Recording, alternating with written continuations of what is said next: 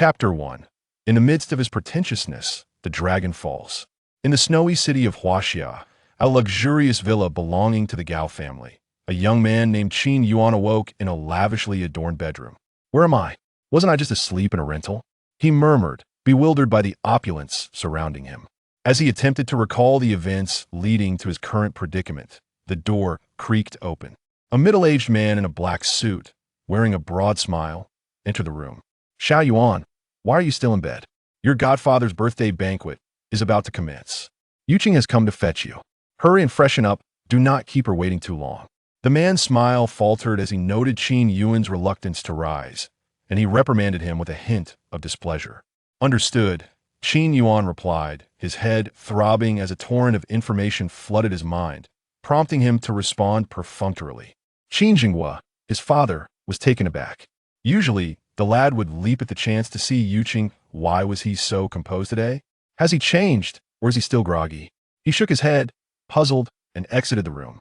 After a minute had passed, Qin Yuan regained his composure, his eyes widening in astonishment.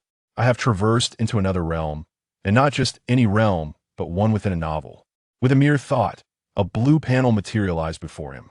Host has entered the book The Flamboyant Affairs of the Tyrannical Doctor. Protagonist progress. The dragon causes trouble on the frontier, forbidden to return for 2 years. He has assumed a new identity in the snowy city. Protagonist's identity: unlicensed doctor. Host's objective: survive until the conclusion to return to the real world with all rewards.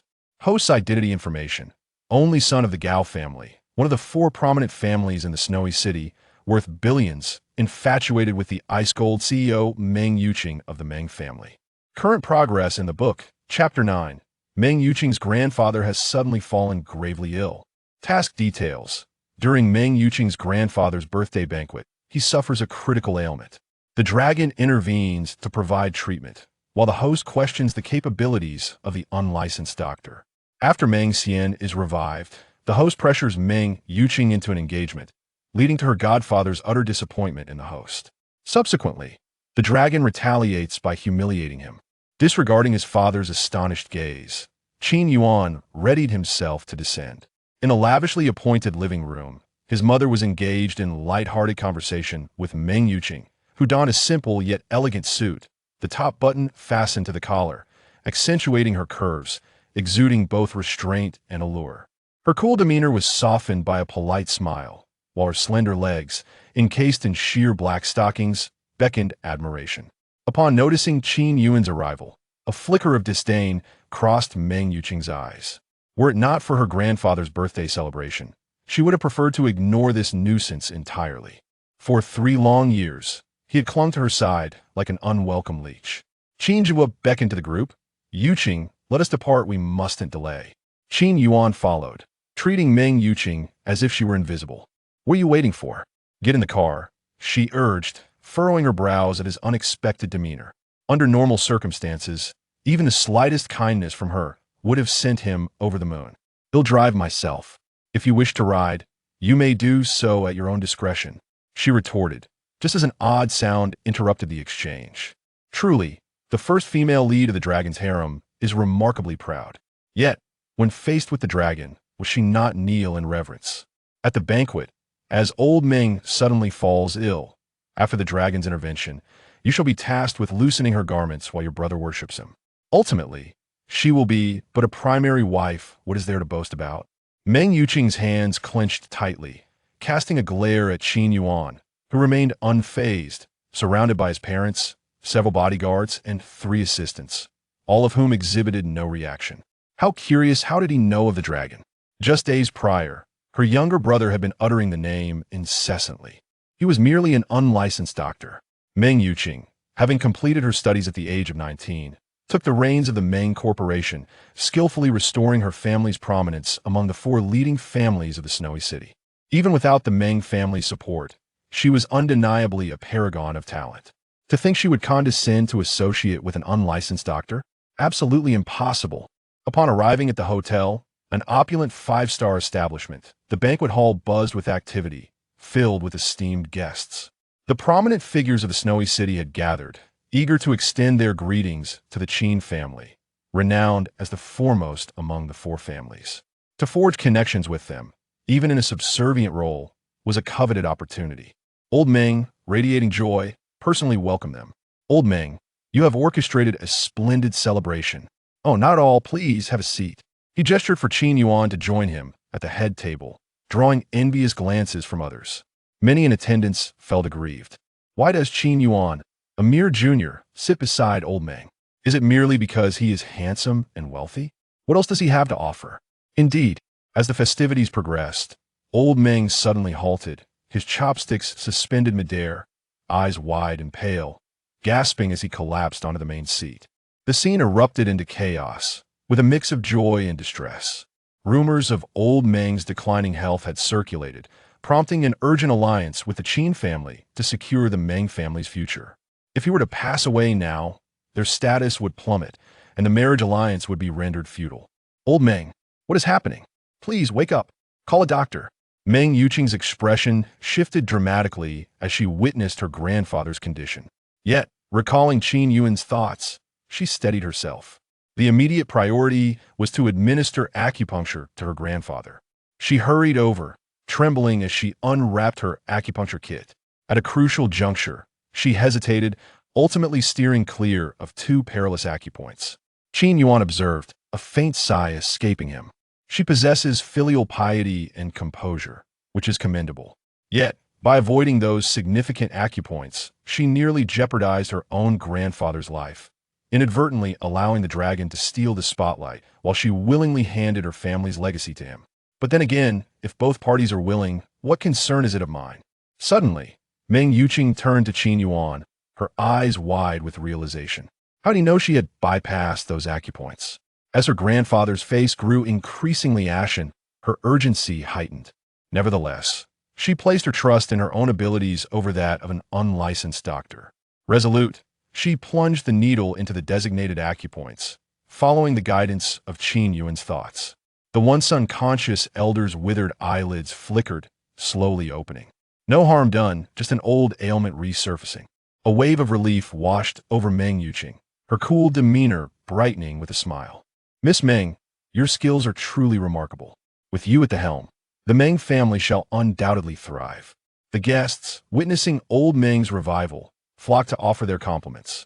Meng Yuqing responded with polite acknowledgments, her gaze shifting to Qin Yuan, her expression filled with intrigue. She found herself unable to decipher this man, who, despite being a persistent annoyance for 3 years, had revealed an uncanny insight into acupuncture that even seasoned practitioners might shy away from. Was it truly him, the persistent leech who had doggedly pursued her? Step aside, you inept physicians, only exacerbating the condition. Allow me to demonstrate what the legendary internal needle technique entails, proclaimed the dragon, pushing through the crowd with an air of arrogance. Chapter 2. The goddess agrees to the engagement. The leech no longer lingers. Meng Yuqing's countenance was exceedingly grim. Having accompanied her grandfather in the healing arts since childhood, her youthful visage belied her adeptness with acupuncture. Her skills were among the finest in the snowy city. Never had anyone dared to speak so arrogantly in her presence. Upon hearing the brash voice, Meng Yuqing turned to see none other than the so-called fortune teller her brother had mentioned just days prior. A doctor without a license dares to speak so boldly. As soon as she arrived, she was met with a retort, and Aotian, with a piercing glare, was taken aback to discover that the speaker was Meng Yuqing herself. He softened his tone and spoke, observing the pale yet spirited visage of old Master Meng amidst the throng. Aotian's expression soured, resembling someone who had tasted something foul. What was happening? Aotian quickly calculated, muttering incantations under his breath. According to the omens, old Master Meng should be on the brink of death. How could he be awake? Meng Xiangrui regarded Aotian with a peculiar gaze. Their initial encounter had left Meng Xiangrui awestruck, as Aotian had accurately predicted several outcomes of racing events. When he heard that his grandfather's life was in peril and that Aotian could cure him, Meng Xiangrui wasted no time in bringing Aotian to the banquet. But what was the situation now? Could it be that Aotian was truly a charlatan? Aotian, perceiving Meng Xiangrui's gaze, felt an uncontainable rage building within him. Yet, Old Master Meng was indeed awake. Long Aotian averted his gaze, his lips pressed tightly together. His earlier bravado now seemed absurd. Meng Yuqing scrutinized Long Aotian, noting his drab gray attire and unremarkable features, blending into the crowd. Especially after his grand proclamations. Witnessing her grandfather awake, he bore an expression of utter frustration. It was laughable not even Qin Yuan, who had pursued her for 3 years, nor his bodyguard Lu Gang could compare to him, who instilled in him the confidence that someone like her would ever be attracted to him. Was it Liang Jingru? Her disdain for Long Aotian deepened. Meng Yuqing turned to Meng Xiangrui. Every day, you indulge in trivial pursuits, associating with dubious characters, dabbling in superstition. I see you've lost your senses, go home at once. This statement clearly labeled Long Aotian as a quack. Long Aotian's face turned a deep shade of crimson. Why was this happening? Shouldn't Meng Yuqing be pleading for him to treat Meng Xian? After administering a few needles, he would save her grandfather, becoming a benefactor of the Meng family, and earn a handsome reward. How had he instead been branded a fraud? Meng Xiangrui, dissatisfied, protested. Sister, you are mistaken. The ability to heal grandfather only attests to your medical prowess. It does not imply that Brother Aotian is a charlatan. Meng Yuqing turned to Qin Yuan, who wore an impassive expression, merely serving as a backdrop. Throughout this ordeal, I remained silent. Surely, I cannot be blamed for this. Hearing this, Meng Yuqing pondered deeply. It appeared that these two were not aligned. Meng Xiangrui, too, had not anticipated this turn of events, but at least the outcome was favorable. Mindful of the audience, Meng Yuqing ceased her retorts. She cautiously assisted her grandfather to sit up, her face etched with concern. Grandfather, how do you feel now? After this unexpected incident, old Master Meng realized that his time was likely limited. What weighed most heavily on his heart were his grandchildren, Meng Yuqing and Meng Xiangrui. He had a fondness for Qin Yuan.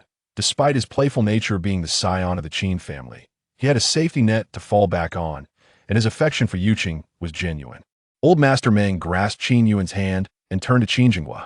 Old Qin, it would be prudent to settle matters between Yuqing and young Yuan soon. The Qin couple had long been pleased with Meng Yuqing as a prospective daughter-in-law, and given old Master Meng's words, they had little reason to object. Long Aotian's gaze fixated on Qin Yuan, who felt a sudden chill. Qin Yuan strained to extricate his hand from old Master Meng's grasp.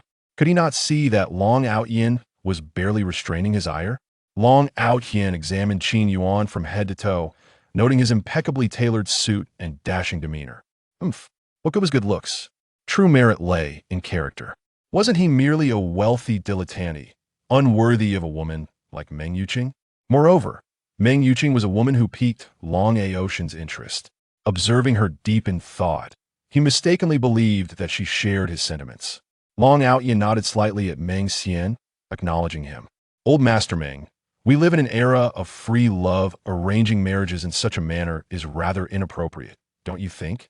One must consider Miss Meng's perspective as well. After speaking, he deliberately glanced at Meng Yuqing. With so many pressing her, surely she would appreciate his advocacy. To his dismay, Meng Yuqing did not spare him a single glance, her expression indifferent, clearly unmoved by his gesture. Long Aotian was incensed. Never before had anyone so brazenly disregarded his goodwill. Had Meng Yuqing not captivated his interest, he would have long since ensured she faced dire consequences.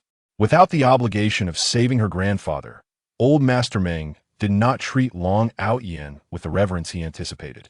Setting aside the fact that Long Aotian was an unlicensed practitioner, even the heads of the other prominent families would not merit such deference from old Master Meng.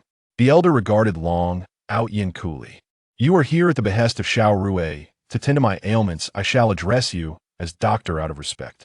Even if your assistance has been minimal, should you wish to partake in a drink, the Meng family would not object. However, if you presume to meddle in the affairs of the Meng family, you are sorely mistaken. With that, he jovially grasped Qin Yuan's hand. What do you think, young Yuan? Qin Yuan smiled, but remained silent. Would I dare provoke a woman destined for the male lead?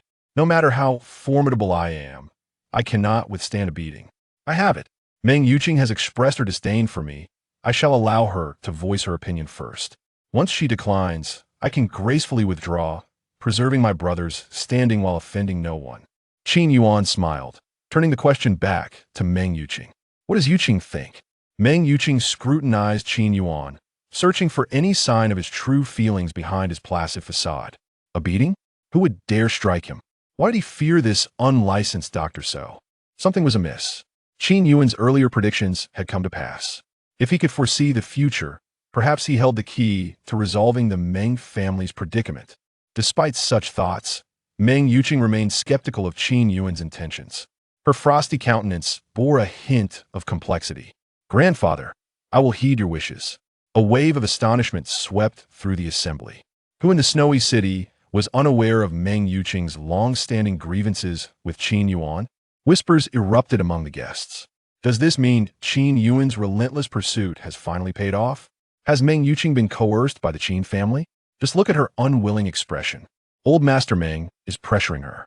Long Aotian, already suspicious, became even more convinced that Meng Yuqing was being compelled.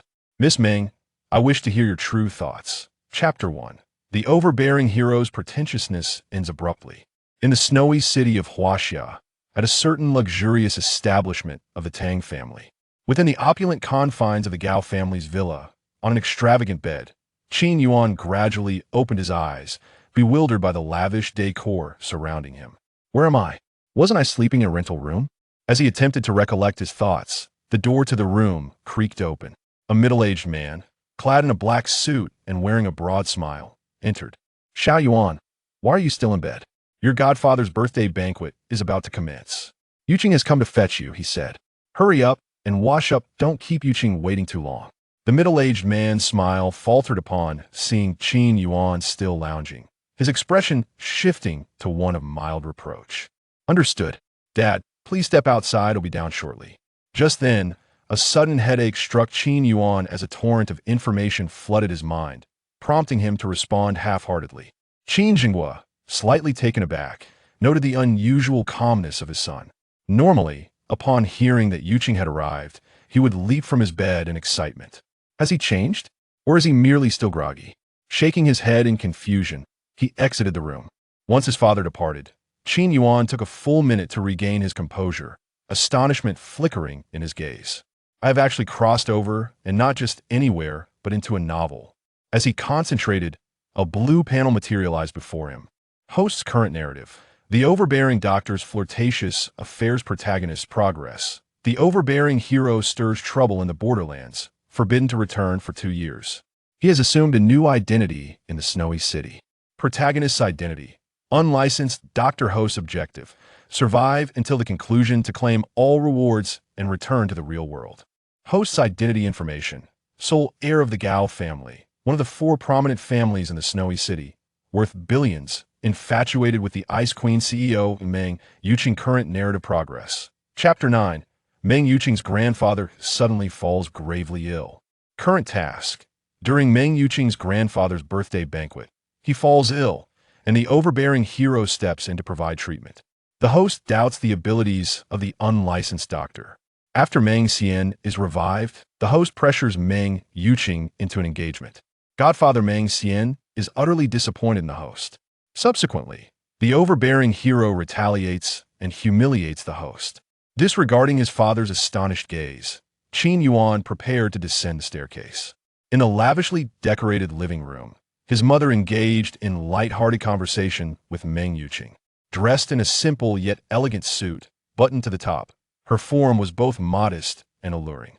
Her cool, delicate face bore a polite yet distant smile, and her long, fair legs, encased in black stockings, were captivating enough to hold one's attention for years. Upon spotting Qin Yuan, a flicker of disdain crossed Meng Yuqing's eyes. If it weren't for her grandfather's birthday banquet and his incessant mention of Qin Yuan, she would have preferred to ignore him altogether. For 3 years, he had clung to her like a stubborn adhesive. Qin Jinghua beckoned the group to depart. "Yuqing, let us be on our way. We can chat en route, we must not delay." Qin Yuan acted as though Meng Yuqing were invisible, following them to the car. "What are you dawdling for? Get in the car." Meng Yuqing frowned slightly. Since Qin Yuan had come downstairs, there was something off about him. Under normal circumstances, he would be ecstatic just to share a ride with her. "I'll drive myself." "Suit yourself." Just then, an odd voice interrupted. Truly, she is the first heroine of the overbearing hero's harem, such arrogance. But when faced with the overbearing hero, will she not kneel in admiration? At the banquet, when Meng Lao suffers his sudden illness, and after the overbearing hero's miraculous rescue, you shall strip down for him, while your brother worships him. Even at best, she is merely a favored consort. What is there to be proud of? Meng Yuqing's hands clenched tightly, shooting Qin Yuan a glare. Qin Yuan remained unfazed. His parents and a dozen bodyguard alongside 3 assistants showed no reaction. How strange that he seemed to know about the overbearing hero. Just days prior, her brother had been fixated on that name. He was merely an unlicensed doctor. Meng Yuqing, having completed her education at the age of 19, took the reins of the Meng group, rescuing it from decline and restoring its place among the 4 great families of the Snowy City. Even without the Meng family's backing, she was undeniably a woman of distinction. To think she would lower herself to be involved with an unlicensed doctor? Absolutely not. Upon arriving at the hotel, a luxurious 5-star establishment, the banquet hall was bustling with guests. Almost all the prominent figures of the Snowy City had gathered. As soon as Qin Zhengguo's family arrived, many rushed to greet them.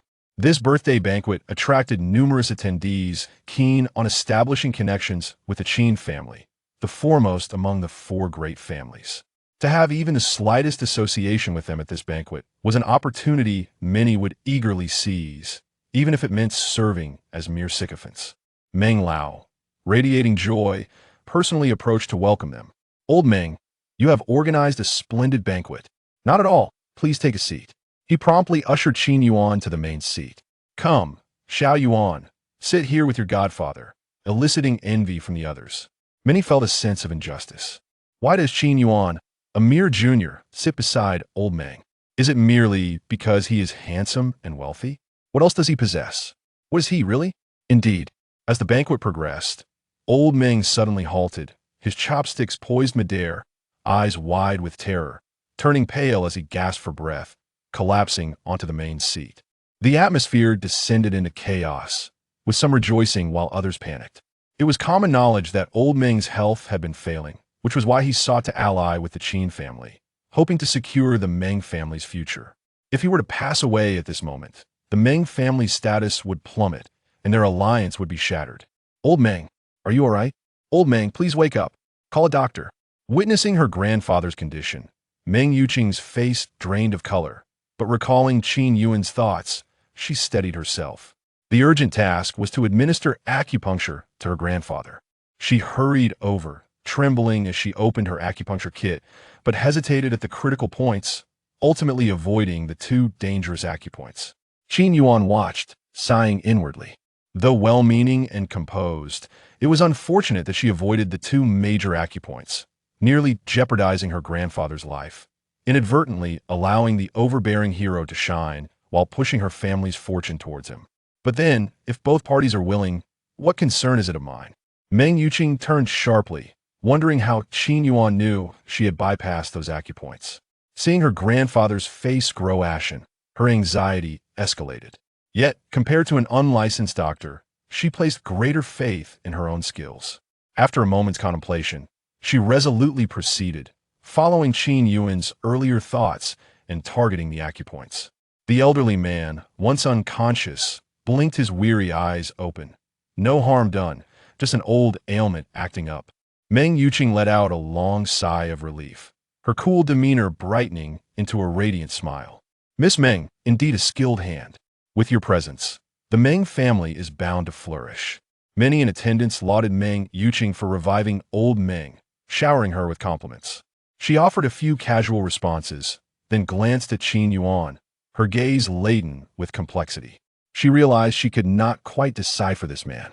Those 2 acupoints, even seasoned practitioners would hesitate to approach, yet he seemed to discern the issue at a glance. Was this truly the same man who had relentlessly pursued her for 3 years? Step aside, you inept physicians. You only worsen the situation. Allow me to demonstrate the legendary internal needle technique. The overbearing hero declared haughtily, pushing past the crowd. Chapter 2. The goddess agrees to the engagement. The sycophant no longer fawns. Meng Yuqing's complexion was exceedingly grim. Having followed her grandfather in the medical profession since childhood, she possessed a wealth of experience in acupuncture that belied her tender years, and never had anyone dared to be so audacious in her presence. As she turned towards the source of the voice, she recognized it to be the so-called fortune teller her brother had mentioned a few days prior. What audacity for an unlicensed doctor to speak so boldly! Just as she arrived, Aotian shot her a glare, only to realize that the speaker was none other than Meng Yuqing herself. Attempting to temper his tone, he spoke again. He noticed the elderly Meng, pale yet alert, surrounded by onlookers. Aotian's expression darkened, reflecting an unsettling mixture of disbelief and frustration. What is happening? He muttered under his breath as he quickly calculated in his mind. According to the divination, Meng Laozi should be on the brink of death. How could he be awake? Meng Xiangrui observed Aotian's increasingly peculiar gaze.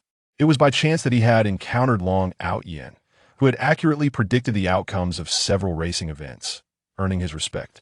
Upon hearing that his grandfather's life was in danger and that Aotian could provide a cure, Meng Xiangrui had hastily brought him to the birthday banquet without a second thought.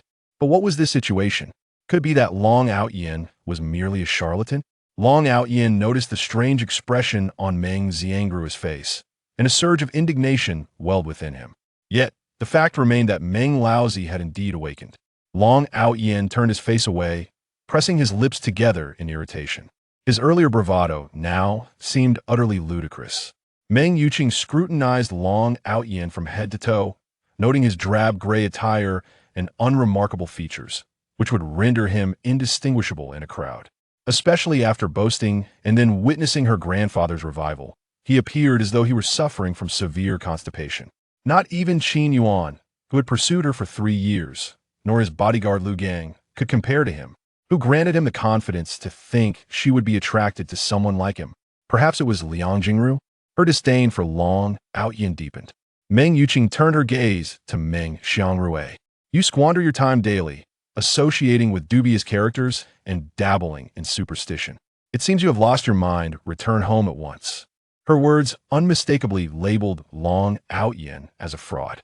Aotian's face turned a shade of deep crimson. Why was this happening? Shouldn't Meng Yuqing be pleading with him to treat Meng Xian?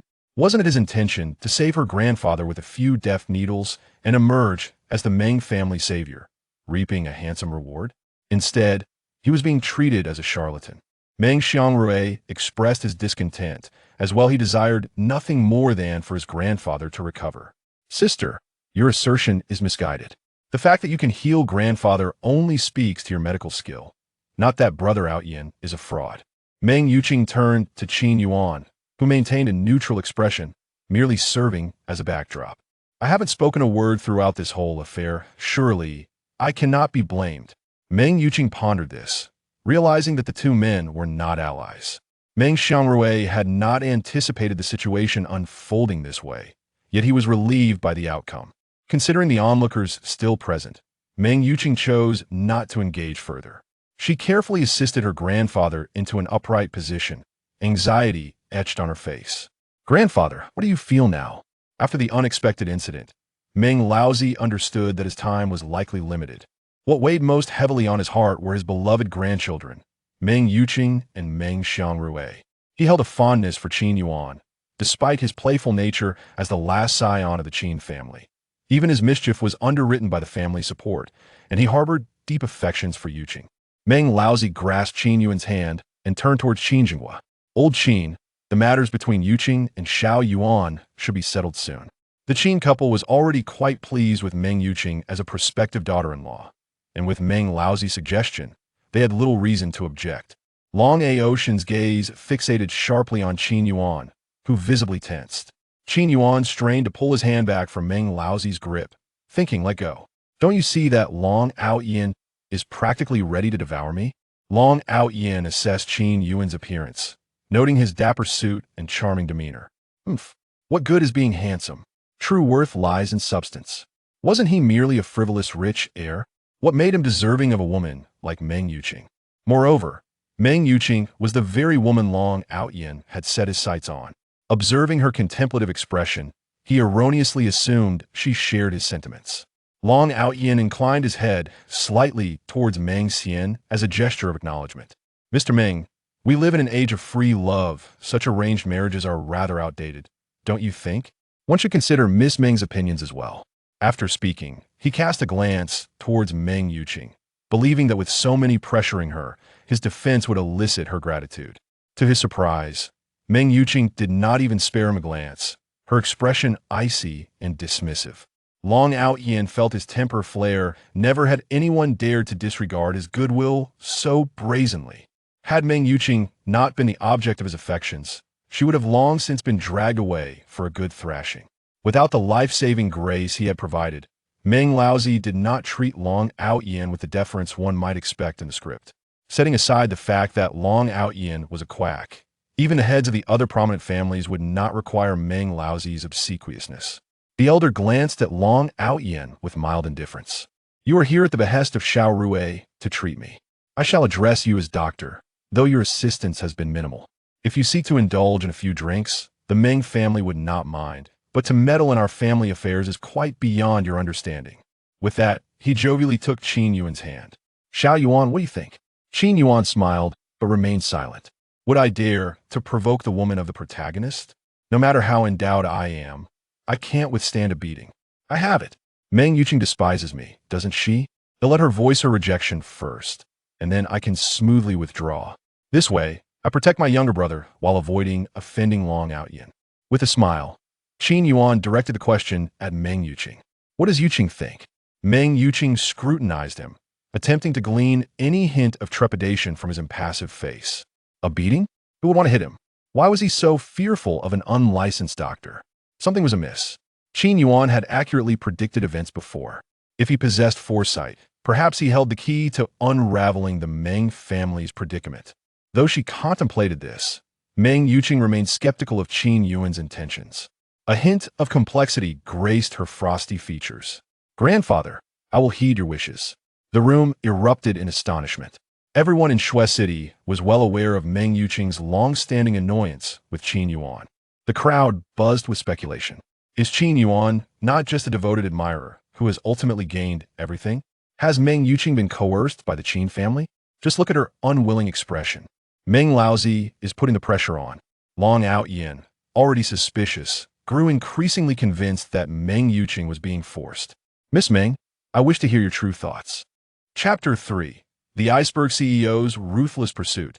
Qin Shao's unyielding resolve. Meng Yuqing harbored no affection for Qin Yuan. However, she also held little regard for Long Aotian, the proud and arrogant man. Besides, why did she agree to the engagement with Qin Yuan? It was merely a means to prevent the ambitious Long Aotian from devouring the Meng family. Her naturally frosty demeanor turned ice, resembling a walking iceberg in the presence of Long Aotian. What does it have to do with you? Long Aotian paused, suddenly enlightened. Meng Yuqing's public agreement to the engagement was likely coerced. Under such circumstances, it was impossible for her to openly slap her family's face, especially since that family member was her grandfather. Long Aotian cast a disdainful glance at Qin Yuan, as if observing an insignificant insect. Cancel the engagement, or do not compel me to take action. No way. I believe I can still salvage this. Though Qin Yuan's heart raced with anxiety, his exterior remained unperturbed. I refuse. Long Aotian, did you hear that? If you can still hear, then stop dragging me into this. Go and amuse yourself with Meng Yuqing, he declared. The simple assertion of I refuse left everyone astounded. The room fell silent. Meng Yuqing felt insulted. On what grounds do you refuse? You pursued me for 3 years. Not only did you agree to the engagement, but you would have leapt for joy at a mere kind glance. Now, I humble myself for the Meng family, and you dare to feel wronged. Enraged, Meng Yuqing, who had always been the one to reject others, shot a glare at Qin Yuan. Her voice as frigid as ice shards. You will comply, whether you wish to or not. Grandfather Meng's benevolent eyes flickered with a glimmer of insight. From both personal and familial perspectives, Qin Yuan was the most suitable choice. Why tell your godfather? Qin Yuan fell silent for a moment, his mind racing. A forced fruit is never sweet. To everyone's astonishment, the situation took an unexpected turn. They remained frozen in shock until Qin Yuan's voice broke the spell. causing them to exchange bewildered glances, each reflecting the astonishment in their eyes. Did I hear correctly? The iceberg CEO of Shuai City has actually been rejected? The suitor being the one who pursued her for 3 years? Stand up. With Qin Xiao's stature and looks, what kind of woman could he not attract? What is happening? The iceberg CEO's ruthless pursuit, and Qin Xiao staunchly refusing? Let the bets begin. I wager Qin Xiao will regret this by tomorrow. At that moment, Meng Yuqing's expression turned grim. She knew that if Qin Yuan so desired, myriad women would flock to him, but she had never regarded those women as rivals. She cared not how many women pursued Qin Yuan, as long as she could preserve the Meng family. This marriage watch Chapter 4. Justice descends from the heavens? Young man, are you deaf? He didn't bully me. The elderly man, perhaps in his 70s, clad in faded, somber garments, was visibly shaken. His dilapidated tricycle, laden with assorted recyclables, had scattered its contents across the ground due to the recent mishap. Qin Yuan, ensconced within his vehicle, initiated a system query. Isn't this a scene from Chapter 13? Why is it occurring now? The system responded with the affectation of a customer service representative. Affirmative, dear.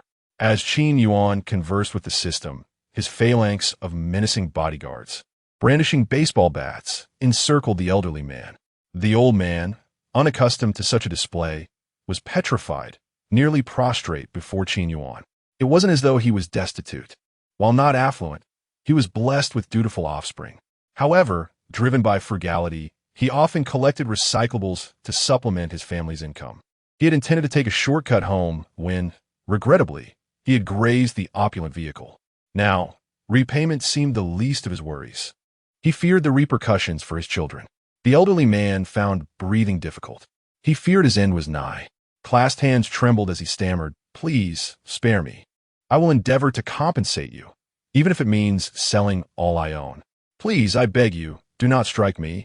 My old bones cannot endure it." He was on the verge of kneeling before Qin Yuan's car. Meng Yuqing's countenance grew increasingly frigid.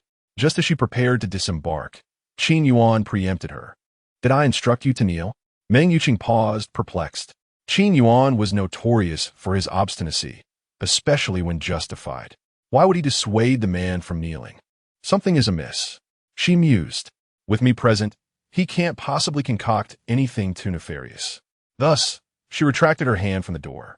Then, she discerned Qin Yuan's inner monologue. Not again. Is it that serious because of a scratch on the car? Qin Yuan inwardly sighed. One crisis followed another. The engagement remained unresolved, and now this. He extracted a cigarette from its case. His underlings hastened to drape coats over his shoulders and light his smoke. As Qin Yuan inhaled, he pondered a solution. The elderly man, though supported by Qin Yuan, trembled more violently. A growing crowd of onlookers whispered, none daring to intercede on the old man's behalf. "It seems I'm doomed," the old man thought to himself. "Bullying the weak," one whispered. "It's just a scratch. How much could it possibly cost? There's no need to harass an old man." "You're mistaken," another retorted. "That's the latest limited edition supercar.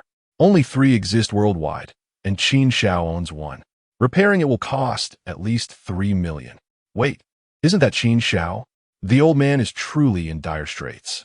Qin Xiao's name was infamous throughout the city. The elderly man despaired, convinced his end was near. He wept profusely, repeatedly attempting to kneel. "However much is owed, I will strive to gather it. I, an old man, will bear the responsibility alone. I implore you to spare my children." The dignity of the impoverished was worthless. To safeguard his offspring, he would debase himself. Qin Yuan, inscrutable, supported the man, his emotions masked. "Why is he kneeling again?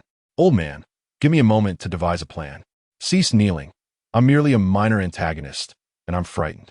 Only Meng Yuqing, privy to Qin Yuan's thoughts, understood his true intentions. She watched from her discreet, luxurious vehicle. "Antagonist or not, I care not. I only wish to discern his machinations." As time elapsed, her anxiety mounted. Qin Yuan extinguished his cigarette.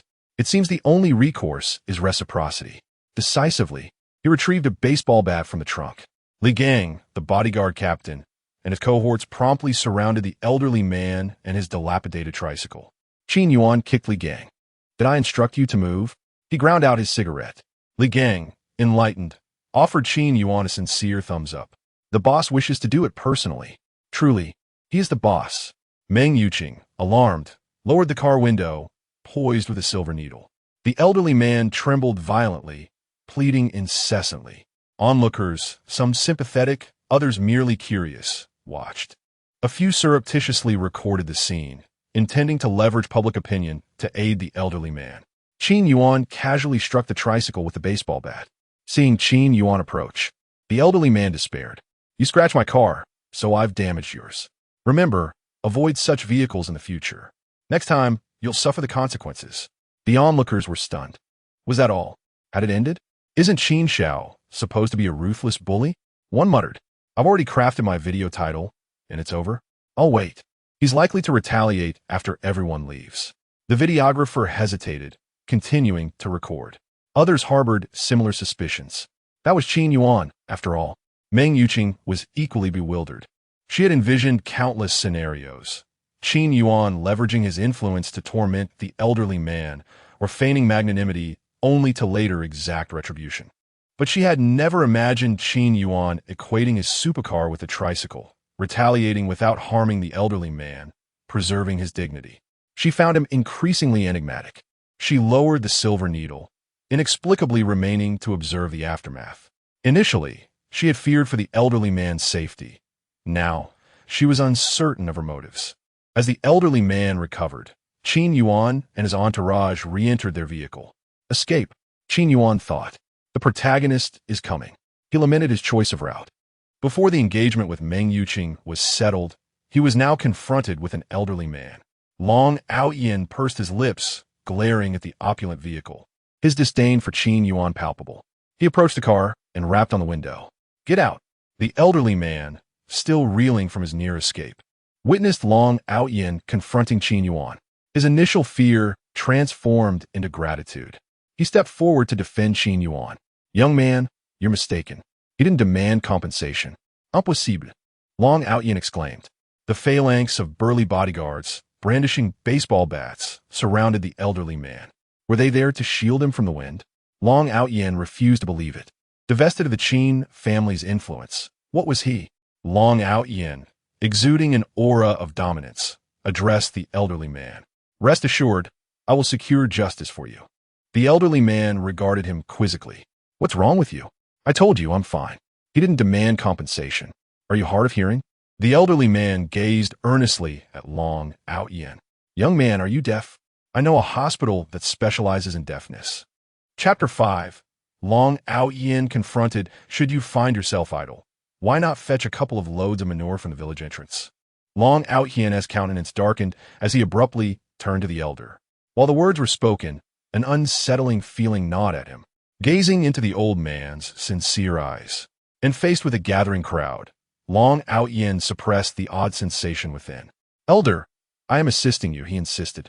Having recently survived a calamity, the elder, speaking without thought, suddenly grasped the implication behind the young man's words. It was evident that this lad was not genuinely there to help him, but rather to showcase his bravado. In the elder's eyes, Qin Yuan possessed such a fine vehicle that if he were to demand compensation, even selling the elder would not suffice. Yet, rather than pressing for recompense, Qin Yuan chose to grant him dignity in this manner. The elder felt compelled to kneel, but was restrained by the young man. Qin Yuan treated people with respect, unlike this newcomer who, despite claiming to help, neither understood the situation nor offered to compensate Qin Yuan for the damages, but instead approached with an aggressive demeanor. The contrast was stark. It was clear who the true benefactor was. Reflecting on this, the elder's admiration for Qin Yuan surged. While others decried Qin Yuan as lawless, the elder perceived him as a paragon of virtue. He even contemplated erecting a monument in Qin Yuan's honor, praying that he would encounter more individuals of such noble character. Growing impatient, the elder waved his hand dismissively. There is no need for your help. You should return whence you came, young man. Long Aotian felt a lump in his throat, caught between frustration and disbelief. Why did this elder refuse to trust him? Qin Yuan's bodyguards, unable to remain passive, swiftly exited the vehicle. Li Gang, brandishing a baseball bat, had long harbored disdain for Long Aotian, having faced his provocations time and again. Without imparting a lesson, Long Aotian would never grasp the gravity of his actions. Qin Yuan initially intended to remain in the car until the traffic cleared, but upon seeing his bodyguard, Li Gang, disembark, he promptly followed. After all, his subordinates were extensions of himself. If one were to be harmed, it would not be long before the repercussions reached him. Seeing someone step out invigorated Long Aotian, who was eager for a proper confrontation. Having suffered a significant loss at the birthday banquet previously, he was keen to reclaim his honor. A fleeting glance at a bystander recording the scene fueled his resolve. He vowed to make his prowess known to all of Snow City. Only he, Long Aotian, stood for justice, while Qin Yuan was merely a jester preying on the elderly. Long Aotian stepped forward, envisioning the impending accolades, unable to suppress a smirk. I shall not allow you to bully the elder. Qin Yuan nodded, slightly in response. Mr. Long, I believe you're mistaken. No one is bullying the elder. The elder, witnessing Qin Yuan's dissent, nodded in agreement. How many times must I tell you? They are not bullying me. Do you not comprehend human speech? This gentleman is the victim. I scratched his car. With no room for retreat, Long Aotian swiftly redirected his ire towards Li Gang. He was determined to ensure that today's conflict would not falter. You are merely a group of bullies, a bunch of scoundrels. Meng Yuqing, observing from within the vehicle, regarded Long Aotian with disapproval. Despite possessing some martial skills, he was merely a hothead, recklessly seeking to display heroism without understanding the situation. Li Gang, a champion of the underground boxing circuit in Snow City, had never faced such provocation. His eyes narrowed, and he exhaled heavily, his imposing figure straining against the confines of his tailored suit. He swiftly discarded his jacket and swung a punch toward Long Aotian's face. Hey, who kicked me? Li Gang stumbled to his feet, a distinct shoe print marking his rear. Boss, why did you kick me? This arrogant fool needs a lesson. Qin Yuan sighed. Brother, calm yourself. Why did I kick you? To prevent you from leading me into a trap laid by Long Aotian. Li Gang felt a swell of gratitude. He regarded his boss as family, and naturally, one must stand up for family. Tears of emotion welled in Li Gang's eyes. If the boss sees us as brothers, how can we stand by while a brother is bullied? We will fight for our brother. His fellow bodyguards echoed his fervor. Seeing the situation escalate, Qin Yuan knew he had to intervene. Despite the fervor of their chants, he understood that in a real confrontation, Long Aotian could easily handle them. Long Aotian was no ordinary man. He was a true fighter of the frontier. Qin Yuan firmly restrained Li Gang, preventing him from rushing into a reckless altercation. Enough. Stand down. Meng Yuqing, a subtle smile gracing her lips, observed the scene with mild amusement. Indeed, they were all aware that with the crowd present, any violence would paint them as bullies, even if they were the genuine victims. What was she concerned about? Shaking her head, she continued to monitor their actions. Long Aotian, rolling up his sleeves, assumed a combat stance, but was momentarily halted by Qin Yuan's actions. The fervor that had ignited within him dimmed. What are you doing? Let him come. We shall engage in a proper fight. Considering the numerous onlookers, he refrained from initiating conflict. Will they indeed fight? Qin Yuan smiled. I apologize. My brother is a bit impulsive. With a wave of his hand, he beckoned Li Gang closer. We are civilized individuals who understand decorum. Brawling is simply beneath us. Li Gang scratched his head, glancing around at the throng of spectators and the numerous bodyguards. Suddenly enlightened, he recognized the folly of engaging Long Aotian alone. If they were to beat him and he ended up in the hospital, would not the Qin family bear the financial burden? Moreover, such an incident could easily make the headlines, portraying them as bullies. Qin Yuan's approach not only safeguarded their reputation, but also bolstered the company's image. Truly, he was a master strategist. He promptly bowed to Long Aotian at a 90-degree angle. My apologies. Long Aotian's face flushed with indignation, and after a moment, he managed to retort, You are quite polite, I see. The elder, witnessing this exchange, quickly discerned that the young man was indeed targeting Qin Yuan. Having spent years collecting scrap, he had encountered numerous characters, and Long Aotian was a familiar type, eager to rise to fame at the expense of the man whose car he had damaged. The true victim still stood before them. He must not allow the public to misinterpret the genuine benefactor. As the crowd swelled, The elder took it upon himself to clarify the situation, gesturing towards the scratch on Qin Yuan's vehicle. Please do not mistake Mr. Qin. I caused this damage, and he has not demanded a single cent from me. Instead, that young man has repeatedly sought to provoke Mr. Qin. I believe he is deliberately attempting to stir trouble. Qin Yuan, taken aback by the elder's sudden defense, repeatedly gestured that it was not necessary. Lu Gang's admiration for Qin Yuan soared to new heights, relieved that he had heeded his boss's counsel. Had he not, the misunderstanding could have escalated. Truly, his boss was wise. The bystanders, mostly there to witness the spectacle, were surprised by the unfolding truth. They had initially believed that Qin Yuan was the bully, but now realized that the young man was the true villain, even going so far as to apologize to the genuine victim. What more could be said? It was never his concern. It was akin to a dog meddling in affairs that do not pertain to it. He insisted on provoking a confrontation, merely seeking to display bravado. One must be cautious, for should the proprietor become enraged, it could result in the elder bearing the financial burden. Indeed, I perceive him to be a hypocrite. Upon hearing of the potential costs, the elder was even less inclined to participate. This situation had finally settled, and the other party was willing to let it slide. Why then does he continue to push him toward peril? If one finds themselves with an abundance of idle time, they ought to fetch a couple of loads of dung from the village entrance, rather than intruding into matters that do not concern them. Chapter 6. A Face-Off with Danger. The protagonist drugged Long Aotian's face turned crimson with indignation. How could his goodwill be met with such hostility? No one had ever dared to speak to him in such a manner. Were it not for the elder's presence and the multitude of onlookers, he would have retaliated long ago. Taking a deep breath, he endeavored to suppress his rage. I did not mean it that way, elder. How can you be so oblivious to right and wrong? Besides, disregarding the facts, does Qin Yuan bear no fault at all? The delay had been prolonged, prompting the arrival of the traffic police to restore order. As others attempted to voice their thoughts, the sight of the officers made them disperse. Meng Yuqing, relieved that Qin Yuan was not misunderstood, followed the crowd away. Upon returning home, Qin Yuan felt as though he had narrowly escaped a perilous fate. Finally, it was over. His phone buzzed again. What could possibly be so urgent at this hour? He glanced at the screen to find Xi Jinping's name. Despite his illustrious name, this individual was, much like the original owner, a prodigal son. Ironically, he had a famous saying, I, Xi Jinping, am as upright as my name suggests. As a villain and the sole heir of the Qi family, second only to the four prominent families of Shui City, he had once been soundly slapped by Long Aotian while vying for a woman's affection. Brother Yuan, come quickly.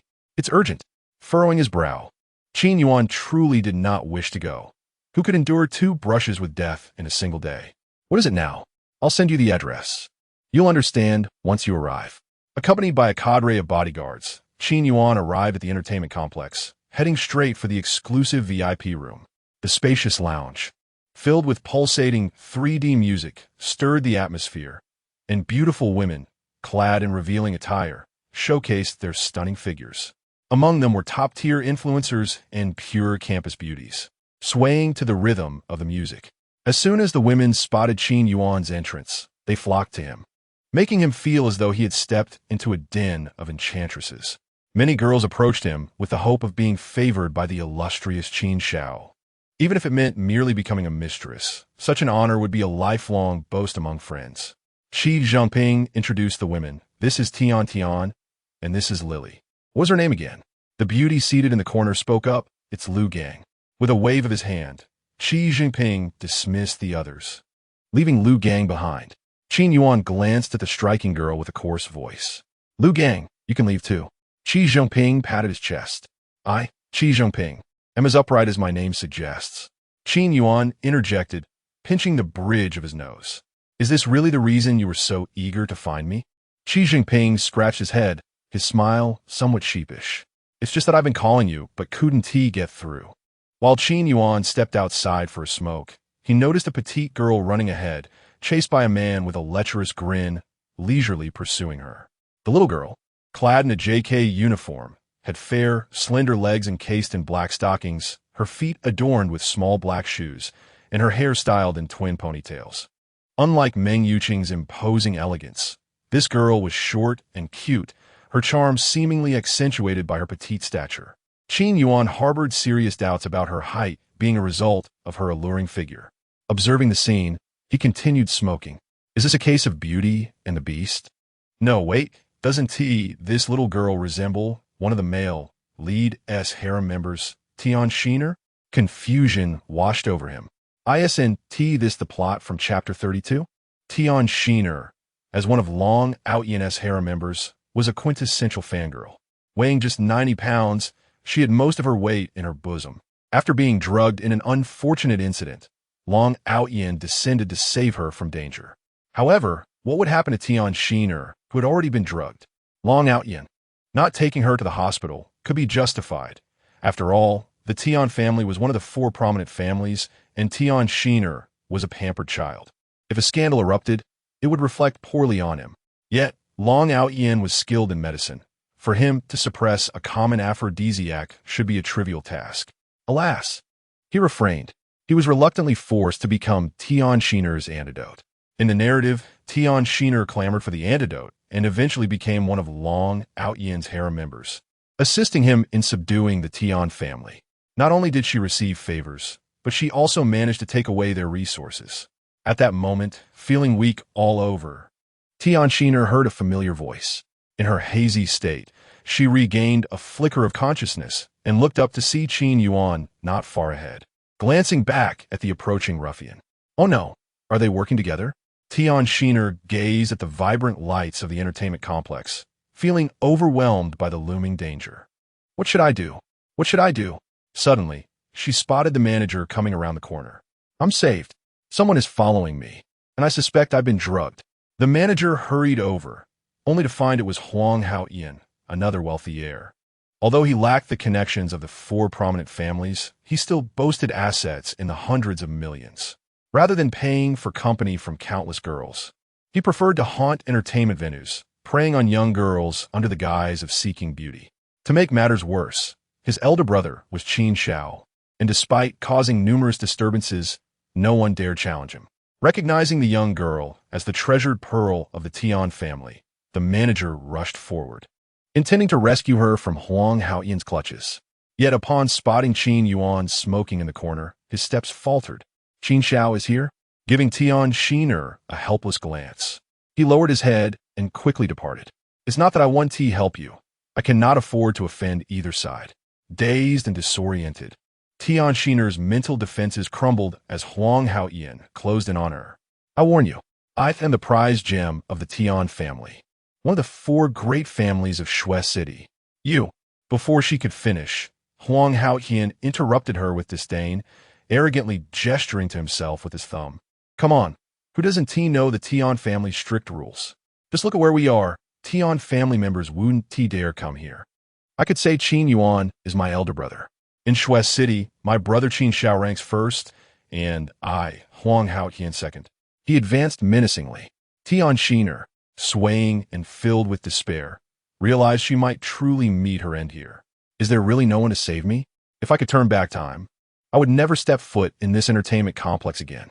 Dazed, she stared at the garish walls, contemplating whether her demise was the only way to end this nightmare.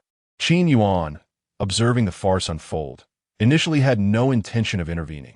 After all, the protagonist had allies to rescue her, so what concern was it of his? Yet, this scoundrel was using his name to commit vile acts. Wasn't he that akin to lighting a lantern in a toilet, seeking death?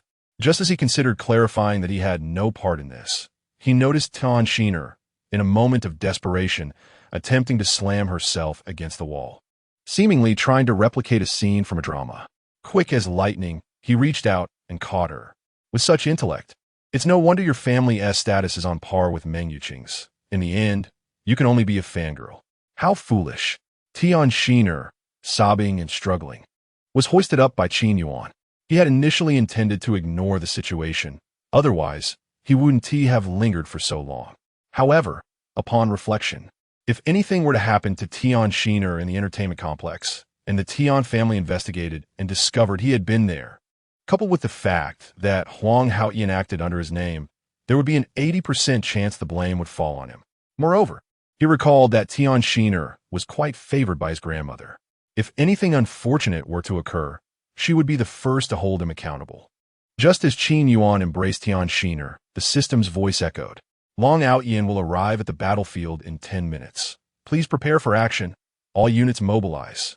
Chapter 7. An emergent lotus. A second glance. Qin Yuan was exasperated. Thrice in one day. Was such relentless targeting truly necessary? It seemed he was the sole villain being exploited. He held Tian Xiner's soft, fragrant form as if it were a burning ember, unwilling to discard it, yet unable to keep it. Tian Xiner was already delirious from the drug's effects. Her soft murmurs and caresses a torment to Qin Yuan. He wished to push her away, but feared she wouldn't endure until Long Aotian's arrival. Instead, he attempted to rouse her consciousness. Good heavens, refrain from such liberties. That area is off limits. Tears streamed down Tian Xiner's face as she whimpered, her voice like a kitten's paw against Qin Yuan's heart. Her small hands continued their explorations. She gazed up at Qin Yuan, exclaiming, "So handsome. Mother, I see Takashi Kaneshiro." She wept as she continued her advances. Qin Yuan restrained her hands and exclaimed, "Behave yourself. Am I being tested with this? Would I dare touch Long Aotian's woman?" Tian Xiner, jolted by Qin Yuan's rebuke, regained some clarity, her expression one of grievance. "Why can't I touch? And who is Long Aotian? When did I become his woman?" Huang Aotian was unwilling to let his prey escape. He stepped forward, pointing at Qin Yuan with audacity. "Boy, do you know who my elder brother is?" Qin Yuan, already irritated by Tian Xiner's advances, was further incensed by Huang Aotian's presence. "Who are you?" Huang Aotian sneered, his arrogance palpable. "Qin Yuan, the foremost of Snow City, is my elder brother. Are you afraid now?" Tian Xiner, who had been in a daze, grew more desperate. So, they're indeed accomplices. She struggled to break free, but her strength failed her. Qin Yuan scoffed. "And do you know who I am? Here we go, an in-your-face revelation. I'm standing right here, yet you dare use my name." Tian Xiner suppressed the drug's effects, questioning, "What does this mean? They aren't working together? How is that possible? Qin Yuan seems to be in cahoots with them, one drugging me, while the other feigns a heroic rescue to take advantage of me." Huang Aotian lifted his chin, regarding Qin Yuan with disdain. "I don't care who you are. Can you be more arrogant than young Master Qin? I advise you to mind your own business." Before Qin Yuan could respond, his longtime bodyguard captain, Lu Gang, stepped forward. "Open your eyes and behold. This is young Master Qin himself." Huang Aotian's eyes widened as he scrutinized Qin Yuan. The dim lighting and his lustful intentions had prevented him from noticing earlier. Now, he observed the impeccably tailored bespoke suit, the handsome, slick-back hair, and the striking face. Beside him stood Lu Gang, the renowned underground boxing champion with his signature golden belt, and behind them, a dozen bodyguards. Who else could it be but Qin Yuan? Overwhelmed with fear, Huang Aotian fell to his knees, begging for mercy. He never imagined he would encounter Qin Yuan himself, especially while using his name for nefarious purposes. Now, not only was the girl gone, but his life was also in jeopardy. If this was indeed Qin Yuan, was the drug girl truly a member of the Tian family? Having offended two of Snow City's 4 great families, could he possibly survive? Young Master Qin. Master Qin, I was blind and ignorant. Please forgive me. Huang Aotian kowtowed repeatedly. If you spare us, I will follow your lead from now on. Qin Yuan scoffed, uninterested in further engagement with this scum. His priority was to resolve Tian Xiner's situation. He glanced at Lu Gang, signaling him to handle it. "I don't want to see anyone in Snow City using my name to commit evil deeds." He turned and left with the disoriented Tian Xiner. Lu Gang immediately understood. Qin Yuan considered Tian Xiner's identity in her current state. No matter where they went, they would be suspected of wrongdoing. It seemed a hotel was their only option. Long Aotian received news that the Tian family's most beloved daughter had been drugged at an entertainment establishment. He rushed to the scene, only to encounter Huang Aotian fleeing the premises. He grabbed Huang Aotian's arm. "Where's the girl?" Huang Aotian, bruised and battered, instinctively replied, "Young Master Qin took her away." Long Aotian clenched his fists, gritting his teeth. "Qin Yuan again." Qin Yuan halted Tian Xiner's movements with one hand and called the Qin family's butler. Find me a female physician knowledgeable about narcotics, one who is discreet. I need her at the Emperor Hotel's presidential suite within 10 minutes. The butler acknowledged the order and immediately dispatched someone from the Qin family's private hospital. While waiting, Qin Yuan retreated from the doorway all the way to the balcony to evade Tian Exiner. The petite girl was surprisingly agile. Tian Exiner's face was flushed, her voice both coquettish and soft. She pounded on the door. Open the door, brother Qin Yuan. I'm not afraid. So what are you afraid of? Qin Yuan, separated by the door, lamented silently. I want to open it. Put on your clothes and restrain yourself, and then I'll consider it.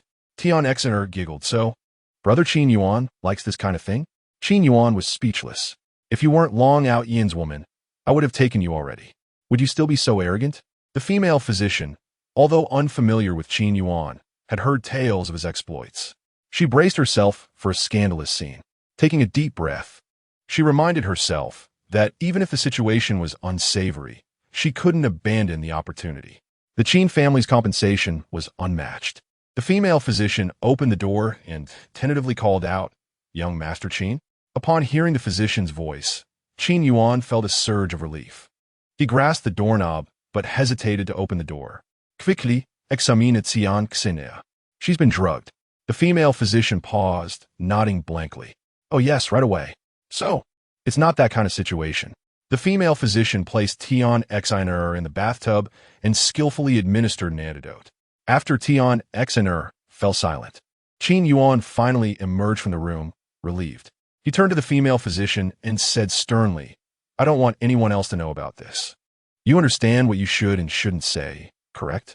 The female physician was stunned upon seeing Qin Yuan. Takashi Kaneshiro?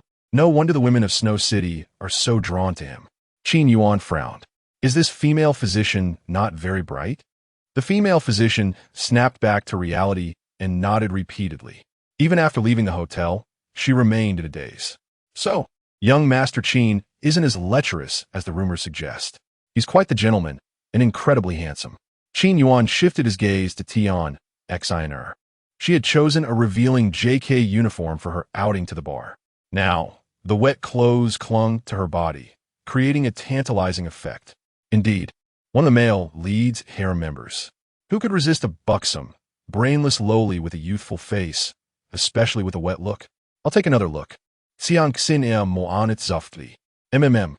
Qin Yuan was surprised by her swift awakening. He cleared his throat. Finally awake. Long Aotian should be arriving soon, right? Those who act unscrupulously under my name must be thoroughly dealt with. Given my current situation, this blame cannot be placed upon me. Can it? Have you awakened?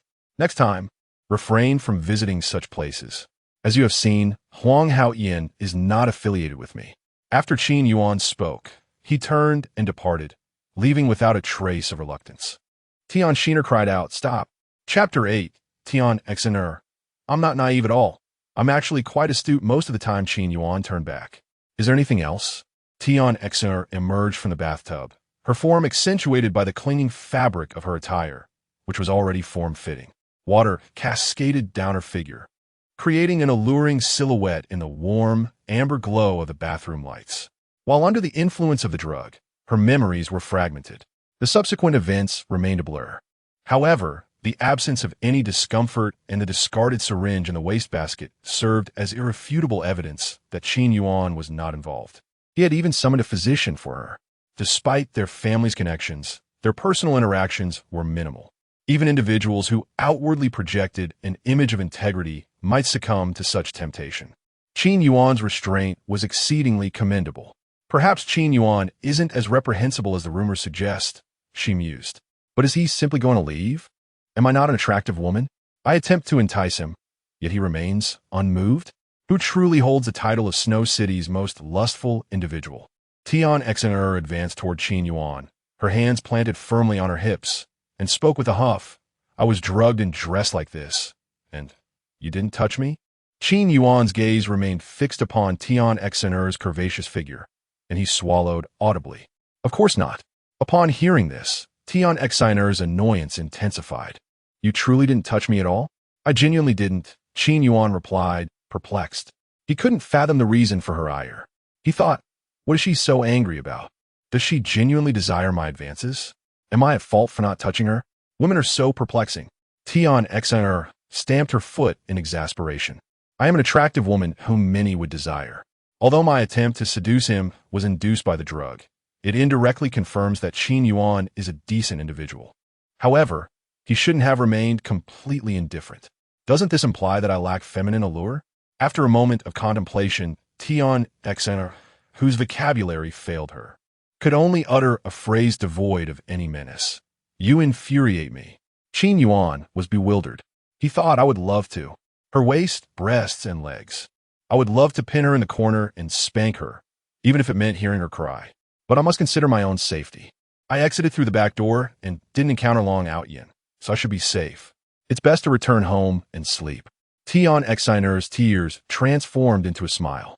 Her ire dissipated as she proudly puffed out her ample chest. It appears that I still possess some allure. Qin Yuan averted his gaze, offering Tion Xnr a towel. Wrap yourself up. Any longer, and I won't be able to restrain myself. Tion Xnr found herself unable to decipher this man. If he desires me, why doesn't he act on it? And who is Long Aotian? Meanwhile, Long Aotian finally arrived, colliding with Qin Yuan as he was about to depart. Noticing Tion Xnr wrapped tightly in a small blanket within the suite, her full figure concealed by the towel, her eyes still carrying a hint of intoxication. Long Aotian's rage reached its zenith. It was evident that Qin Yuan's antidote had counteracted the drug's effects. How is it that every woman I desire ends up involved with Qin Yuan? Long Aotian wondered, his face contorted with anger. He clenched his fists, his expression as frigid as glacial ice. Miss Tian, rest assured that I will seek retribution on your behalf. Qin Yuan maintained a composed facade while inwardly panicking. Brother Aotian, allow me to explain. Tion Xnr, having previously overheard Qin Yuan's thoughts about Long Aotian, scrutinized him. She couldn't help but feel a sense of disappointment, thinking, Long Aotian's appearance is unremarkable. I cannot discern what makes him so formidable, but his arrogance is evident. She couldn't comprehend why Qin Yuan was so apprehensive of him, especially when Long Aotian spoke as if he and Qin Yuan were intimate. Tion Xnr stared at Long Aotian with her watery eyes, her hands on her hips. Are you unwell? Why would you seek retribution on my behalf? I don't need you to do that. Who do you think you are? Long Aotian furrowed his brow, his eyes brimming with murderous intent. He responded coldly, I'm doing this for you, Miss Tion. Don't be deceived by him. Xiangxin was positive. What kind of master diviner could be so precise? Even the feng shui masters employed by the Tion family can only provide general guidance when searching for lost items. How could he possibly know the suite number? He clearly believes that I am involved with Qin Yuan. He was aware of my movements and is deceiving me. This Long Aotian is targeting me. Since being drugged, Tion Xnr had developed a profound aversion to liars. She scoffed. You divined it? Then why don't you divine what just transpired between us? Long Aotian paused, his expression darkening. Isn't it obvious what transpired between them? Miss Tion, I know you are innocent. Don't be deceived by them. Perhaps Huang Haotian was also sent by Qin Yuan. If Tion Xnr couldn't hear Qin Yuan's thoughts, she might have believed him. However, she recalled her disoriented state and her brazen behavior toward Qin Yuan. Her cheeks flushed crimson, and she became even more endearing. She rolled her eyes at Long Aotian. Is it any of your concern? As the victim of the entire ordeal and privy to Qin Yuan's thoughts, Tion Xnr was well aware that Qin Yuan was not involved. In fact, she might have suffered harm if not for him. Long Aotian was incensed by Tion Xnr's words. I'm trying to help, but it seems as though I'm meddling. If it were anyone else, I would have taken action. But this is Tion Xnr, the apple of the Tion family's eye, who has just been deceived by Qin Yuan. Long Aotian's rage was boundless. He suddenly noticed the syringe in the wastebasket, and his expression froze. What is going on? Did they truly not engage in anything intimate? He calculated the time and realized that even with the time he had taken, it had only been a few minutes. Long Aotian's anger dissipated instantly, replaced by a mixture of emotions. Tien Sina Aotian. Go deceive someone else. Do you think I'm a child? Who can divine a suite number? Leave, or I'll call for help. She reached for her phone, turned it on, and dialed the Tion family. Long Aotian realized that he couldn't gain anything in this situation. He inhaled deeply and bowed slightly. I apologized, Miss Tian. I was simply concerned. My name is Long Aotian, but you can call me Aotian. Allow me to escort you home. Tian Xiner sneered. I'm not foolish enough to allow someone with ulterior motives to escort me home. That would be like a chicken willingly entering a hawk's mouth. Qin Yuan moved toward the door. While they argue, I must escape. They are husband and wife, and I will be the one to suffer. Tian Xiner's eyes lit up. I have an idea. Brother Qin, please escort me home. As Qin Yuan was about to refuse, Tian Xiner clung to his arm. If you don't escort me, I will tell my parents that you drugged me and attempted to violate me. Confronted by the murderous gaze of Long Aotian, Qin Yuan felt a surge of panic within, accompanied by perplexing curiosity. Could this aphrodisiac possibly enhance one's intellect? How had she suddenly become so astute? Tian Xiner, brimming with self-satisfaction, unconsciously snuggled against Qin Yuan's arm. I knew you rescued me out of fear of being misunderstood. Truly, I am quite clever. Qin Yuan was irresistibly tempted by her closeness. To advance is to face the blade, yet to retreat is equally perilous. Dying under the peony blooms is still a form of elegance. If I must, I shall let this little lady understand that the renowned scion of Shiwitu is not to be trifled with. Chapter 9. System rewards. Qin Yuan pondered, deciding against harming her to avoid fatal consequences, yet he was unwilling to simply let the matter drop. He couldn't allow his act of rescue to be exploited without reciprocation. It was imperative that she clarify the situation to others and, ideally, place the Tian family in his debt. Do you realize you might have doomed me by acting that way in front of Long Aotian? Tian Xiner responded with a plaintive expression. I couldn't possibly let him take me. He seemed rather unsavory. Upon returning home, you must explain everything to everyone. Understood? I saved your life, so you must speak up.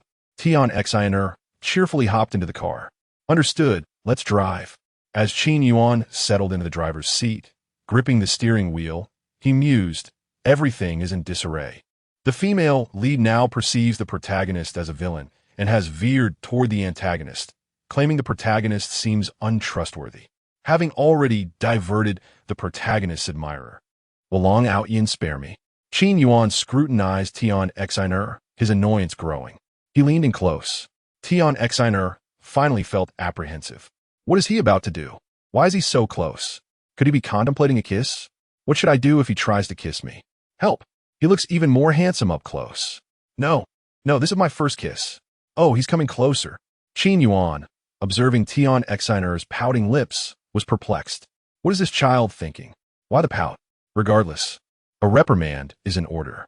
He abruptly pulled Tian Xiner over, positioning her across his lap. With a raised hand, he delivered a firm swat.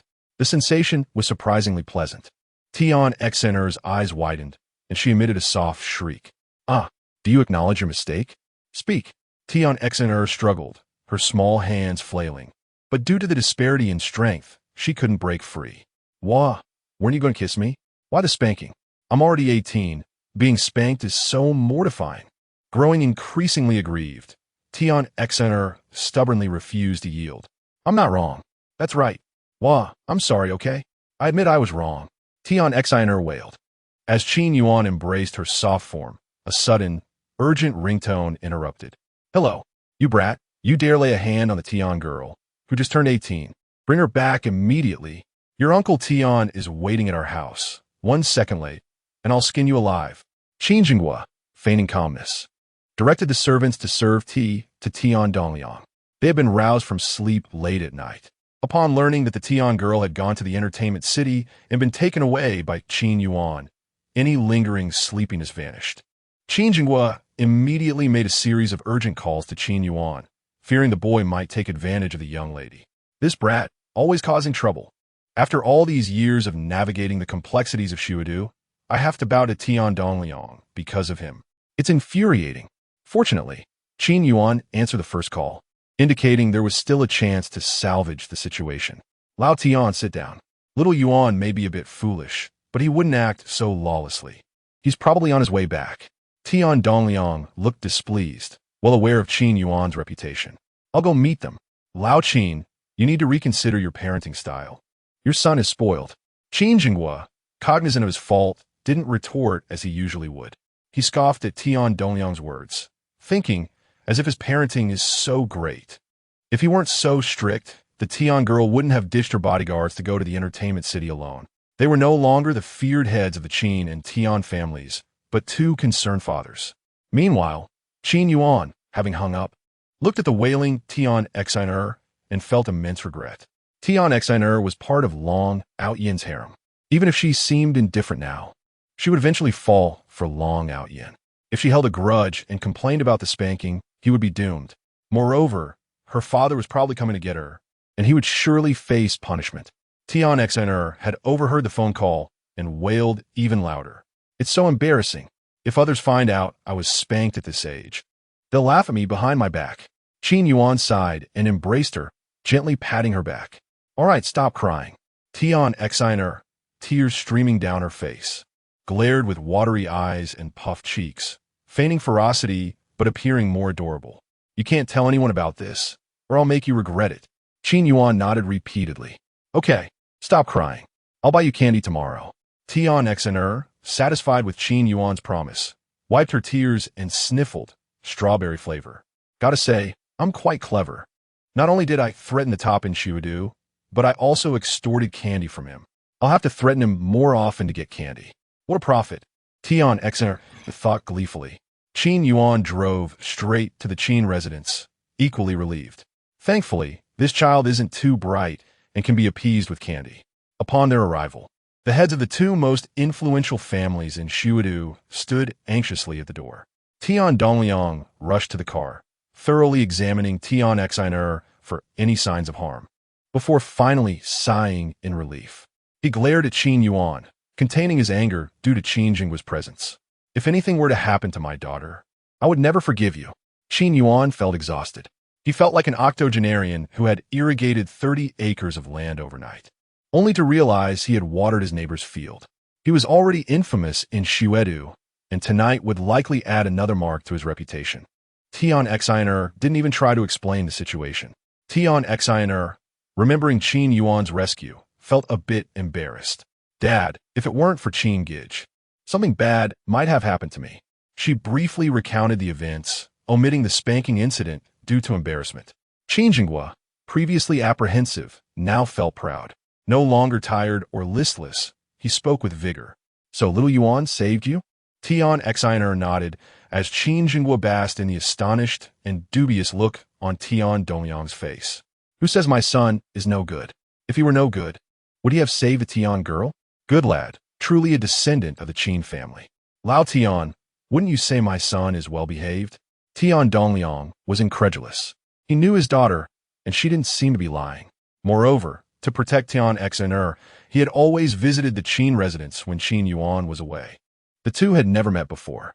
In nature, there exists no circumstance where one is duped yet assists the deceiver in counting the ill-gotten gains. Confronted by Qin Jingwa's triumphant gaze, it dawned on Tian Dongliang that his daughter had indeed been rescued by another. He recalled Qin Yuan's earlier remarks, nodding awkwardly. Could it be that my previous methods of education were flawed? Otherwise, how could my daughter have dashed off to the entertainment district upon reaching adulthood?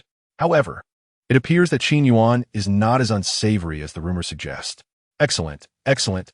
Old Qin certainly knows how to raise his children. It is too late today. I shall express my gratitude tomorrow. He took Tian Xiner by the hand and departed. Qin Jingwa watched them leave and patted Qin Yuan on the shoulder. Well done, Xiao Yuan. The Tian family is now indebted to us for a monumental favor. Observing the weariness etched on his son's face, he couldn't help but feel a pang of sympathy. Go rest. We shall discuss this further tomorrow. With the matter finally settled, Qin Yuan felt the weight of drowsiness descend upon him. He nodded while stifling a yawn as he ascended the stairs. The system's insincere yet enthusiastic voice resonated. Congratulations, host, on successfully completing a day. The system shall now commence the reward. Qin Yuan immediately perked up. If you speak of rewards, I'm no longer weary. Chapter 10. A Visit of Gratitude. The Duality of Snow City Titans Phase 2 Rewards. Reward 1. Multi-fecundity pill. Guarantees conception with the female lead upon consumption. Ineffective on others. Qin Yuan was speechless. Bestowing this upon the female lead would be a death sentence for himself. Reward 2. Sunflower Manual. To practice this art, Qin Yuan interrupted the system's enthusiastic pitch. Next. Even without the female lead, countless maidens awaited his rescue. For mere reward, sacrificing his lifelong happiness was out of the question. The system continued, a hint of regret in its electronic voice. Are you sure you don't want this? It comes with 20 top-tier beauties. This bonus package only fueled Qin Yuan's displeasure. Do you have any real rewards? What good are beauties to a eunuch? To watch them flirt among themselves? Next, the system pressed on. Reward 3. Vanishing Card. A one-time use item that makes the target disappear for a day. The user must mentally invoke the target's name. Qin Yuan's eyes lit up. Finally, something useful. He swiftly selected the vanishing card. After settling everything, Qin Yuan slept soundly until daybreak, roused by a gentle voice. Xiao Yuan, wake up. Uncle Tian is here with gifts. Everyone's waiting. Qin Jinghua beamed, more amiable than Qin Yuan had ever witnessed. Qin Yuan nodded, aware that the first day was merely the beginning. Tian Dongliang and his wife arrived with Tian Exquisite, masking the previous day's turmoil. They had spent the night reflecting on their strict parenting. Tian Exquisite, disciplined severely, barely managed to rise in the morning. Madame Qin and Madame Tian chatted amiably. The Qin family's matriarch, upon learning that her grandson had rescued her favorite, lauded Qin Yuan as a responsible young man. The Tian couple cherished their only daughter, protecting her excessively. The incident was unimaginable. Had Qin Yuan been absent or indifferent, the consequences would have been dire. Despite suppressing the matter to protect Tian Exquisite's reputation, the Tians had not informed the Qins. Had Qin Jinghua publicized the event to vindicate his son, they could not have objected. However, the Qins remained silent, prioritizing their daughter's reputation, thus incurring a significant debt. Therefore, despite Tian Dongliang's animosity toward Qin Jinghua, he conceded 2 pieces during their chess game and offered a previously contested project. Upon Qin Yuan's arrival, Tian Dongliang greeted him warmly. Xiao Yuan, why didn't you sleep longer? Lao Qin is too strict. Qin Jinghua, unperturbed, acknowledged the compliment. While the matter was delicate, the Qin family had benefited tangibly. The Tians, though smaller than the Qins, were a force in Snow City. With Tian Dongliang's support, Qin Yuan could be shielded from future troubles. Qin Yuan responded with measured courtesy. Uncle Tian. His composure impressed Tian Dongliang. He had assumed Qin Yuan's rescue was mere luck, and that he remained a debauched heir. Now, he recognized Qin Yuan's hidden depths. He had misjudged Qin Jinghua's son. Oblivious to Tian Dongliang's musings, Qin Yuan focused on dealing with Long Aotian. A butler approached, announcing reporters seeking an interview with Qin Xiao. Tian Dongliang deferred to Qin Jinghua, who glared at Qin Yuan and brandished a broom. Do you know the impact on Tian Exquisite? We aren't ordinary people. I'll beat you to death. Qin Yuan dodged, recalling the car vandalism. Had it gone viral? He hoped the narrative wouldn't be twisted. Dad, let me explain. It's about my car being vandalized. Qin Jinghua scoffed. You think the media is here to praise you? Qin Yuan's good deed was an anomaly. He anticipated a reprimand to appease the Tians. Qin Yuan nodded, apprehensive. Probably. It's not about Tian Exquisite. Qin Jinghua eyed the butler skeptically. Tian Dongliang interjected, patting Qin Yuan's shoulder disapprovingly. Lao Qin, you're too impulsive. I think Xiao Yuan is a good kid. Qin Jinghua was speechless, feigning anger for Tian Dongliang's benefit. What's going on? Tian Dongliang displayed his phone to Qin Jinghua. The screen showed trending topics online. A luxury car of exorbitant value has been scratched, and Mr. Qin's commanding approach to handling the situation is remarkable. Mr. Qin, a man who never imposes difficulties on ordinary individuals, possesses both striking looks and a profound respect for the vulnerable. Who could possibly resist his charm? Although he recognizes these characters when separated, he fails to comprehend their meaning when they are combined. Chapter 11. Instead of an interview, Long Aotian becomes a complete fool. Is this still referring to Qin Yuan? Even his own father would feel embarrassed to boast so shamelessly. Qin Jinghua glanced at his phone, then at Qin Yuan, pride mingled with a hint of skepticism. Though Qin Yuan had previously trended online, it was usually for trivial matters, spending 20,000 on a haircut, wooing a girl, or engaging in some frivolous antics. This instance of positive publicity, with 3 consecutive trending topics reported favorably by major media outlets, was unprecedented. Is what they say online genuinely about you? Qin Yuan checked and confirmed that the trending topics were indeed positive, letting out a sigh of relief. Thankfully, there were no absurd accusations directed at him. Do you still consider me your father? Is there no trust left between us? Suppressing his excitement, Qin Yuan recalled that the Tian family was still present and nodded slightly to Tian Dongliang, feeling somewhat embarrassed in front of him. Since this matter had nothing to do with them, Tian Dongliang did not linger. Not at all. Let us gather another day, he said before departing with his wife and daughter. Qin Yuan beckoned to the butler. Since it was a fortuitous occasion, he decided to let them in. Qin Yuan frowned, as he had no desire to deal with the media. As a villain, what was the foremost priority? Naturally, it was survival. After taking the protagonist-esque girl in front of him yesterday and stepping on his face today, how could he expect a favorable outcome? Just let it go. It's not a significant matter. I'll just take a nap. Qin Yuan frowned, seething with frustration. What a splendid opportunity. Others would envy such prospects. Yet here it was served on a platter, and he refused it. At least he was finally willing to engage in some meaningful activities. Oh, my child. Very well. Sleep on. Ascending the stairs, Qin Yuan pondered. Qin Yuan sighed, still feeling that such a remarkable opportunity should not be squandered. If Qin Yuan's reputation were better, it would matter, but his notoriety was utterly abysmal. If he did not seize this chance to clear his name, who knew when he would get another? Qin Yuan instructed the butler to accommodate the reporters in the study, while he and his wife would take the place of their son for the interview. After changing into formal attire, he entered the study with Qin Yuan, facing the barrage of questions from the reporters. Despite having participated in numerous interviews and financial discussions, this was his first time substituting for his son, like a maiden embarking on her wedding day. Accustomed to storms, Qin Yuan felt a twinge of nervousness. Fortunately, he had cultivated an unflappable demeanor, and the reporters, aware of his formidable presence, dared not pose any overly intrusive questions. The comments streamed rapidly. Weren't we supposed to interview young Master Qin? Why has it turned into an interview with President Qin? Such an overwhelming aura. I came to see the handsome guy. What about my husband, young Master Qin? He is so cool. I adore him.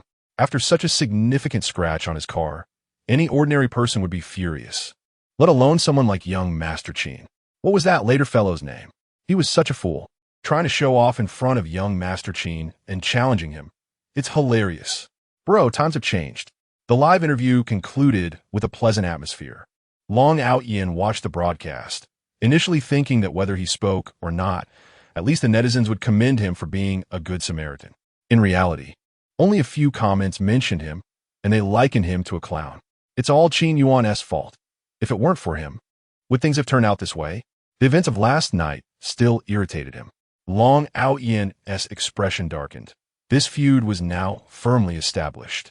That night, Qin Yuan groggily felt someone poking his face. Upon opening his eyes, he saw Tian Shiner.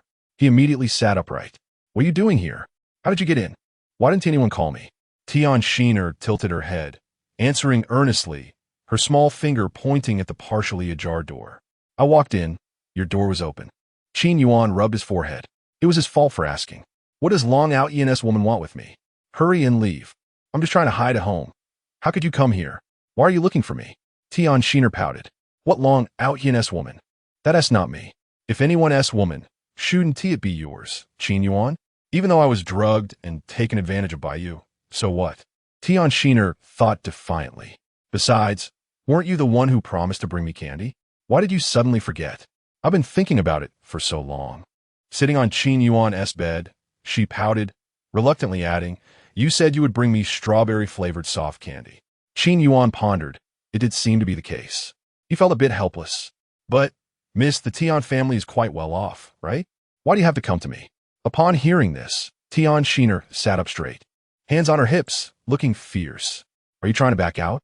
If I could eat, would I have to come here to threaten you?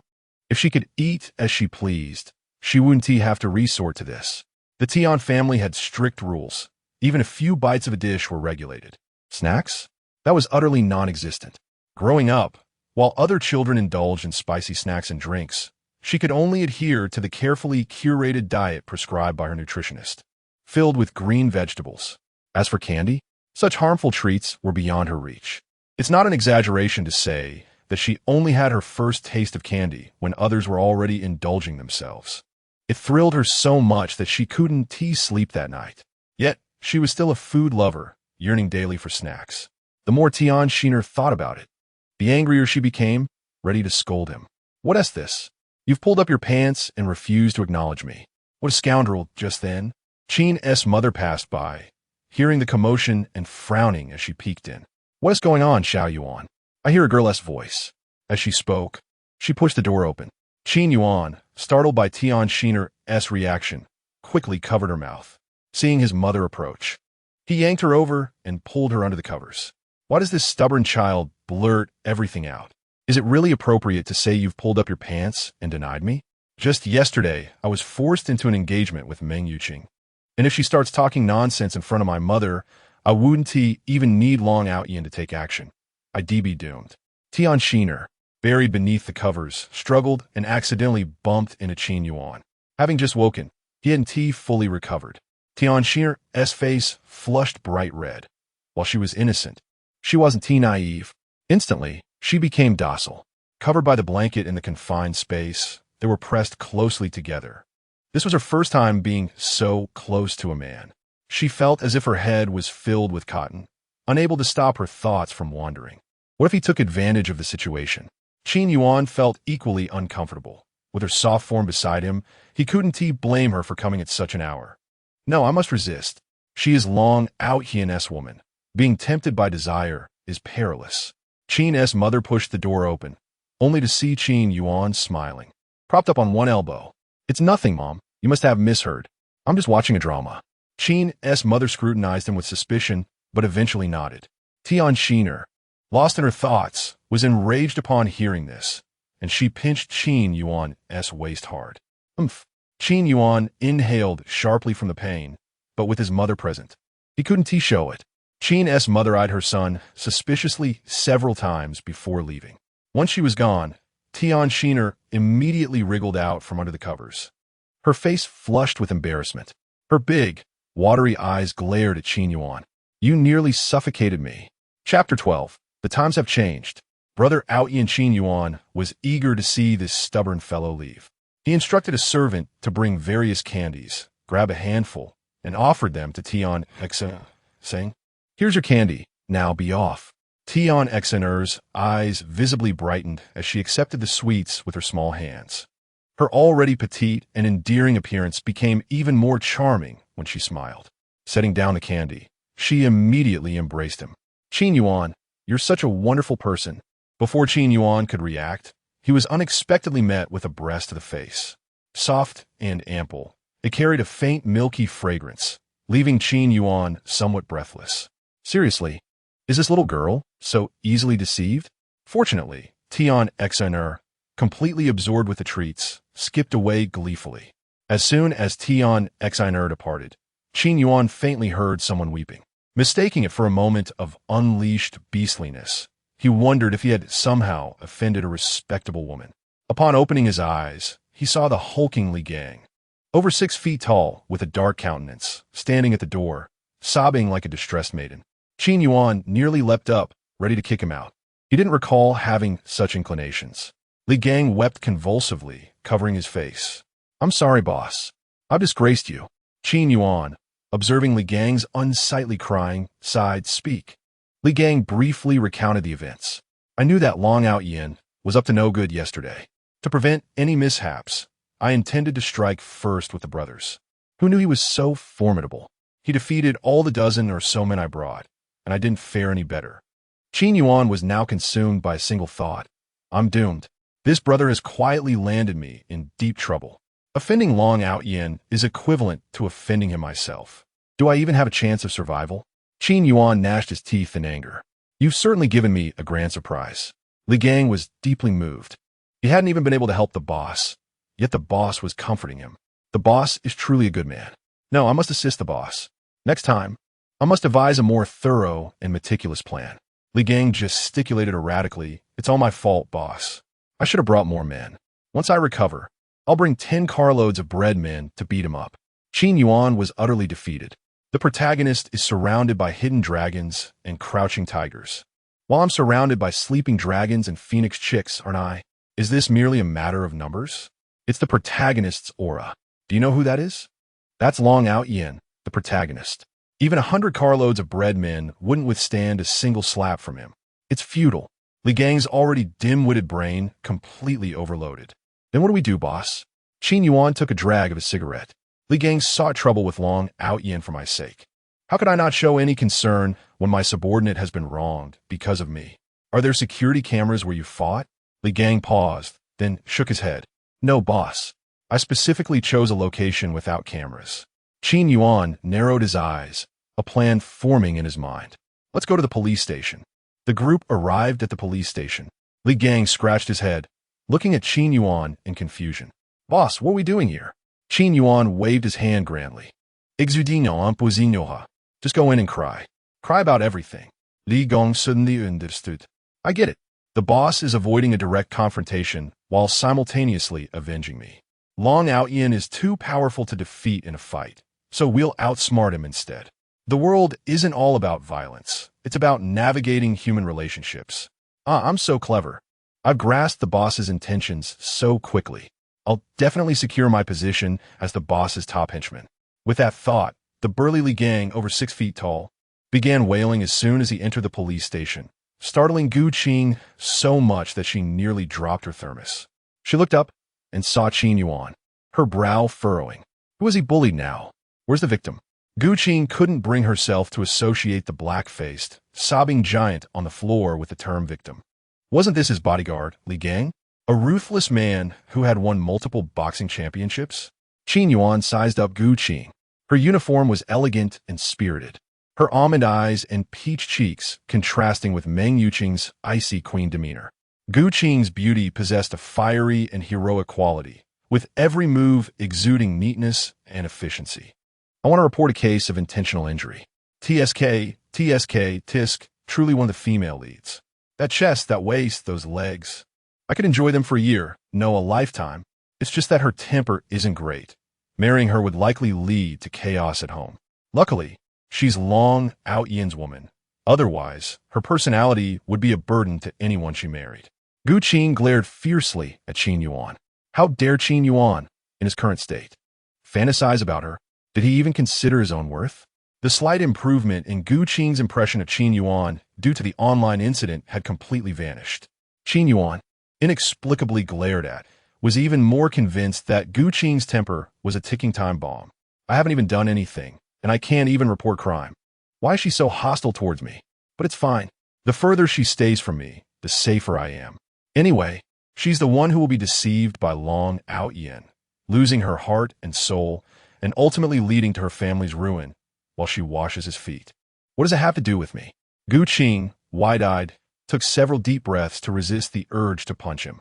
The Gu family may not be as prosperous as the 4 major families, but it was still a family of scholars with a deep foundation. Her parents were both teachers, with disciples all over the world, and they cherished their reputation above all else. How could she possibly open back doors for others? This was simply an insult to her integrity. Gu Qing struggled to steady her breathing, her professional smile laced with gritted teeth. Please describe the incident. Li Gang gave a truncated account of the events, portraying himself as the victim. Gu Qing listened with surprise. She never expected Qin Yuan's lackey to be beaten one day. Combined with the videos circulating online, Long Aotian seemed to head straight for Qin Yuan's car, as if he had anticipated it. With a police officer's intuition, Gu Qing sensed that there was something amiss with Long Aotian. Combining the case details with fragmented information, she quickly deduced that Long Aotian was a highly capable, ambitious hypocrite with some grudges against Qin Yuan, a true villain. This made her even more wary of Long Aotian. After Li Gang finished reporting the crime, Gu Qing nodded and put down her pen. In that case, let's summon Long Aotian. Long Aotian had just finished fighting Li Gang and his men, feeling refreshed. After enduring so much frustration, he had finally regained some ground against Qin Yuan's subordinates. This Qin Yuan had repeatedly disrupted his plans and caused him to be ridiculed online. It was truly detestable. Long Aotian was contemplating how to deceive the intellectually challenged Tian Exiner when he received a summons from the police station. Long Aotian remained expressionless as he followed the officer to the station. What's going on? Long Aotian had a vague premonition. Could it be that Qin Yuan, that old trickster, is behind this again? What's the matter? The officer got into the car and drove. You'll find out when we get there. As soon as Long Aotian arrived at the police station, he saw Li Gang, bruised and swollen, sitting to the side, weeping and complaining to the officers. The hulking, muscular simpleton exaggeratedly cowered when he saw Long Aotian, appearing weak and helpless. If he were a beautiful woman, Long Aotian might have felt some pity, but since he was a rough, 6-foot-tall man, Long Aotian could only feel disgust. Inspecting Long Aotian with a businesslike air, Gu Qing tapped the table. This gentleman alleges that you assaulted him? Chapter 13. Dragon Aotian's 15-day sojourn in detention. Dragon Aotian had never encountered such brazen individuals. Are these two truly so shameless? He mused, clenching his fists and glaring menacingly at Qin Yuan. Had he not been in the police station, he might have resorted to violence. He closed his eyes, took a deep breath, and endeavored to suppress his fury. They initiated the confrontation, and I merely acted in self-defense. Gu Qing, whose initial impression of him was already unfavorable, furrowed her brow even more upon hearing his explanation. Self-defense has its boundaries. Whose self-defense results in such grievous injuries? Dragon Aotian, already incensed by her rebuke, grew even more agitated. However, upon beholding the fiery beauty before him, he could only suppress his anger and patiently explain there should be surveillance footage. Simultaneously, he contemplated how to win over Gu Qing. Although the Gu family was only slightly better off than ordinary families, their extensive network of contacts was still quite valuable. Most importantly, it was evident that Gu Qing disliked Qin Yuan. He was confident that without Qin Yuan in the picture, winning her over would be a trivial matter. Gu Qing's perception of Dragon Aotian had been influenced by the online rumors. As a police officer, she could easily discern his subtle expressions. A hint of disgust flickered across her face. Does this Dragon Aotian think I summoned him here for an interrogation so he could flaunt his arrogance? He lacks any sense of being a suspect. Gu Qing, known for her volatile temperament, grew increasingly exasperated by his demeanor. In a fit of pique, she slammed her hand on the table. Sit up straight and answer my questions with sincerity. Do you think this is a stage for your theatrics? The surveillance footage will be reviewed, but in the meantime, answer my questions truthfully. Qin Yuan watched the spectacle with amusement. Gu Qing pondered the situation. If they could access the surveillance footage, they would have already done so. The cameras there were merely decorative. Otherwise, they would have directly arrested him instead of issuing a summons. However, it seemed Dragon Aotian was unaware of this. Could it be that Dragon Aotian's underlings had turned against him?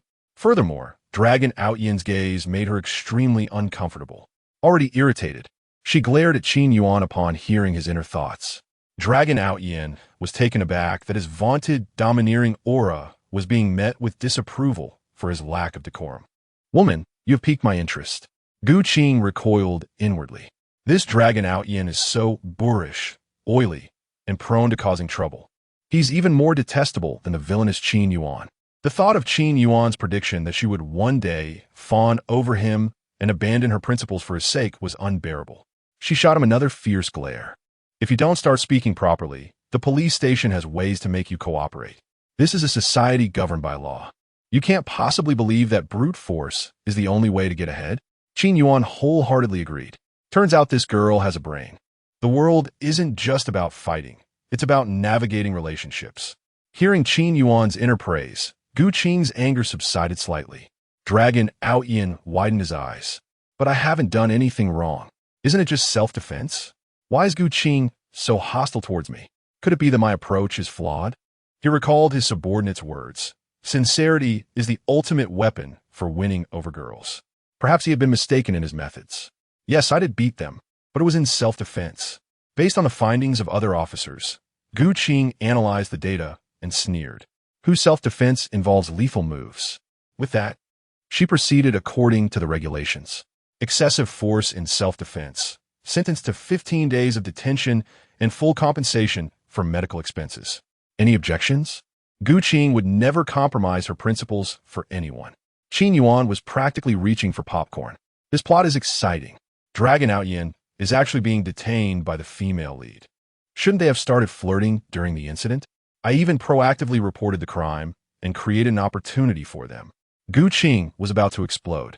Do I need you to create opportunities for me? Do you see me paying him any attention? Seeing Gu Qing looking at him, Qin Yuan assumed she was inquiring about medical expenses and quickly waved his hand. No need to worry about medical expenses. Just follow the proper procedures. After all, my men did get beaten up, right? Brother Aotian, you admit that, don't you? Dragon Aotian, aside from his initial rage, hadn't considered the potential consequences. He certainly hadn't imagined that he would be detained. In the frontier, the strongest always ruled. Detention was something he had never contemplated. He pointed at himself and then at the injured man. Detained? I acted in self-defense. They attacked first. Why detain me? Gu Qing gestured towards the bodyguards with bruised faces. Self-defense has standards. If someone slaps you, you don't cripple them in return. That's excessive force. Qin Yuan's willingness to waive medical expenses is his business. Since a police report has been filed, we must follow procedure. Dragon Aotian gritted his teeth in anger. So they provoked me and then called the police after getting beaten up? Sir losers, aren't you? Thank you so much. Qin Yuan smiled magnanimously. No need, no need. Just be a law-abiding citizen next time. Gu Qing glared at Qin Yuan. Does this man think the judicial process is a game? Everything will be handled according to the regulations. Not a day more, not a day less. After speaking, Gu Qing instructed her colleagues to handcuff Dragon Aotian. She couldn't understand why Qin Yuan was so afraid of Dragon Aotian. She began to lecture Dragon Aotian. Just because you know some martial arts, you think you can do whatever you want? Times have changed. No matter how fast you are, you can't outrun a bullet. Reflect on your actions inside. Dragon Aotian attempted to explain the situation to Gu Qing. Being detained for 15 days was not only humiliating, but also disruptive. He had never experienced such frustration in the frontier. Since arriving in, he had encountered one setback after another. Qin Yuan sat beside them, nodding along, appearing mature, composed, and earnest. In his heart, he was practically celebrating Dragon Aotian's imprisonment. Gu Qing, while lecturing Dragon Aotian with her colleagues, also had to endure Qin Yuan's mental cacophony. She gritted her teeth in anger. Life is better now. The food in prison has oil. Dragon Aotian's 15 days in detention were the most enjoyable and fastest 15 days Qin Yuan had ever experienced. Accompanied by Liu Gang, smoking, drinking, and indulging in extravagant hairstyles, a woman named Chu Manin incessantly sought his company. Initially, Qin Yuan presumed she was merely a close younger sister from his past. It was only when Long Aotian was on the verge of his release from prison that he recalled the truth. This Chu Manin was not his younger sister. She was, in fact, the fiancée on the brink of breaking off her engagement with Long Aotian. Qin Yuan gazed at the delicate and enchanting Chu Manin in his embrace. I am undone. Chapter 14. A bet collaborating with the protagonist to outwit Long Aotian. Upon hearing the name Long Aotian, Chu Manin's expression stiffened. How could Qin Shao possibly know about this? It was all her grandfather's fault for arranging such a pitiful fiancé. How could he possibly compare to Qin Shao? Chu Manin clung to Qin Yuan's neck in a playful manner. It was merely a jest from my grandfather in his younger days. If it displeases you, I shall promptly seek to annul the engagement. I've heard that he is from a desolate region. What prowess could he truly possess? Unlike our esteemed President Qin, who is charming and dashing. Just the sight of you makes my heart melt. Feel for yourself. Saying this, she took Qin Yuan's hand and placed it on her ample bosom. The intention was one of utter lack of restraint. So soft, so immu. Qin Yuan felt an uncomfortable heat radiating from her. Seeking an excuse to excuse himself, he made his way to the restroom, calling upon the system. Isn't this the plot of Chapter 39? Why is Chu Manin appearing now? In the narrative, Chu Manin plays a minor antagonist. Upon hearing of Long Aotian's arrival in Shui City, she initially paid him some attention, but upon discovering he lacked wealth, power, and influence, she dismissed him entirely. Later, she ensnared a wealthy heir, believing she had climbed to greater heights. On the day of Long Aotian's grandfather's memorial, she arrogantly marched over with a crowd to annul the engagement, prompting Long Aotian to utter that classic phrase, 30 years on the east side of the river. 30 years on the west side. Do not belittle the youth for their poverty. Subsequently, she became the target of the four prominent families' wrath, leading to her downfall alongside the wealthy heir she had clung to. Despite Tian Xiner and Meng Yuqing's current disdain for Long Aotian, it is only a matter of time before they succumb to the allure of the protagonist. Everything was in disarray. How had the leg she clung to become his? What hope remained for her? The immediate priority was to rid herself of this troublesome woman. Chu Manyin, bewildered by the shove, nonetheless approached him brazenly. Qin Yuan stepped back, resolutely declaring, "Keep your distance. Had I known you had a fiancé, I would never have considered you a sister." Chu Manyin, misinterpreting his disdain for her fiancé, stomped her foot and departed, intending to seek Long Aotian to annul the engagement. Long Aotian had just been released from prison and had spent a considerable amount of time in introspection. He analyzed the situation and concluded that a person of his virtuous standing should first pursue Gu Qing by performing good deeds, such as assisting the elderly across the street. Surely Gu Qing would be enchanted by him. Coincidentally, he encountered Gu Qing as she was leaving work. "Miss Gu, are you off duty? May I escort you home? Perhaps we could share a meal as well." Unbeknownst to him, the catchy tune of Wo Wo Tu sung by Qin Yuan had lodged itself in Gu Qing's mind, causing her to associate his presence with it. When faced with Long Aotian's advances, she took a step back, recalling Qin Yuan's previous warning that she would gradually surrender her dignity for him. The conflicting emotions made her wary and repulsed. Her profession had exposed her to far more malevolence than the average person. "No, thank you." Long Aotian was not deterred. Without Qin Yuan's interference, surely he could win Gu Qing's affections. Securing her favor would open doors, making it easy to deal with Qin Yuan later. He stepped closer to Gu Qing, stating, "Miss Meng, please do not misconstrue my intentions. I sincerely appreciated your previous advice on moral education. I merely wish to express my gratitude." Gu Qing, exasperated by his persistence, evaded him as he closed in. Wearing her police uniform signified a weighty responsibility. Qin Yuan, having been summoned due to prior matters, arrived just in time to overhear Long Aotian's words, nearly bursting into laughter. Such words are hardly convincing, even to a child. While one might understand that a teacher reprimands for their own good, can one truly accept such criticism calmly? If Gu Qing were to believe him, she would be utterly naive. Forget it. Let the protagonist flirt. What concern is it of a mere antagonist? I should leave before I am discovered. Gu Qing did not need to look back. She recognized Qin Yuan's voice instantly. As she walked, Qin Yuan mused. If Long Aotian and Gu Qing were to be together, surely only the protagonist could manage her. Otherwise, who would marry Gu Qing and endure her wrath? Gu Qing was aware of her volatile temper, but was taken aback by Qin Yuan's thoughts about her. Anger surged within her. "Oh, you Qin Yuan, aren't you afraid of Long Aotian? This is a perfect opportunity to rid yourself of that clinging nuisance." Gu Qing pivoted and strode towards Qin Yuan, affectionately linking her arm with his. "Brother Qin, weren't you here to pick me up? Why are you leaving so hastily?" Qin Yuan was taken aback. Before he could finish, Gu Qing pinched him sharply at the waist. Leaning in close, she whispered, "If you don't want me to tell Long Aotian that you harassed me, you can continue speaking." Qin Yuan, caught off guard, changed his approach. "Yes, I came to pick you up." Even after being battered and bruised, Qin Yuan could discern right from wrong. Long Aotian was incredulous. When had these two grown so close? Surely Qin Yuan must have coerced Gu Qing or promised her something. Although the Gu family was well-connected, they were not particularly wealthy. Moreover, Gu Qing had only recently begun her career. Where would she find financial resources? Yet, no matter how much Qin Yuan had, he had never bought her a car. Gu Qing was left with no choice but to ride with him or take a taxi. Alas, Gu Qing was too gullible, easily swayed by Qin Yuan's mere words.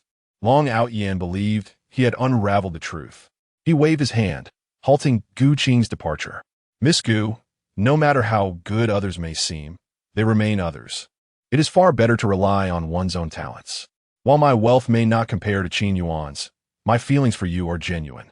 And look, despite his promises of various benefits, he still needs to come pick you up, doesn't he?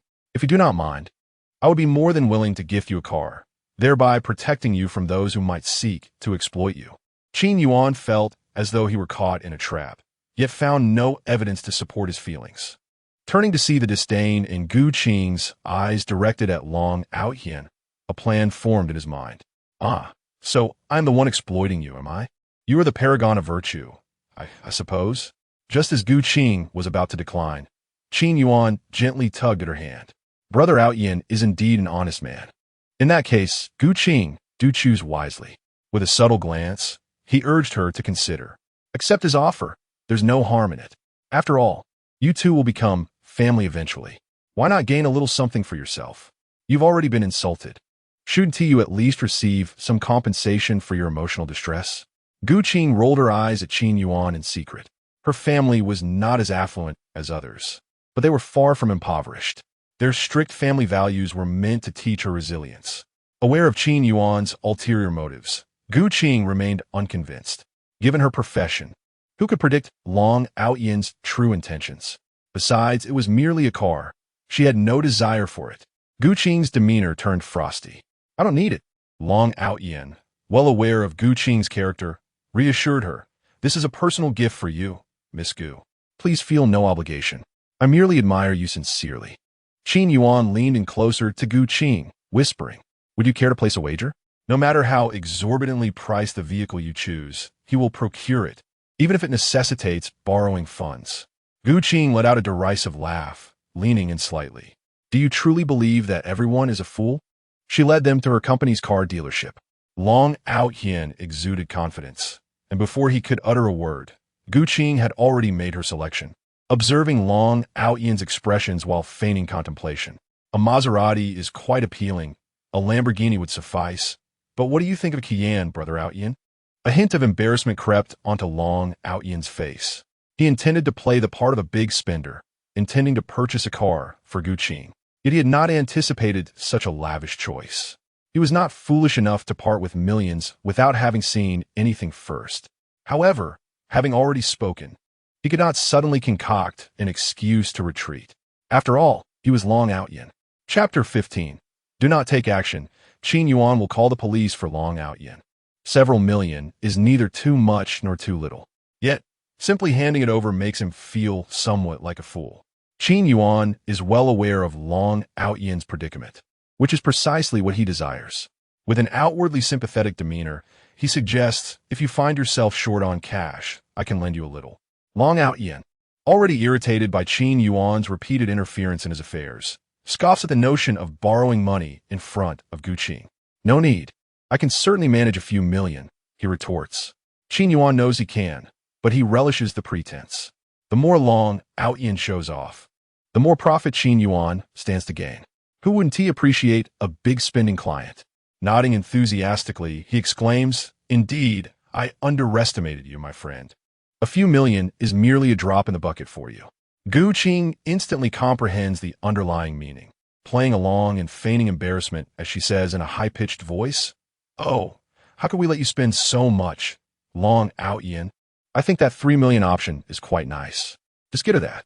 Long Aotian, who wouldn't even consider a 1 million vehicle, is even less inclined toward a 3 million one. Gu Qing perceives his intentions. He isn't entirely foolish. If he were to walk away right now, she might think more highly of him. If he actually makes the purchase, he would indeed look like a fool. The attractive saleswoman, informed by Qin Yuan, approaches Long Aotian with enthusiasm, clad in a revealing uniform and high heels. Here is our latest model. Only someone as generous and manly as you would buy such a fine car for a lady. It's perfect for her. What do you think? Gu Qing glances at Long Aotian, a look of anticipation on her face, while internally mocking, what a foolish man. Not only is the car expensive, but he has also been easily swayed into acting like a big spender. If I were to abandon my dignity for someone like him, that would be absurd. Long Aotian grits his teeth. How much? After a moment's thought, Qin Yuan responds, for the car and all the extras, it could very well reach 7 million. But since you're a friend, let us say around 6 million. Long Aotian internally scoffs. 6 million? Shouldn't you be robbing a bank? But he cannot show weakness in front of Gu Qing. He reflects that even Qin Yuan might not be that generous.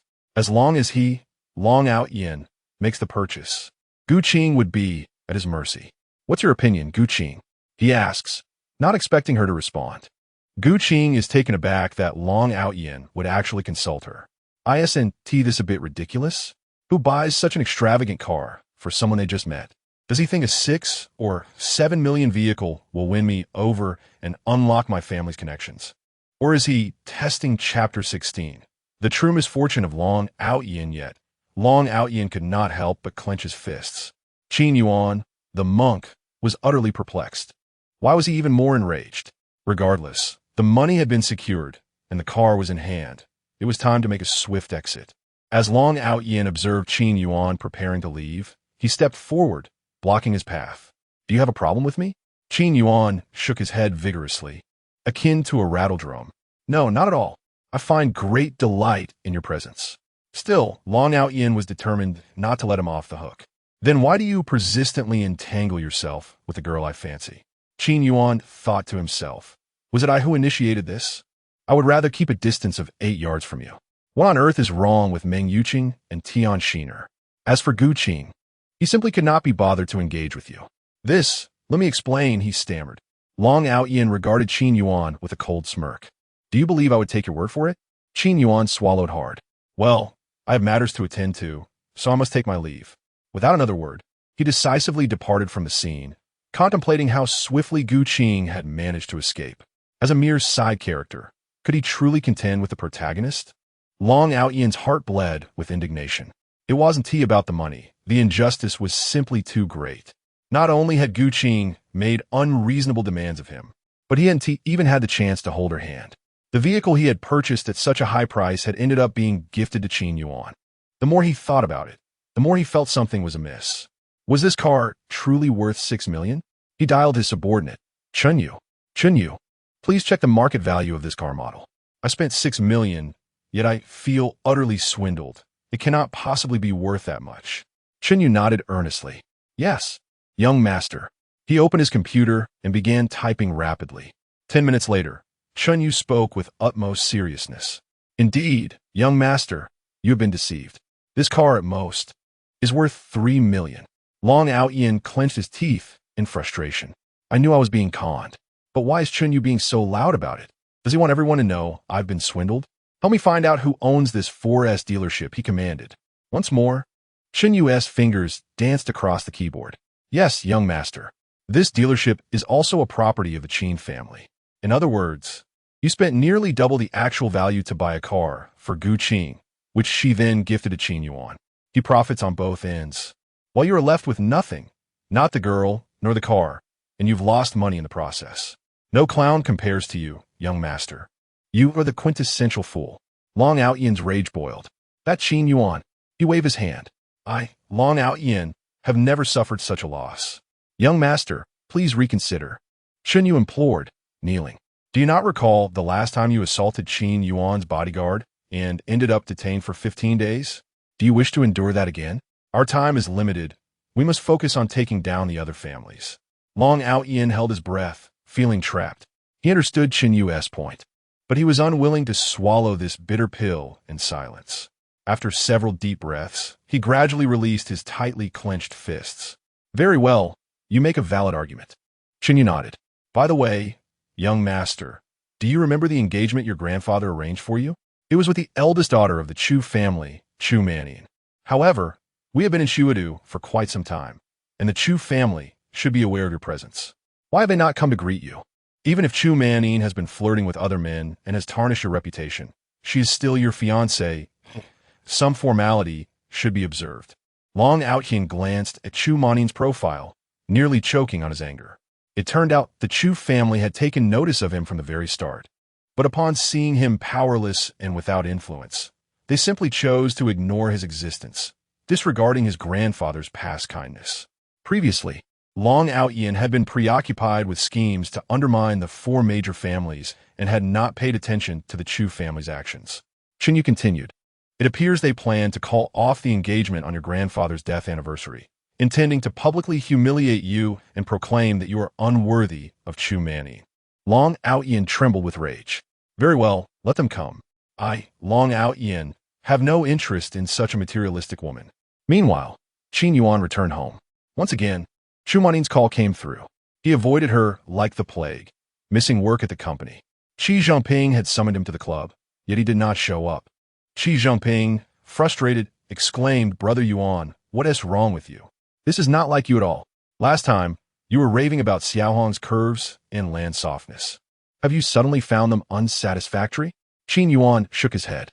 "My desires for these women have waned." He thought to himself, the club's models may be appealing, but they must possess a certain allure as well. It's not that I do not wish to go. It's that I fear encountering Chu Manin. If she calls off the engagement, I cannot be implicated. No, I must have a proper conversation with her. Otherwise, her loose tongue could lead to my ruin. Resolute, Qin Yuan sprang to H. Chapter 17. The withdrawal of a marriage proposal. Tian Hexer didn't quite grasp what Qin Yuan was saying, but desired to be involved. Clinging to Qin Yuan's arm, she implored, "Qin Yuan Gij, let me accompany you." Losing to a woman like Meng Yuqing would be one thing, given her height and intelligence. But to be outdone by someone like Chu Manin, I simply cannot bear it. Qin Yuan's arm was nestled between her breasts, causing a distracting friction. He struggled to maintain composure, silently chanting, "Form is emptiness, emptiness is form. I must not touch the protagonist woman. Discretion is paramount. Stirring up trouble with her will lead to disaster." Upon hearing this, Tian Xer tightened her grip on Qin Yuan's arm, her fair face nuzzling against him. "Qin Yuan Gij, please say yes. I promise not to interfere." Gu Qing was reluctant to involve Tian Xer, an innocent and naive girl. Dealing with Chu Manin alone was already a challenge. Adding Tian Xer to the mix would be overwhelming. Qin Yuan extricated his arm from Tian Xer's embrace. "It's too tempting. I really want to spank her bottom until she cries and calls me daddy. No, I must prevent Chu Manin from implicating me during the annulment." Xian Xinya, initially displaying a pitiful expression, pondered upon hearing this. Implicate him? She tilted her head. "Qin Yuan Gij, what have you done?" Qin Yuan was speechless. "This is adult stuff. Don't meddle. Go play elsewhere. And remember to avoid bars and KTVs to prevent being taken advantage of." Qin Yuan hurriedly departed for Chu Manin's residence. Xian Xinya pouted, stomping her foot as she watched Qin Yuan's retreating figure. "I'm already grown up. I'm 18 years and 15 days old. Why do they still treat me like a child? If you don't want me to interfere, I'll interfere even more. So you don't want Chu Manin to mention your name during the annulment? Then she simply shouldn't annul the engagement with Long Aotian." Tian Xer quietly followed at a distance. Chu Manin was anxious about losing the big fish she had almost caught. Not everyone was as generous, handsome, and devoid of peculiar habits as Qin Yuan. If she could secure Qin Yuan, perhaps even as the next Mrs. Qin, she would have everything she desired. Qin Yuan's concern about her annulment with Long Aotian suggested he wanted to marry her. Chu Manin believed she had discovered the truth. She had repeatedly lobbied her family elders, assuring them she would win over Qin Yuan. Upon learning of Qin Yuan's impending visit, she was overjoyed. She meticulously bathed and dressed up. Her voice was soft and sweet. "Qin Yuan Gij, you've come to see me. Don't worry, I'll annul the engagement soon. Tomorrow, during Long Aotian's grandfather's Memorial Day, I'll dump Long Aotian. Rest assured, I have absolutely no relationship with Long Aotian." Her sweet voice was enough to melt bones. But Qin Yuan only felt his scalp tingle. This was a death knell. Qin Yuan retreated. "Stop. Don't touch me. Que manière luque d'earth. What's wrong, Qin Yuan Gij? Did Manin do something wrong?" Qin Yuan struggled to remain calm. "She's a gold digger, and her acting is superb. If I didn't know the future plot, I would have been deceived by this woman, thinking she was truly infatuated with me. Playing around is fine, but you actually want to get serious? You can annul the engagement, but don't involve me. Understand? Que manière paniqued." What did Qin Yuan mean? She had finally persuaded her family to annul the engagement with Long Aotian. Was Qin Yuan turning his back on her? Chu Manin gritted her teeth, but maintained a pitiful and charming expression. She could only make a fuss at most. The Chu family and the Qin family were not on the same level. Chu Manin stepped forward and pitifully asked, "Qin Yuan Gij, do you not want Manin anymore?" Qin Yuan quickly retreated. "I can't afford it. I can't afford it. I want to adopt you as my sister, but you want my life." Chu Manin sobbed. Qin Yuan turned and fled, as if pursued by demons. Chu Manin did not soften Qin Yuan's heart. She stopped crying and stomped her feet in anger. That jerk. All men are the same. However, She had already told her family about the annulment. Chu Manning muttered to herself, forget it. Long Aotian isn't a big deal anyway. It's better to annul the engagement. I'll just hug Qin Yuan in front of everyone. You can't deny me then, right? Tian Xiner had been secretly observing Qin Yuan. She had witnessed the entire process. An idea struck her. Tian Sina Klinchel her fist determined. I must let Qin Yuan Gij know that I'm not foolish at all. I'm actually very clever most of the time. On the day of Long Aotian's grandfather's memorial, several families with old ties to the Long family came. The Long family used to be a prominent family in Shuadu, with many friends. Even though the Long family had declined, leaving only Long Aotian, many respected elders came to support him and pay respects to the late elder Long Qin Yuan also came, knowing that repairing his relationship with the protagonist was impossible. He would at least keep an eye on Chu Manning to prevent her from talking nonsense. Your grandfather and my grandfather arranged this marriage. Now that your grandfather is dead and your Long family has declined, I heard you're just a small commander on the frontier. I'm throwing the engagement token to Long Aotian. Someone like you doesn't deserve me. Chu Manning, I'm calling off this engagement. Long Aotian clenches fists. This woman was as materialistic and shameless as the rumors said. 30 years east, 30 years west. Tian Xiner interrupted Long Aotian's incantation. Wait. Chu Manning stepped forward, attempting to take Qin Yuan's arm. Qin Yuan retreated. Don't come over here. Didn't you see the way Long Aotian was looking at me? He almost ate me alive. We're all villains here. Can't we just not hurt each other? Tian Xiner stepped forward, blocking Qin Yuan. She took Chu Manning's arm. Manning Jejia, let me talk to you for a moment. What was Tian Xiner doing? She had already offended Long Aotian. She needed to find a patron quickly. Was she waiting for Long Aotian to take revenge? Even if he was incapable, being resented by him every day would be annoying. Manning Jejia, don't be deceived by appearances. Long Aotian is the real big shot. Qin Yuan can't even compare to one of his fingers. Chu Manning was incredulous. Really? I don't see any ability in him. Tian Xiner continued. He bought Gu Qing a $6 million car without hesitation. How many ordinary people have that kind of power? He's just pretending to tempt you. You can't fall for it. Chu Manning thought about it. It seemed true. She quickly called Gu Qing to confirm and found out it was true.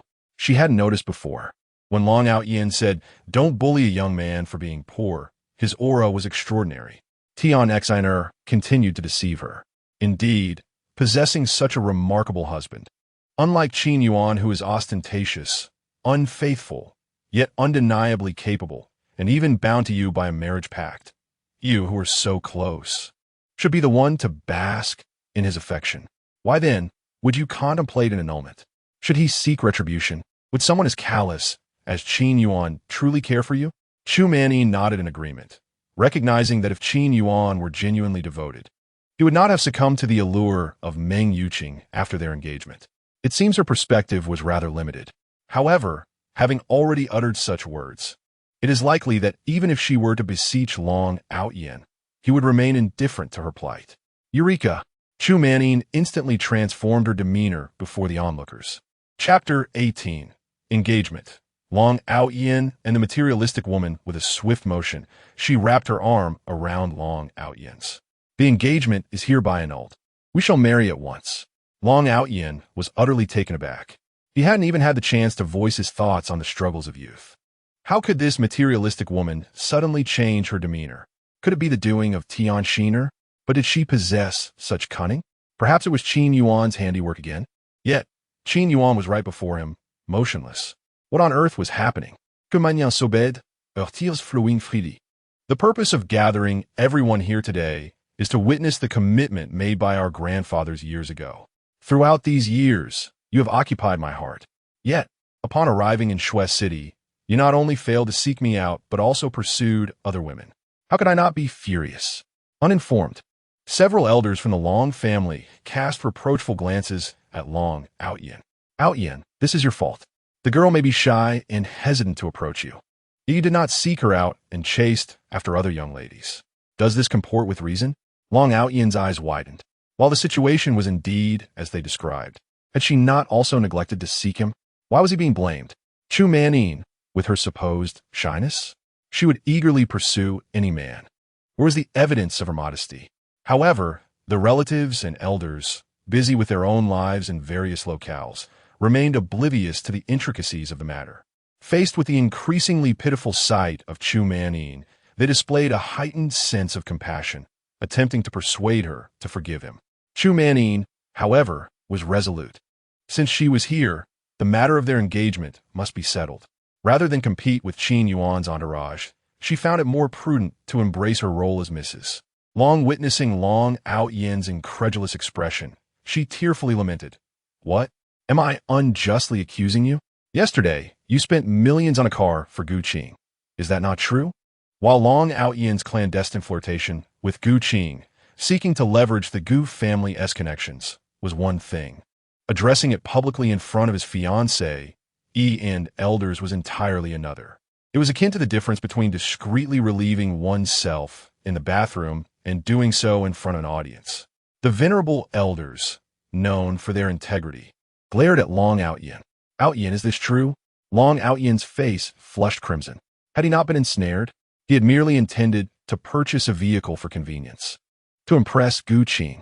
Little did he know that Qin Yuan would manipulate the situation so cunningly, costing him 6 million. Upon witnessing Aotian's predicament, the onlookers began to grasp the gravity of the situation. Qin Yuan, encouraged by the support of those present, felt a surge of satisfaction and continued to embellish her narrative. "I have yet to drive such a fine car. Aotian, in pursuit of other women, gifted it away without a second thought, neglecting to contact me all these years. Do you still harbor feelings for your fiancé? If you wish to disregard your grandfather's wishes, then before his spirit, renounce our engagement, and thus it will be concluded." Such a woman was unworthy of Aotian. Yet, he could not bring himself to publicly withdraw from the engagement, feeling it would dishonor his grandfather's memory. The elders, leaning on their canes, chimed in, "I do not consent. This union was arranged by your ancestors. A promise made by parents cannot simply be discarded." Aotian apologized to Manin. They urged. The respected elders, unfazed by Qin Yuan's sudden shift in attitude, chose not to undermine their own kin in public. Aotian, overwhelmed with frustration, practiced his breathing exercises multiple times to quell his anger. Why should he apologize to a woman who had publicly humiliated him? Was there no law in this world? In a matter of minutes, Qin Yuan's emotions resembled a roller coaster, nearly erupting in laughter. What a game! Qin Yuan has truly outdone herself. But what caused her sudden change of heart? Did she perhaps foresee Aotian's prowess? Had I known earlier, I would have advised her to use this approach. How I fretted for nothing. Tian Shiner, catching wind of Qin Yuan's thoughts, felt a sense of pride. Indeed, Aotian, always with his sights on me. Their engagement is now public knowledge, and the entire Shui city knows he is a man with a fiancée. Let's see how he dares to pursue others. Aotian's face burned with embarrassment. To apologize to this materialistic woman was utterly out of the question. The other elders continued to discuss among themselves, earnestly persuading Aotian. "Manin is such a wonderful girl. Knowing of your indiscretions, she still waits patiently for you. Where else would you find such a devoted woman?" Hearing this, Qin Yuan felt a twinge of guilt, but the performance had reached its climax, and she had to see it through. She needed to solidify their engagement. Otherwise, she might truly find herself in a dire predicament.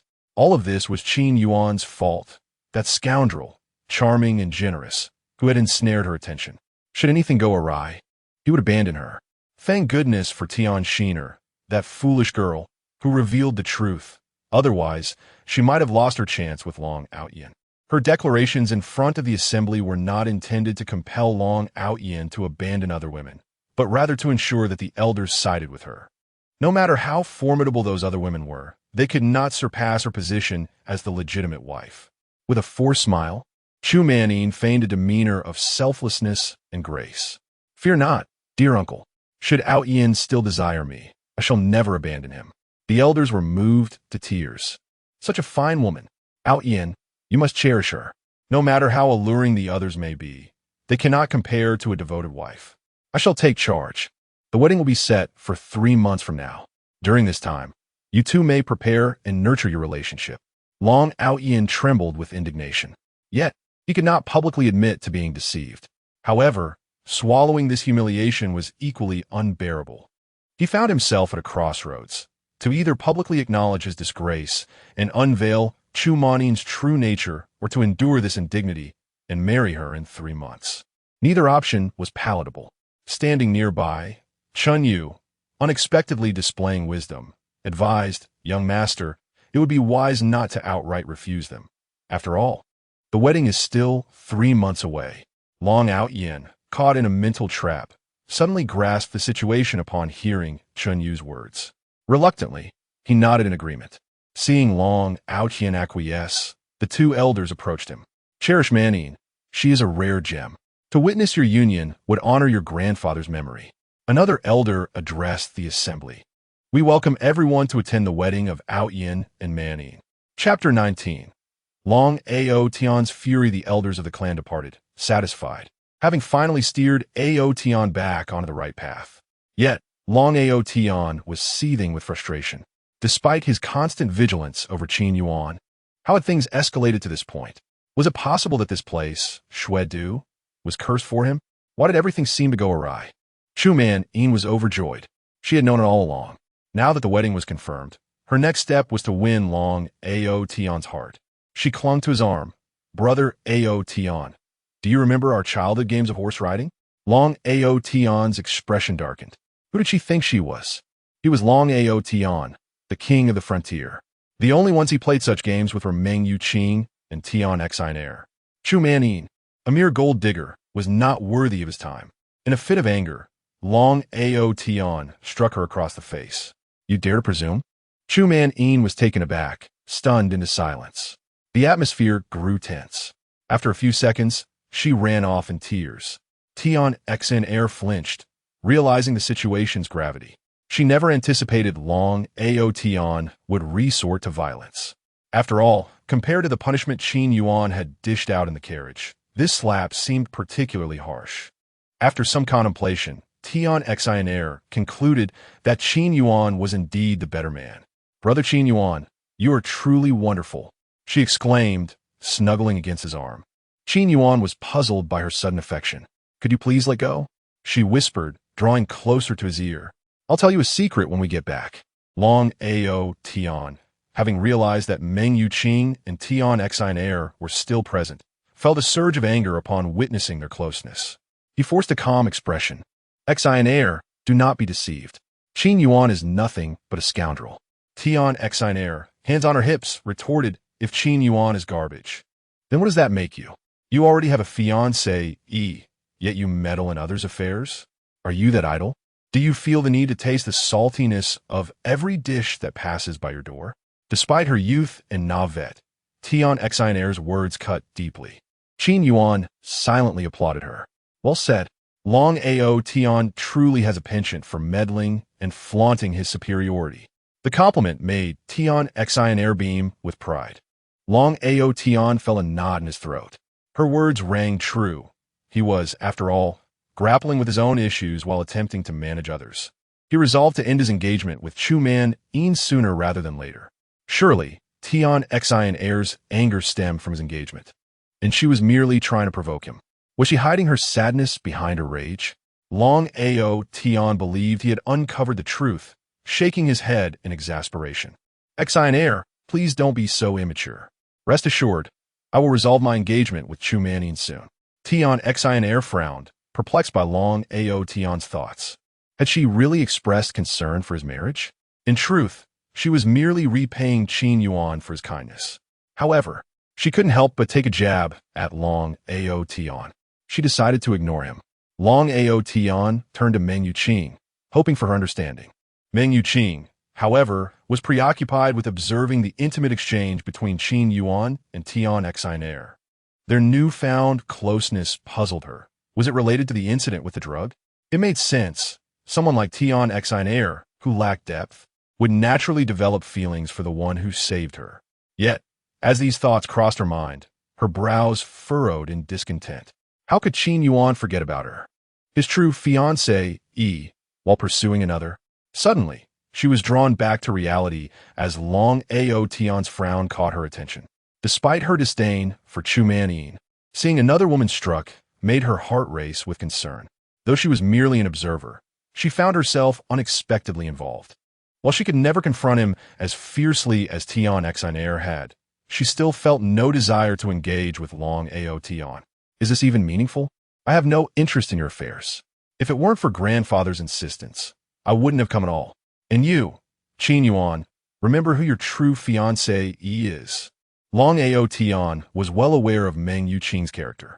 She was intentionally provoking him, knowing full well he was engaged.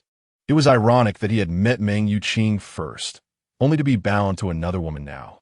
Her anger was understandable, especially since she, too, had been forced into an engagement with Qin Yuan.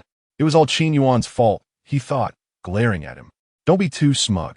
I will reclaim Meng Yuqing from you. You, who only uses familial pressure to manipulate her, are unworthy of her. Qin Yuan nodded fervently. Yes, expedite the cancellation of your engagement, and I will fully cooperate.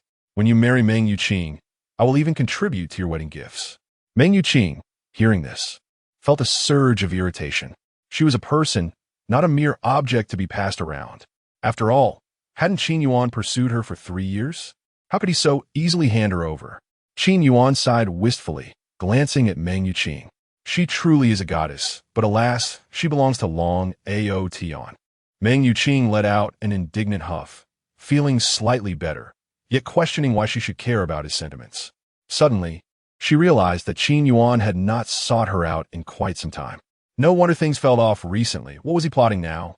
Shaking her head, she resolved to ignore such thoughts and prepare to leave with her brother, Meng Xiangrui. As Long Aotian's first friend in Shuedu, Meng Xiangrui had come to support him, feeling discontented.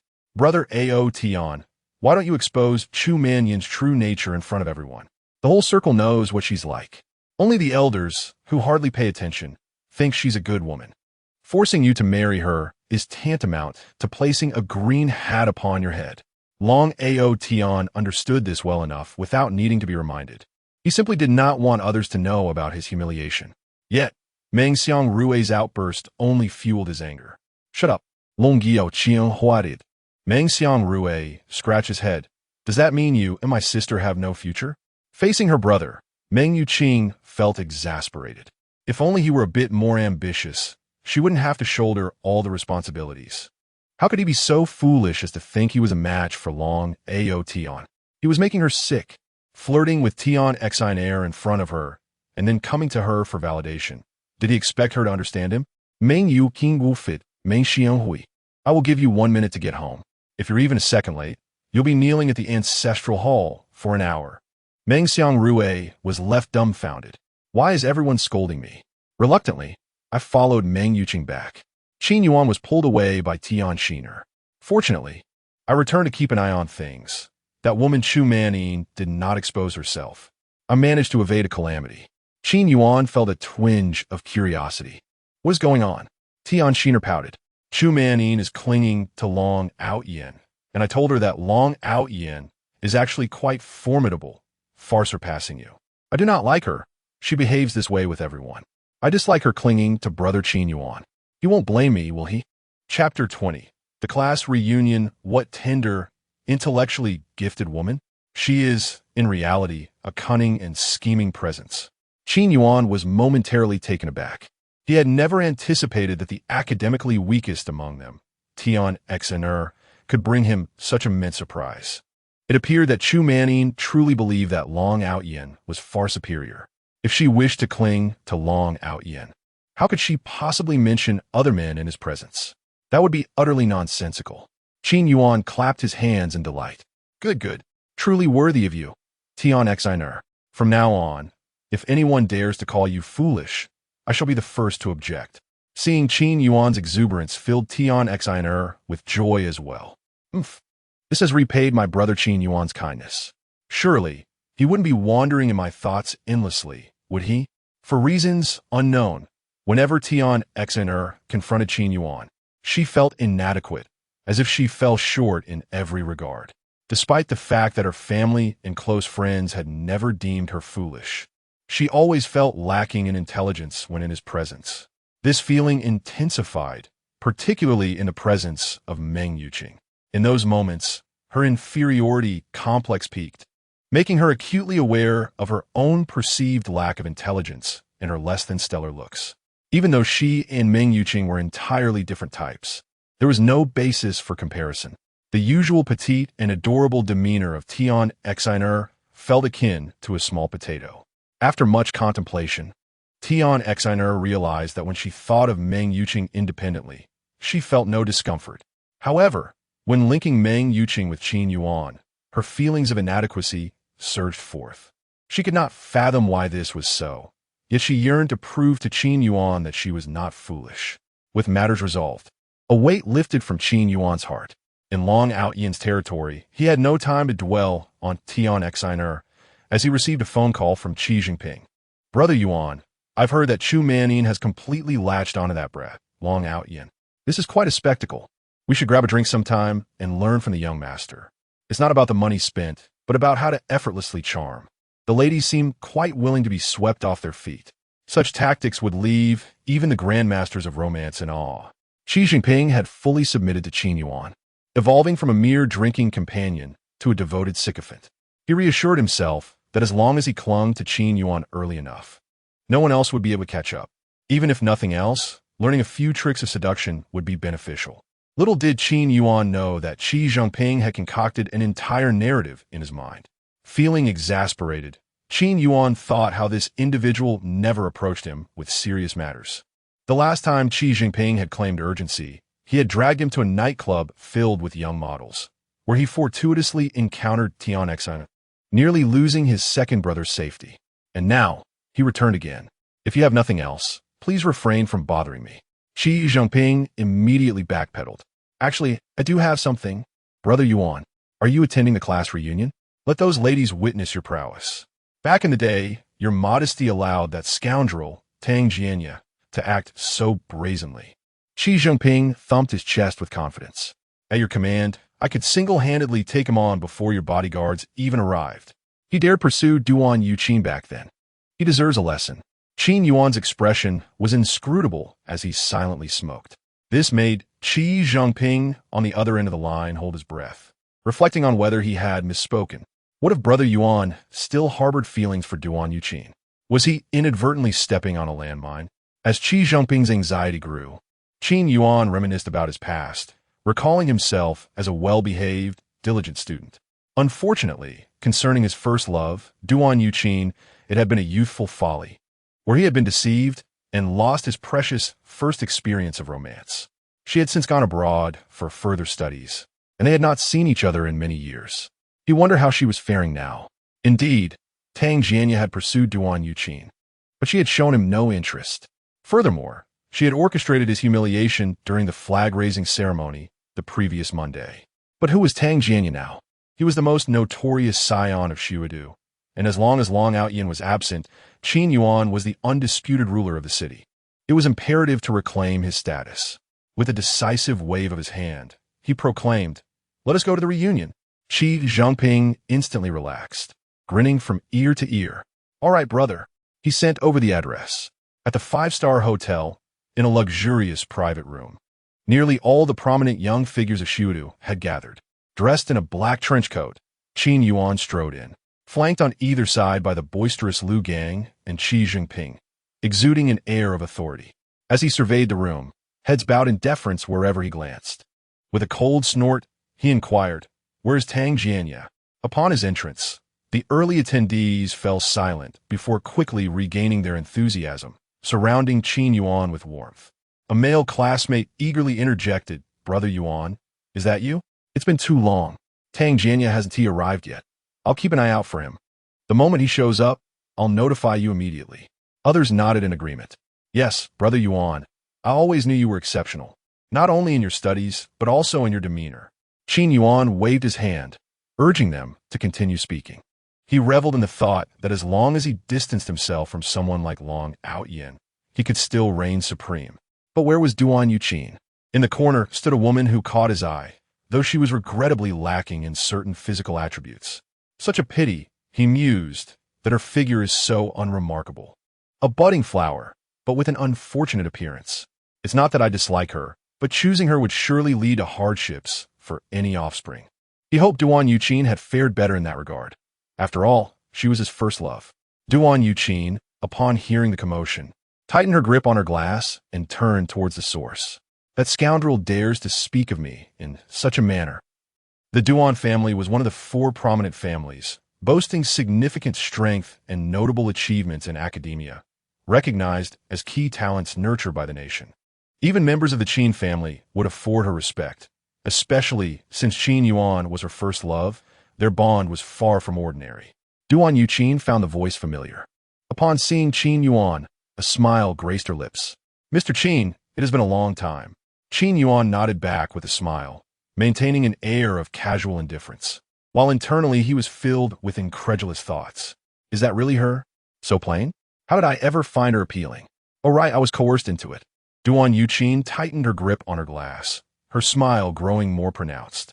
Those who knew her well understood that Duan Yuqin was furious, extremely so. After years abroad for her studies, she had returned to a grand reunion organized in her honor, only to be mocked about her appearance. Though she had not witnessed Qin Yuan's lips move, she could not remain silent. With an increasingly gentle smile, she addressed him. "Qin Yuan," accompanied by Tang Jianya. Long Aotian entered, his voice booming.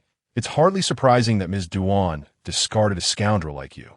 Did you actually believe you, a toad, could aspire to possess a swan? Take a good look at yourself. Are you even worthy?" Qin Yuan's expression remained serene, his smile unwavering. "This is it. I'm utterly finished."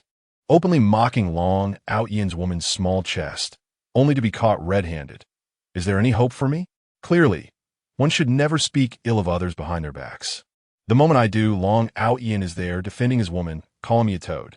Duan Yuqin, trembling with indignation, slammed her glass down, her gaze fixed upon the speaker, confirming through Qin Yuan's inner thoughts that this was indeed the Long Aotian he spoke of. She knew not from whence he emerged, nor why Qin Yuan was so certain that she would become his woman. All Duan Yuqin knew was that her intention to rekindle her past with Qin Yuan, for which she had specifically returned to the country, had been exposed by Long Aotian, who then dared to insult her, likening her to a toad coveting a swan. "It was he who abandoned me back then." Chapter 21. The contemporary Lu Bu, specializing in filial piety, upon uttering those words, silence enveloped the room. Long Aotian's eyes widened in disbelief, a mix of embarrassment and shock washing over him. Who could believe that such a stunningly beautiful woman could also experience rejection? He himself was merely forced into an engagement with the gold-digging Chu Manning out of discontent, seeking a moment of amusement. He had met a like-minded companion, having come here upon hearing of the lovely maidens present, only to be struck with such a blow right away. Duan Yuqin cast a cold glance at Long Aotian. "What, do you think I am a toad?" He had clearly insulted Qin Yuan. How could such a gentle and beautiful woman be spurned? Who would dare to reject her? Surely, he must have misheard. Yes, that must be the case. Long Aotian hastily clarified. "Miss Duan, is there a misunderstanding here? I was referring to the party that took the initiative, the one who was rejected." He fervently tried to explain, but Duan Yuqin found his words grating. Wasn't it evident that he was attempting to ruin the atmosphere? She had yet to do anything, yet she was already being labeled a toad. If she were to act, who knew what they would say about her? Despite the boiling anger within her, Duan Yuqin maintained a smile, one that grew increasingly gentle. Qin Yuan could distinctly sense that something was amiss. Why do I feel that Duan Yuqin is not as simple as she appears? Her smile sends chills down my spine. But what is going on? Why are these two at odds? Shouldn't Long Aotian come to the rescue, winning her heart, and then they would join together in a harmonious symphony of love? Duan Yuqin was on the verge of exploding, glaring at Qin Yuan. She longed to give him a good thrashing right then and there, having been so utterly clueless about romance all these years. What symphony could I possibly play with Long Aotian? After all these years of guarding my virtue for you, do you truly wish for me to play a melody with someone else? How could Qin Yuan not see that she had no affection for Long Aotian? She had always thought, regardless of how other women played, as Qin Yuan's first love, she would remain irreplaceable. This was why she had devoted herself to her studies abroad for several years, hoping to return with academic achievements and a stronger stance when marrying into the Qin family. Previously, there had been rumors that Qin Yuan pursued Meng Yuqing for 3 years, which Duan Yuqing had dismissed. After all, she was Qin Yuan's first love. It was only when news of their engagement surfaced that she hastily returned home to chase after him. Little did she expect that upon her arrival, she would be insulted by an unrelated party. Clearly, to win back her youthful love, she must first deal with Long Aotian. Duan Yuqing turned her gaze toward Long Aotian, her smile growing ever more gentle. Are you also a classmate? How come I haven't seen you before? Or is it that the security at Junwei restaurant has become so lax that anyone can stroll in? Long Aotian was momentarily taken aback by her words. Tang Jinya hurriedly stepped in to mediate, saying, Duan Yuqing, Aotian is a guest I specifically invited. Please do me the courtesy. Duan Yuqing maintained her smile. You can leave as well. Tang Jinya's expression faltered, and he pointed at Duan Yuqing, exclaiming, What are you talking about? You were arrogant back then, and I, being so dashing, was beneath your notice, preferring that pretty boy Qin Yuan. Was it not merely because of his family's influence? Long Aotian still could not fathom that such a gentle and beautiful woman had indeed been rejected by the wastrel Qin Yuan. The misunderstanding was too profound. He needed to clarify matters with her. Qin Yu sent a message, and Long Aotian glanced at it. Young master, the Duan Yuqing of the class reunion is the eldest daughter of the Duan family, one of the 4 prestigious families of Xueqing. She is a quintessential talented woman. Although the Duan family may not possess the wealth of the Gao family, their heritage is exceptionally profound. No wonder Long Aotian had been drawn to her. She was indeed, unlike other girls, cultured and gentle. Faced with Tang Jianya's pleading gaze, Long Aotian firmly denied any connection. I am not who you think I am. Do not spread rumors. Tang Jianya was taken aback by Long Aotian's sudden shift. What is going on? Everything seemed fine just a moment ago. Tang Jinya was aware that Qin Yuan would be attending this reunion and had hoped to have Long Aotian support him. Otherwise, he would never dare to act so brazenly. Yet, he never anticipated Long Aotian's betrayal. In the face of Qin Yuan, along with his sycophant Xi Jinping and a dozen bodyguards, was he not inviting trouble? I am Long Aotian. You, Tang, have forgotten that I covered your tab at the club when you forgot your wallet. I brought you here because I regarded you as a person of stature. Long Aotian was anxious to present himself favorably in front of Duan Yuqing, indifferent to Tang Jianya's plight, exhibiting a demeanor of righteousness. With a resounding slap, he struck Tang Jianya. The famed border general was not to be trifled with, knocking a tooth out in the process. Do not tarnish my reputation. Miss Duan, please do not misunderstand. I am not that kind of person. And as for you, Tang, I shall not hesitate to teach you a lesson. Tang Jianya was reeling from the blow, clutching his face in disbelief. Long Aotian, why are you hitting me? What I say wrong? Duan Yuqing was equally surprised by the sudden altercation between Long Aotian and Tang Jianya. With her delicate hand covering her mouth, she burst into laughter, her eyes sparkling. Qin Yuan quickly grasped the situation. It appears that this altercation with Tang Jianya is actually a way for Long Aotian to vent his frustration on behalf of Duan Yuqing while simultaneously distancing himself from Tang Jianya. Truly the protagonist. His quick wits are commendable. Qin Yuan delightedly watched the unfolding drama. Xi Jinping swiftly lit a cigarette for Qin Yuan, while the gang, having missed the chance to serve his boss, silently offered him a handful of sunflower seeds. As for the others, they dared not breathe a word, fearful of being caught in the crossfire. Upon seeing Duan Yuqing smile, Long Aotian was momentarily entranced.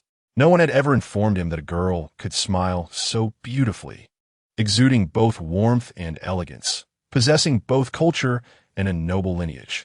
Was she not the quintessential dream girl, the ideal partner? Long Aotian threw himself into the fray with renewed vigor. He delivered several resounding slaps to Tang Jianya, who was now cowering, clutching his head. Aotian, what are you doing? I brought you here to support me, not to beat me in public. What about those models from the club? You said we would have fun together. Long Aotian was incensed by Tang Jianya's attempt to tarnish his image before Duan Yuqing. He leaped up, causing Tang Jianya's suspenders to snap. What models? In my eyes, They are nothing compared to Miss Duan's little finger. Do not ruin my reputation. I will have my lawyer issue a warning. Having endured enough, Tang Jianya fainted from the onslaught. Had he known the hired muscle was to turn against him, he would have never invited Long Aotian. He had lost face and suffered a beating for no reason. Duan Yuqin continued to smile gently, finding the spectacle of dog-eat-dog quite entertaining. However, to her, both men were merely two sides of the same coin. If anything, Long Aotian's hypocrisy made him all the more detestable. How dare he label her a toad? He would soon learn that her moniker of demonic woman was not without merit. Qin Yuan observed the scene with satisfaction. Fortunately, I remained silent this time, avoiding any disruption to Long Aotian's grandstanding. I should be in the clear now. As for Tang Jianya, someone will need to deal with him later. Time to make my exit. Clearing his throat, Qin Yuan announced, "It seems the reunion is not meant to be. For now, let's part ways, and I shall take my leave." Only when Qin Yuan spoke did the other classmates seem to awaken from their stupor. A fleeting exchange of glances with an old classmate sent a thrill coursing through me. Little did I anticipate that this would devolve into a battleground. I had no inkling it would be this exhilarating. Who could have foreseen that the enforcers brought by Tang Jianya would turn against him? Observe Qin Shao, whose composure remained unshaken throughout, his eyes never wavering. Such an air of tranquility unmistakably marks him as a true titan, unlike the ostentatious Long Aotian. He is akin to a modern-day El Bu, betraying his adoptive father. Chapter 22. Raised by hand, the individuals present were not fools. Take Long Aotian, for instance. He was hardly qualified to attend a reunion simply because he was brought along by Tang Jianya. Under normal circumstances, they would not even deign to engage with him. What use is a bit of martial prowess? Intelligence is paramount. Although Qin Shao was a wastrel, he possessed a sharp mind, and the companies he managed thrived, yielding profits that doubled. Not only did he hail from a prestigious family, but he was also handsome. In comparison, Long Aotian, a mere brute with limited skills, was nothing more than a clown. To dare compete with Qin Shao for women was to invite disaster. It was well known that Tang Jianya had pursued Duan Yuqin with great expense, only to suffer a humiliating defeat in front of the entire faculty and student body. He had failed to win her over, let alone this insignificant Long Aotian. The astute classmates had already gathered around Qin Yuan. Recognizing that the busy executive taking time to reconnect with old friends was a rare privilege. "Please, if you have pressing matters, do not let us keep you," they insisted. "We hope to gather again soon." Others nodded in agreement, expressing their disdain for Tang Jianya.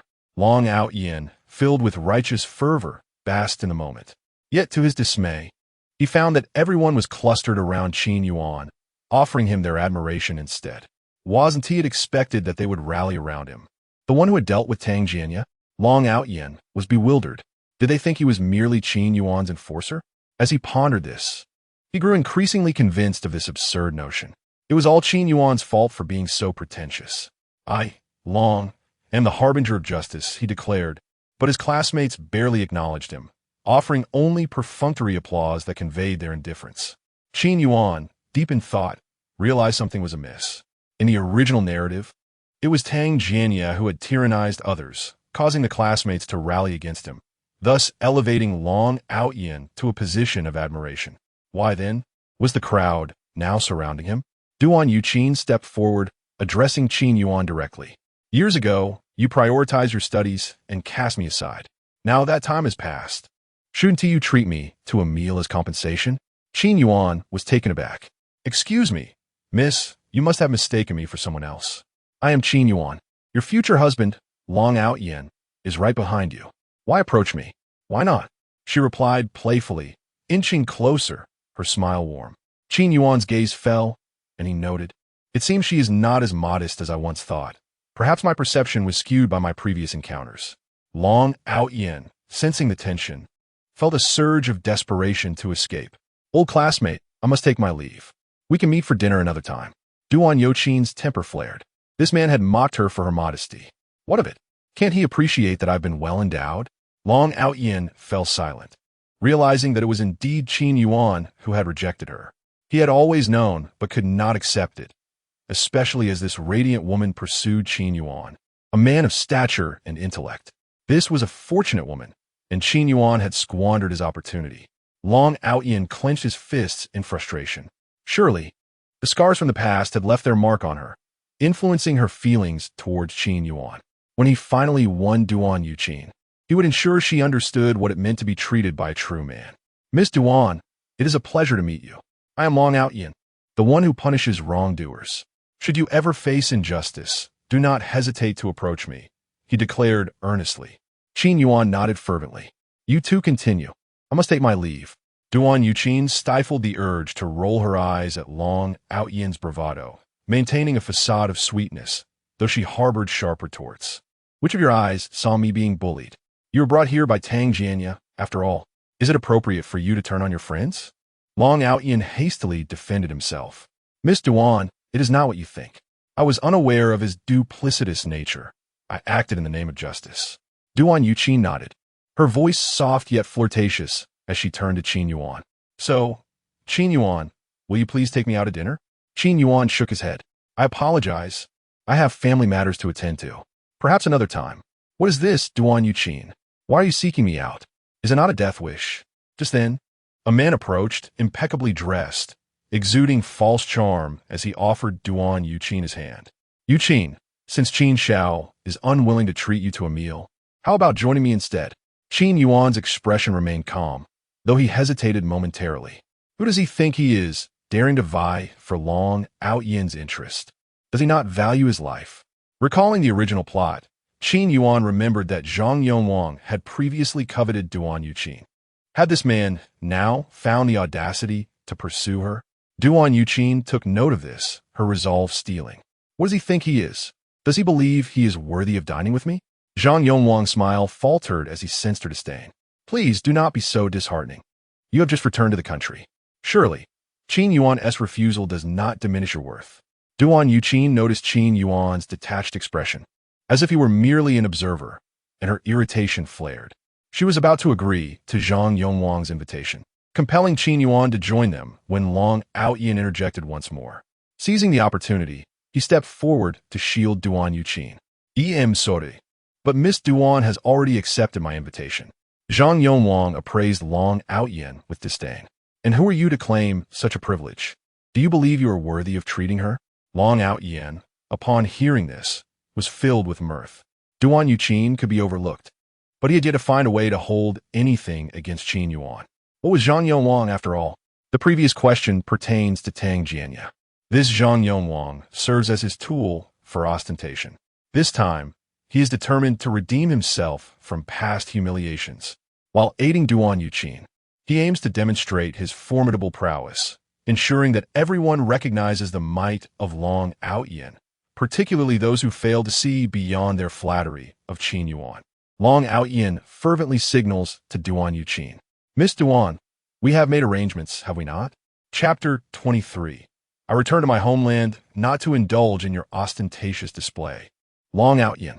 Long Aotian cast a disdainful glance at Zhang Yongwang, his overly polished appearance exuding insincerity, truly reminiscent of Qin Yuan's character. Qin Yuan was left speechless, bewildered at being dragged into this. Hadn't he remained silent all along? Duan Yuqin was on the verge of frustration with Long Aotian. What business was it of his? When did I agree to this? This is a classmates' reunion. Could you kindly take your leave if you're not involved? Long Aotian's eyes widened in confusion. What was happening? Wasn't he merely attempting to assist Duan Yuqin? Why was she suddenly so fierce? Could it be that she still harbored resentment over being called a toad? Surely not. The more he pondered, the more anxious he felt. It was indeed inappropriate to refer to such a beautiful woman as a toad, and her anger was understandable. However, in this situation, it would be wise to first deal with Zhang Yongwang. Lowering his voice, Long Aotian remarked, Miss Duan, I apologize for any prior offense, but this is neither the time for anger. You appear to be a gentle and understanding woman. Might I suggest we refrain from quarrels at this moment? Duan Yuqin found herself laughing in exasperation. How could this person be so oblivious? My first love was incessantly trying to pair me with Long Aotian. If I didn't quickly distance myself from him, I might truly lose my chance. I returned to the country to pursue my own interests, not to witness Long Aotian's pretentiousness. The coldness in my gentle tone nearly etched the word refusal across my face. I'm sorry, but we are not familiar, nor did I arrange to dine with you.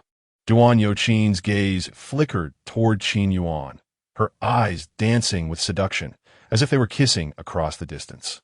In her form-fitting black dress, she leaned slightly forward, her fair hand delicately adjusting her golden-rimmed glasses, casually brushing against Qin Yuan's throat.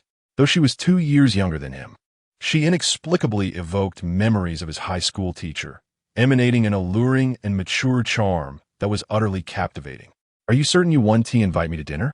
If not, I could treat you instead.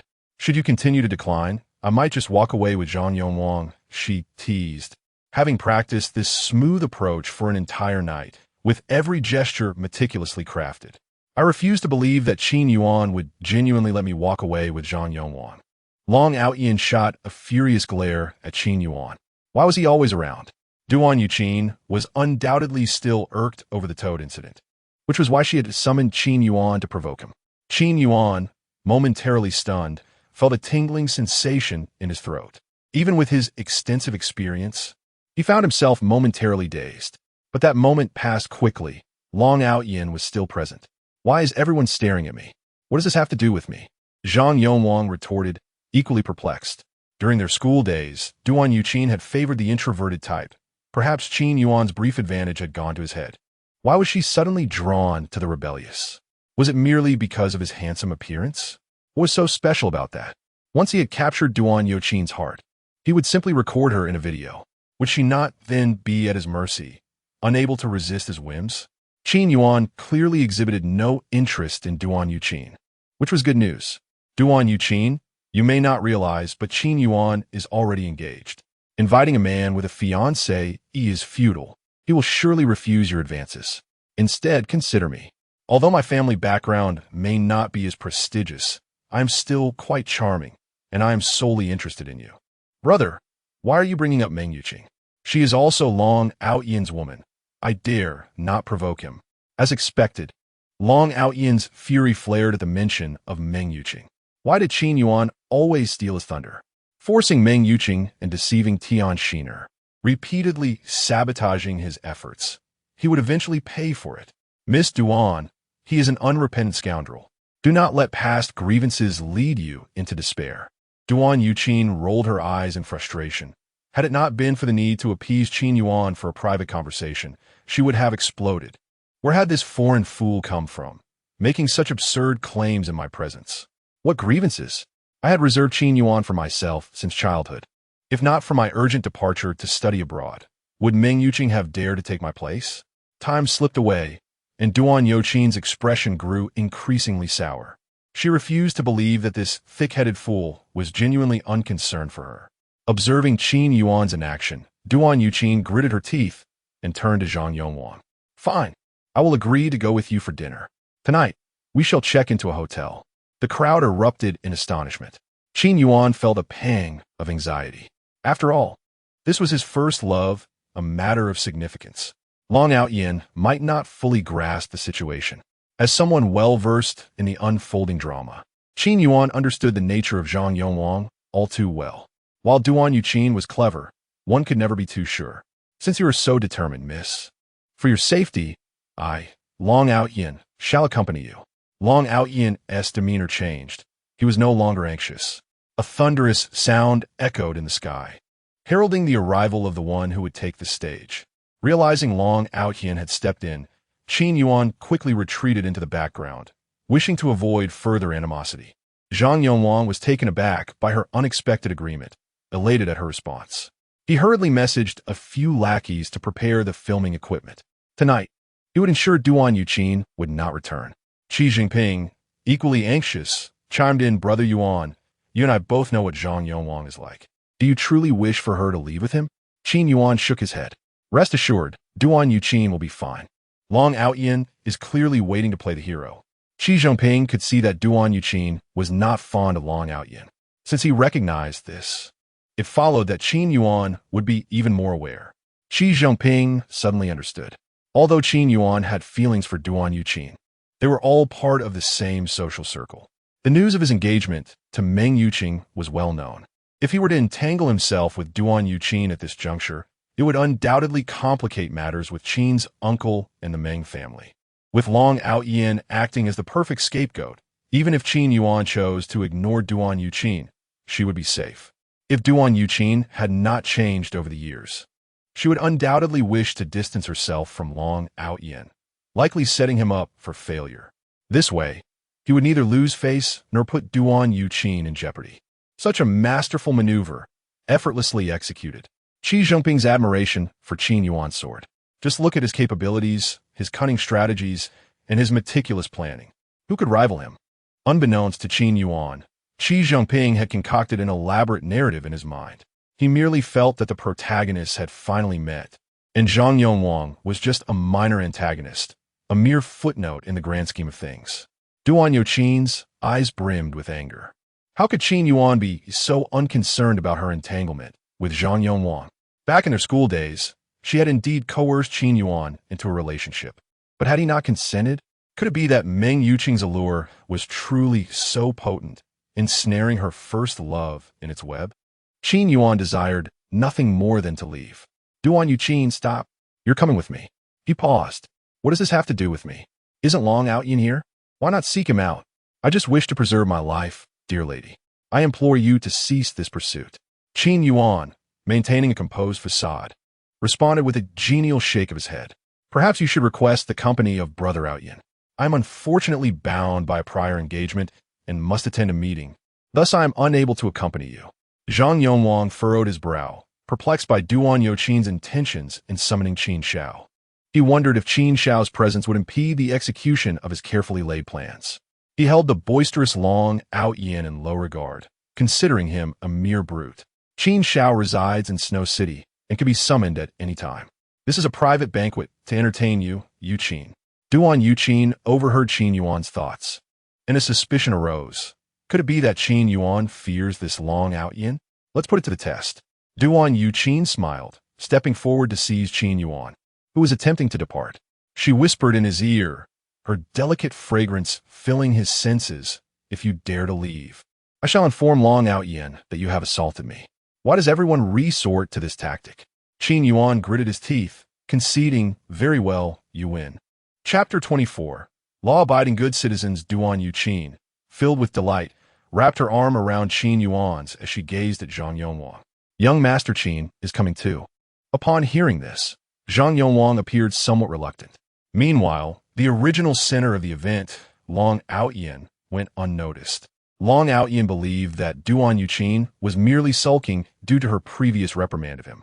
He was contemplating how to apologize to her, while simultaneously making a bold impression during Zhang Yongwang's underhanded intentions, hoping to thaw the ice between the two of them. However, he did not expect Qin Yuan's arrival to complicate matters. With Qin Yuan present, could he still maintain his facade? Long Aotian quickly interjected. Didn't Qin Yuan mention he had another engagement? Surely he cannot come? Duan Yuqin casually glanced at Qin Yuan. Is he coming? My dear, my mind is becoming overwhelmed. What do you two lovebirds' ice-breaking moments have to do with me? Why am I involved again? I wish to leave, but it seems I cannot. Noticing Duan Yuqin's desire to depart, she suddenly covered her behind, feigning shyness, and shot a playful glare at Qin Yuan. Young Master Qin, why are you pinching? Before she could finish her sentence, Qin Yuan firmly covered her mouth. All right, Duan Yuqin, you are quite something. Qin Yuan nodded, his expression resolute. Yes, I have time. Duan Yuqin's lips curled into a subtle smile. It appeared that she had indeed gained the upper hand. With her grasp on his secret, wouldn't Qin Yuan eventually be at her beck and call? Long Aotian's expression darkened. Qin Yuan, are you certain you have time? Before Qin Yuan could respond, his sycophant, Qi Jinping, interjected. Confirm? What is wrong? Do we irritate you? Shall we settle this with a fight? Qin Yuan was taken aback by Qi Jinping's audacity. This kid truly knows how to stir trouble for me. Why is he so eager to provoke? He is practically offering himself as a target. Oh dear, I never anticipated that my illustrious reputation would be jeopardized at a gathering of classmates. Duan Yuqin noticed that Qin Yuan genuinely feared Long Aotian. Fortunately, her objective had been achieved, and she decided not to further intimidate him. Indeed, he remained as endearing as ever. Duan Yuqin spoke softly. I detest when boys fight. Long Aotian was eager for a confrontation, still fuming from his earlier altercation with Zhang Yonghuang. Anyone associated with Qin Yuan was fair game for him, but he had never found a valid reason until now. Cool me. Before he could finish, Duan Yuqin's voice interrupted him. A phrase of acceptance caught in his throat. Come, what nonsense! I, Long Aotian, have always been law-abiding, cultured, and polite. I would never associate with those who revel in violence. Upon hearing this, Duan Yuqin beamed with delight, tilting her head to one side as she applauded him. Long Aotian, you are truly a good person. Internally, she cursed him, finding him to be nothing but a hypocritical pretender. Just moments ago, he had been so eager to strike Zhang Yonghuang, yet now he preached civility and decorum. If he wished to maintain such airs, she would delight in bringing him down a peg. Long Aotian felt a pang of frustration. I was merely trying to protect you. What if Qin Yuan or Zhang Yonghuang had ill intentions? You're just a girl. What if they took advantage of you? Duan Yuqin, with a teasing smile, replied, How do you know I do not wish to be taken advantage of? Long Aotian's eyes widened in surprise. What do you mean? But Duan Yuqin felt her purpose had been fulfilled, choosing to ignore him as she pulled Qin Yuan along. Qin Yuan, expressionless, internally lamented. Is it appropriate for you to drag me in front of the male lead? I beg you, please don't push me. He attempted to break free from Duan Yuqin's grasp. With a wave of his hand, Duan Yuqin exaggeratedly stepped back 2 paces, looking at him with an innocent expression. I know you do not like me, but we are childhood friends. Is it too much to ask you to share a meal with me? Dear boy, the first step in winning a man as hard is to make him feel empathy. Watch as I skillfully manipulate you. Qin Yuan was bewildered. I clearly did not exert that much effort, but upon seeing Duan Yuqin's wounded expression, his heart softened. He shook his head vigorously. No, no, no. She is Long Aotian's woman. If I dare to touch her, Long Aotian would twist my head off. If only I had known, I wouldn't have been so reckless. Regaining his composure, Qin Yuan scrutinized Duan Yuqin and realized she was hardly in any distress. Not only did he not feel sympathy, but he also entertained the thought of giving her a good beating. Long Aotian, already uneasy, became even more concerned upon witnessing Qin Yuan's audacity in pushing Duan Yuqin away. He stepped forward, wishing to assist her, but Duan Yuqin was quicker, deftly avoiding his touch. With a gentle smile, Duan Yuqin said, Thank you, I can manage. Long Aotian experienced a fleeting illusion. Could Qin Yuan truly overpower her? Once again, he looked at Duan Yuqin's delicate and beautiful visage and realized he might be overthinking it. She was undeniably a soft and gentle girl. A sense of responsibility surged within Long Aotian. No, I must accompany you. If those two have ulterior motives, I can protect you. Duan Yuqin sighed. It's really unnecessary. I know Chapter 25. Touch me? Touch that? Qin Yuan nodded. It should be resolved soon, right? Why would she ask such a life-threatening question right off the bat? Can such words be uttered in front of Long Aotian? The protagonist's first wife is about to be engaged to me, while the second wife is serving me more dishes. I must be tempting fate. Duan Yuqin raised an eyebrow. She had thought that this Long Aotian was only entangled with her. Little did she know he also had ties with Qin Yuan's fiancée. Moreover, considering her own excellence, she was merely his secondary wife.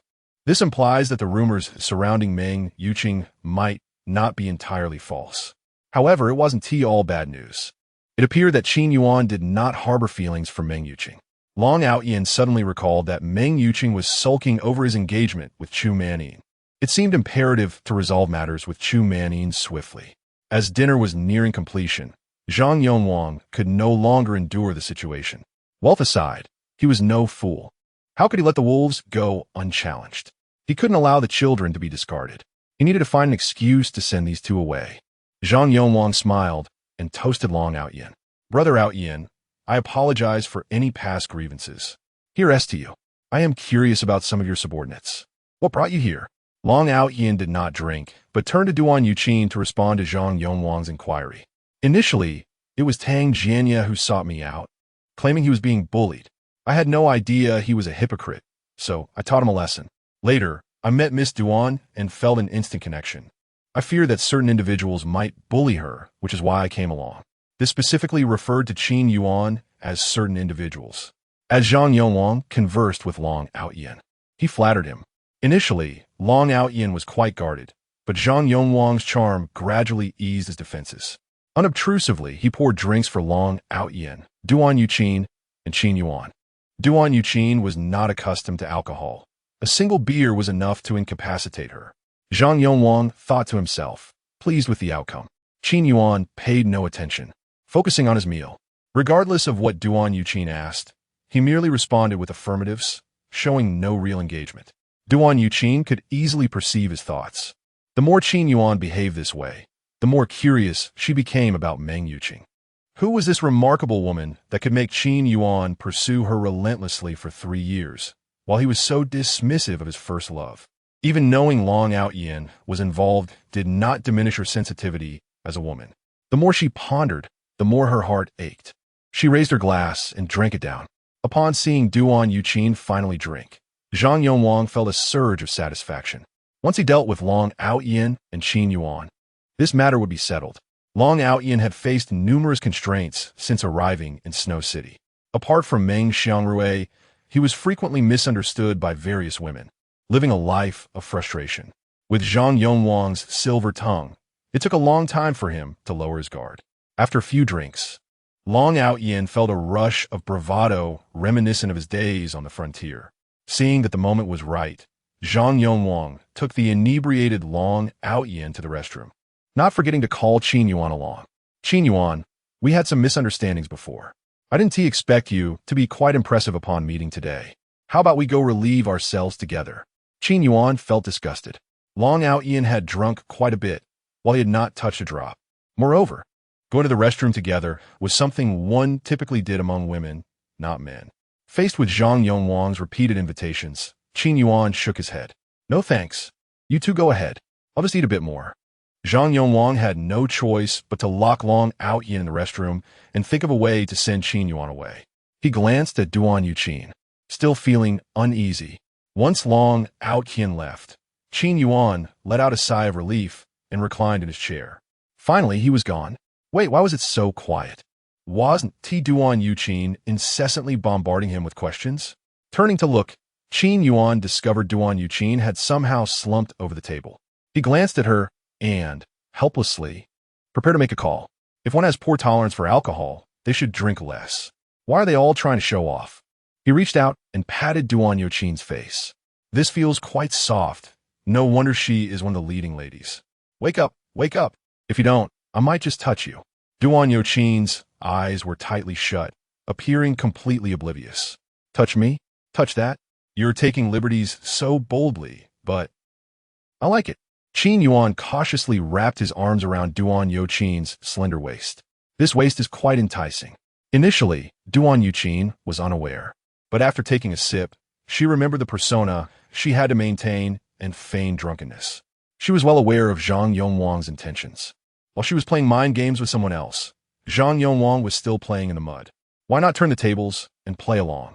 She pretended to be overwhelmed by alcohol and melted into Qin Yuan's embrace. Qin Yuan held the unconscious Duan Yuqin, her collar askew, revealing a large expanse of fair skin. He couldn't help but swallow hard. Noticing that Duan Yuqin showed no sign of awakening, it seemed she was genuinely intoxicated. That old Zhang Yonglong had gotten her drunk and whisked Long Aotian away. But now that Long Aotian is gone, what should I do? I can't let him be secretly filmed by Zhang Yonglong. Duan Yuqin secretly curved her lips. Not bad. He still has a conscience. It's worth the effort to return home to win over her husband. As Qin Yuan was mulling over the situation, Zhang Yonglong approached. Witnessing Duan Yuqin nestled in Qin Yuan's arms, eyes closed, Zhang Yonglong panicked. After all his hard work and money spent, the fruit was picked by Qin Yuan? But what could he do? Qin Yuan had clearly caught on to something, and this was not something that could see the light of day, especially considering his father's repeated warnings not to oppose Qin Yuan. Zhang Yonglong gritted his teeth. He might as well share the spoils with Qin Yuan. After all, Qin Yuan didn't seem to have any genuine affection for Duan Yuqin. Zhang Yonglong stepped forward. I initially intended to send you away, but it seems you got drunk so early. All right, don't let her find out. You go ahead and enjoy. Upon hearing this, Qin Yuan felt a surge of anger. Enjoy? What nonsense! What about Long Aotian? Zhang Yongwang scoffed dismissively. He asked on, what are you still pretending for? Long Aotian? That brainless fool is locked in the restroom. Qin Yuan almost wanted to give him a thumbs up. Great. Locking the protagonist in the restroom while his woman is drugged. Even a deity couldn't save you now. He looked at Zhang Yongwang as if he were a ghost. Did he think everyone operated by such lowly means? While he too was a villain. He was a villain with principles. Suddenly, Qin Yuan felt a chill. Wait, will Long Aotian think that I'm in cahoots with him? Once he wakes up, given his thought process, he might actually believe that. This isn't good. How could I be dragged into this mess? I should have come here with Duan Yuqin in the first place. Although Duan Yuqin didn't comprehend what he meant by being a villain, she sensed that at least Qin Yuan hadn't completely lost his way. It was reasonable for someone of his status to be pursued by women rather than forcing them. Since he wasn't taking the initiative, she would take matters into her own hands. Duan Yuqin resolved herself, pouting and tugging at her collar, mumbling about feeling hot. Little did she know, Qin Yuan was too preoccupied to notice her, waving his hand for the bodyguard leader, Li Gang, to check the restroom. Indeed, they found Long Aotian unconscious in one of the stalls. Li Gang bore Long Aotian back as if burdened by a sack of hemp, a task undertaken with considerable effort. Chapter 26. Escorting Duan Yuqin home, Zhang Yongwang scoffed, dismissive. Even if they brought Long Aotian back, what could he do? He'd struggle to even stand. How could he possibly beat him with so many bodyguards? A mere brute, and a drunken one at that, could never overcome his security detail. Qin Yuan inwardly applauded, acknowledging Zhang Yongwang's mastery of self-destruction. Long Aotian was the protagonist. Even death wouldn't hold him back, had he not feared disrupting the storyline and ultimately bearing the blame. Qin Yuan would have ignored the situation entirely. Holding Duan Yuqin's delicate form, Qin Yuan instructed Li Gang, the head of security, to rouse Long Aotian by any means necessary. Li Gang nodded, proceeding to slap Long Aotian repeatedly, showing no restraint. After 10 minutes, without any sign of awakening, Qin Yuan resigned himself to the situation. This is disastrous. Why must I bear the consequences of Zhang Yongwang's actions? I'm just a babe in the woods. Zhang Yongwang continued his reckless taunts, boasting about the potent sedative he had administered to Long Aotian, enough to incapacitate an elephant. Qin Yuan, already overwhelmed, was further incensed by Zhang Yongwang's arrogance. In a world without Long Aotian, Qin Yuan would reign supreme, let alone be challenged by a second-rate rich kid like Zhang Yongwang. With a cigarette dangling from his lips, Qin Yuan nonchalantly ordered his men to deliver a severe beating, ensuring Zhang Yongwang would regret his penchant for spiking drinks. Upon seeing the swarm of black-clad figures surrounding him, Zhang Yongwang's bravado evaporated. Li Gang, without hesitation, launched himself at Zhang Yongwang, delivering a crushing blow to the head. Zhang Yongwang cowered, his own bodyguards conspicuously avoiding the scene. They had been explicitly instructed to avoid conflict with Qin Yuan, the notorious young master of the city, and were unwilling to risk their livelihoods for such a trivial matter. As Qin Yuan's men continued their assault, Zhang Yongwang's bodyguards feigned disinterest, their gaze fixed on the sky or the ground. Zhang Yongwang, enraged, cursed their incompetence, begging for intervention. Eventually, he pleaded for mercy from Qin Yuan, acknowledging his mistake. Qin Yuan refocused his attention on Duan Yuqin. What to do? Long Aotian is out of commission. Perhaps I should escort her home to deflect suspicion before Long Aotian awakens and seeks retribution.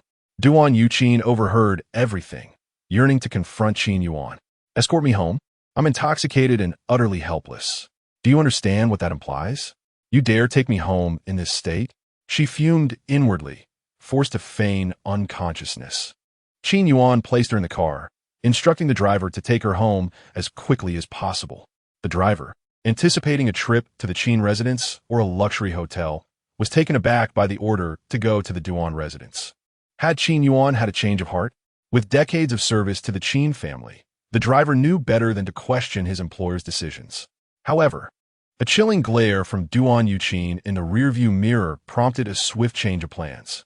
Duan Yuqin might be drunk, but the driver remembered her cunning and mischievous nature from childhood. "Apologies, young master," the driver thought, accelerating towards the Qin residence. A scolding and potential job loss are preferable to facing Duan Yuqin's wrath. Hearing the change of destination, Duan Yuqin seethed with frustration. Such an opportunity wasted. Am I inferior to Meng Yuqing? Is my figure and face not enough?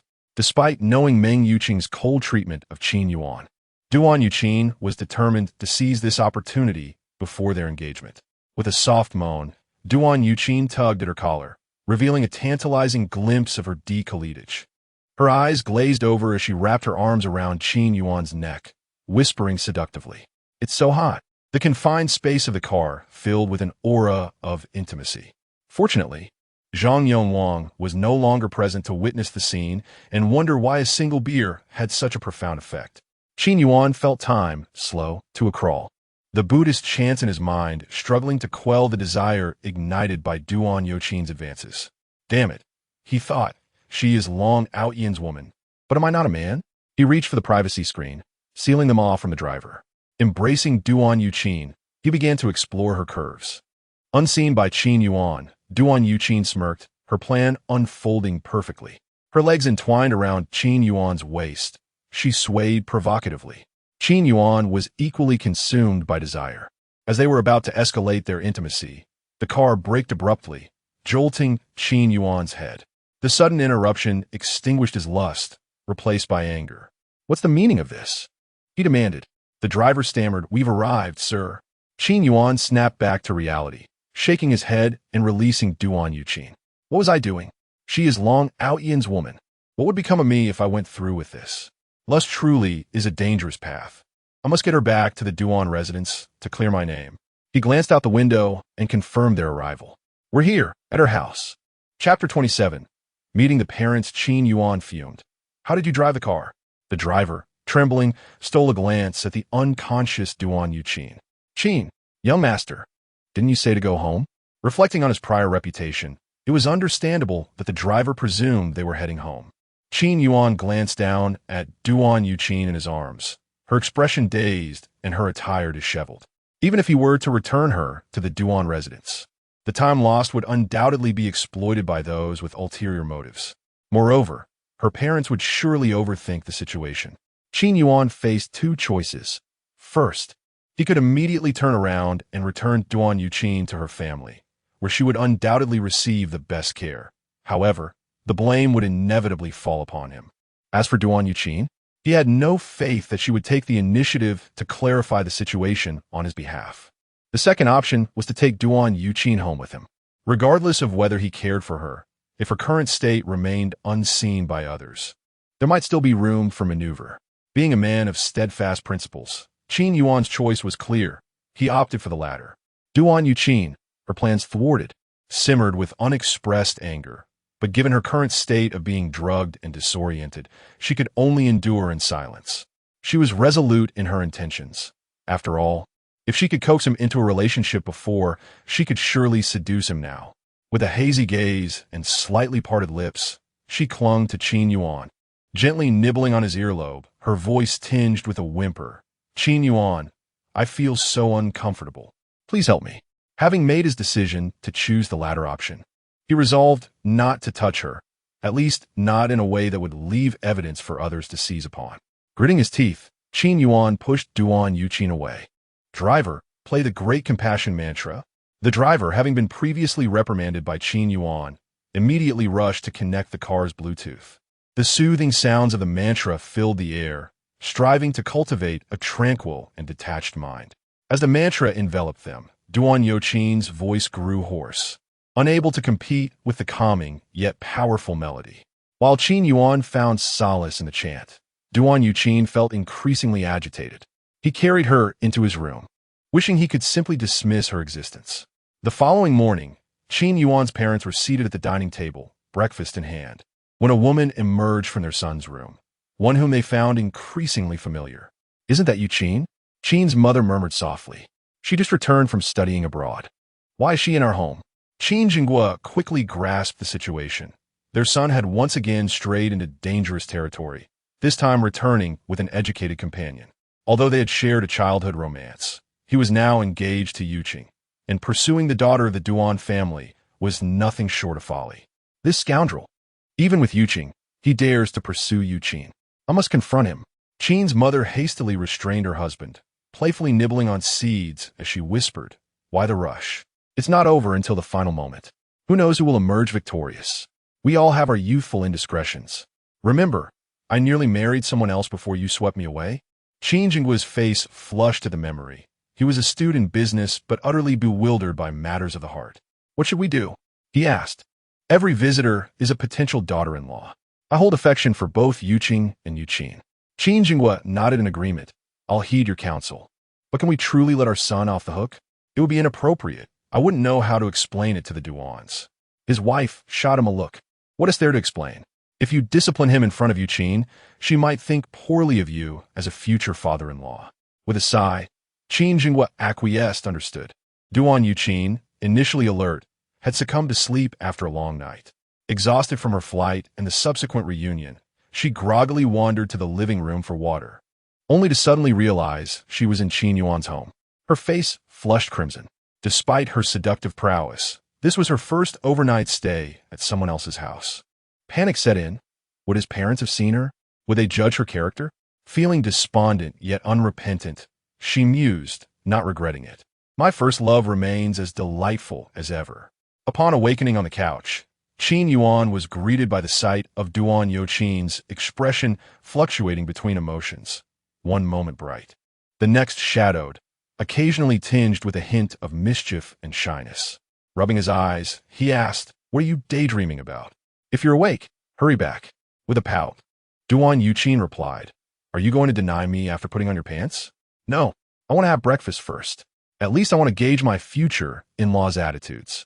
Qin Yuan was at a loss for words. "What pants? Don't make things up. Just because I put on pants doesn't mean I won't acknowledge you, you scoundrel." Realizing that reasoning with her was futile, he relented. "Fine, let's eat breakfast and leave quickly." After washing up, they emerged together. Duan Yuqing followed behind Qin Yuan, head lowered. Her cheeks flushed like a bashful bride. "Uncle, Auntie," she greeted.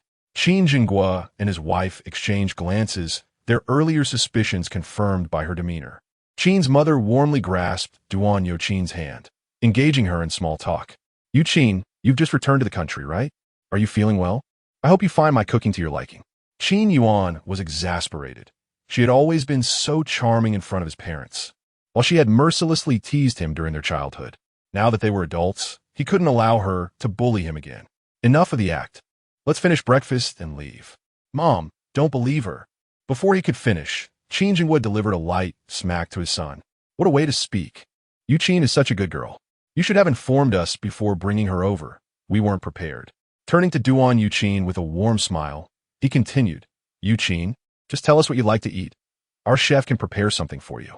Duan Yuqing, suppressing a smile, felt relieved. Clearly, his parents bore her no ill will over the previous night. Watching Qin Yuan receive a reprimand, she felt a pang of sympathy mixed with a hint of shyness. "It's all right, Uncle Annie. Please don't blame Qin Yuan. It was I who pressured him into this." Chapter 28, The System Rewards. Original Flavor Panties. Qin's mother was furious, gripping Duan Yuqing's hand and interrupting her words. "Good child. We have watched you grow up. How could we not understand? It is only right for old Qin to give him a proper lesson. You have suffered." Qin Jinghua wholeheartedly agreed. This insufferable brat is utterly outrageous. Qin Yuan had no words to express his grievances. "No, you cannot simply take one side of the story." Qin Jinghua, constrained by Duan Yuqing's presence, shot a glare at Qin Yuan. "All right, let us eat properly." Instantly shifting his demeanor, he kindly served Duan Yuqing some dishes. "Come, Xiao Qin, eat up." After the meal, Qin Yuan was ordered to personally escort Duan Yuqing home. Along the way, he was seething with indignation. Although he had brought Duan Yuqing home out of urgency, having genuinely rescued her from Zhang Yongwang, how could she turn the tables on him in front of his parents? If she continues to babble in front of her parents, wouldn't the blame still fall on me? This cannot stand. I must clarify this matter. I refuse to be left holding the bag without having savored the meat. Qin Yuan suddenly halted. "I did not do anything to you last night. Duan Yuqin chuckled softly, her demeanor becoming even more endearing. Look how nervous you are. She hadn't truly been drunk the previous night and was fully aware that Qin Yuan had not taken any liberties. Had it not been for her threatening the Qin family's driver, he would have genuinely returned her to the Duan household. However, witnessing Qin Yuan's anxiety over the incident amused her, and she felt a mix of bashfulness and grievance. I know you have a fiancé. I want to hold you accountable. Qin Yuan stepped back, both frustrated and helpless. After spending a day and a night with her, he understood her character all too well. The sweet and sophisticated persona was merely a fade. She was a cunning enchantress. He continually reminded himself that she was the protagonist woman and that he dared not tread on dangerous ground, lest he incur the protagonist's wrath. Are you still playing the role? Duan Yuqin laughed genuinely. I knew you would see through it. Fortunately, there were not many people around, so she took a step closer, her small hands clasped behind her back, tilting her head with a mischievous smile. Or are you suggesting that you want something to happen between us, my little first love? Qin Yuan felt a flush of embarrassment and retreated a step. Don't speak nonsense. I saved you yesterday, at the very least. When others try to pin the blame on me, you must vouch that I am innocent. Duan Yuqin stepped forward. Then how about I offer myself in return? Qin Yuan retreated once more. That is entirely unnecessary. She is the woman of long Aotian. I have no desire to meet my end. Duan Yuqin closed the distance again, leaving Qin Yuan with no escape. No, this must happen. Speak. Black stockings or white stockings? With no other option, Qin Yuan relented. Black stockings. Duan Yuqin tiptoed and rubbed his head affectionately. Good. I'll show you the black stockings next time. Duan Yuqin departed. When her parents inquired, she simply stated she had stayed at a friend's house for the night due to the late hour. It was best not to mention anything before they got to the bottom of the situation. Although her plans from the previous day had nearly been disrupted by Long Aotian, it was evident that Qin Yuan harbored feelings for her. After all, she was no longer a child. Duan's parents were not entirely narrow-minded. Moreover, they had been preoccupied with a project, making Duan Yuqin's return timely for her to get involved. Xiao Qin, you should visit the Qin family this afternoon. Duan Yuqin felt a flicker of guilt. She had just returned from there. Maintaining a composed facade, she took a sip of tea. What is it, Dad? Duan's father handed her a document. While it was acceptable for you to study abroad, now that you are back, it is imperative you accept my arrangements. This project is yours to practice on. The first reason for visiting the Qin family is that our families have been close for years. It is only right you pay your respects to the elders. Secondly, with the impending union between the Qin and Meng families, it is advantageous to strengthen our ties early. Why do you think Aotian always sends his daughter to the Qin family? You and Qin Yuan share a past. Do keep in touch. Duan Yuqin smiled, accepting the contract. Thank you, Dad. I will prepare right away. Returning to her room with the contract, Duan's father murmured to his wife, perplexed. This girl used to despise such things. Duan's mother, knowing her daughter well, sensed something unusual. If her daughter could forge a connection with that young man from the Qin family, it would benefit both the Duan family and her daughter. Previously, she would have opposed this, but times had changed, especially after hearing about Qin Yuan's good deeds that made the news. However, until there was solid ground, it was unwise to speak too soon. Let her be. If she's willing to take on your responsibilities, that is good. Duan's father nodded. Meanwhile, after being beaten up following a drunken night, Long Aotian finally regained consciousness, feeling pain all over his body. He was still hazy, as if something important eluded his memory. Long Aotian shot up. Where's Duan Yuqin? Chapter 29. A meeting between first love and current partner. Who prevails? Am I the most eccentric person in Snow City? Perhaps I am unaware, but you, dear system, are truly peculiar. Next. The system, reluctant, inquired once more. Host, do you truly not desire any undergarments? The original flavor. Of course. Additionally, I could provide you with 10 pairs of Duan Yuqin's authentic stockings. Go away. Option 3. A teleportation card. It allows you to instantly appear anywhere. Simply concentrate on your desired location while using it. Qin Yuan, filled with excitement, finally received something of value. I choose the teleportation card. The teleportation card has been issued. Please check your inventory, host. After receiving the teleportation card, Qin Yuan delightedly pondered its potential usefulness. If the day ever came, it might serve a significant purpose. In the afternoon, Duan Yuqin, clad in an overcoat, returned once more. Qin Yuan sighed in resignation. "Why have you come again?" Duan Yuqin feigned innocence, closing the door behind her. "I have come to offer myself to you." As she spoke, she removed her trench coat. With luscious red lips and cascading waves, she donned a fitted business suit, her white shirt unbuttoned just enough to tease. Her curves were barely concealed, swaying enticingly with each step, her slender waist barely gripped by a hand. The fitted skirt barely reached mid-thigh, and her black stockings enveloped her long, elegant legs, complemented by golden-rimmed glasses as she approached him. While speaking, she unfastened another button. Qin Yuan's eyes widened, and he quickly shook his head to regain his composure. With the experience from the morning still fresh in mind, Qin Yuan slipped away faster than an eel. "There's no need for that. You can entertain yourself." Duan Yuqin's eyes glistened with unshed tears. "Qin Yuan, have you forgotten our past? We were so close as children, yet now you only wish to drive me away." Others might have been softened by Duan Yuqin's appearance, but not Qin Yuan. He knew this girl well. She had always been manipulative, adept at using her looks to achieve her aims. He had been tricked by her countless times as a child. Qin Yuan reached out, attempting to push Duan Yuqin outside. "Go away, go away.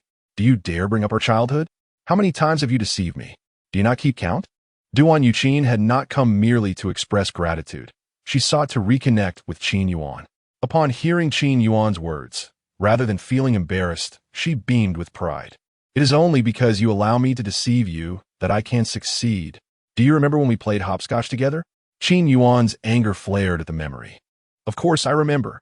You jumped to one side and tricked me into jumping into the pit, leaving me covered in mud and returning home to face my father's wrath." Undeterred, Duan Yuqin continued, recounting how she had slyly given him candy during their family's visits. This only fueled Qin Yuan's irritation. "You deceived me into believing that candy was cow dung candy, claiming that after eating it, I had to kiss a cow to express gratitude for such a delightful treat." Duan Yuqin touched her nose sheepishly. "And do you not recall when I was bullied by two delinquents in middle school? You, despite being so frail, bravely stood in front of me. Have you forgotten?" Qin Yuan nodded, only to realize later that she had been skipping class and fighting. Afterward, she had blamed him for instigating it all. Qin Yuan exhaled in exasperation. "Sister, please keep your distance. I implore you. You are no gentle, cultured lady. You are a little devil, plain and simple." Duan Yuqin laughed mischievously. "So, you remember all of this?" She pouted, her tone tinged with feigned sorrow. "I thought you might have forgotten me after all these years, especially since I went abroad for further studies and you never sought me out, even getting engaged in the meantime." Qin Yuan sighed in resignation. "I have been troubled by this matter as well. When can I break off my engagement with Meng Yuqing?" Upon hearing this, Duan Yuqin's eyes sparkled with excitement. "Could it be that you no longer have feelings for her? I can understand. I reviewed her profile. While she is attractive, her demeanor is too cold, capable of extinguishing any man's fervor. However, if you truly wish to dissolve the engagement, I may have a solution." Qin Yuan perked up at this prospect. If he could indeed sever ties with Meng Yuqing, he could distance himself and perhaps secure a fortune upon his return home. "What is your plan?" Duan Yuqin tilted her head, a mysterious smile gracing her lips as she leaned closer to Qin Yuan. A fragrance, distinctly feminine, wafted toward him. Her voice held a hint of seduction. "Let us become engaged instead." Qin Yuan was at a loss for words. Is there truly a difference between being engaged to you and Meng Yuqing? Both are women of high status and influence. It's merely a matter of switching one predicament for another, is it not? "Thank you, but no thanks. You seem quite nice, though." Duan Yuqin feigned innocence. "There's no need for gratitude. I've always been kind. Since you have decided, let us inform uncle and aunt right away. They are both present." Without waiting for a response, she seized Qin Yuan's arm and dragged him toward the living room. Qin Yuan gently extricated himself from her grasp. "Do stop. I have no intention of being engaged to Meng Yuqing, nor do I wish to be engaged to you."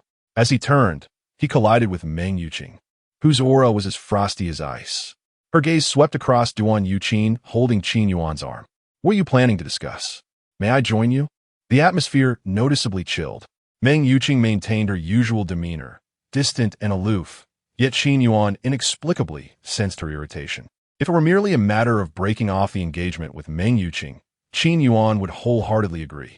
However, the notion of ending his engagement with her only to become engaged to Duan Yuqing was utterly unacceptable to him. It's nothing at all. Meng Yuqing, what brings you here?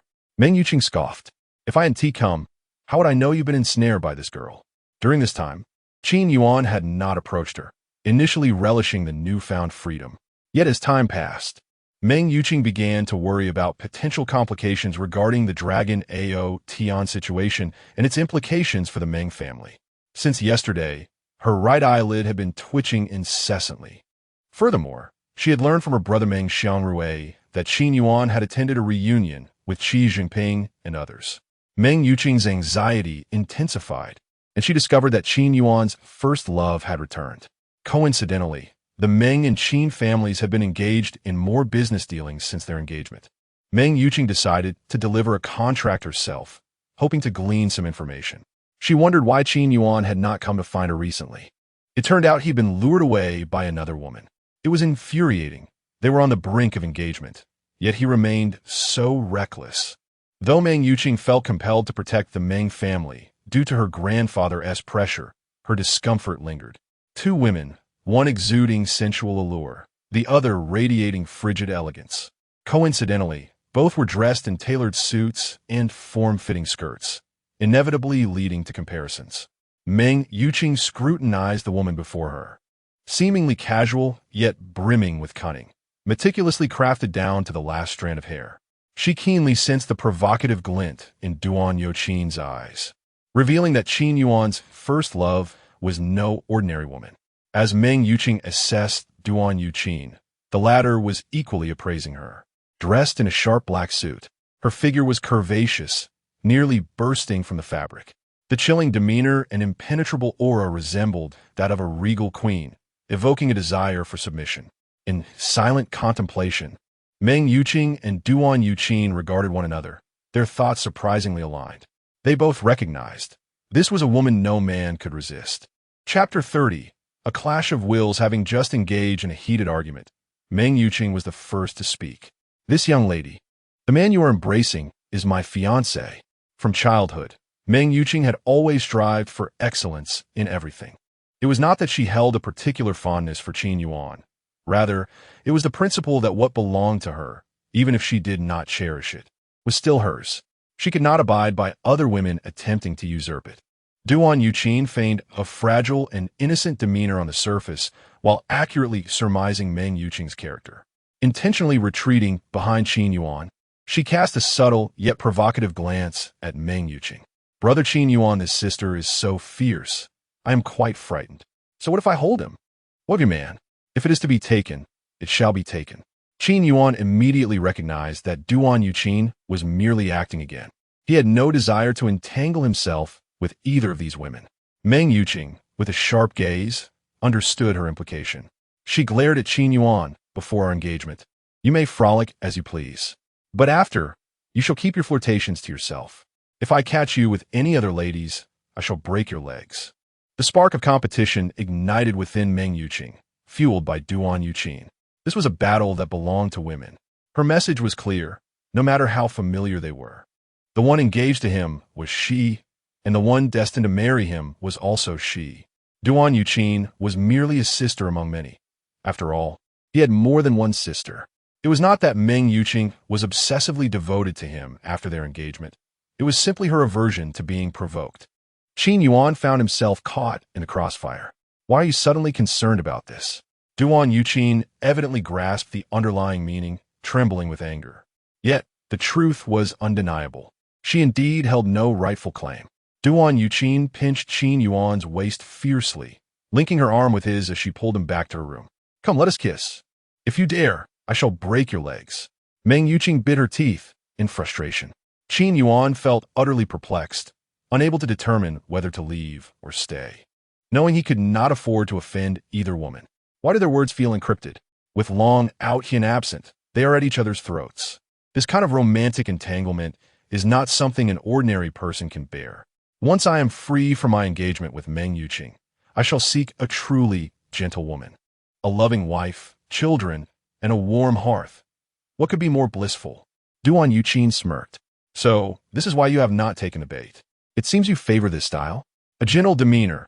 Is it not simply a matter of having a firm grasp? Upon hearing Qin Yuan's thoughts, Meng Yuqing's expression grew colder. What was this about Long Aotian's woman, and what was he conjuring in his mind? Until the threat of Long Aotian was entirely dispelled, she would never consent to annul the engagement. With a dismissive huff, Meng Yuqing declared, I have delivered the documents. I shall take my leave. Duan Yuqing, sensing the shift in atmosphere due to Meng Yuqing's arrival, lost interest in teasing. We shall dine together this evening. If you dare not come, I will tell Long Aotian that you slept with me yesterday and refused to take responsibility. With that, she departed, contemplating her earlier argument. Was it merely about claiming a title? What was so remarkable about that? Did she not understand the order of precedence? Qin Yuan felt as though he were on the verge of tears. This was an overt threat. How was their quarrel any of his concern?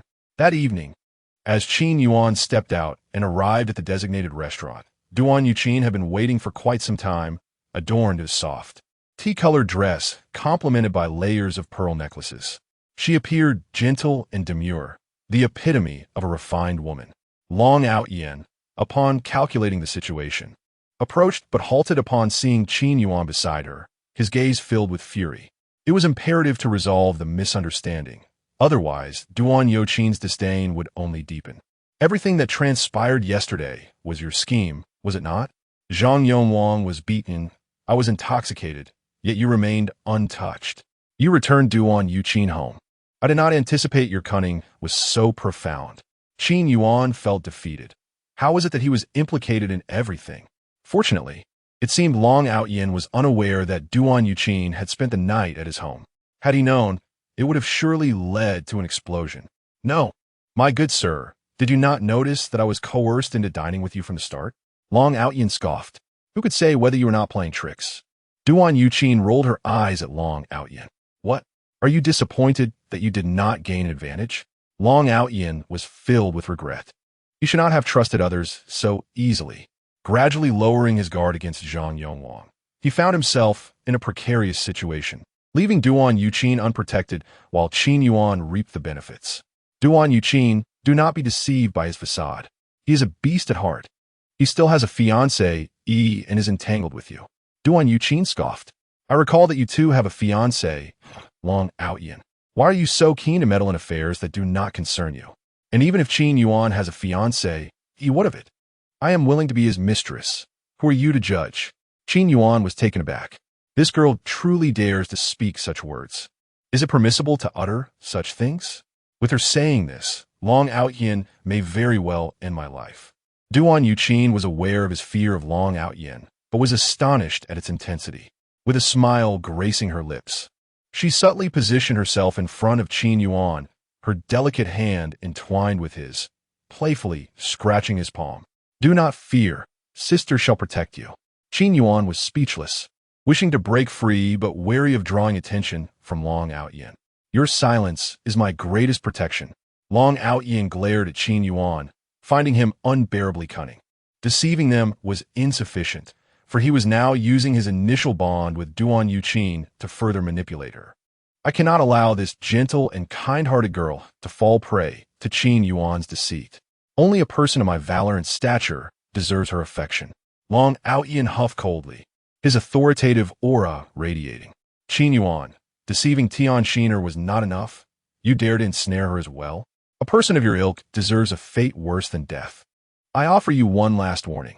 Disclose the truth to Duan Yuqing. Do not compel me to take action against you. A mere Gao family is no match for me. Qin Yuan nodded. Indeed, how did I not realize that, as the protagonist, I could shoulder all the blame? This way, Duan Yuqing would certainly lose faith in me, allowing her and Long Aotian to unite, while I remain safe until the end. Perhaps Duan Yuqing will completely sever her ties. Chapter 31. Confrontation and withdrawal from engagement. Full firepower feigning magnanimity, I disregard past grievances and position myself on a moral high ground, compelling Qin Yuan to engage in a betrothal with me. As for men, a few gentle nudges will suffice. A kiss, an embrace, treating him like a little child will do the trick. Duan Yuqin thought to herself, barely stifling a laugh, donning an incredulous expression. Qin Yuan, what have you done to me? Was it truly your doing? Qin Yuan nodded earnestly. Indeed, it was I. Everything was orchestrated by me. Not only did I administer the drug, but I also harbor a desire to spank you. Upon uttering this, he gazed at Duan Yuqin with anticipation. Well, are you furious? Unleash your wrath upon me. Ruin my reputation even further. Go to my parents and create a ruckus. Let them intervene on your behalf. And compel Meng Yuqing to dissolve our engagement. Duan Yuqin instinctively pouted. How insufferable. Her cheeks flushed crimson as she struggled to suppress her laughter. How could you? Qin Yuan? I am genuinely angry. Just because others remain calm, does that mean they can be treated as fools? She covered her face, feigning tears. Long Aotian nodded in agreement. This was the correct trajectory for such matters. He mused on how a man as morally corrupt as Qin Yuan could possibly act with such benevolence. It was one thing to be unmoved by beauty, but to voluntarily relinquish a woman was beyond comprehension. Long Aotian's indignation surged. Duan Yuqin, let me tell you, he is not a good man. Do not harbor illusions about him due to past friendships. A man with a fiancée who cavorts with others is unworthy of you. Fortunately, no calamity had ensued. He reached out, attempting to comfort Duan Yuqin by placing a hand on her shoulder. However, she caught a glimpse of his gesture and promptly stomped her foot, subtly shifting away, a flicker of disdain flashing in her eyes. What filth dares to touch me? She gazed at Long Aotian innocently. You are correct. Such men are indeed trash. Long Aotian, I trust you are not one of them, right? Long Aotian momentarily recalait que Monxin hésitating. Duan Yuqin, you must believe me. I'm not like that. My engagement was arranged by my grandfather long ago, and I was ensnared by that woman's schemes. I had no choice but to accept it. Just wait for me. I will promptly dissolve my engagement with Chu Manqin. Duan Yuqin was unconcerned about whether he would dissolve his engagement. He was nothing but a meddler, parading virtue while his true intentions were transparent. I donned my black stockings for a reason. Had it not been for encountering this dimwit, I could have ensnared Qin Yuan. Nevertheless, the current situation held merit. At least she could eliminate Meng Yuqing, who had been a persistent thorn in her side, always leveraging their status. How absurd. If her sister had not gone abroad, would Meng Yuqing even have a chance? When Long Aotian had just become engaged, Meng Yuqing and Tian Xiner, out of spite, deliberately displayed intimacy with Qin Yuan in front of him. Long Aotian found himself appeasing one after the other, yet none acknowledged him. It was only after Duan Yuqin returned to the country that she hinted repeatedly about her discomfort regarding his engagement to Chu Manqin. Long Aotian had been seeking excuses, yet thus far, none were forthcoming. Duan Yuqin found Long Aotian's stammering exasperating. Ultimately, he was nothing more than a hypocrite. He could not compare to Qin Yuan, who was audaciously straightforward in his scheming. Long Aotian, you should hurry along, she urged, taking Qin Yuan's arm. Let us go and dissolve your engagement. Qin Yuan, too eager to escape the binding ties, did not resist her grasp. As long as we can annul the engagement, it is worth any effort. Upon hearing they were going to confront Meng Yuqing, Long Aotian hurriedly followed. I shall accompany you. There are misunderstandings between us as well. Duan Yuqing glanced at Long Aotian, recalling a previous instance when she overheard Qin Yuan's thoughts, revealing that Meng Yuqing was also Long Aotian's woman. Instantly, her demeanor softened into one of elegance and grace. Excellent. Let's all go together. To Duan Yuqing, Long Aotian resembled a piece of detestable refuse, disgusting yet necessary to dispose of, especially in light of Meng Yuqing's past mockery. Long Aotian felt profoundly moved. He knew Duan Yuqing possessed a gentle and virtuous nature, unlike the cold Meng Yuqing or the easily deceived Tian Xiner. Having just completed her work, Meng Yuqing's secretary reported their arrival. Qin Yuan, Duan Yuqing, and Long Aotian came as a trio. Upon seeing Duan Yuqing's gentle attire, Meng Yuqing's already frosty countenance grew even more disdainful. Qin Yuan shrank into the background, aware that these two women were inexplicably at odds. Their words seemed encrypted, leaving him utterly bewildered as their conflict escalated without regard for collateral damage. Duan Yuqin was the first to strike. Qin Yuan, my brother, did you administer drugs to me? Does Sister Yuqing know? Indeed, that is precisely how it should be stated. Once I make the drug incident credible, I cannot fathom how Meng Yuqing would not withdraw from the engagement. A proud woman like her would surely be unable to endure the thought of her fiancé misbehaving while betrothed to her. Meng Yuqing, feeling cornered, was unwilling to allow this confrontation to escalate further and especially did not wish to indulge Qin Yuan's arrogance any longer. After discerning his thoughts, she scoffed. If he truly believed that, then the one who administered the drug could not possibly be him. Moreover, if it were true, why had the Duan family remained silent thus far? Although not as doting as the Tian family, the Duan family was one of the prestigious four families. It was inconceivable for them to allow their daughter to be bullied without recourse. Hence, these individuals sought to force her and Qin Yuan into a withdrawal. Meng Yuqing snorted. Oh really? Then your virtue must be quite precious. The women Qin Yuan has dallied with could stretch from here to France. If they all came seeking me, I would need to establish a consulting firm to charge for my services. Duan Yuqing ground her teeth in anger. I advise you to promptly sever ties with Qin Yuan. After all, you do not harbor any affection for him, do you? Why linger in a place of discomfort? Qin Yuan endeavored to diminish his presence. What do you mean, lingering in discomfort? The women in the protagonist's life truly lack elegance. Both Meng Yuqing and Duan Yuqing shot him a glare. Meng Yuqing scoffed coldly.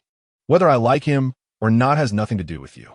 My union with him was arranged by our parents, a bond sealed by both families. I trust my fiancé. Duan Yuqing shook Qin Yuan's arm, demanding, did you or did you not lay your hands on me back then? Speak the truth. Qin Yuan felt a twinge of guilt. After all, in that car, who could resist such circumstances? However, with Long Aotian present, it would be folly to admit it openly. Hey, brother, I put a green hat on you. That would be akin to lighting a lamp in the restroom. Sheer folly. Regret washed over Qin Yuan. He lamented ever agreeing to this. Now, caught in this predicament, he found himself unable to nod or shake his head. Long Aotian attempted to interject. I suggest you both calm down, but before he could finish, both Meng Yuqing and Duan Yuqing glared at him fiercely, their voices in unison. Shut up, shut up. Long Aotian was taken aback. Qin Yuan pressed his lips together, striving to suppress a laugh. Even a mightiest protagonist must yield before the fierce quarrels of women. Ha ha! Even Long Aotian must yield before two fierce tigers. Meng Yuqing pivoted her attention, inching closer to Long Aotian. While I can understand their visit, what business do you have here, Long Aotian? Chapter 32 Aotian. My brother, is it true that your mother and your stepmother get along peacefully as well? Long Aotian nodded, contemplating. I have come to inform you that I wish to annul the engagement. After all, you are well aware of the kind of woman Chu Manin is. Moreover, let us not quarrel over my presence, nor let my engagement provoke any resentment. Harmony among women is of utmost importance. Duan Yuqing nodded, her voice soft and fragile. Aotian is right. Do your mother and your stepmother coexist in such harmony? Qin Yuan could not help but admire her. Duan Yuqing, ever so sharp-tongued. Long Aotian paused. How could that be? He had but one mother. Where would a stepmother come from? Observing Duan Yuqing's earnest expression, he sighed. I know you are upset with me because of Chu Manin, but the immediate priority is to dissolve the engagement first. Meng Yuqing sneered. This Long Aotian truly remains as self-absorbed as ever. He expects to back out on his side, while simultaneously pulling away from his engagement with Chu Manin. Is he attempting to gradually undermine the Meng family? Long Aotian's scheming was clear to her, having heard it from Qin Yuan's inner thoughts. Meng Yuqing, regardless of what was said, was determined to protect the Meng family and her grandfather. She snorted dismissively. You expect me to annul the engagement? Have you done the same? Long Aotian fell helpless. Beyond the pressure from Qin Yuan, it was clear that she cared about the engagement. I'm simply searching for a valid reason. You all witnessed it. Chu Manin has always occupied the moral high ground. Meng Yuqing scoffed, mercilessly mocking him. You have yet to dissolve your own engagement, yet you meddle in others' affairs. Are you so idle? Long Aotian was momentarily speechless. I merely wish to clarify things and eliminate any misunderstandings. Meng Yuqing scrutinized him.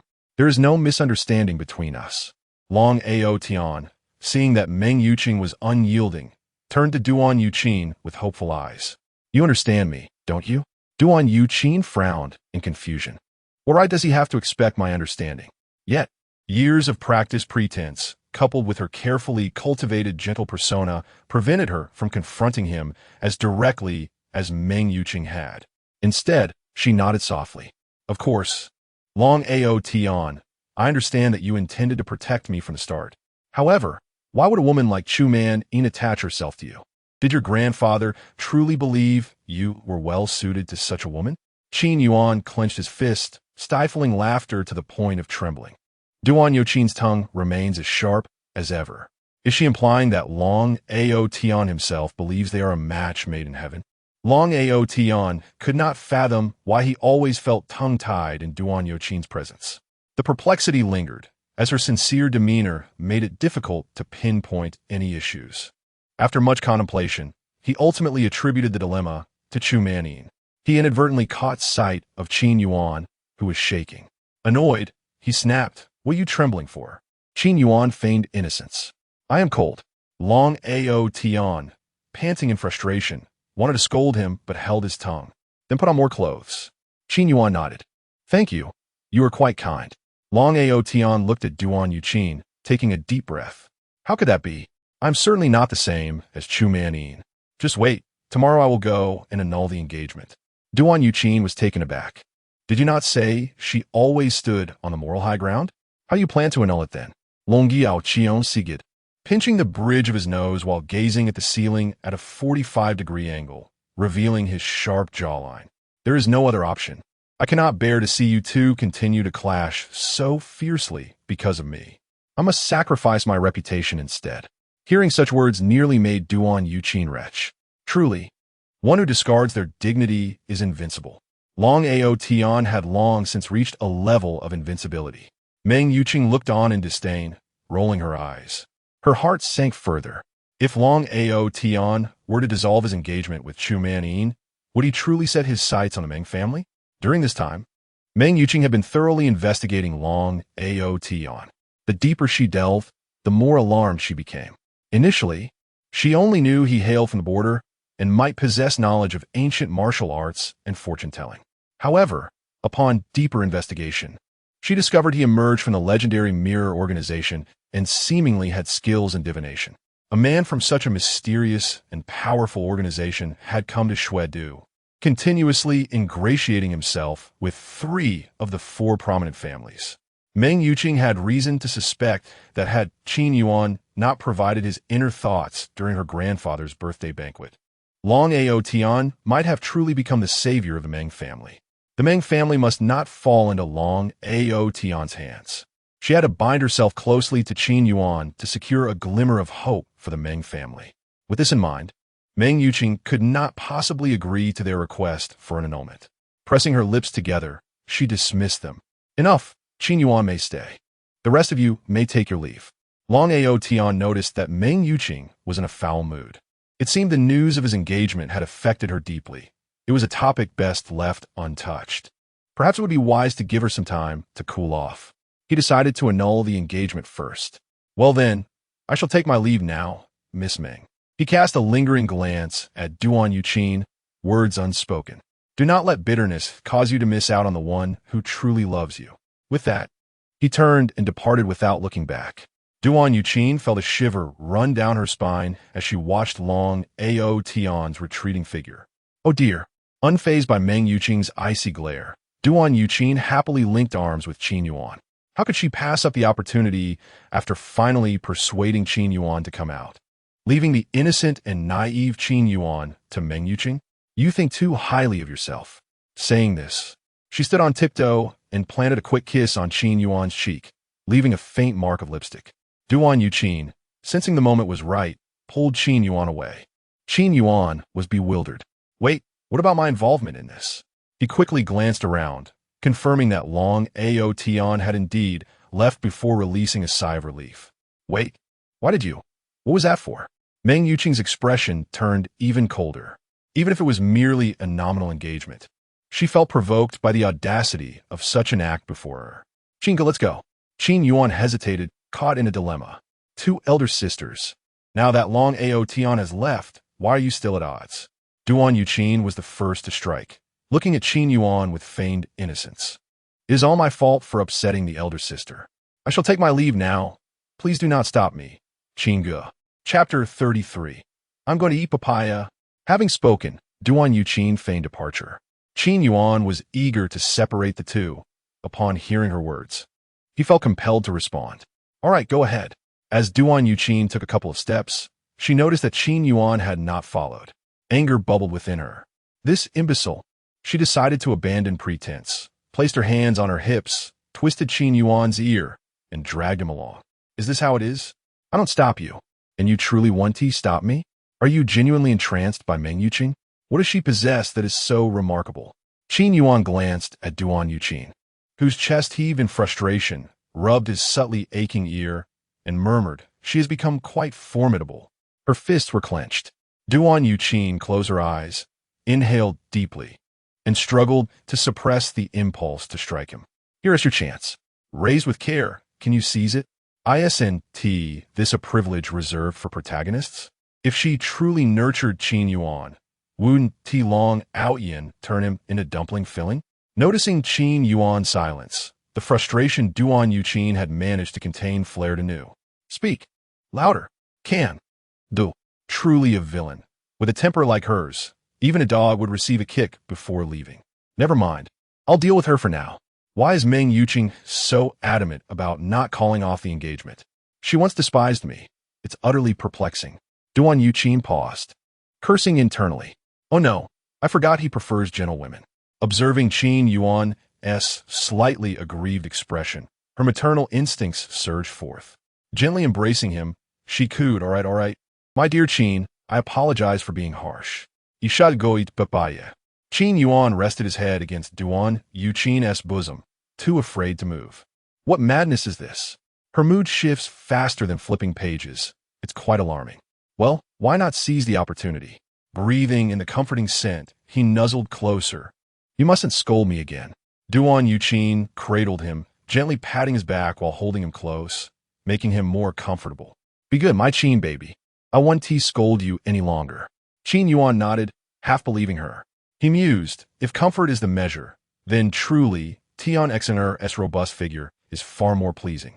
Duan Yuqing's once burning maternal affection was abruptly extinguished. With a swift shove, she pushed Qin Yuan away and turned to leave. Confused, Qin Yuan watched her retreating figure. Hey, where are you going? Without turning back, Duan Yuqing declared, I'm going to eat papaya. Qin Yuan, baffled, waved his hand. Women's hearts are as elusive as needles in the ocean. Their emotions shift too rapidly. Never mind. I must focus on how to persuade Meng Yuqing to withdraw from the engagement. Meanwhile, Meng Yuqing observed as Qin Yuan and Duan Yuqing playfully departed, feeling a twinge of envy that even she did not recognize. After they left, she continued her work with a blank expression. Yet, the image of their intimacy lingered in her mind, refusing to dissipate. The contract her assistant Su Wei had delivered was unreadable to her. Cold by nature and sparing with words, she maintained her usual reticence in both work and life. It wasn't shyness, but rather disdain for engaging with those beneath her. Unlike Duan Yuqing, who unabashedly twisted Qin Yuan's ear, she found it impossible and beneath her dignity. Yet, why did she find herself preoccupied with such thoughts? Unable to comprehend her feelings, Meng Yuqing doubled her efforts at work. The employees at Meng Corporation felt an unusual chill in the air, despite their president's consistent demeanor. Working late into the night, the tension only escalated when she received a message from her grandfather. Dear granddaughter, how are things with Xiao Yuan? Don't be misled by his seemingly frivolous nature. I assure you, he possesses a kind heart. Nurture your relationship with him. Meng Yuqing felt an inexplicable bitterness. Hadn't she been nurturing it? It was Qin Yuan who had not engaged with her properly. She had offered him countless opportunities, but seeing him now, her resolve faltered. She was merely an ordinary woman desiring a faithful husband. Why was it so difficult? Despite everything, he even brought another woman into their company, publicly asserting his claim over her. On one hand, Meng Yuqing was infuriated, while on the other, she reminded herself that she should not be upset. A scoundrel like Qin Yuan, even if he reformed, could never compare to her. She should not allow herself to be angered over someone beneath her. For years, Meng Yuqing had devoted herself to work and studying traditional medicine with her grandfather, never having experienced love. She could not decipher the origin of these emotions or how to resolve them. Previously, whenever she worked past 10 o'clock, Qin Yuan would insist on escorting her home, citing safety concerns for women at night. Even after being rejected countless times, he never grew disheartened and would patiently follow her. But suddenly, she realized that Qin Yuan had not picked her up in a long time. Even when she worked until the early hours, there had been no call. Contemplating, she pressed her lips together. It wasn't he that she wanted to be picked up. Rather, she needed to secure Qin Yuan's support to safeguard the Meng family in light of long Aotian threats. Yes, that was it. Meng Yuqing retrieved her phone, opening the green chat bubble with Qin Yuan. She typed and deleted several times before settling on a simple message. Come pick me up. With a deep breath, she reflected on how, in the past, Qin Yuan would rush over at the mere thought of her needing him. For 3 years, she had never initiated contact. The green bubble was a result of her grandfather's insistence that they connect. Given her current state, surely he would come. Meng Yuqing waited, gazing at the door as the last of the employees departed, harboring an anticipation of which she herself was unaware. Yet, Qin Yuan did not appear. The emotions she had suppressed all day erupted forth, and the usually proud Meng Yuqing felt a sudden urge to cry. But how could she, in her lofty pride, yield so easily? Taking a deep breath, she patted her cheeks, managing to hold back the tears. Dismissing her bodyguards, she walked slowly down the deserted street alone. Shouldn't she be elated? Now Qin Yuan would no longer pester her. Long Aotian was engaged to Chu Manin, even if he wanted to call off the engagement. With her tenacious nature, it wouldn't happen anytime soon. Thus, she would be free from his harassment and the threat to the Meng family. As for Qin Yuan's advances, Meng Yuqing doubted they would materialize, for she had no feelings for Long Aotian. Everything seemed to be progressing in a favorable direction. Yet, why was it that she could not find joy? Chapter 34. Meng Yuqing in peril. As Meng Yuqing pondered, 2 ruffians suddenly emerged. Oh, a beauty all alone. Care to entertain us? Meng Yuqing frowned at the 2 miscreants. Although she was indeed a girl, she had learned medicine from her grandfather since childhood, mastering various acupoints and human vulnerabilities. Dealing with these 2 thugs was hardly a challenge. With a stoic expression, she regarded the pair, her silver needles poised for action. What do you want? The ruffians leered, closing in on her. Just want to have some fun with you. Just as Meng Yuqing was about to strike, Qin Yuan, accompanied by his bodyguards, turned the corner. He halted abruptly and hastened toward her. Having just bid farewell to Duan Yuqing, he was called by his father, Qin Zhenghua, to learn the ropes of the company. After a long day, he sought a breath of fresh air, only to spot Meng Yuqing approaching. Instinctively, he reached out to catch her, only to realize that 2 thugs were trailing behind her. So soft. No wonder she is the first female lead of Long Aotian. What is happening? Meng Yuqing, an icy and domineering female CEO, is out at night without bodyguards, wandering alone. Is it possible that a person well-versed in acupuncture and human anatomy cannot fend off 2 ruffians? This defies logic. Wait, why does this scenario seem so familiar? Recalling the original plot, Qin Yuan realized it was indeed the storyline from Chapter 42. In that narrative, Meng Yuqing unexpectedly encountered ruffians during her outing, only to be rescued by the gallant Long Aotian, which further intensified their relationship. The system's insincere yet enthusiastic voice chimed in, "Host, the male lead will arrive at the battlefield in 3 minutes. Hold on until then, and the system will automatically grant you a survival gift pack for lasting 30 days. As thoughts of Long Aotian crossed his mind, Qin Yuan regained his composure. If I steal the male lead's thunder, won't he kill me? No, I cannot do that. Meng Yuqing, feeling indignant, thought, what is this? I have been so proactive, yet you wish to push me away? Have I been nothing but a loyal dog for 3 years? Is Duan Yuqing truly that captivating? Is it simply because she calls him Brother A, few times? Day in and day out, it's brother this, brother that, like a clucking hen. No, what am I even thinking? She quickly pulled herself back to reality. They're so terrifying. Qin Yuan. She found it difficult to utter those two words. While Duan Yuqin could speak them without hesitation, it filled her with profound embarrassment. Qin Yuan, intending to distance himself from Meng Yuqing, caught sight of her usually cold and expressionless face, now displaying a hint of distress and vulnerability as she clung tightly to him.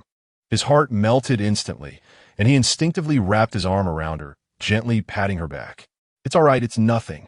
Just a couple of ruffians, right? I might as well leave one for long Aotian. I can't just stand by and watch Meng Yuqing being bullied. It seems I have overestimated her. I thought her medical knowledge would allow her to handle them.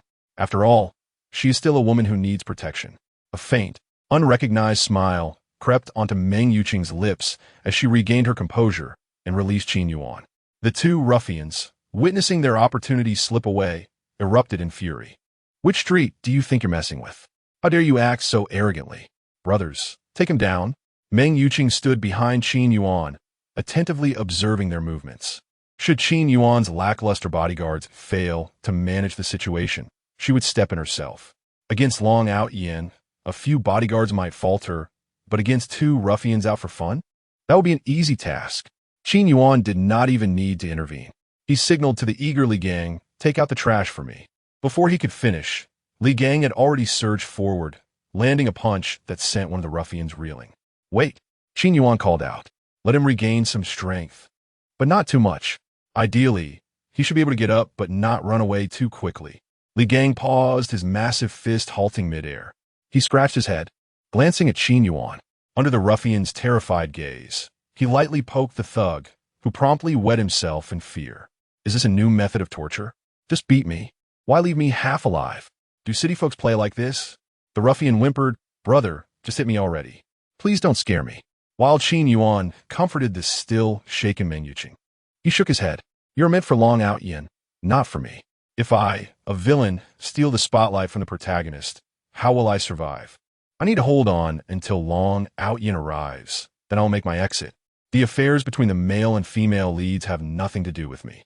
Meng Yuqing lowered her head, her gaze heavy.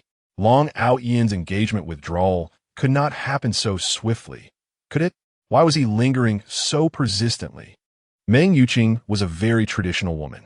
In her view, an engagement signified an impending marriage, not something to be dismissed lightly, especially since Long Aotian's engagement to Chu Manin was sanctioned by both families' elders.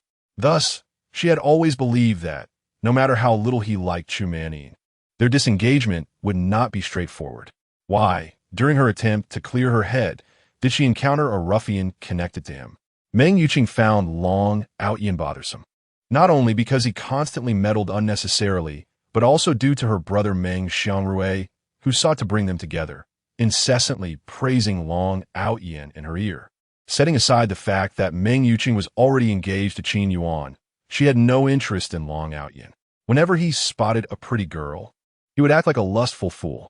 After Qin Yuan's instruction, Li Gang refrained from using excessive force.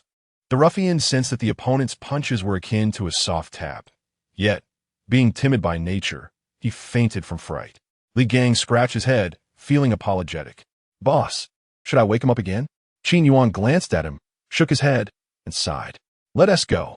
He turned to Meng Yuqing. "Are you all right?" Meng Yuqing suddenly lifted her head. "Why do you keep trying to push me toward Long Aotian? We are already engaged. You're my fiancé." Qin Yuan was taken aback. Has this icy beauty changed her tune? Hasn't she always looked down on me? Why is she so fervent today? This feels off. I need to reassess. Could this be directed at me? What if Long Aotian is nearby? What if they're plotting together to eliminate me? After all, he seemed quite averse to Chu Manin during their engagement. With this thought, Qin Yuan instinctively distanced himself from Meng Yuqing. She was furious, wishing to strike him. What a dense fool. How much brain tonic had he consumed to conjure such wild imaginings? Chapter 35. What does your pursuit over 3 years amount to? Just your misfortune. Meng Yuqing firmly grasped the fleeing Qin Yuan. Although she held disdain for using emotions to secure a man, the current predicament forced her to acknowledge that the Qin family was indeed at the pinnacle of the 4 great families. When it came to wealth, Qin Yuan was undoubtedly wealthier. In terms of power and influence, her uncle Qin wielded considerable authority. The icy, unattainable figure of the female CEO, who appeared so formidable to others, suddenly felt vulnerable in front of Qin Yuan. Aside from her own excellence, the only bargaining chip she possessed was Qin Yuan's affections. Meng Yuqing parted her lips and finally voiced her question. She found herself torn between genuinely wanting to secure Qin Yuan's loyalty to protect the Meng family and the unwillingness to accept that someone who had been infatuated with her for 3 years could so suddenly have a change of heart. You pursued me for 3 years. What does that amount to now? Just your misfortune. And those sweet words and tender inquiries? What do they mean? Just idioms. What about the money you spent on me? Just me paying for a lesson. At that moment, Meng Yuqing felt a sense of clarity. Those thugs were not sent by Qin Yuan.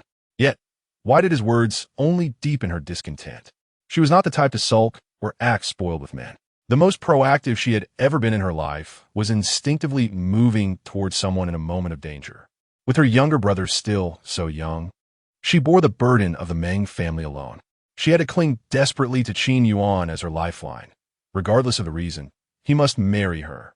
Meng Yuqing could not articulate her feelings towards Qin Yuan. In the first 3 years, Qin Yuan had been exceedingly attentive, and she had found him utterly repulsive.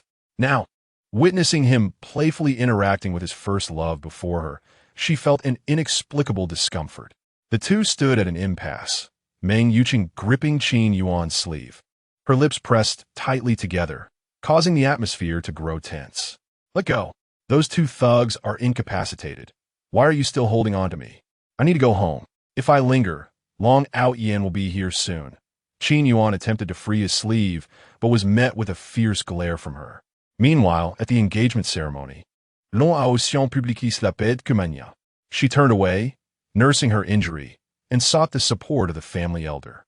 When she broached the subject of annulling the engagement, several elders wept and prayed at Long Aotian's grandfather's memorial, expressing their regret for not having better guided their grandson. Long Aotian was thoroughly chastised, leaving him not only without his intended outcome, but also filled with frustration. Qin Yuan informed him about Meng Yuqing's encounter with thugs. He rushed to the scene, only to find the chaos before him. Thugs lying on the ground, unresponsive, while Li Gang and several bodyguards stood by. Meng Yuqing, her brow furrowed with anger, looked at Qin Yuan with a mix of indignation and sorrow. Qin Yuan, taken aback by Long Aotian's swift arrival, felt a wave of regret wash over him. Had he known, he would have never involved himself in this mess. Long Aotian stepped forward, his voice booming, "Let her go." Qin Yuan glanced at his hand, still caught in Meng Yuqing's grip, and muttered, "Did you hear? Long Aotian wants you to release me." Long Aotian reiterated, "Release Meng Yuqing, or I will not be merciful." There are security cameras here. Having learned from past experiences, he ensured the cameras were indeed present before confronting Qin Yuan. Qin Yuan's face fell in despair. "Wait, brother. What do you see me holding on to her? I would love to hold her, but do I dare?" Li Gang, eager for action, was ready to mobilize his crew. This time, he had brought dozens of men with him, prepared to take on Long Aotian at Qin Yuan's command. For him, Qin Yuan was everything, his sky is God, the only being worthy of his loyalty and admiration. He would pursue Long Aotian into the depths of hell if necessary, should Qin Yuan order it. Meng Yuqing turned her head, and indeed, Long Aotian had appeared once more. She scoffed, "What does my engagement with my fiancé have to do with you? Perhaps you should focus on your own fiancé instead." Long Aotian, distressed, replied, "Yuqing, even if you're upset, this isn't the way. Is he forcing you? Rest assured, I will resolve this engagement matter and rescue you from this scoundrel." Long Aotian's gaze shifted to Qin Yuan. "I know you've harbored ill feelings toward me. If you have the courage, let's settle this like men, without involving the women. We won't call the police. The cameras will bear witness. What do you say?" Qin Yuan realized the implications of Long Aotian's challenge. His head shook vehemently. "Brother Aotian, you must have misunderstood. I see you are quite pleased, almost ecstatic. Well then, I shall take my leave." "Oh no, it's begun. The men are about to escalate. One knows medicine, the other martial arts. Surely they won't be using iodine to disinfect their punches as they fight? No, I must flee." Meng Yuqing's voice rang out. "Stop. Qin Yuan instinctively halted. Wait, why should I listen to her? He turned and ran. Long Aotian, furious, called out, Yuqing, do not be deceived. Those thugs may very well be in league with him. He was never satisfied with merely possessing your body. He now seeks your heart. Meng Yuqing clutched Qin Yuan's arm. Can you please set aside those wild thoughts? What about you? What is your intention sneaking out here at night with an unwed fiancé? Are you here to play the hero? Long Aotian stumbled, caught off guard. Before he could finish, Meng Yuqing interrupted. I am not a simpleton like Tian Sheener, who can be easily dismissed with a passing remark. You better explain yourself clearly. Long Aotian sighed, adopting an expression of I only want what's best for you. Yuqing, trust me, I mean you no harm. I genuinely admire you, and I won't pressure you like Qin Yuan does. This incident truly was a coincidence. He could not disclose that his subordinates had been monitoring her movements, ready to spring into action at a moment's notice. Not only would it raise her suspicions, but it could also jeopardize the Meng family support. Instead, he turned the focus back onto Qin Yuan. Qin Yuan, did you say something to Yuqing that led her to misunderstand me? Li Gang arrived with his men. Boss, just give the word, and we will take him down. Long Aotian stepped back. He was a legendary warrior, but he was no fool. Facing a group armed with weapons while he stood unarmed would not end well. It was precisely why he proposed a one-on-one duel with Qin Yuan. Chapter 36. The eve of the final battle returning in such a dejected manner was simply unacceptable. Meng Yuqing had already harbored discontent towards him due to the affair with Chu Manyin, particularly because this visit had been so hurried, lacking adequate preparation. Long Aotian cast a glance at Qin Yuan, challenging him. If you possess true skill, face me one-on-one. What merit is there in having a throng assault me? The system's insincere yet enthusiastic voice echoed. Congratulations, host. You have triggered the task. Duel with Long Aotian. Accepting this challenge will yield a mysterious reward. Qin Yuan internally scoffed. What mysterious reward? It's just a vague promise. He found it utterly absurd. How does this compare to the disappearance card? There's simply no comparison at all. His mind raced with thoughts. No comparison? A duel with the protagonist? As a villain, engaging in battle with Long Aotian is tantamount to a death sentence, isn't it? With such high stakes, the reward must be considerable, right?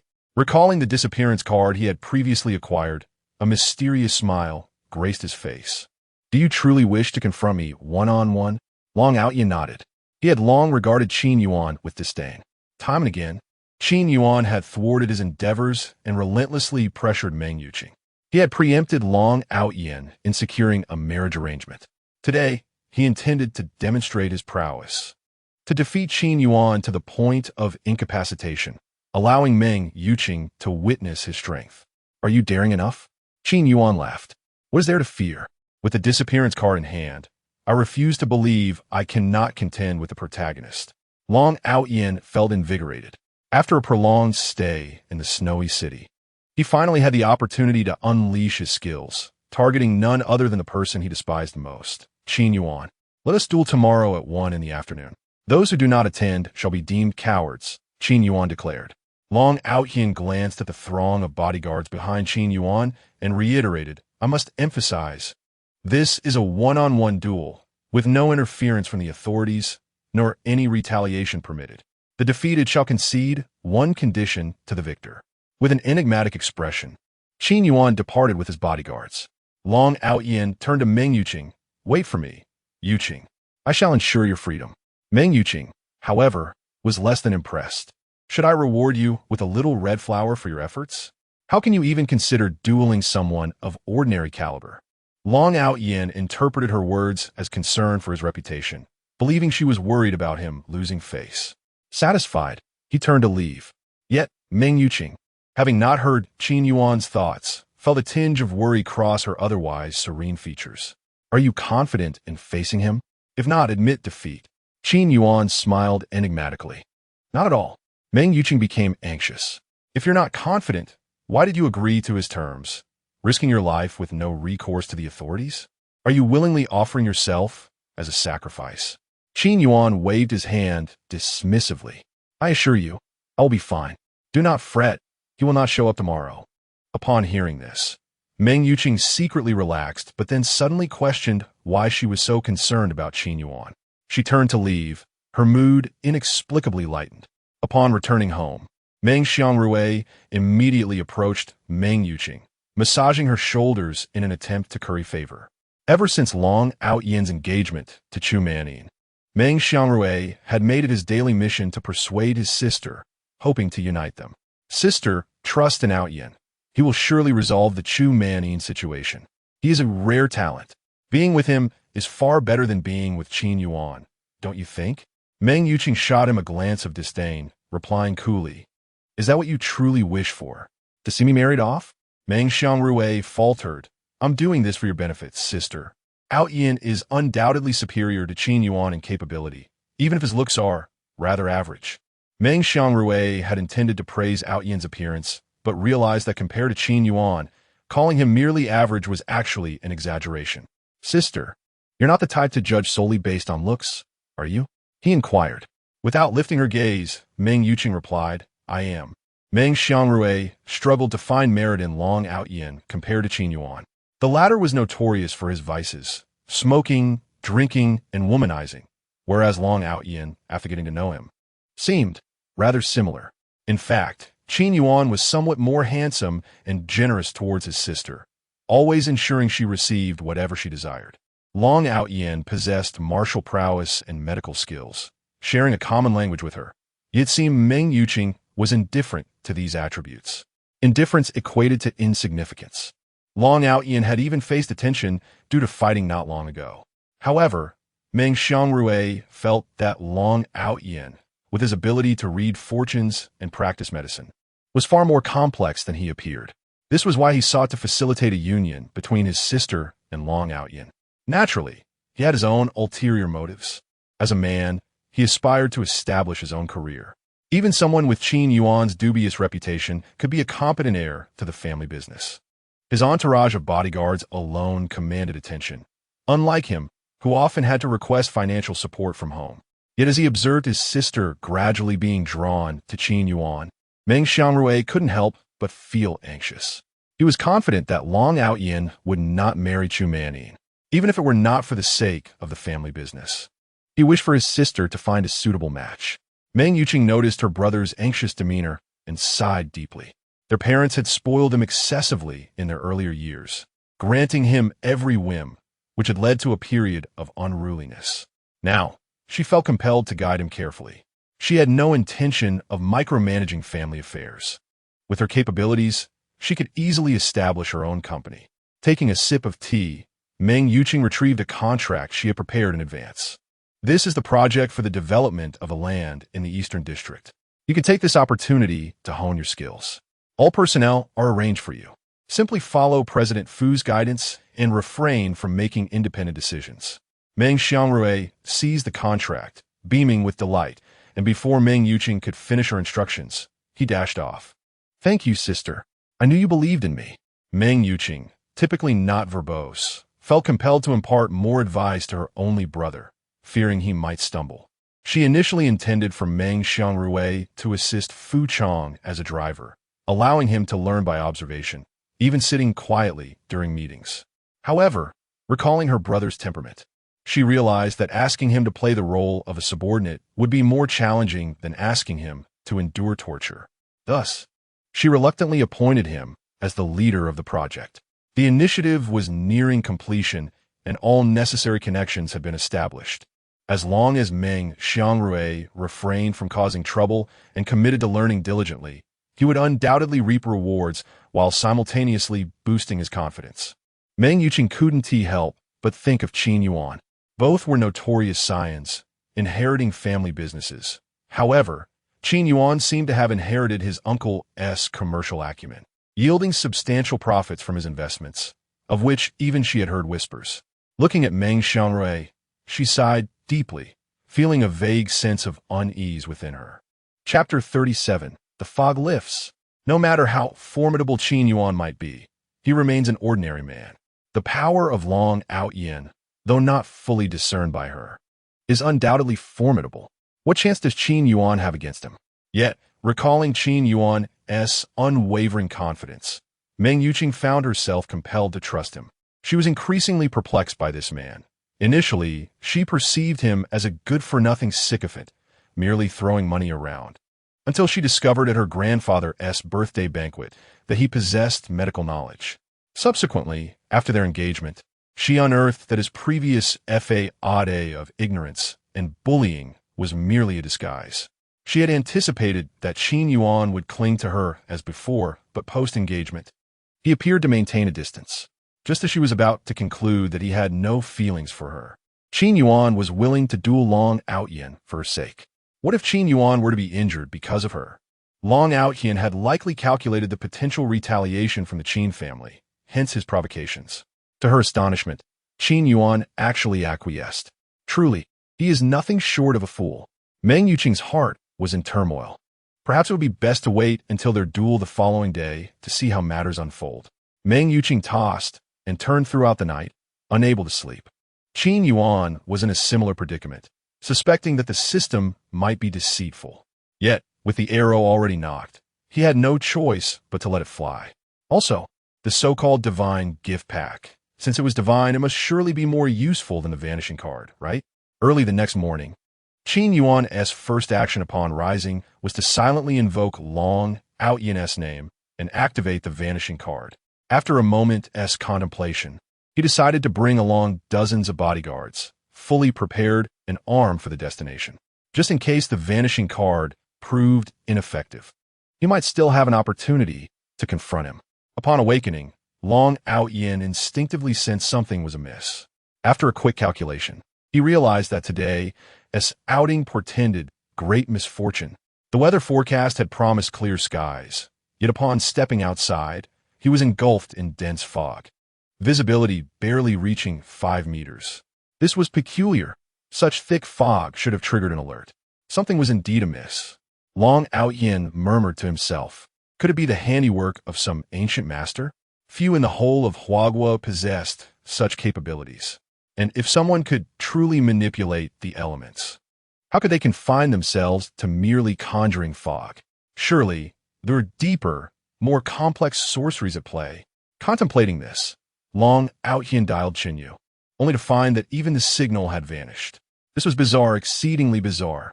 He had only recently arrived in Snow City, and his acquaintances were few. It was unlikely he had offended any such masters. Only Qin Yuan had motive.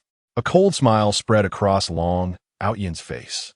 No wonder he had so readily agreed. He had evidently been waiting for this moment. Immediately, he sat cross-legged and began to perform a ritual to dispel the fog. Time slipped away, and after an indeterminate period, Long Aotian reopened his eyes and gazed out the window. The fog had dissipated, night had fallen, and the city lights flickered to life. A wicked grin curled at the corners of Long Aotian's mouth as he stood. Suddenly, his legs gave way, and darkness enveloped him. In a fleeting moment before losing consciousness, Long Aotian cursed inwardly, cursing his numbed legs. Meanwhile, Qin Yuan, accompanied by dozens of bodyguards, waited until 5 in the evening, ensuring that Long Aotian would not be making an appearance before departing. He mused that the vanishing card from the system was indeed effective. It vanished without a trace, leaving no messages behind. He was curious about the rewards he might receive. Ding dong. Congratulations, host, for completing the task and receiving a mysterious reward, a glowing yo-yo. Qin Yuan was momentarily taken aback. What was this? Please repeat that. The system's mechanical voice reiterated, a glowing yo-yo. Qin Yuan felt a surge of frustration, wishing he could obliterate the system. Did it have the audacity to place an item I chose not to select in the mysterious reward package? Pray tell, what uses a glowing yo-yo? The system cryptically replied, you will understand its purpose by nightfall. Qin Yuan stifled his murderous intent. Very well, I shall wait until night. If it proves useless, prepare for dire consequences.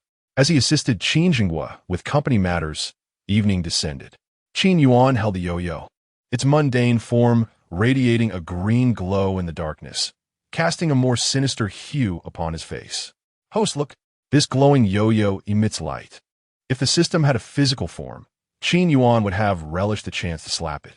The system, aware of its misjudgment, hurriedly interjected, host, if you press the circular button in the center, it will play background music while you use the yo-yo. Skeptical, Qin Yuan pressed the button. The once quiet yo-yo erupted into song. On the hillside to the west, a male monkey told a female monkey, "You are truly ugly." The female monkey retorted, "Are you tough enough to take a beating?" The male monkey replied, tough enough, you are truly ugly." Startled, Qin Yuan nearly flung the yo-yo away. Host, see, it can provide background music while you play with the yo-yo. All of this for a vanishing card? Qin Yuan's frustration mounted. With the vanishing card gone and only a blinking card remaining, and having thoroughly offended Long Aotian, a singular thought consumed him. Was it too late to make a hasty retreat? Chapter 38. Long Aotian's breakup upon regaining consciousness. Long Aotian found himself in a pristine white hospital room. Qin Yu stood respectfully at his side. "Young master, you did not eat anything yesterday and remained seated in meditation for an entire day, causing poor blood circulation. After your fall, you also injured your knee. The doctor has advised that you take some time to recuperate." Long Aotian's expression was shrouded in darkness. Understood. This Qin Yuan managed to summon an old master with the ability to deceive the heavens. He had indeed underestimated him. A glimmer of murderous intent flickered in Long Aotian's eyes. Last time, he had been unprepared. He must eliminate Qin Yuan as soon as possible. He recalled the numerous times he had been thwarted in his attempts to confront Qin Yuan. After some contemplation, he decided to signal the border for reinforcements. This would facilitate his operations. Moreover, should he inadvertently expose himself, having allies would provide an added layer of protection against the Qin family's retaliation. As Long Aotian pondered, Qin Yu entered again. "Young master, will we still go to the agreed-upon location today?"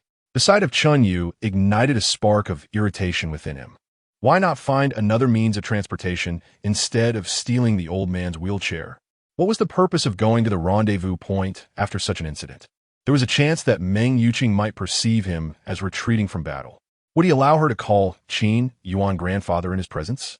Long Aotian snorted coldly. "Look at what you've done. Go signal the border to send reinforcements."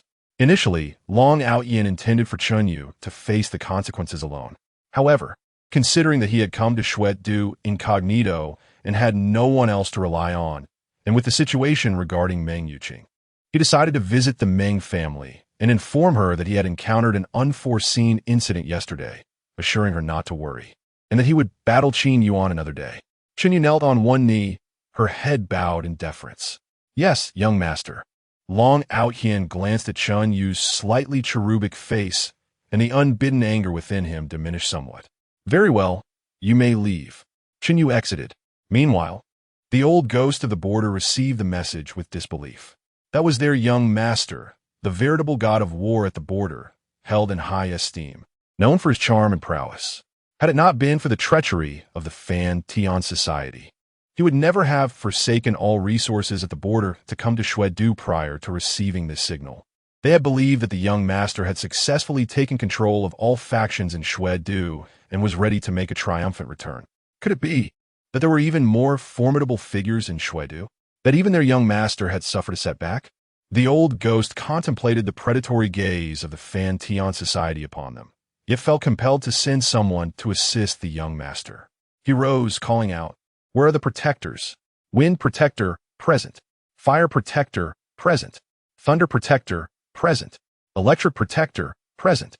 3 men and 1 woman, clad in black robes with black masks akin to the old ghost's, albeit simpler in design, stood before him. The old ghost surveyed the 4, and they bowed their heads in unison. The young master has encountered a formidable opponent in Xuedu. The situation is dire. Who among you is willing to go? The 4 exchanged glances, none daring to step forward. The young master's strength could easily overpower 10 of them. If he could not handle the situation, what could they possibly do? The old ghost naturally recognized this reality. The Wind Protector, possessing remarkable speed, though lacking in combat prowess, might still yield unexpected results. The Electric Protector, being a woman, could more easily conceal herself in such an environment. If she could employ her charm to subdue the notable figure in Xuedu, it would indeed facilitate the young master's conquest of the city. Wind and Electric stepped forward. The 2 exchanged a glance and stepped forward in unison. "You 2 will assist the young master in Xuedu, yes." Yes. The electroprotector hesitated, then spoke up. What does the young master look like?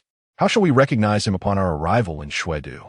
This question momentarily stumped the old ghost. The majority of those in the border were desperate individuals. To prevent retaliation, they donned black robes and masks, typically distinguishing their factions by the complexity of their attire and emblems. However, the young master's emblem had been publicly incinerated following the battle with the Fantian Society, as per their agreement. The old ghost ruminated on the young master's appearance, cold, unyielding, charming, surrounded by beauties, and extraordinarily heroic. The two protectors nodded and prepared to depart for Shuedu with funds in hand. Meanwhile, after signaling the border, Qin Yuan set off for the Meng family. Upon learning that it was Long Aotian's associate, Meng Yuqing had no desire to meet. After a day fraught with anxiety, fearing for Qin Yuan's safety, she had only just begun to relax. Now Long Aotian was sending someone again. Ultimately, was he not still attempting to win her favor? Yet to Meng Yuqing, there was no honor in entertaining him. Given the choice, she would rather review contracts than hear him out. Long Aotian's mood soured further upon discovering that Meng Yuqing would not even meet Qin Yu. All of this was Qin Yuan's fault. If it were not for him, Long Aotian would not find himself in such a predicament. Knock, knock, knock. Brother Aotian, I have come to see you. Chu Man Yin entered, her high heels clicking against the floor. She flung herself onto Long Aotian, adopting a coy demeanor. Brother Aotian, are you all right? It was as if the earlier incident where she had been slapped by Long Aotian had never happened. Qin Yu interjected, young master's fiancé. The young master has not eaten for an entire day and has injured his leg. The doctor has advised rest. Long Aotian shot a glare at Qin Yu. If you remain silent, no one will regard you as a mute. Qin Yu scratched her head, kneeling on one knee, her head bowed in respect. Yes, I acknowledge my mistake. Please punish me, young master. Long Aotian waved his hand dismissively. Get up. Chu Man Yin's eyes darted around, taking in the scene with delight. She felt a surge of satisfaction. It seemed that Tian Xnair had not deceived her. Long Aotian was indeed exceptional. In this age of reform and opening up, he could still command such deference. Thankfully, she had been clever enough to halt the engagement at the last moment. She must grasp this man tightly. With this thought, Chu Man Yin cheerfully sat down, offering to peel an apple for Long Aotian. She cast a condescending glance at Qin Yu. All right, you may leave now. I will take care of Brother Aotian. Qin Yu nodded and departed. Yes, young master's fiancé. She did not wait for Long Aotian to speak, leaving without a backward glance, thereby granting Long Aotian and Chu Man Yin their privacy. Truly, she was adept at flattery. Long Aotian let out a deep sigh. Well then, since Chu Man Yin has arrived, it is best to proceed with the annulment of the engagement first. Chapter 39. The Toad Plays with the Frog. Ugly yet charming Long Aotian snorted coldly. Don't think I am unaware that you wanted to call off the engagement. If you are wise, you will speak to the clan elder about it yourself. Otherwise, do not blame me for being rude. Que mañana smile falter de slitli. What nonsense is this? As if she would willingly do so. Were it not for the money, she would not even bother. Had she not previously experienced a better life? After all, she had been with Qin Yuan, who, despite merely toying with her affections, was undeniably handsome and generous. And what of Long Aotian? His looks were unremarkable. And during their engagement, what had he ever given her? Not even a single flower, let alone expensive gifts. Oh, there was that, the slap he gave her. Always looking down on this and that. Yet he himself was hardly in a position to judge. Yet Chu Man Yin was reluctant to give up. After all, there were only a handful of wealthy suitors in Snow City. Now that she was engaged to Long Aotian, even if she called off the engagement, Qin Yuan would never take her back. Furthermore, it was evident that Long Aotian was concealing his true abilities, albeit not with great finesse. Deep down, Chu Man Yin was somewhat attached to the benefits he could offer her. Tears welled up in Chu Man Yin's eyes. Brother Aotian, please let me explain. I was deceived before. During our time together, I realized that you are my true love. Regardless of your wealth or poverty, I will always stand by your side. In moments of despair, one often yearns for warmth. Long Aotian, currently facing numerous setbacks and hospitalized, could not remain unmoved by Chu Man Yin's declaration. It seemed he still possessed some charm after all. Yet, he quickly regained his composure, setting aside the authenticity of her words. Did Chu Manning truly believe she could compare to someone of Meng Yuqing's caliber? That was a laughable notion. He interrupted her. If you genuinely love me, then listen well and take the initiative to call off the engagement. I have other plans. Chu Manning cursed him inwardly. This long Aotian truly was a toad dreaming of a beautiful frog. Other plans? Wasn't he simply trying to court Meng Yuqing? He ought to reflect on his own worth. Chu Manning took several deep breaths to steady her expression. But our engagement was arranged by your grandfather, Brother Aotian. Is your plan truly so significant that you would disregard your grandfather's wishes? Long Aotian was furious, yet he had no outlet for his anger. What could he say? That was his own grandfather. However, without severing the engagement, he could not pursue Meng Yuqing openly. Even Tian Shiner and Duan Yuqing looked upon him with disdain, deeming him a scoundrel. Long Aotian asserted resolutely, "No, it must be cancelled. I will personally pay my respects at his memorial tablet." Chu Manning was taken aback by his determination. Gritting her teeth, she decided to retreat strategically. We can call off the engagement, but Brother Aotian, have you considered how others will perceive you afterward? Is it not Meng Yuqing you desire? I could go to her and clarify things on your behalf. What do you think? Long Aotian paused. Is that feasible? Well, if it doesn't work out, we can always call off the engagement. Manning, how confident are you in this? Chu Manning rolled her eyes internally. How could one quantify confidence in this matter?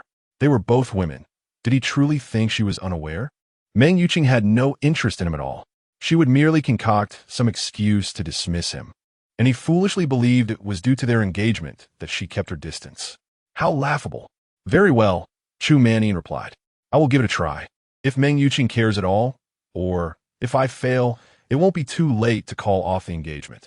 Long Aotian nodded, placing his hand gently on her wrist. Then I entrust this matter to you, Manning. I misunderstood you before.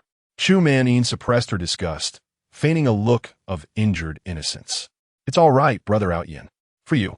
Manning is willing to do anything. In these times, earning money was arduous, and it felt like a struggle to maintain appearances. Long Aotian nodded, speaking naturally. Also, please take care of Tian Shiner and Duan Yuqing for me. Chu Manning felt her facade of forced cheerfulness slipping away. It's nothing, Brother Aotian. This is all my own choice.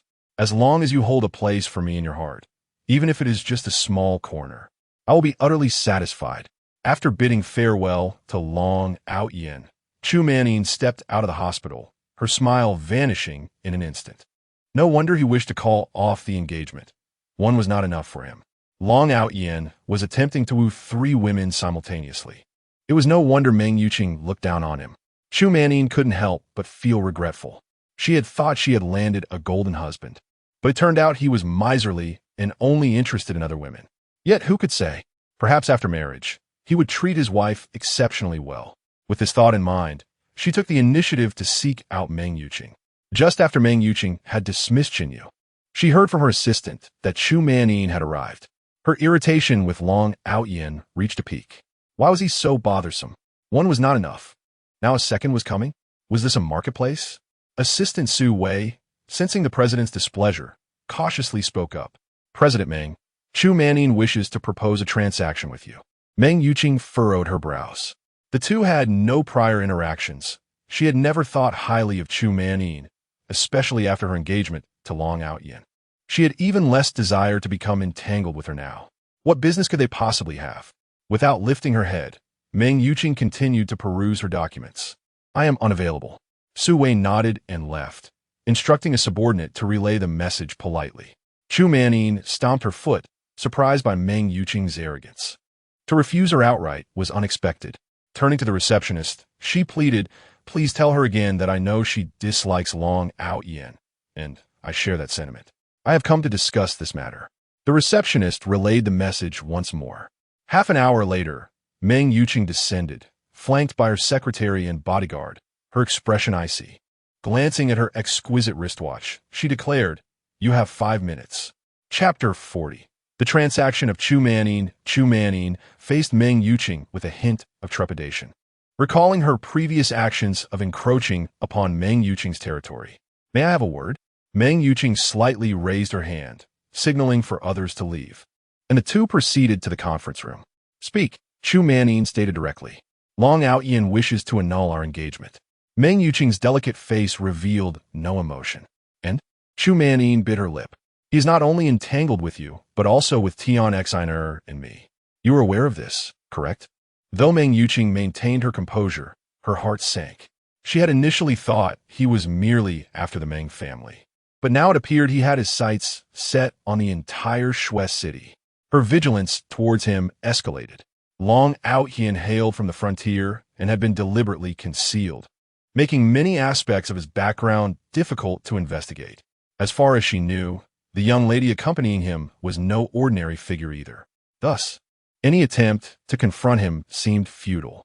Meng Yuqing's only course of action was to keep a close watch on Qin Yuan, the variable in this equation, remaining ever vigilant. But why was Chu Manin divulging all this to her? Meng Yuqing pressed her lips together, her expression icy, losing patience. Que manière a-t-il continué? I understand you have no affection for him. I can provide you with his whereabouts in advance, allowing you to avoid him. Meng Yuqing raised an eyebrow, her demeanor softening slightly. What do you seek in return? Que manière sigue? This wretched man wishes to annul our engagement. I told him you wouldn't mind. And neither would I. Meng Yuqing scoffed. Who does he think he is? Whether he annuls the engagement or not has no bearing on my feelings toward him. Chu Manin pressed on. Unlike you, I lack your capabilities. You know my reputation in Shui City. If I were to break off the engagement with Long Aotian, I may never find such a promising match again. Meng Yuqing pondered. This situation could yield her benefits without any detriments. Even if she despised the idea of evading a man, the presence of an unknown adversary necessitated her caution. She nodded. Very well, but if you learn more about Long Aotian, you must inform me immediately. Chu Manin felt a wave of apprehension. Why did you want to know? Oh well, it didn't matter. Meng Yuqing wouldn't be interested in Long Aotian anyway. Que manière no did. Agreed, but do keep this matter confidential. I told Long Aotian that I came to seek your assistance. Meng Yuqing glanced at her exquisite watch and rose expressionlessly to leave, not looking back as she replied. That will not happen. Chu Manin was taken aback by how smoothly things had progressed, her confidence soaring as she set off to find Duan Yuqing. Prior to this, she had only heard of this woman, Qin Yuan's first love, rumored to be gentle and graceful, a paragon of high education, beauty, and intellect. Chu Manin rushed to the library, intending to track her down, only to come up empty-handed. She then went to the Duan residence, only to be informed that Duan Yuqing was not home. Exhausted from her fruitless search, Chu Manin decided to stop by a bar for a drink. Turning around, she spotted a woman clad in a sexy camisole, her face obscured as she tilted her head. All that was visible were her alluring legs encased in fishnet stockings, even more enticing under the dim lights. Upon closer inspection, it was indeed Duan Yuqing. Chu Manin stepped back in disbelief, glancing again at the bar sign. Yes, it was indeed a bar. How interesting. I couldn't find you at the library or at home, yet here you are at a bar. She wondered who could still claim that Duan Yuqing was gentle and virtuous. This woman was clearly on a different level. Qin Yuan was avoiding Duan Yuqing to the extent of retreating to a bar. Chu Manin thought Duan Yuqing would at least consider her public image and refrain from appearing too brazenly in places like this. But she was mistaken. Just days ago, Duan Yuqing had been mindful of Qin Yuan's preference for gentle and kind women, striving to maintain her facade. Yet, she soon realized she could not pretend forever, and each attempt to feign gentleness only resulted in her being irritated by him. Thus, she decided to abandon the pretense altogether and boldly pursue her desires. As soon as Qin Yuan sat down, Duan Yuqing plopped herself beside him. When he shifted away slightly, she inched closer. Each time he retreated, she advanced until he was pressed against the back of the sofa. Qin Yuan sighed, realizing that not only was he burdened with learning the ropes of the family business from his father, but he also had to fend off Duan Yuqing's relentless advances. Life felt utterly devoid of hope, fraught with threats. Why are you crowding me? Go bother Long Aotian instead. Duan Yuqing pouted. What's wrong with me getting closer to you? I'm being proactive. Why can't you be a bit more so? Qin Yuan, feeling exasperated, responded. That's not the issue. I came to the bar for a reason. Why did you follow me here? Duan Yuqing replied nonchalantly, I came to supervise you, to see if you were chasing after any women. As the two bickered, Chu Manning approached. Spotting Qin Yuan, she greeted him warmly. Qin Yuan, feeling at ease, greeted her back, realizing that as long as he remained unembarrassed, it was others who would feel awkward. Duan Yukan scrutinisait que mania, noting her beauty, but feeling that she still fell short in comparison. What brings you here? Que mania smiled. You must be Miss Duan, correct? Could we have a more in-depth conversation regarding Long Aotian? Qin Yuan felt relieved. It seems this has nothing to do with me. What could Chu Manning want with Duan Yuqin? Is she here to stir jealousy or make a show of power? Regardless, I should take this opportunity to escape from Duan Yuqin before Long Aotian arrives. Duan Yuqin raised an eyebrow. Long Aotian? That pretentious man who meddles in everything? Noticing Qin Yuan's intent to slip away, she quickly grabbed his arm. Let us discuss matters here. Chu Manning glanced at Qin Yuan, nodding as she pondered how to persuade Duan Yuqin to find an alternative excuse to deal with Long Aotian. You don't like Long Aotian, do you? Duan Yuqin rolled her eyes. Isn't that obvious? You're his fiancé. Wait a moment. You aren't here to show off, are you? Chu Manning shook her head repeatedly. Not at all. I merely wish to ask if you could find a different excuse to deal with Long Aotian. He always assumes that your indifference is due to our engagement. Duan Yuqin scoffed. That is your business, not mine. Que Magnan felt frustrated. She had hoped Duan Yuqin would be more amenable, but she was proving uncooperative. Chu Manning's gaze inadvertently drifted to Duan Yuqin's hand, which was tightly gripping Qin Yuan's. Suddenly, inspiration struck. Leaning closer to Duan Yuqin, she whispered, if you change your excuse, I can teach you how to win over Qin Yuan. Duan Yuqin appeared skeptical. Really? Chu Manning donned a flirtatious smile as she looked at Qin Yuan. Qin Yuan immediately felt a shiver run down his spine. Isn't this just the beginning of a harem rivalry?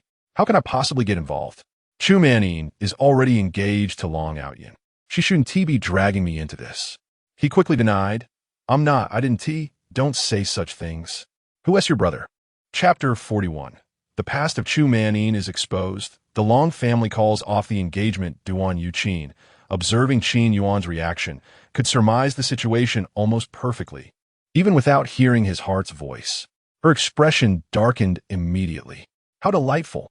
Here I am, presenting a feast before you, yet you disdain it completely, while you find joy in the filth you picked up off the street. She pinched the soft flesh at Qin Yuan's waist and twisted it sharply. Qin Yuan inhaled sharply. Hey, take it easy. Duan Yuqin gritted her teeth, leaning closer to whisper in his ear, I won't ease up. I'll deal with you when we return. Kumanya. Witnessing their interaction, felt a twinge of envy. However, she quickly realized that even if she were to call off her engagement with Long Aotian, she could never be as close to Qin Yuan as they were. Unfortunately, economic foundations dictate the upper structure. Lacking Meng Yuqing's capabilities, Tian Xiner's family background, and the emotional bond share between Duan Yuqin and Qin Yuan, she found solace in her connection with Long Aotian. Chu Manning collected her thoughts and cleared her throat. Can we have a serious discussion now? Duan Yuqin nodded, her mood quite sour, asserting her claim. I have no affection for Long Aotian. Since you are adept at enticing men, you should swiftly ensnare him and spare us all from his distasteful presence. As for everything else, Qin Yuan is rightfully mine. I need no guidance from you. Chu Manning agreed, feeling that dealing with Tian Xiner would be far simpler. After their discussion, she felt utterly drained. Long Aotian, upon receiving the news, was incredulous. Initially, he had casually agreed, never anticipating that she could truly convince Meng Yuqing and the others to accept the reality of their engagement. Despite this, he felt deep down that Chu Manning was unworthy of him. Only a woman like Meng Yuqing deserved to be his wife, or, at the very least, someone as gentle, virtuous, and intelligent as Duan Yuqin. However, the elders of his clan had always perceived Chu Manning as a commendable woman, compounded by his grandfather's will, making it difficult to find an excuse to call off the engagement. With a nod, Long Aotian replied, well done. We can discuss the annulment later. I have matters to attend to. You may leave for now. Chu Manning, fatigued from the day's events, was disinterested in continuing their charade. All right, dear Aotian, take care of yourself. I shall take my leave. Meng Xiangrui, having just secured a project, rushed over to see Long Aotian upon hearing he was hospitalized. As he entered, he overheard their conversation. Seeing Chu Manin depart, he hurriedly approached. Aotian, are you truly planning to get engaged to Chu Manin? Well, my sister. Long Aotian scoffed. How could she possibly be worthy? The elders believe her to be an admirable woman. I cannot act recklessly for now. Meng Xiangrui breathed a sigh of relief. Despite previous incidents, he still found Long Aotian to be inscrutable. What should we do? My sister doesn't wish to see you at all. Long Aotian insisted. The marriage must be annulled, and it seems that you must take the lead in this matter. For no matter how I express my disdain for Chu Manin, the elders will think I am merely slandering her. It must come from you, as an outsider, to break this deadlock. Meng, if you're willing to assist me, gather evidence of Chu Manin's materialistic pursuits and her entanglements with other men, and anonymously deliver it to the elders of the Long family. Let them see what kind of woman they are so ardently supporting as their daughter-in-law. Meng Xiangrui, being a bit of a wastrel, was not suited for serious tasks, but he was adept at gathering gossip. He grinned widely, assuring Long Aotian, rest assured, Aotian, leave it to me, and I will handle it splendidly. Long Aotian watched Meng Xiangrui's departing figure, hands clasped behind his back. Let's hope so. The next day, the elders of the Long family received an anonymous package containing scandalous photographs of Chu Manin with various men. The content was utterly disgraceful. One elder, enraged, nearly suffered a hypertensive crisis, exclaiming about the injustice. Another elder, equally furious, almost fainted from the shock. They both wept bitterly before the tablet of Long Aotian's grandfather. Oh, brother, I am so sorry. I nearly allowed my grandson to fall into that woman's trap. Another elder struck his cane against the ground. The Chu family has taken advantage of us, thinking our Long family weak. If so, then let us call off this engagement. Summon the banquet. We shall publicly annul the engagement tonight as a tribute to Aotian's grandfather's spirit. The Long family elders send invitations to several prominent families in Snow City, announcing that they would publicly declare an important matter. Naturally, the Qin family, as the leading family among the four great clans, was included in the invitation. Qin Yuan, upon receiving the invitation, was reluctant to attend, wishing to avoid the spotlight. He had heard from Qi Zhongping that Meng Xiangrui had delivered something to the Long family elders the previous night, which had nearly caused a scene. It was evident that the banquet was related to this affair, and he hoped to avoid getting entangled in the fallout.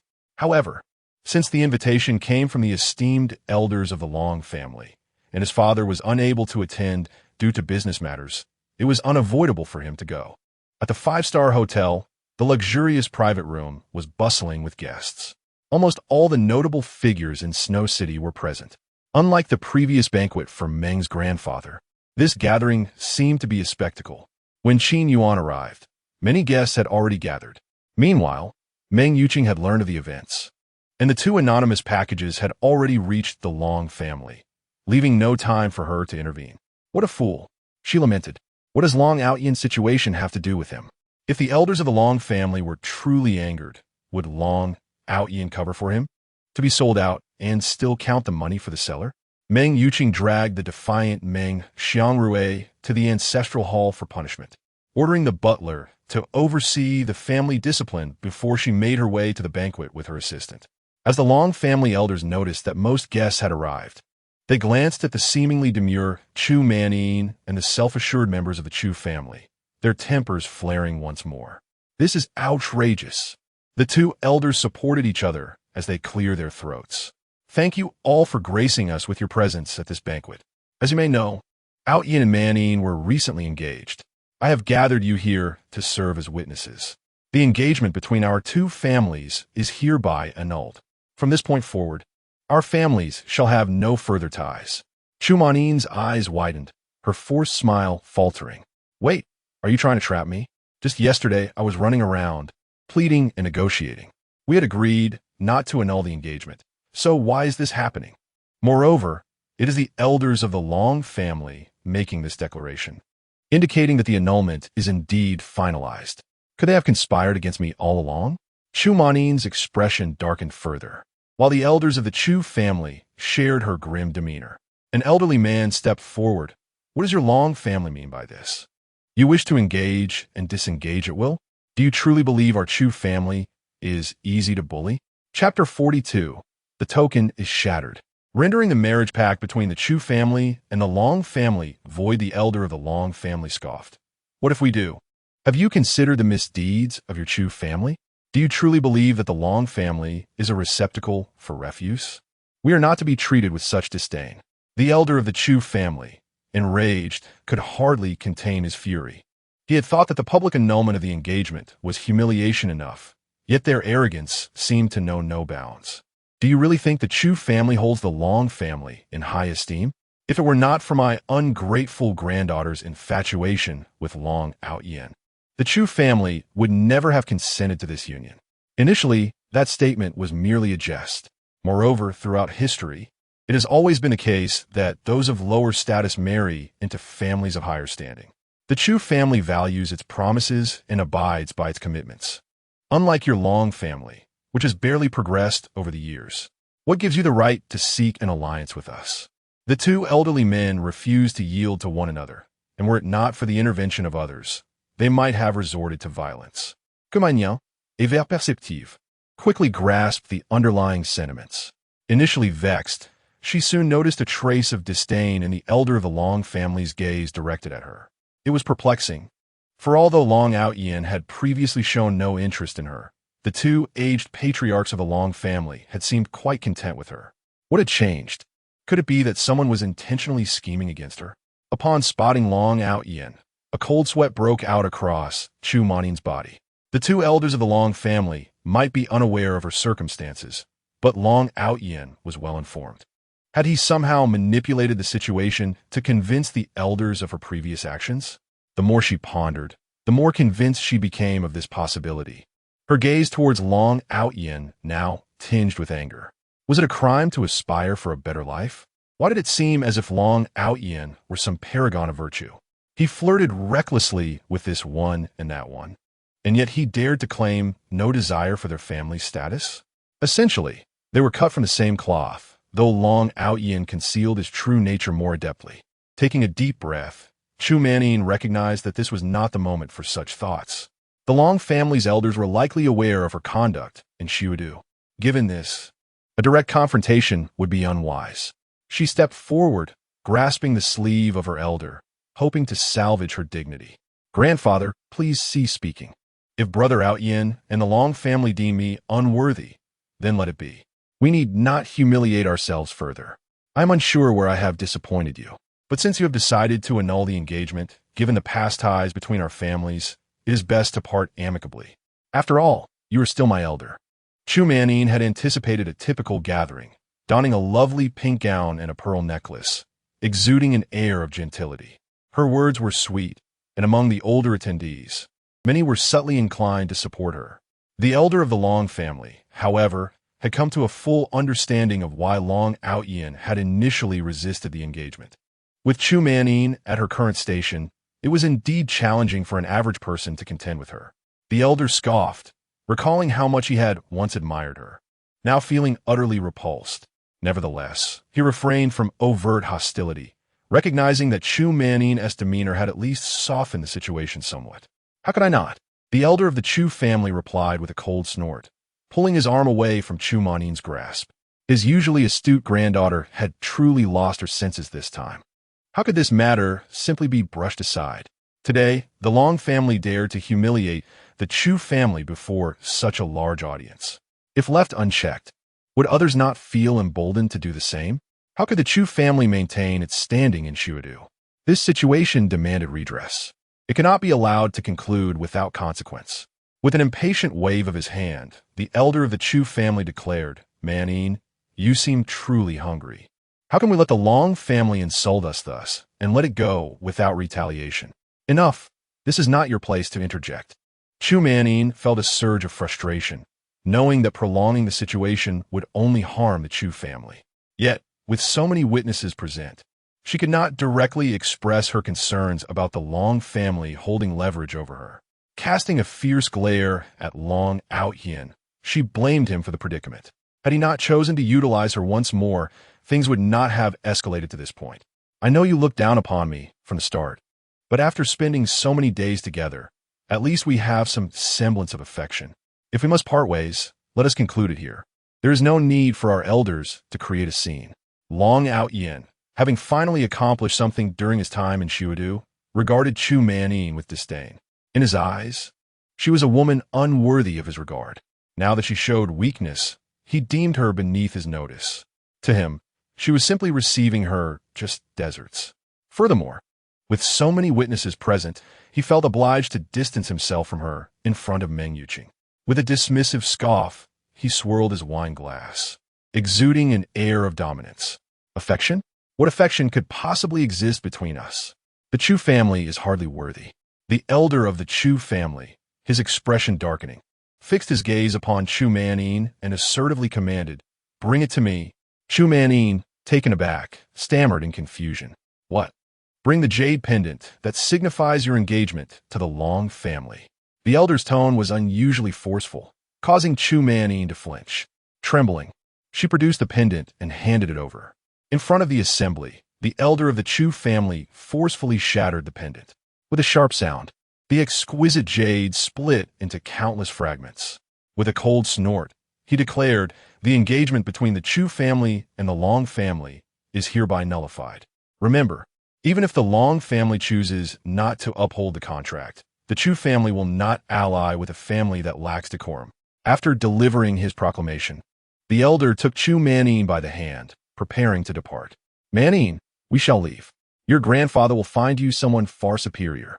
Chu Manin understood that remaining in this place would yield no favorable outcome, as she promptly followed her grandfather. The Long family, having been so publicly humiliated by the Chu family, was evidently not inclined to let the matter rest, sneering with scorn. Lacking decorum? That is far better than being fickle and promiscuous. The elder of the Chu family halted, his face flushed with anger as he turned back to confront the elder of the Long family. "What do you mean by that? Que manière complexion tournée pas?" Realizing that the confrontation had indeed escalated, the elder of the Long family, his cane striking the ground with a resounding thud, replied, "What I mean is quite clear. Do you think we of the Long family would break our promise for no reason? It is precisely because your granddaughter has been so indiscreet in Shuadu that we are forced to reconsider.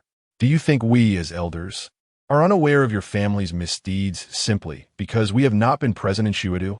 The elder of the Chu family halted abruptly, casting a furious glare at the elder of the Long family. What a vicious scheme! If the rumors of Manin's alleged impropriety were to take hold, she would find it exceedingly difficult to marry in the future. My granddaughter may have dated a few young men, but do you know what sort of person your grandson is?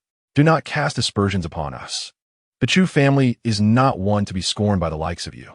If you claim Manin is promiscuous, where is your evidence? If you cannot provide any, then be warned. Our legal team is not to be trifled with. Chapter 43. A fish dies and the net breaks. Qin Yuan stood in the corner, flanked by Tian Shiner and Duan Yuqing. Fortunately, both women were engrossed in their gossip and had not noticed anything amiss. Upon hearing the elder Mr. Chu mention evidence, Qin Yuan's heart sank. When it comes to evidence, there is certainly an abundance. Chu Manin has been with so many men that one hand cannot count them all. Wait, it wouldn't involve me, would it? He felt a growing sense of unease. To accuse the protagonist in front of so many people? I might not even know how I meet my end. Although Duan Yuqing learned of their past when Chu Manin visited her the previous day, she still felt a surge of anger. With a smile plastered on her face, she stealthily inched her hand toward Qin Yuan and, taking him by surprise, pinched him hard. He gasped in pain, turning to see her glaring at him. "All right, I can't offend this fierce woman," he thought, his confidence waning. "What was that for?" he whispered. Duan Yuqing, with a smile that didn't quite reach her eyes, replied, "Because I wanted to." Meng Yuqing stood a short distance away, exuding an aura of keeping everyone at bay, both strangers and acquaintances alike. Noticing their small antics, she scoffed. If it weren't for that fool Meng Xiangrui being used as a pawn by Long Aotian, she wouldn't have bothered attending the banquet. Fortunately, their playful gestures did not attract widespread attention. Chu Manin subtly tugged at her grandfather's sleeve. "Elder monsieur, que, observing que Magnan est guilty de mianor." immediately grasped the gravity of the situation. It was likely true. Yet, he found himself in a precarious position. Could he really leave in such disgrace? As long as they had no concrete evidence, there remained a glimmer of hope for redemption. Chu Manin felt a profound despair, blaming Long Aotian for her predicament. If it weren't for him, she wouldn't be facing this humiliation. Her reputation, while tarnished, had been merely the subject of whispers among the young elite who were all too aware, yet had not dared to expose her. However, if her secrets were laid bare before the public, it would signify a true social death. She regretted ever listening to Tian Xiner's deceitful words, believing Long Aotian to be an easy target to manipulate. Now, she realized he could very well lead to her ruin. No, I cannot allow this to transpire. Que magnan grité d'ortit. Long Aotian, your betrayal is one thing, but if you push me too far, I won't hesitate to bring you down with me. Long Aotian regarded Chu Manin with disdain. Unlike her, he had only recently arrived in Xiudu. What dirt could she possibly hold on him? A mere gold digger? The thought of mutual destruction was laughable. Chu Manin trembled with anger, feeling as if she were being stripped bare and cast into the street. The murmurs and scrutinizing gazes of those around her pierced her like daggers. Her mind went blank as she quaked in fear. How could she possibly live on after this? Elder Mr. Chu watched the images flash across the screen, his eyes widening in horror. He staggered back, trembling as he pointed at Chu Manin. He had known she was somewhat materialistic, but he never anticipated she would be so reckless as to leave behind evidence that could be publicly displayed. How could the Chu family maintain their standing in Xiudu now? In his fury, he felt as if he might vomit blood. He seemed to age a decade in an instant, his previously upright posture crumpling as he faced the Long family. Tears streamed down his face as he lamented. The family has fallen into disgrace. With that, he collapsed. Seeing her grandfather faint, Chu Manin rushed to support him. Grandfather, call for an ambulance. Meng Yuqing pursed her lips and stepped forward with her acupuncture kit. I'll take care of this. After a few precise needles, Elder Mr. Chu coughed up blood, his pallor gradually returning to a healthier hue. Once he regained consciousness, he swiftly made a decision. To save the Chu family, he must sever ties. Without pausing to catch his breath, he pointed a trembling finger at Chu Manin. From now on, you are no daughter of the Chu family. Turning away to compose himself, he glanced at Meng Yuqing, forcing a strained smile. Thank you, Ms. Meng. Without your timely intervention, I fear I might have been driven to an early grave by this unfilial daughter. Meng Yuqing remained indifferent, showing no intention of leveraging her act of kindness for favors. She stood, brushing off non-existent dust. It was nothing. In truth, she believed that her compassion extended to all living beings, even stray animals. After all, this situation was partly the result of Meng Xiangrui's actions, and she held no grudge against Chu Manin. Chu Manin felt as if the world had collapsed around her. Her reputation shattered, intimate photographs publicly displayed, and now she had been disowned by her family. All of this was the doing of Long Aotian. In that moment, only one thought consumed her. If he would not allow her peace, then neither should he live. Chapter 44. The unattainable soft rice. Chu Manin slowly surveyed the crowd, her gaze ultimately resting upon Long Aotian, who felt a shiver run down his spine. However, as the god of war from the borderlands, he had faced countless storms before. What could a mere Chu Manin do to him? Noticing that Long Aotian showed no signs of remorse, but rather a hint of disdain, Chu Manin shed her pretense. You claim I am no better than a vile creature. What does that make you? Have you not entangled yourself with numerous women? You cannot handle them. Yet you expect me to explain? Should I elucidate that you are nothing but a lecher? Or perhaps clarify that your attempts at soft rice have failed? Long Aotian dismissed her mockery with a scoff. What did she know? As long as he terminated their engagement, whether it be Meng Yuqing or Duan Yuqin, he could have them at his fingertips. His true aim was to seize Xiudu and return to the border to exact his revenge. Yet being publicly insulted, Long Aotian was not one to let slide. He spoke from his elevated position.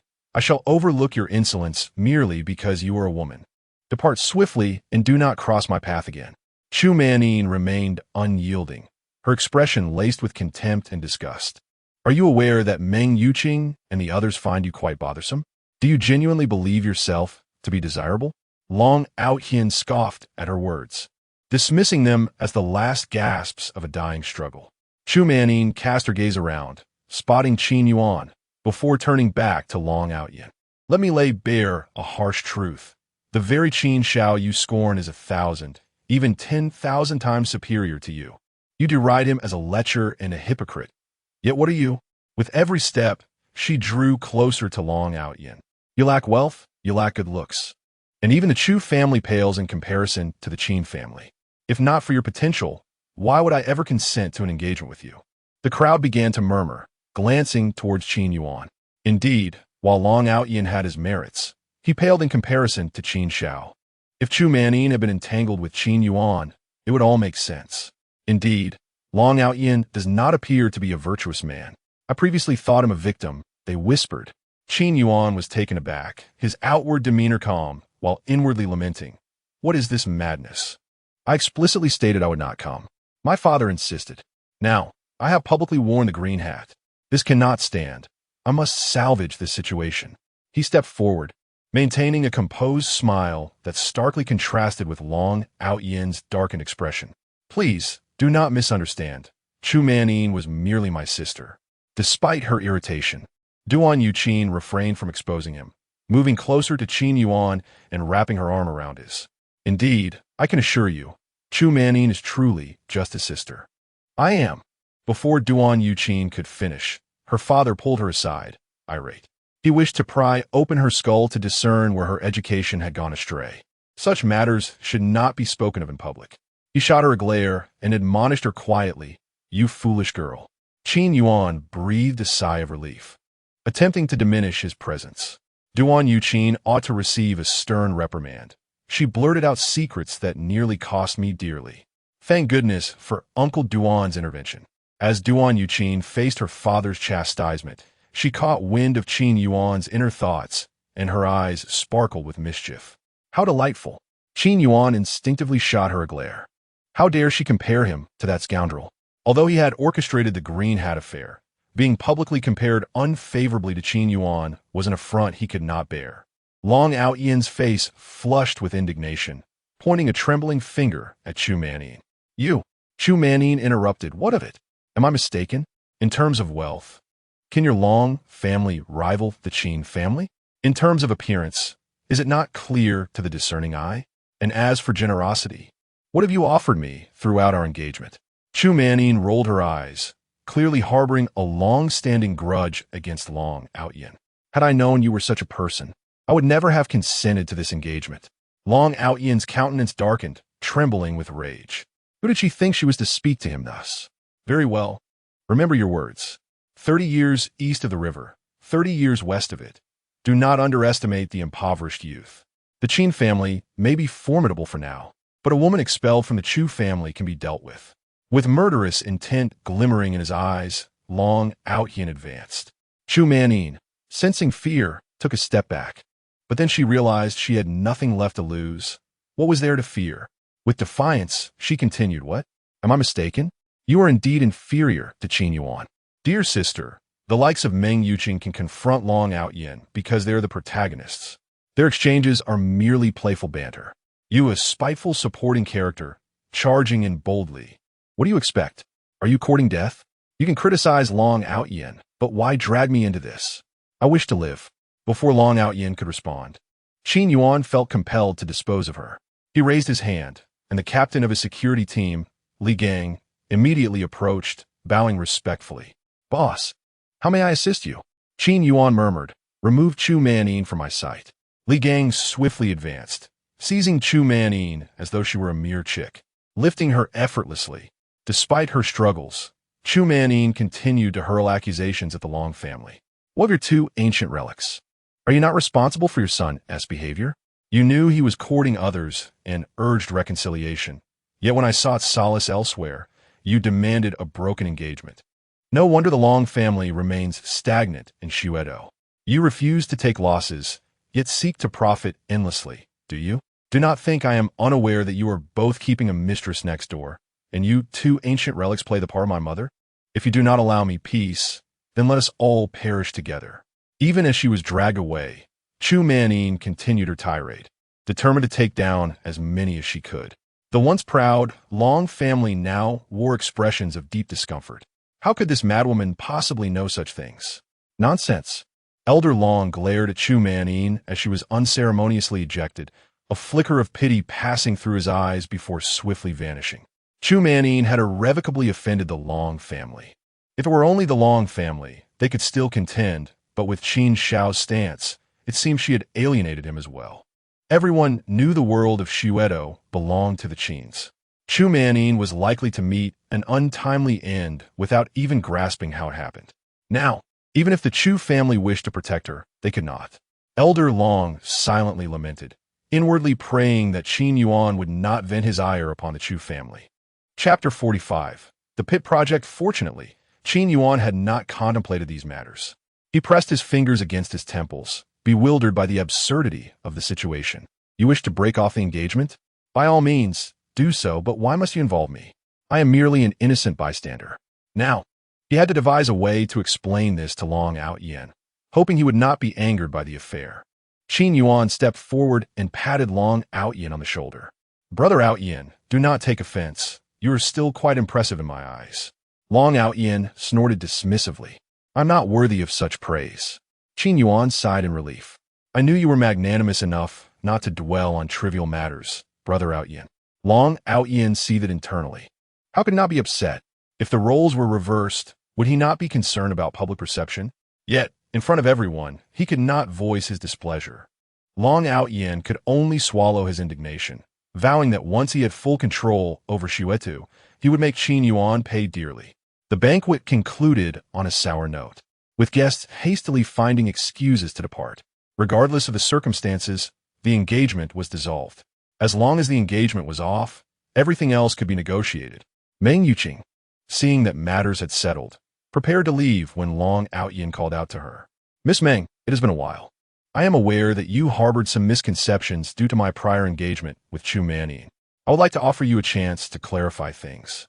Meng Yuqing frowned, her expression instantly turning frosty, resembling a moving icebox. There is no need for that. I have no time to spare. Long Aotian glanced at Qin Yuan, who was engaged in a playful tug-of-war with Duan Yuqing. His brow furrowed as he recalled Meng Yuqing's former submissive demeanor during the engagement, feeling a pang of sympathy. Has Qin Yuan threatened you? Rest assured, as long as I am here, I will find a way to extricate you from the situation. Meng Yuqing let out a cold laugh, feigning contemplation. You should focus on yourself first. I recall you retreated without a fight during your match with Qin Yuan. What was it you were supposed to call him, according to the agreement? Long Aotian's face turned awkward. He clearly hadn't expected her to bring that up. That day, he had resorted to trickery, which he knew could not be counted. Meng Yuqing raised an eyebrow, a smirk playing on her lips. What? You Chapter 46. Meng Xiangrui falls into a trap. The Guardian arrives in the Snow City. Did he truly believe that the business world was devoid of challenges? If it were that simple, he would have long since established himself within it, rather than engaging with a few women. Meng Xiangrui clearly had not anticipated this perspective. Had it been anyone else speaking, he might have pondered it further. But who was Long Aotian? A master of medicine with unparalleled martial arts skills. A sage who could decipher the cosmos. Most importantly, he was his own brother. How could he betray him? If he were to unite with his sister, he would become a cherished brother-in-law. How could he possibly intend to deceive him? Initially harboring some doubts, Meng Xiangrui, upon receiving Long Aotian's assurance, invested without a second thought. A month later, he found himself ensnared. Daily pressure to inject more funds. His small reserve was depleted. The only option left was to clandestinely partake in the project arranged by Meng Yuqing, skimming off the top.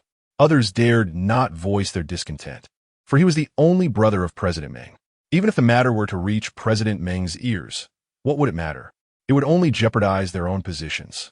Meng Xiangrui's misappropriation of company funds went unnoticed until 2 months later, when it was discovered by Meng Yuqing during an audit.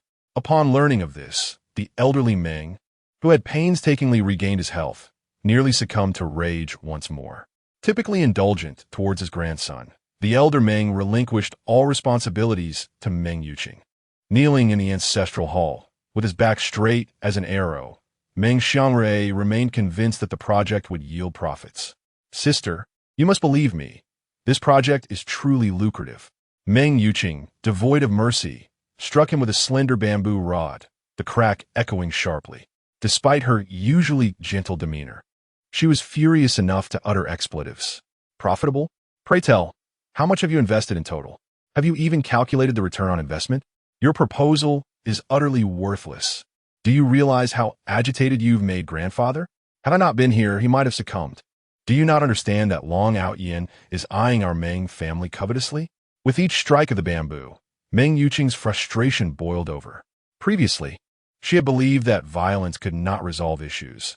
Thus, Meng Xiangrui had only faced the mild punishment of kneeling in the ancestral hall. However, this time, her anger drove her to act. As Meng Xiangrui heard her words, he instinctively sought to refute them. "How could that be? Brother Aotian and I share the closest bond. I was the first he met upon arriving in Snow City, and he praised my proposal as exceptional." Meng Yuqing interrupted him sharply. "Exceptional? You'd rather it were riddled with faults. You consider him a brother, while he views you as an easy mark." Meng Xiangrui's eyes widened in disbelief, shaking his head in denial. The pain from the strikes seemed trivial now. "Impossible. Absolutely impossible." Meng Yuqing scoffed, her disappointment palpable. "How can it be impossible? Do you genuinely believe he harbors goodwill? If he were sincere, why would he flirt with others while courting me? You are a man. Stop pretending to be naive. Was his previous engagement a ploy to manipulate you? Why do you think he failed to warn you this time? Was it due to ignorance or a calculated decision?" Meng Xiangrui, stubbornly refusing to concede, grappled with disbelief, unable to accept that his dear brother could betray him. Left speechless by his sister's relentless accusations, he struggled to respond. "But these funds cannot completely drain the Meng family." Meng Yuqing found his naivety laughable. "Is this truly my brother? So foolish? Perhaps I should consider a paternity test." He sought a favor from the Meng family, a debt of gratitude that would ultimately grant him control over it. Did he truly believe that Long Aotian's intentions were as innocent as they seemed? Long Aotian possessed true ambition, while you incessantly criticized Qin Yuan.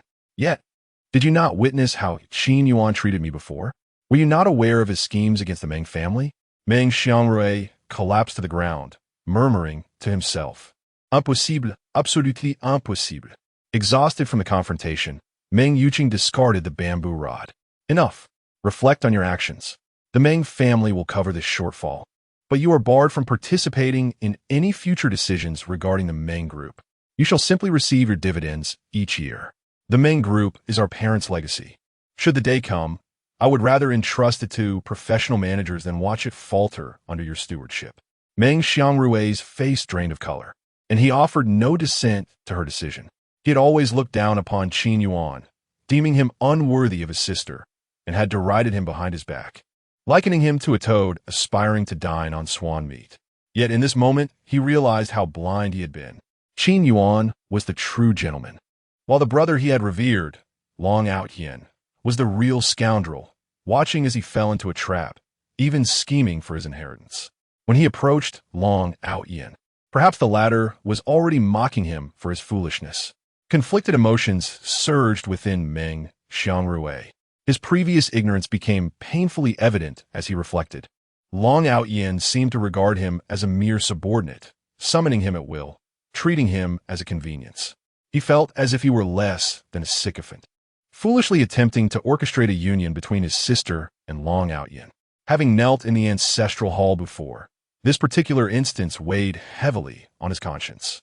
Guilt and sorrow washed over him, and he delivered a self-inflicted slap to his face. "I'm truly a fool," as thoughts of Long Aotian consumed him. He ground his teeth in frustration. "Long Aotian, just you wait." Meanwhile, Long Aotian calculated that it was nearly time to have the funds delivered. With Meng Xiangrui's blunder, the Meng family would undoubtedly be in urgent need of capital. The project he held was so robust that even the most skilled professional would not discern any flaws. Everything was in place, awaiting the arrival of the funds from the border for a decisive takeover of the Meng family. As Long Aotian awaited the funds, He noted that the two guardians who were supposed to rendezvous with him had instead found themselves wandering through a shopping mall in Snow City. Suddenly, the electric guardian halted, tugging at the wind guardian with excitement. Look at 12 o'clock. Chapter 47. The guardian arrives in Snow City and stumbles upon Qin Yuan embracing two women as the wind guardian surveyed the scene. He indeed noticed a man of remarkable appearance, clad in a tailored suit, followed by several burly bodyguards. Flanking him were two stunning women, one petite with a childlike face and prodigious figure, holding a lollipop in one hand while playfully clinging to the man with the other. The second, adorned with gold-rimmed glasses and a chic suit, sported a wavy bob and a figure-hugging skirt that accentuated her long, shapely legs encased in dark stockings, a quintessential image of a sophisticated, alluring professional. He was debonair and surrounded by beauties. The two guardians exchanged glances. Who else but their young master could simultaneously captivate two strikingly different, yet equally alluring women, compelling them to willingly share his company? It was precisely as the elder had described, unmistakably him. The wind guardian took a step forward, ready to reveal their identities. However, the electric guardian swiftly restrained him. Let's observe further, just in case, she cautioned. Despite her own conviction that this was indeed their young master, prudence dictated caution. Qin Yuan had merely stepped out for a meal after work when he found himself once again entangled. Ever since his appearance in the news, Qin's father had become convinced that his son had turned over a new leaf. He now insisted on personally guiding Qin Yuan in investment and company management. Despite his reluctance, Qin Yuan succumbed to his father's earnest gaze and the looming threat of a paternal swat. The Qin family's business empire was vast, and Qin Yuan was astonished by its complexity. His days were now consumed with work. Furthermore, since Qin Yuan's rescue of Tian Exiner, the Tian family had ceased restricting her interactions with him. Tian Exiner now sought him out frequently, partly because Qin Yuan occupied her thoughts constantly, and partly because visits to Qin Yuan invariably resulted in a sugary treat. Meanwhile, Duan Yuqin had made it her mission to remain close to Qin Yuan since her return to the country. Wherever he went, she followed. Their family's collaboration provided her with ample opportunities to pursue him, even during his working hours. During this outing for a meal, the two women clung to Qin Yuan's arms like twin guardians. Suddenly, Qin Yuan sensed that he was being watched. He casually scanned his surroundings and noticed a man and a woman whose attire suggested they were not local to Snow City. The man was of unremarkable appearance, short and dark-skinned, dressed too lightly for the frigid weather. The woman was strikingly beautiful, possessing a sharp, commanding aura. Her figure was voluptuous, her eyes alluring, and her every gesture seemed to radiate charm, like a captivating and dangerous serpent. These two exuded an air of mastery, marking them as extraordinary. Alarmed, Qin Yuan mentally summoned the system. Help me identify these two individuals. The Wind Guardian and the Electric Guardian, the system replied. Two of the protagonist's bodyguards. One excels at disguise, the other at tracking. While they may not be as adept at assassination as the other two guardians, their ability to rise to the top ranks in the martial arts-obsessed frontier through non-violent means like disguise and tracking is a testament to their diverse capabilities. TSK host. These two experts have been dispatched to eliminate you. Qin Yuan inwardly cursed. Why these two arrived so early? In the original storyline, they didn't appear until much later, assisting the protagonist in reclaiming his business empire. Qin Yuan glanced at the women beside him. One was destined to be the protagonist's lover, and the other was already one. If the protagonist's guardians discovered that he had been wooing their young master's women, would he survive? Would they kill him to prove their loyalty? He had to get rid of these two burdens quickly. An idea struck Qin Yuan. Have you two eaten? Duan Yuqin shook her head, her voice soft and coquettish. Not yet. I was waiting for President Qin to treat me. Her delight was palpable. You can't deny you care about me, can you? Xian Xinia, munching on snacks. Shook her head. I'm not hungry. I'm full from these snacks. Qin Yuan nodded. That's exactly what I wanted to hear. He stepped forward, affectionately taking Tian Exinor's hand. How can that be? You still need to eat properly. Tian Exinor nodded, agreeing with Qin Yuan. She clung to his arm, pleadingly. Can I join you two for dinner? Duan Yuqin rolled her eyes. All you ever do is eat. She thought that her biggest obstacle on her journey to capturing Qin Yuan's heart would be Meng Yuqing. But she never expected it to be this little one. Seeing their romantic date about to turn into a trio, Duan Yuqing firmly shook her head. No, the food outside isn't clean. Go home and eat. Tian Xener looked at Qin Yuan with tearful eyes, tugging at the hem of his expensive suit. Brother Qin, I want to eat river snail, rice noodles, Peking roast duck, hot pot, spicy boiled skewers, and stinky tofu. Qin Yuan nodded in agreement. Be good. The food outside isn't clean. Listen to your sister Duan. Emboldened by Qin Yuan's support, Duan Yuqing became even more smug. All right, little sister. Cuteness is no match for sexiness. Go home and eat. Tian Xener pouted and left with tears in her eyes. Duan Yuqing was triumphant. You thought you could compete with me? Suddenly, Qin Yuan spoke. Wait. Tian Xener turned back, her eyes shining with anticipation. Brother Qin Yuan ignored her and looked at Duan Yuqing. Since you told her that the food outside isn't clean, you should go home and eat too. Duan Yuqing pointed at herself in disbelief, stomping her foot in anger. Me? Why? Are you seeing someone else? Qin Yuan retorted, I'm seeing a donkey. Even a donkey is unacceptable. Qin Yuan was exasperated. Why can't you understand? Unless I'm working, you want to be with me 24 hours a day. Go find Long Aotian. Qin Yuan's voice was loud enough to attract the attention of passers-by. Humiliated and rejected in front of so many people, Duan Yuqing flared up, glaring at him, trying not to cry. Fine, I'll leave. What's so great about you? I, Duan Yuqing, am not without suitors. Duan Yuqing turned and left, crying as she cursed Qin Yuan in her heart. You big jerk. I'll never talk to you again. Who's he think he is? It's not like I'm unwanted. Qin Yuan secretly sighed in relief, finally getting rid of these two. The Guardians were stunned by this series of events. Ruthless and extraordinary.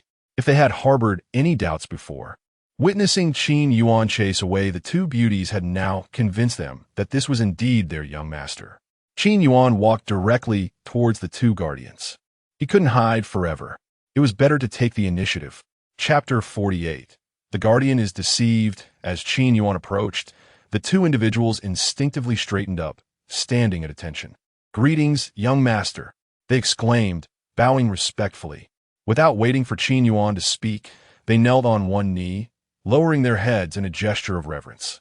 The Electric Guardian discreetly glanced up, winking at Qin Yuan with a spark of admiration. She had often fantasized about the handsome visage concealed beneath the young master's mask. Yet this was beyond her wildest expectations.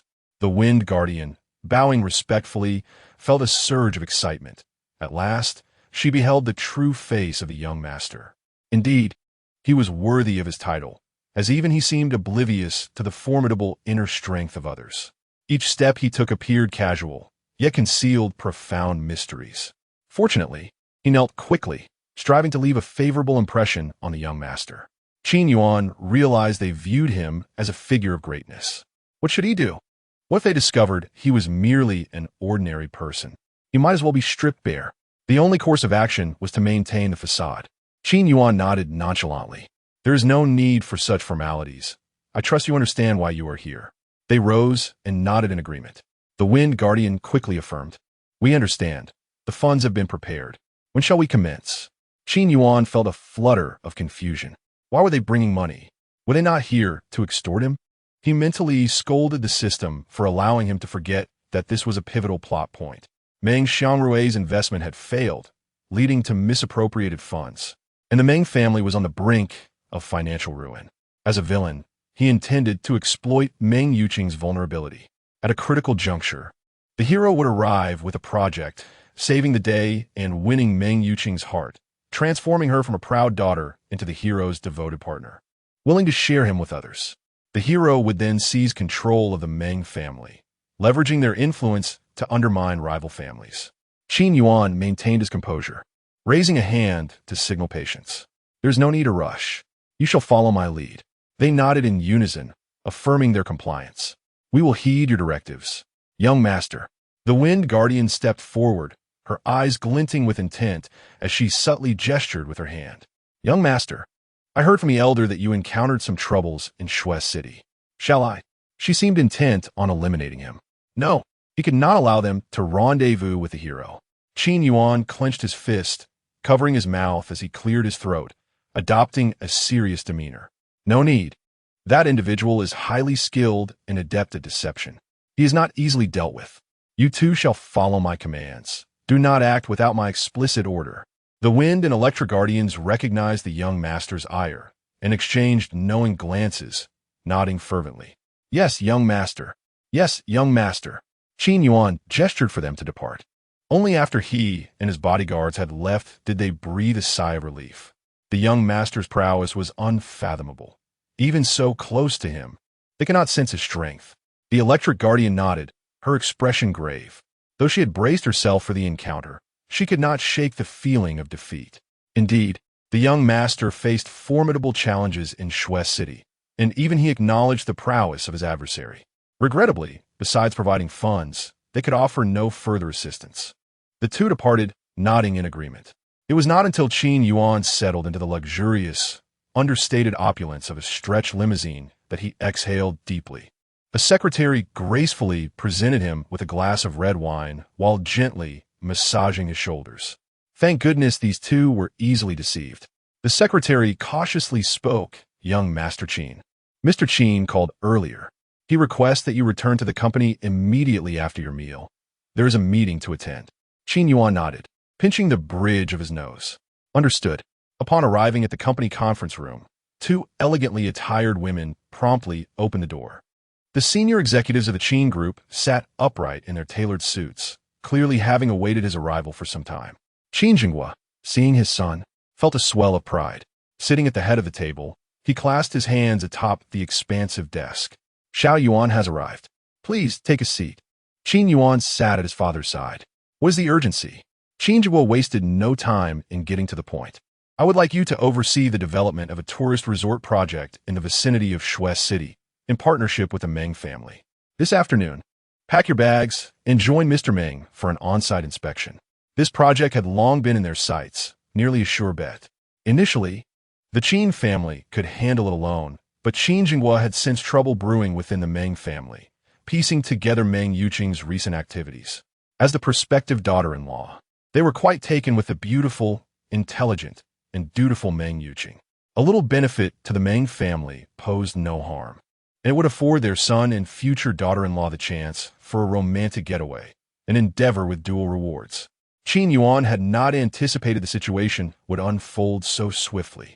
Would he now resort to using financial leverage against Meng Yuqing, threatening to resort to force, only for the hero to swoop in dramatically? Without hesitation, Qin Yuan shook his head. "Isn't this project nearly finalized? There is no need for another trip. I'm still managing the traditional Chinese medicine industry. Due to recent turmoil, the industry has suffered, and the cost of medicinal herbs remains exorbitantly high. My belief is that we must refrain from raising prices and instead focus on cultivating herbs. This requires oversight." Qin Jinghua, aware that his son had reformed, was pleasantly surprised by his level of consideration. He felt a wave of emotion wash over him, almost moved to tears. His son had genuinely uttered words of wisdom. Standing up, he leaned over the desk, exuding an air of authority. The other executives straightened in their seats. "Given the current circumstances, your approach to the medicinal herb project appears to be a guaranteed loss. Are you certain you wish to proceed? Xiao Yuan, you must understand that this company is not a charitable organization." Beneath the pressure, Qin Yuan resolutely nodded. "Some responsibilities must be shouldered. This is our obligation." Qin Jinghua was deeply touched, tears welling in his eyes. His son had finally matured, recognizing the weight of responsibility. With a stoic expression, he nodded, pausing momentarily before responding. "Very well, you may manage the medicinal herb project, but only after you conduct the on-site inspection of the tourist area with Mr. Meng and submit a satisfactory report. I will personally oversee the subsequent evaluation." Qin Yuan gritted his teeth in agreement. His father had him firmly in his grasp. At worst, he could simply keep his distance during the trip. As long as he refrained from using force against Meng Yuqing, he believed he could navigate the situation. He would not entrust this project to another. He could not afford to be careless. Losses were inevitable, yet, as his father had said, it was a responsibility every enterprise must bear. "All right, I shall pack my bags." As Qin Yuan departed, Qin Yuan smiled. An aide seized the opportunity to voice a lingering question. Mr. Qin, wasn't maintaining the original price of medicinal herbs part of the plan all along? Qin Yuan nodded, hands clasped behind his back. Of course. The aide quickly recognized the depth of Mr. Qin's strategy, silently admiring his acumen. In the afternoon, Qin Yuan collected the luggage prepared by the servants, and Meng Yuqing had been waiting expectantly. While the financial hole left by Meng Xiangrui had been filled, the Meng family found itself ensnared in a financial crisis. With the hero lurking ominously, Meng Yuqing had to muster all her strength to generate revenue. Other partners detected the unusual atmosphere and began to distance themselves from her. Ironically, the first to extend a helping hand was none other than the Qin family. Meng Yuqing gazed at Qin Yuan, who was laden with luggage and seemed to wish to distance himself by 8 miles. Suddenly, she felt a surge of emotion and was on the verge of tears. Chapter 49. The two share a vehicle. Qin Yuan takes the initiative to set terms. It is often said that adversity reveals true feelings. However, the reality is that before encountering hardship, people tend to scatter. Meng Yuqing stepped forward, attempting to grasp Qin Yuan's hand. Qin Yuan, feeling as if faced with a formidable adversary, retreated a step. "What are you doing?" he asked, and Meng Yuqing felt a surge of grievance. She advanced once more, tugging at the hem of his garment. "Give me 3 seconds." With that, she leaned against Qin Yuan's shoulder, her eyes glistening with unshed tears. Qin Yuan stood frozen, not daring to move. The subordinates trailing behind Meng Yuqing had never witnessed such a scene. The usually aloof CEO revealing such vulnerability in front of them was unprecedented. Their eyes widened in astonishment. Internally, Qin Yuan lamented his predicament, yet a flicker of compassion stirred within him. Meng Yuqing, having lost her parents, relied solely on her grandfather, all while caring for a troublesome younger brother. The entire Meng corporation rested on her shoulders. Life was already challenging enough. Now, she was faced with this predicament. To claim she felt helpless would be an understatement. He gently patted her back. There, no more tears." Hearing his voice, she immediately composed herself. But upon noticing the crowd, a blush crept onto her cheeks. Struggling to maintain her composure, she retorted, "Who says I'm crying?" She turned to the stunned subordinates, her expression icy. "What are you all doing here? Have you completed your work? Hurry up and get in the car." The others dispersed hastily, leaving only her devoted assistant, Su Wei, by her side. Qin Yuan exhaled in relief. "All right, it's nothing. Let's get going." He released her, preparing to enter his own vehicle, hoping to part ways with Meng Yuqing. Surely, if he refrained from bothering her this time, there would be no issues, right? Suddenly, a thought struck him. Oh no, after just now, will others perceive it as me forcing Meng Yuqing? Panic washed over him. After all, she was the protagonist's woman. He could not afford to show any weakness. He grimaced at the thought of being labeled a simp, forcing anything upon her. As he turned, he found Meng Yuqing, who was supposed to be in another group, standing right behind him. Her eyes were slightly red, the usual air of indifference replaced by an unexpectedly approachable demeanor. "Crying looks beautiful on her. Without that frosty aura, she seems rather endearing. I just want to hold her close and tease her, make her kneel and call me daddy," he mused. Meng Yuqing's delicate features flushed crimson. She had thought Qin Yuan had finally changed, only to find him as brazen as ever. No man had dared to act so audaciously before her. Embarrassment made her stomp her foot. You're a rogue." Qin Yuan quickly suppressed his thoughts, clearing his throat and feigning seriousness, though confusion lingered. "Weren't you the one who hugged me? How am I the shameless one? By the way, do you have other matters to attend to?" Meng Yuqing bit her lip, lowering her gaze. Typically reserved, she struggled to articulate her thoughts. Qin Yuan, perplexed, turned to leave. "If you have nothing else, I'll head to the car first. It's quite cold in the winter." He made to depart, but she called after him. "Wait." Qin Yuan turned back. "What's wrong?" Feeling a tad shy, Meng Yuqing replied, "Uncle Qin wants us to share a vehicle." Qin Yuan shook his head vigorously. "I'll just lend you my shoulder. That's more than enough. You want to share a car with me now?" "Absolutely not." Meng Yuqing recognized his aversion towards her, but was taken aback by the extent of his avoidance. Anger flared within her. With a fierce glare, she asserted her authority. "What are you afraid of? Am I going to eat you?" Qin Yuan countered. Didn't you say you didn't like me? Why the sudden desire to share a vehicle? Honestly, I'm not afraid of you. I fear long Aotian. I haven't even touched you, yet others might think I'm forcing you, and I'd be the one to suffer afterward. Meng Yuqing raised an eyebrow. Who dares to force me? You pursued me for 3 years and never dared to impose. Now, in this cowardly state, you think you can intimidate me? Not a chance. Do you think I care? If you don't want to ride, then walk. With that, she strode towards the vehicle, fully aware that her actions were unreasonable but unable. Chapter 50. 7A level scenic resort. Meng Yuqing was initially untroubled, but upon hearing Qin Yuan's heartfelt thoughts, her expression darkened instantly. If he does not wish to marry me, then with whom does he desire to tie the knot? With Duan Yuqing, perhaps? Is she truly worthy? Certainly, Duan Yuqing possesses an impressive academic background, and they share a childhood bond. Yet, she cannot believe that Qin Yuan harbors no feelings for her at all. It must be that insufferable long Aotian causing this predicament. Once he is dealt with, Qin Yuan will revert to being the devoted companion who once trailed behind her. Patience. Patience. One step at a time. Qin Yuan is merely fearful of long Aotian. As Meng Yuqing settled into the vehicle, she gradually calmed her emotions. She glanced at Qin Yuan, who occupied a spacious seat in a luxury business car, designed to accommodate several guests comfortably. As a person who never allows himself to be shortchanged, the lavish interior was well appointed. The partition drawn, it became a private space solely for the two of them. In such an expansive cabin, however, Qin Yuan had huddled into the farthest corner. Meng Yuqing found his behavior amusing. At your age, do you truly find that comfortable? We still have 3 to 4 hours of travel ahead. Do you intend to remain curled up like that? Qin Yuan also wished for comfort. Who doesn't find a long journey uncomfortable? Yet he was trapped. Should he move an inch, Meng Yuqing might accuse him of coercing her. In that case, he might as well be guilty beyond redemption. Not uncomfortable, he reassured himself.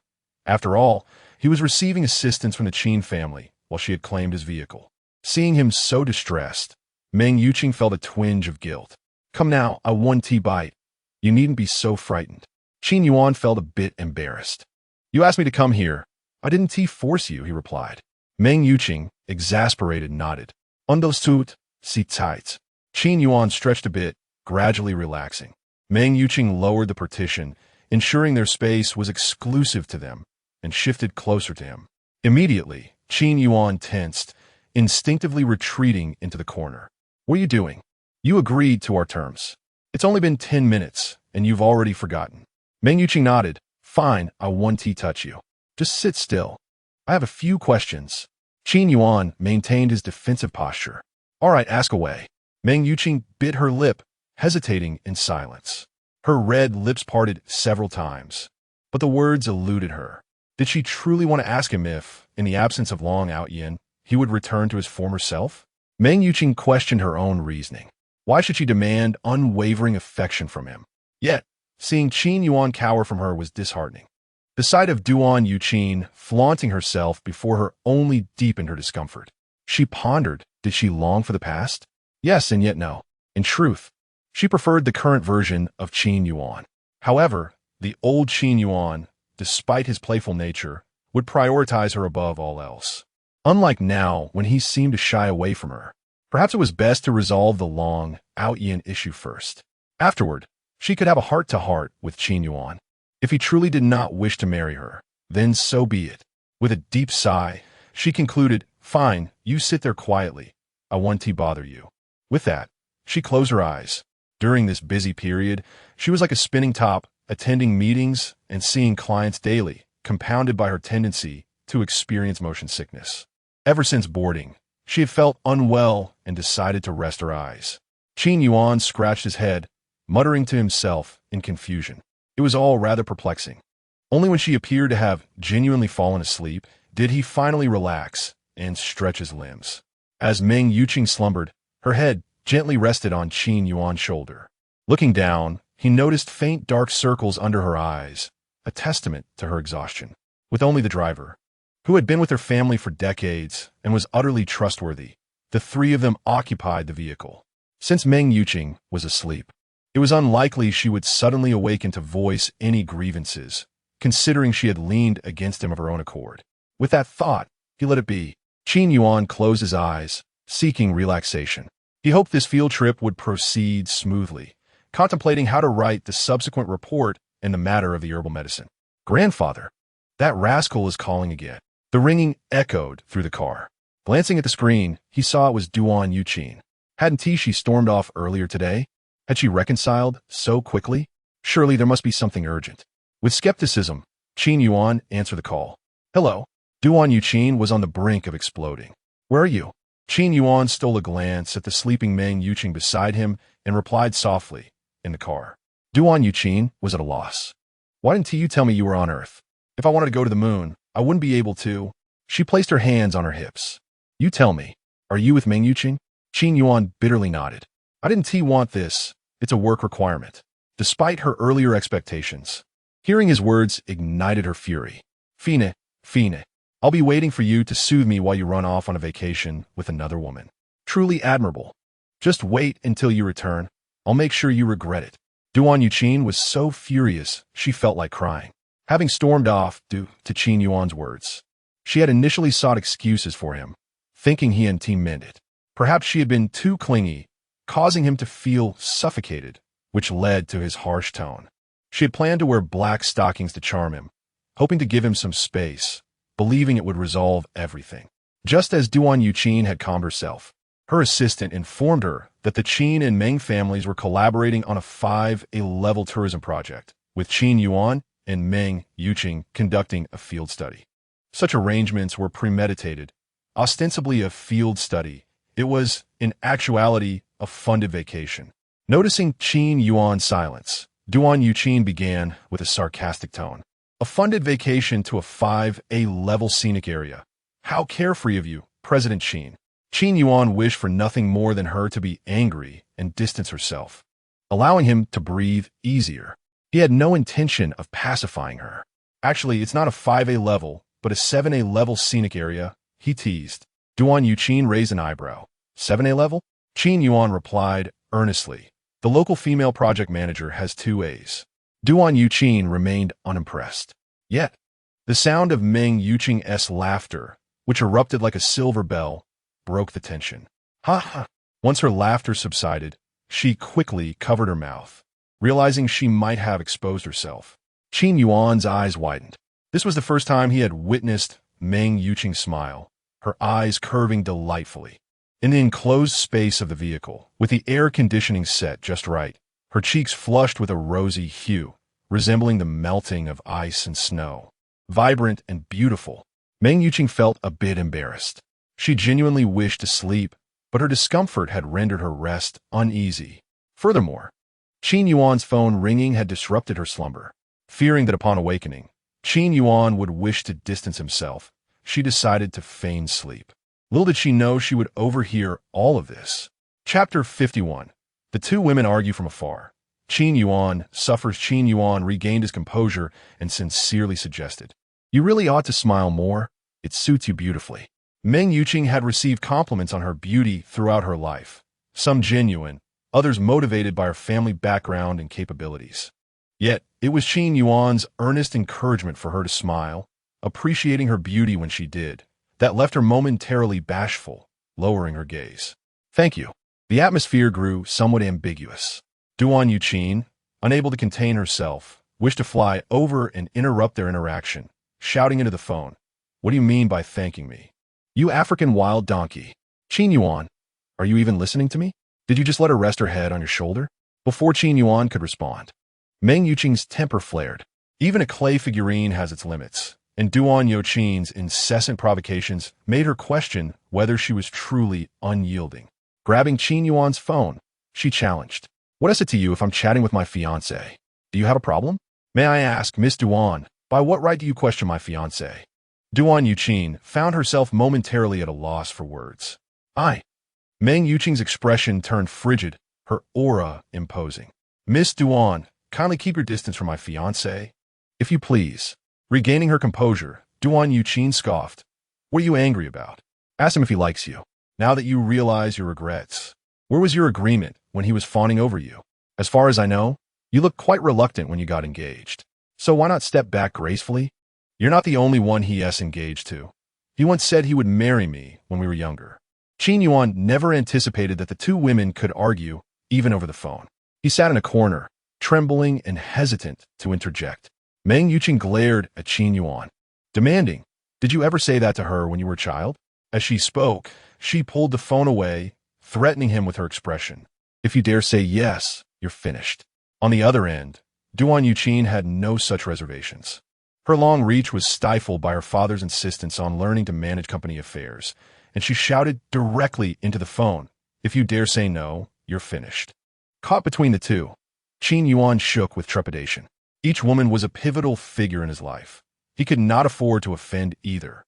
Duan Yuqing, with her cleverness, would surely devise a plan against him if he claimed denial, while Meng Yuqing was right there, ready to confront him should he admit to anything. With a quivering voice, Qin Yuan finally spoke. "So, do I have a past with her or not?" Meng Yuqing shot him an exasperated glare. "Don't you know the answer to that yourself?" Trying to lighten the mood, Qin Yuan chuckled nervously. "It's been so long. I honestly don't remember. This is an unsolvable dilemma. It's not about existence or non-existence. Besides, human memory can be quite fallible."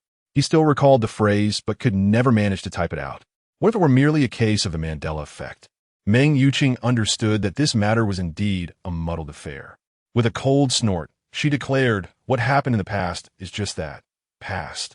Even if it were true, it was merely youthful folly. Now, please keep your distance from my fiancé." Duan Yuqing nearly smashed her phone in frustration. She refused to believe that she could not unearth the truth. Just wait. When Qin Yuan returned, she would ensure Meng Yuqing understood her strength. After ending the call, Tian Shiner rang him. Under Meng Yuqing's icy gaze, Qin Yuan pinched the bridge of his nose and shakily answered, "What on earth is wrong with them? I should have never let Meng Yuqing ride in the car. The air conditioning in winter turned me into an ice sculpture." Thankfully, Tian Shiner is usually preoccupied with food and play. She must be calling for candy. Upon hearing Qin Yuan's inner thoughts, Meng Yuqing realized she might have been too frosty. She softened her demeanor slightly. "Answer it." "Hello, Brother Qin, where are you? I came to find you to play." Qin Yuan nodded. "I'm on a business trip in the car. Are you looking for candy? Go ask Uncle Lee for some. Be good. Brother is busy. Don't disturb me, okay?" Tian Shiner pouted, nodding obediently. "Got it, Brother Qin. When are you coming back?" "Shiner thinks about you when she sleeps." Qin Yuan wished he could cover her mouth through the phone. "You want me to bring you strawberry candy, right? All right, I will. The battery is low. I have to hang up now." He quickly ended the call, ensuring he had no other tasks before shutting down his phone. Meng Yuqing held no significant animosity towards Tian Shiner. After all, she was merely a child. Despite her impressive physique, it did not compensate for her lack of intellect. Additionally, the Tian family had a strict upbringing, and Tian Shiner was generally well-behaved. Meng Yuqing dismissed her as a mere child craving sweets, hence her clinginess to Qin Yuan. Wait, why am I concerning myself with this?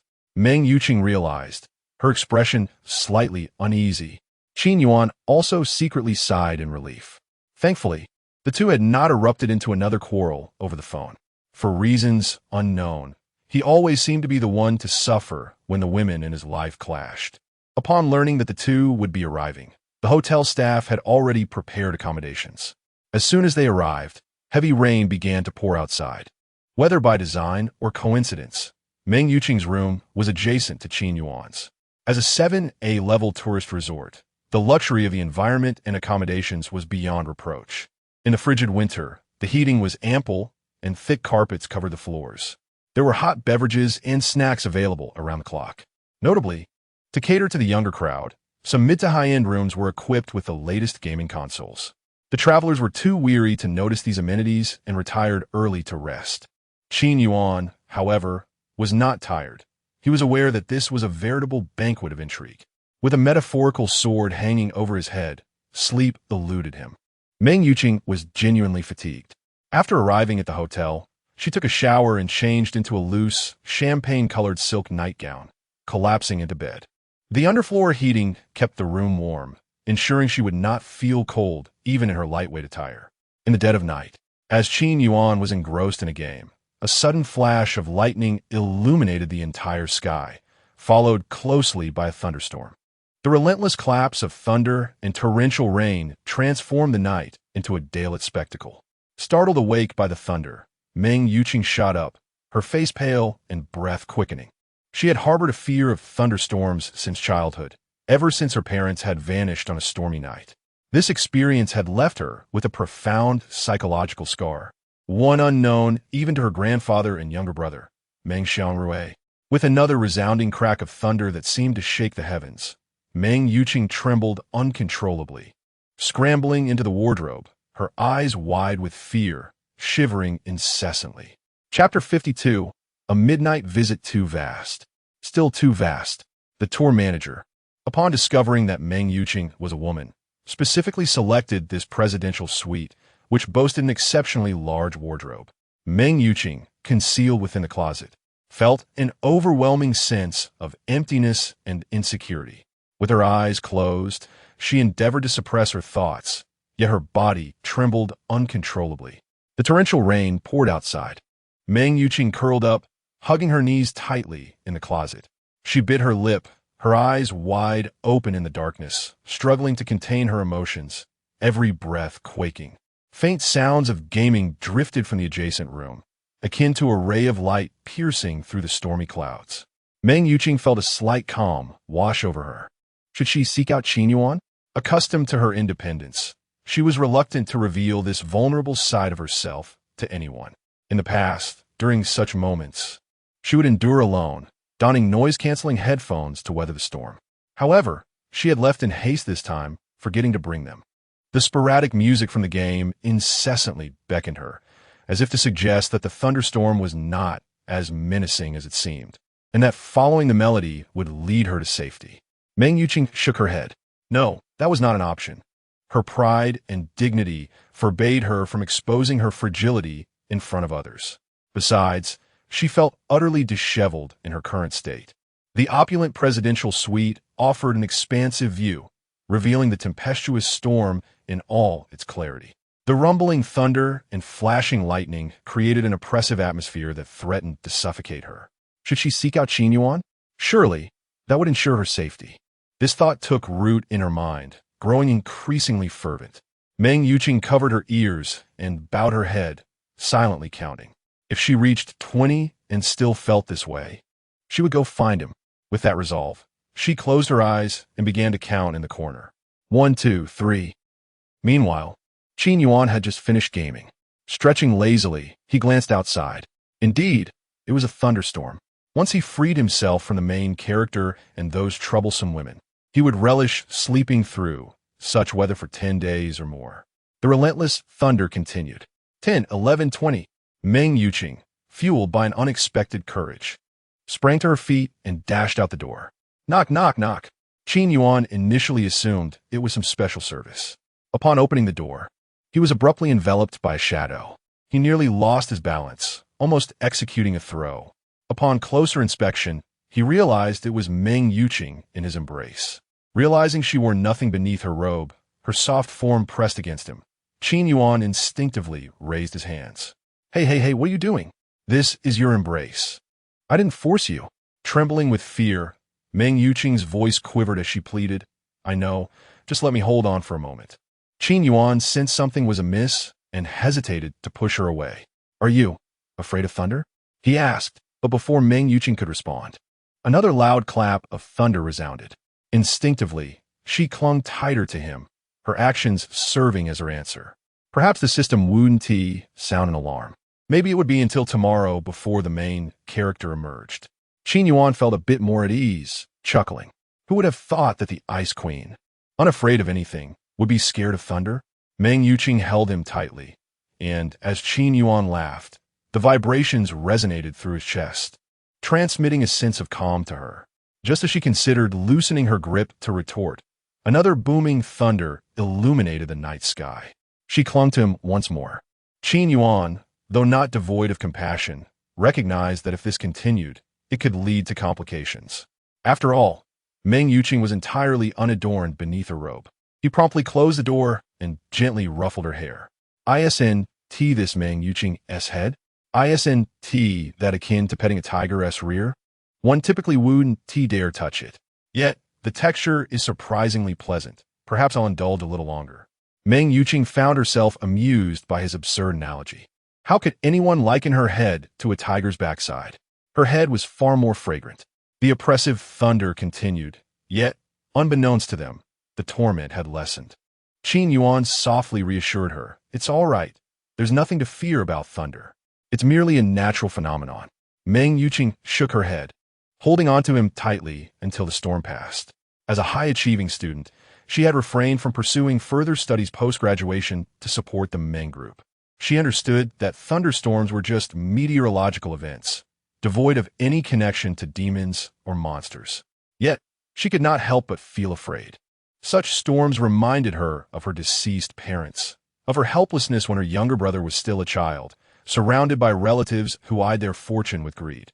That sense of helplessness and fear seemed to have been etched into her very being since that day. Like a wild beast yearning to break free from its cage every stormy night, dragging her back to the moment of her parents' passing. Seeing that his initial approach was ineffective, Qin Yuan began contemplating alternative strategies. He couldn't allow her to cling to him all night. The next day, if Long Aotian discovered them leaving the same room, it would be a predicament he could not extricate himself from. Long Aotian had always regarded him with disdain and was seeking an opportunity to create trouble. After a moment of thought, Qin Yuan silently urged the system, "Help me investigate why the female lead fears thunder." The system promptly provided information regarding Meng Yuqing's parents, summarizing the situation for him. "Here's the gist. It was an accident. You've survived all these years. Those who sought to divide the Meng group have faced your wrath. You've protected the legacy left by your parents and safeguarded your brother. Do you realize why you were so renowned beyond being an ice-cold campus belle? It's because you possess a courage and tenacity that others lack." Chapter 53. Long Aotian arrives. You are unlike other women. Your parents trust you, which allows them to leave with peace of mind. Each thunderstorm is a testament to their longing for you, a desire to come and see you. Qin Yuan gently caresses Meng Yuqing's fragrant hair. "Be good, that time has passed. You are strong now. You should not leave your inner child in the past." Meng Yuqing choked back tears, always the one others relied upon. Her grandfather had told her to be strong, that the Meng family depended on her. Meng Xiangrui was still young and utterly unaware of the circumstances. Outsiders only saw her as cold and decisive. Yet they did not realize that when she first took over the Meng group, she was merely a teenage girl. Meng Yuqing lowered her head, admitting that it would be a lie to say she was not moved. She had thought her struggles were hers alone, yet Qin Yuan had observed everything. For so long, she had harbored prejudice, feelings of exploitation, resentment, and inexplicable emotions towards him. This was the first time she felt her heart race. In a soft voice, Meng Yuqing said, "Qin Yuan, thank you." Seeing that she was finally all right, Qin Yuan sighed in relief, thinking that it wouldn't take much longer. He hurriedly planned to send Meng Yuqing away, hoping she wouldn't be seen by the main character. Beep, beep, beep. The protagonist will arrive in 5 seconds. Please prepare to welcome your conclusion. I'll welcome your grandmother's watermelon. There was no time. He had to find a place to hide. Qin Yuan glanced around. Before Meng Yuqing could finish her words, he pulled her into the wardrobe. The project site manager had thoughtfully made subtle adjustments to the suites according to their genders. As a male, Qin Yuan had no dressing room, only a slightly larger, luxurious, fully enclosed wardrobe with extra space for activities. Almost the instant Qin Yuan pulled Meng Yuqing into the wardrobe, there was a knock at the door. Long Aotian stood outside, frowning as he calculated with his fingers. He had waited in vain for the people from the border to arrive. Now hearing that the Qin and Meng families were to collaborate on developing a 5-star resort, he felt that having Qin Yuan and Meng Yuqing together was akin to a wolf spotting its prey. Could Meng Yuqing hope for a good outcome? Moreover, this scheme was his design, meant to fully control the Meng family. He could not allow anyone to disrupt his plans. As he awaited funding, the two had gone to the resort, prompting Long Aotian to follow as soon as he received news. He had even calculated that Meng Yuqing was particularly fearful of thunder, which is why he rushed over to play the hero. Who would have thought that after knocking for so long, no one would respond? Long Aotian then knocked on Qin Yuan's door. Whenever Qin Yuan was present, Trouble was sure to follow. Long Aotian continued calculating, puzzled as to why no one answered. His knocking grew increasingly urgent. Inside the cramped wardrobe, Meng Yuqing's back was pressed tightly against Qin Yuan's chest. In the darkness, an ambiguous tension began to rise. Meng Yuqing was bewildered and was about to speak when Qin Yuan swiftly covered her mouth with his hand, placing a finger over his lips in a shushing gesture. "Don't say a word," he whispered, gesturing towards the door. Meng Yuqing instinctively pressed her lips together, her ears turning crimson in the dark. This was her first experience of such close proximity. Chapter 54. Dragon Aotian. The Meng family and Meng Yuqing. I'm determined to have them. Why can't I even use it myself? What's the point of this card? System, help me check why my disappearance card isn't working. Host, your card has expired. Qin Yuan's eyes widened in disbelief. Seriously? You didn't mention there was an expiration date, but I also didn't say there wasn't one. Anyway, it can't be used now. Host, prepare to meet your demise. Qin Yuan was speechless. Are you a mole sent by the other side?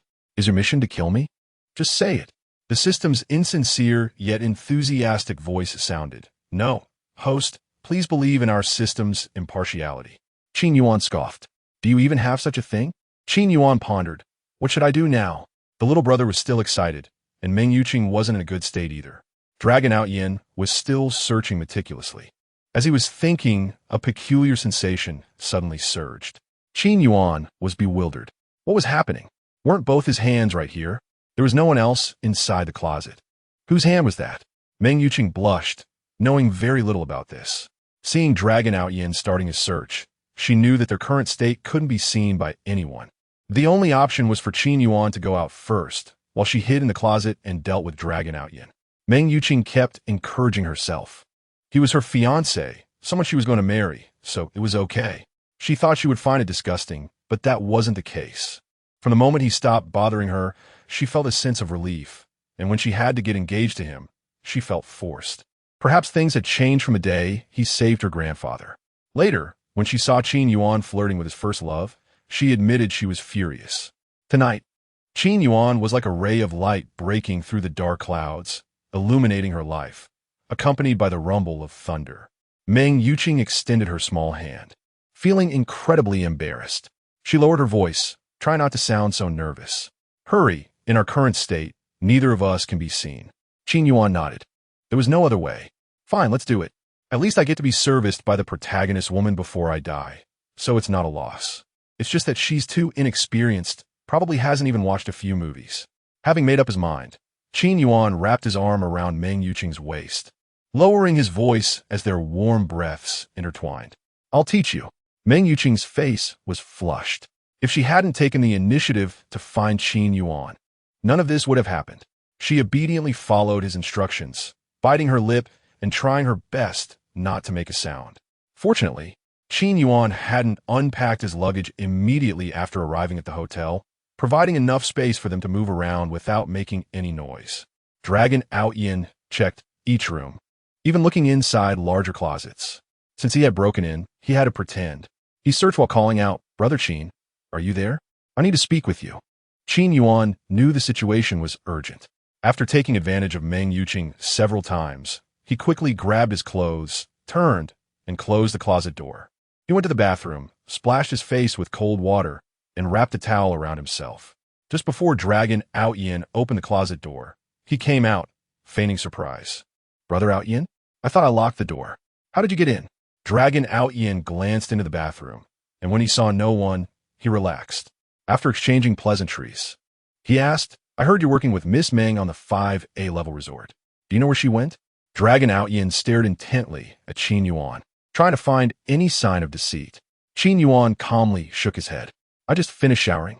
You know how she feels about me. Why would she tell me where she's going?" Dragon Aotian thought it made sense. He nodded dubiously, his face cold. "Don't think I don't know what you're up to. Don't think that by helping Meng Yuqing, you can do whatever you want. I'm determined to have Meng Yuqing and the Meng group." Dragon Aotian didn't know that Meng Yuqing was in the closet, thinking it was just the two of them. Qin Yuan nodded upon hearing this. "Of course, you're the protagonist. If the Meng family and Meng Yuqing aren't yours, who else would they belong to?" He repeatedly said, yes, Brother Aotian is right. "Is there anything else, Brother Aotian?" If not, I need a rest. Dragon Aotian looked around once more, and after confirming that no one else was there, he left, muttering under his breath, I'll use you as a sacrifice sooner or later. At the same time, Dragon Aotian began to doubt his own divination. Why did the hexagram clearly indicate this location? Yet he couldn't find her? Qin Yuan breathed a sigh of relief when Dragon Aotian left. He glanced at the broken lock and called someone to repair it. He went to the room and opened the closet. Meng Yuqing had overheard everything. Only when the closet door was open did she take a deep breath. Her eyes were glistening with tears, and her face was flushed. As the closet door opened, she leaned into Qin Yuan's embrace. Her thin, high-end nightgown was disheveled, and she panted heavily. After calming down, she whispered, Is he gone? Qin Yuan nodded. What's going on? I inexplicably slept with the protagonist's woman and almost got caught. Luckily, I reacted quickly. You should go back now. Meng Yuqing's eyes widened in disbelief. What did you say? You wanted to go back? Qin Yuan scratched his head. Well, Dragon Aotian is looking for you. We're the only ones staying on this floor. If he can't find you and comes back, seeing you in my room in such a state, he'll kill me. Meng Yuqing ignored his inner thoughts and went to change her clothes. I understand. Don't go looking for Duan Yuqing again, understood? Having been intimate, Meng Yuqing naturally assumed the role of Qin Yuan's wife, scolding him with confidence. Chapter 55. What are you doing? Release me, do not touch my elbow. Commanding with ease, Qin Yuan wished to avoid entanglements altogether. How could he possibly get involved with the women of Long Aotian? He nodded and gestured dismissively. All right, I understand. Please return quickly. Meng Yuqing nodded, tidied herself up in the bathroom, and resumed her icy demeanor. Upon returning to her suite, the ominous thunder continued to rumble. Yet, Meng Yuqing felt an unusual sense of fearlessness. Perhaps, as Qin Yuan suggested, the thunder was merely her parents' way of checking in on her. Once she was properly dressed, a knock echoed at her door. After a glance in the mirror to ensure she looked unremarkable, she stood up to open it, revealing Long Aotian standing at the threshold. The chill in Meng Yuqing's expression deepened upon his arrival. She had heard everything clearly from her wardrobe moments ago. This man was full of ulterior motives.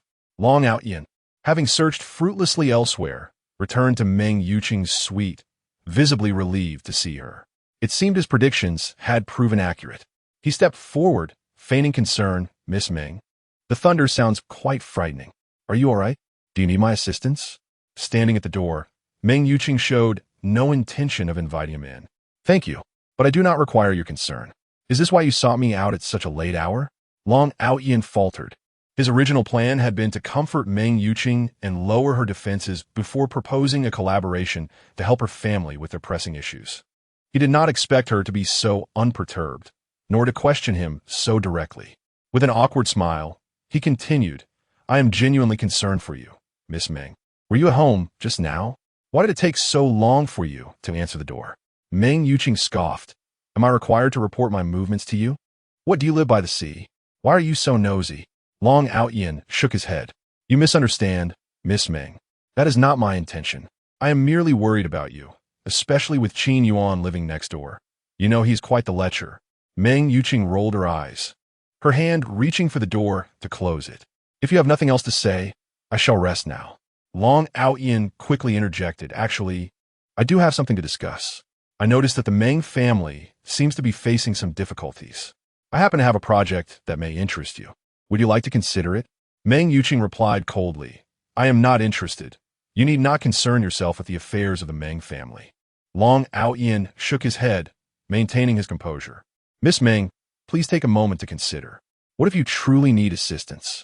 You may have a professional review this contract. There is absolutely no issue with it. I understand that you may harbor some misunderstandings regarding me due to the circumstances involving Meng Laudi, but I assure you, I had no intention of causing him harm. Meng Yuqing sneered inwardly, feeling an intense aversion towards him. She had no desire to engage in circles of deceit with him. You are aware of your intentions, whether they are deliberate or not. I need to rest now. If you do not leave, I shall call security. Despite her words, Meng Yuqing accepted the contract from him. Knowing oneself and one's adversary ensures victory, and she needed to understand where he might have hidden traps within this offer. She was wary of any special tactics he might employ against the Meng group. Long Aotian nodded and departed, deep in thought. He had never anticipated such a situation. According to his earlier calculations, the thunder should have held significant meaning for Meng Yuqing. Based on Qin Yu's prior investigations, she should have harbored a fear of thunder, perhaps even a substantial psychological shadow. Yet, the thunder roared outside, and he had observed that Meng Yuqing displayed no signs of fear whatsoever. Long Aotian felt an unsettling connection between this anomaly and Qin Yuan, but he had only recently left Qin Yuan's presence, making it unlikely that it was the case. He shook his head, pondering why Meng Yuqing was so reluctant to collaborate with him. He speculated it was due to the immense influence of the Qin family in Xiudu. Accepting the Qin family's goodwill made it awkward for her to accept help from anyone else. Yet, he could not let this matter rest. His careful planning could not be in vain. He needed to contact the people from the border swiftly. According to his understanding, they should have arrived by morning. Why had they not reached out yet? Meanwhile, Meng Yuqing perused the contract within her room. It appeared to be a fail-safe project, with no discernible issues in the contract. But how could Long Aotian be so benevolent? There must be a more significant trap lying in wait for her. Determined to take the initiative, she sent a message to Long Aotian. I have reviewed the contract and found no issues. Are your qualifications and funds in order? Will it be convenient for a financial verification tomorrow? Long Aotian paused upon receiving Meng Yuqing's message. He too was awaiting funds. Who knew why the other party had not yet arrived? He urgently needed the money. For now, he could only reassure Meng Yuqing, replying, Miss Meng, rest assured. Everything is in place on my end. Meng Yuqing scoffed, choosing not to respond further. Let us hope that is the case. That night, as Meng Yuqing lay in bed, she tossed, and Chapter 56. The exemplary gentleman, the professional manager, observed the subtle shift in the expressions of Mr. Qin and his companion, immediately grasping the situation. I shall step out for a moment to inquire about the delay in our meal. Please continue your discussion. Long Aotian turned to Qin Yuan. You're aware of what we discussed yesterday, I trust? I would prefer to avoid any undue embarrassment. Qin Yuan nodded, thinking to himself, as long as I'm not implicated as the instigator, all can be negotiated. Moreover, why should the affairs of the leading man and woman concern me? It is best I take my leave. Very well, converse amongst yourselves. I too shall step outside, he said, preparing to exit and grant them privacy. Meng Yuqing's voice was icy. Do not even think about leaving. I am your fiancé. You would so easily trust me in the company of another man? She was acutely aware of his intentions. Long Aotian had brought forth a contract. Look here, compared to investing in the tourism sector, the burgeoning new technology seems far more advantageous, does it not? The initial investment is minimal, yet the potential returns are substantial. Miss Meng, I am merely extending a helping hand. Opportunities like this are fleeting. If you are uncertain, you may consult with old Master Meng. I am confident he too would opt for collaboration with me over the tourism industry. Meng Yuqing's available funds were limited, and Long Aotian calculated that she could only invest in one venture, hence his strategy to ensnare the Meng family through this contract.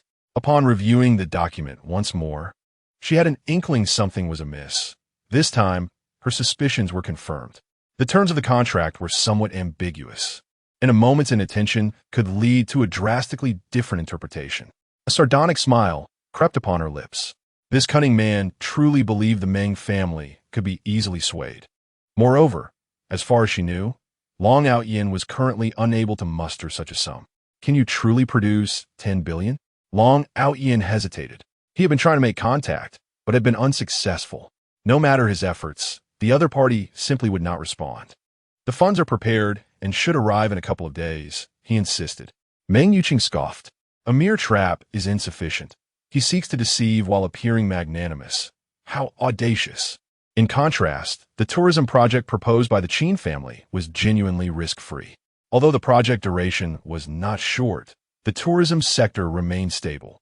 With the picturesque surroundings of Xiudu covered in snow for at least half the year, each winter, the peak tourist season would arrive, and the promotion for luxury travel was already in full swing, saturating the internet. This year, visitor numbers were projected to reach 700 to 800 million. This would not only provide some respite for the Meng family, but also preserve their dignity through collaboration, unlike Long Aotian's condescending approach. In comparison, Qin Yuan emerged as the quintessential gentleman. Upon hearing that the funds would likely not arrive, a sense of unease crept over him. It is highly probable that the money will not be credited, he mused silently. The protagonist's two protectors are still waiting in the heart of Xiudu. Although I am unaware of the reason for their lack of contact, as long as they remain alive, all shall be well. As for the protagonist's funds, what concern is that of mine? Meng Yuqing perceived Qin Yuan's thoughts and began to understand the situation. In essence, Long Aotian's account was unlikely to materialize. She realized that to sign this contract would be sheer folly. She nodded. Let us await the funds before proceeding. Now that you comprehend my predicament, you should also appreciate my constraints. My resources are limited, and I must ensure absolute certainty before investing. Long Aotian nodded, confident that once the funds arrived, he would swiftly gain control over the Meng family. Yet, he was consumed by impatience. When would the money arrive? He planned to have Chunyu investigate upon his return.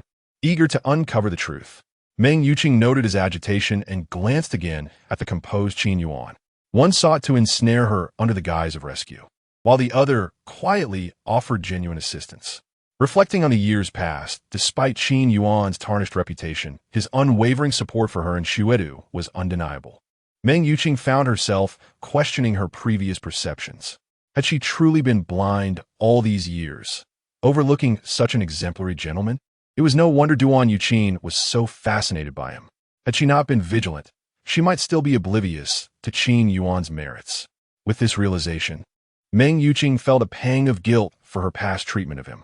Qin Yuan remained quietly observant, sensing an intense gaze upon him. Turning, he met Meng Yuqing's tearful eyes, bewildered. What is the matter? Is there something on my face? Why do you gaze at me so? The protagonist has presented you with a contract. You ought to act swiftly. He has saved you from despair, and you should entrust your family's enterprise to him, allowing you both to flourish together. Even without the assistance of those two protectors, the protagonist possesses the ability to rescue his beloved effortlessly. Qin Yuan ventured cautiously. I believe Long Aotian's plan is indeed commendable. How about withdrawing investment from the Qin family and redirecting it toward Long Aotian's project? Rest assured, the Qin family will impose no penalties for breach of contract. Consider it my invitation for you both to visit. Meng Yuqing was profoundly touched. She had initially thought Qin Yuan merely coveted her beauty or desired her physically. Now, having developed an intimate relationship, his willingness to sacrifice for her happiness was evident. He selflessly contributed, asking for nothing in return, even considering stepping back for her sake.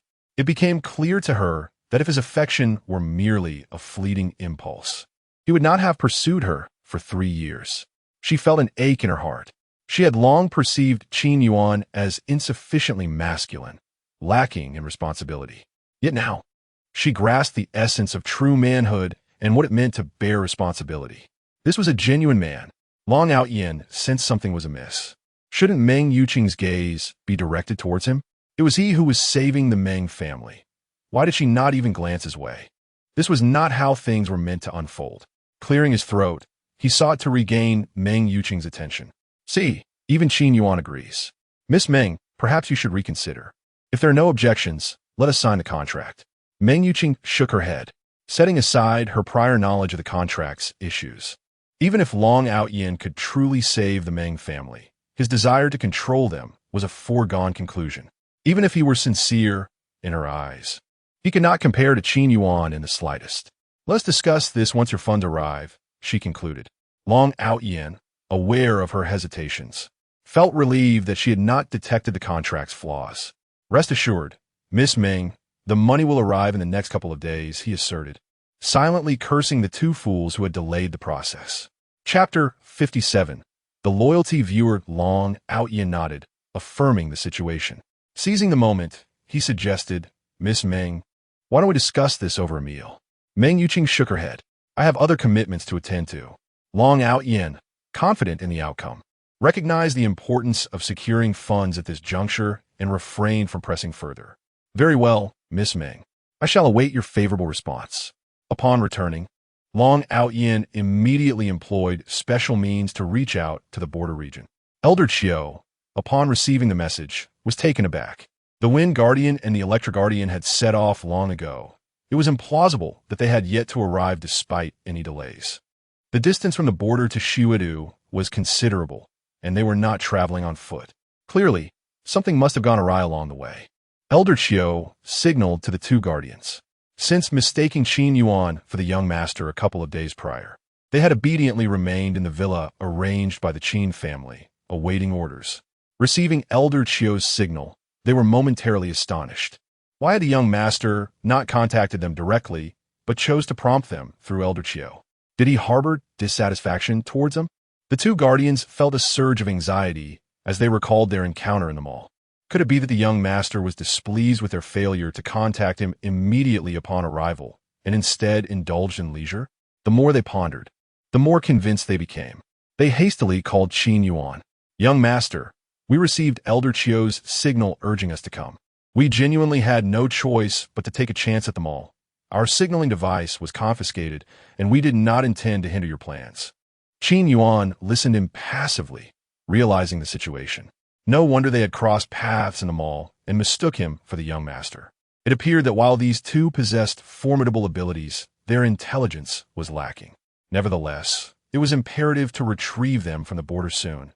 Otherwise, their indiscretions could expose him, leading to unfortunate consequences. Qin Yuan maintained an imposing demeanor. "Very well, I understand." The moment he showed no further anger, the two guardians sighed in relief. "Young master, when will the funds be sent?" Qin Yuan considered the situation. The Qin family was certainly not short on money, yet he could not allow them to meet Aotian directly. He had an idea. They could invest the funds in traditional Chinese medicine, thus contributing to society. "I will send you an address where a representative will meet you shortly." The two guardians were thrilled upon seeing the address, a renowned 5A scenic area near Shiwedu. The young master had secured this project shortly after arriving in Shiwedu. Truly impressive. They also saw this as an opportunity to enjoy themselves. Given that the border region was harsh and militaristic, in stark contrast to the peaceful and vibrant offerings of Shiwedu. "Understood, young master. We will head there at once." After hanging up, Qin Yuan promptly contacted his secretary. "Hello, little secretary. Please draft a contract for traditional Chinese medicine, set at 10 billion. Once completed, bring it to my room." The secretary nodded, having been recruited since Qin Yuan joined the family business to learn about investments. Initially, she had her doubts due to Qin Yuan's notorious reputation in Shiwedu, but circumstances compelled her to accept the position. Her father's gambling habits, her mother's illness, and her brother's education were all financial burdens, and she felt the pressure of creditors.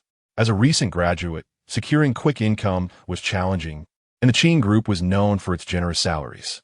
With a mindset of trying it out, she decided to become Qin Yuan's secretary, bracing herself for any inappropriate advances. To her surprise, Qin Yuan showed no interest. He merely teased her verbally or asked for shoulder rubs, never crossing any lines. Now, as she prepared to deliver the contract late at night, she wondered if he was finally going to make a move. Feeling conflicted, she reminded herself of Meng's presence. With a sigh, she steeled herself for work. After drafting the contract, she mustered the courage to knock on the door. Qin Yuan opened it, taking the contract. "Thank you for bringing this over so late." "There's no need to thank me. It's my duty," she replied softly.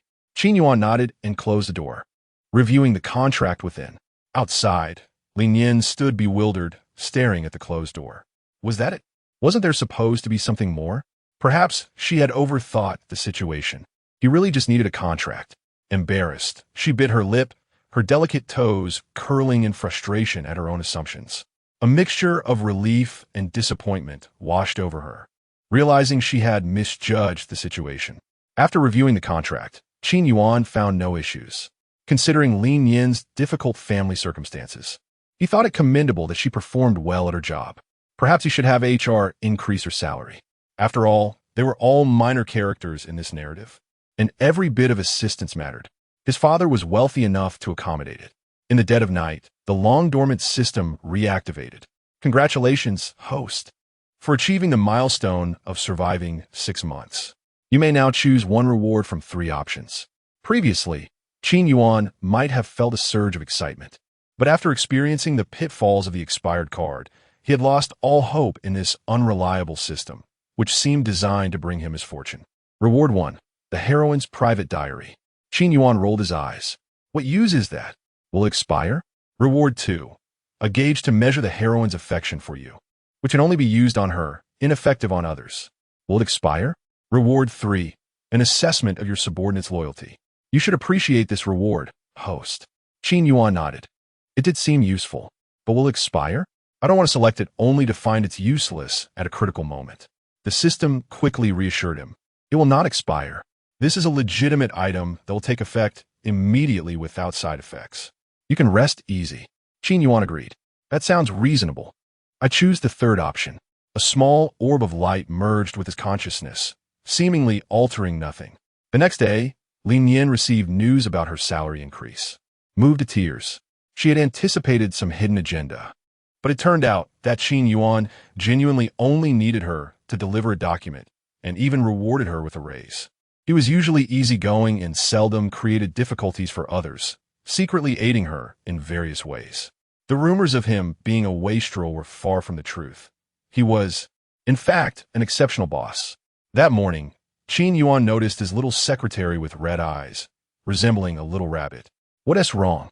Lin Yin, clutching the documents, executed a deep 90-degree bow before Qin Yuan. Mr. Qin, I extend my sincere gratitude.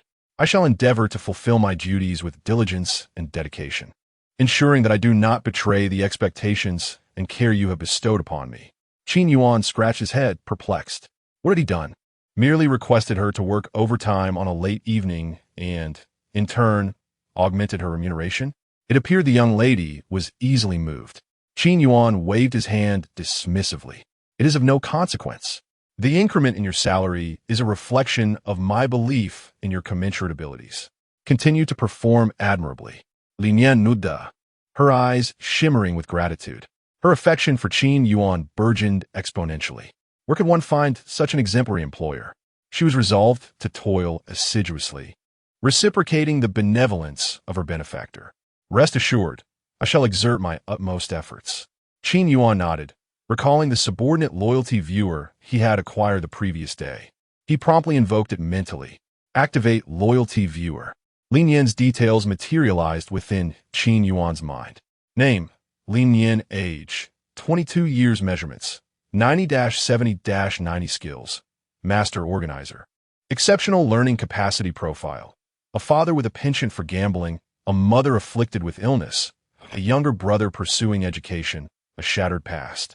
Possesses an indomitable spirit and is a graduate of a prestigious institution. Current loyalty, 100. Admiration. At your complete disposal, to command as you see fit. Indeed, it proves efficacious. He had not anticipated that a mere augmentation in her salary would elicit such an overwhelming surge in her esteem. As Qin Yuan pondered, his phone emitted a notification. Upon inspection, he discerned that the two guardians had arrived at the tourism project area. Chapter 58. The veritable and the imposter young master. Having received prior notification from Qin Yuan, the arrival of the two protectors was met with dedicated attendance throughout their journey. The protectors were immediately captivated by the array of handsome men and beautiful women they encountered, and they were further entranced upon being ushered into such a lavish chamber. They marveled at their young master's prowess. As Qin Yuan approached, the two protectors promptly rose to their feet, bowing their heads with deference. Young master, they intoned. Qin Yuan, initially apprehensive, now accepted their reverence as his due. You both must be weary from your travels. Rest for a while, sign the documents at noon, and then hasten back.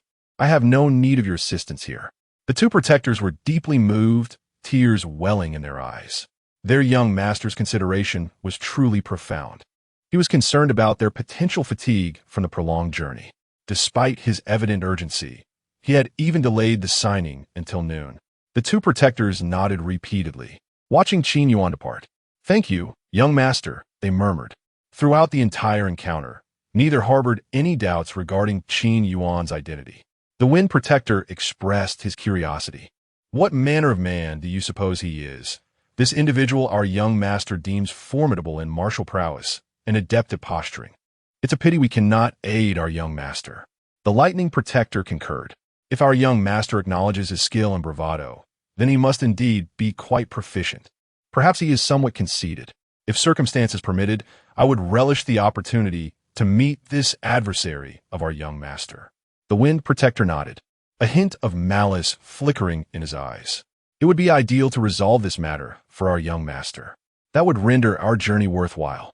The Wind Protector sighed. However, as we are soon to return, and the young master desires that we refrain from rash actions, we shall heed his counsel. The Lightning Protector nodded. In any event, we shall have ample time to spend with the young master in the future.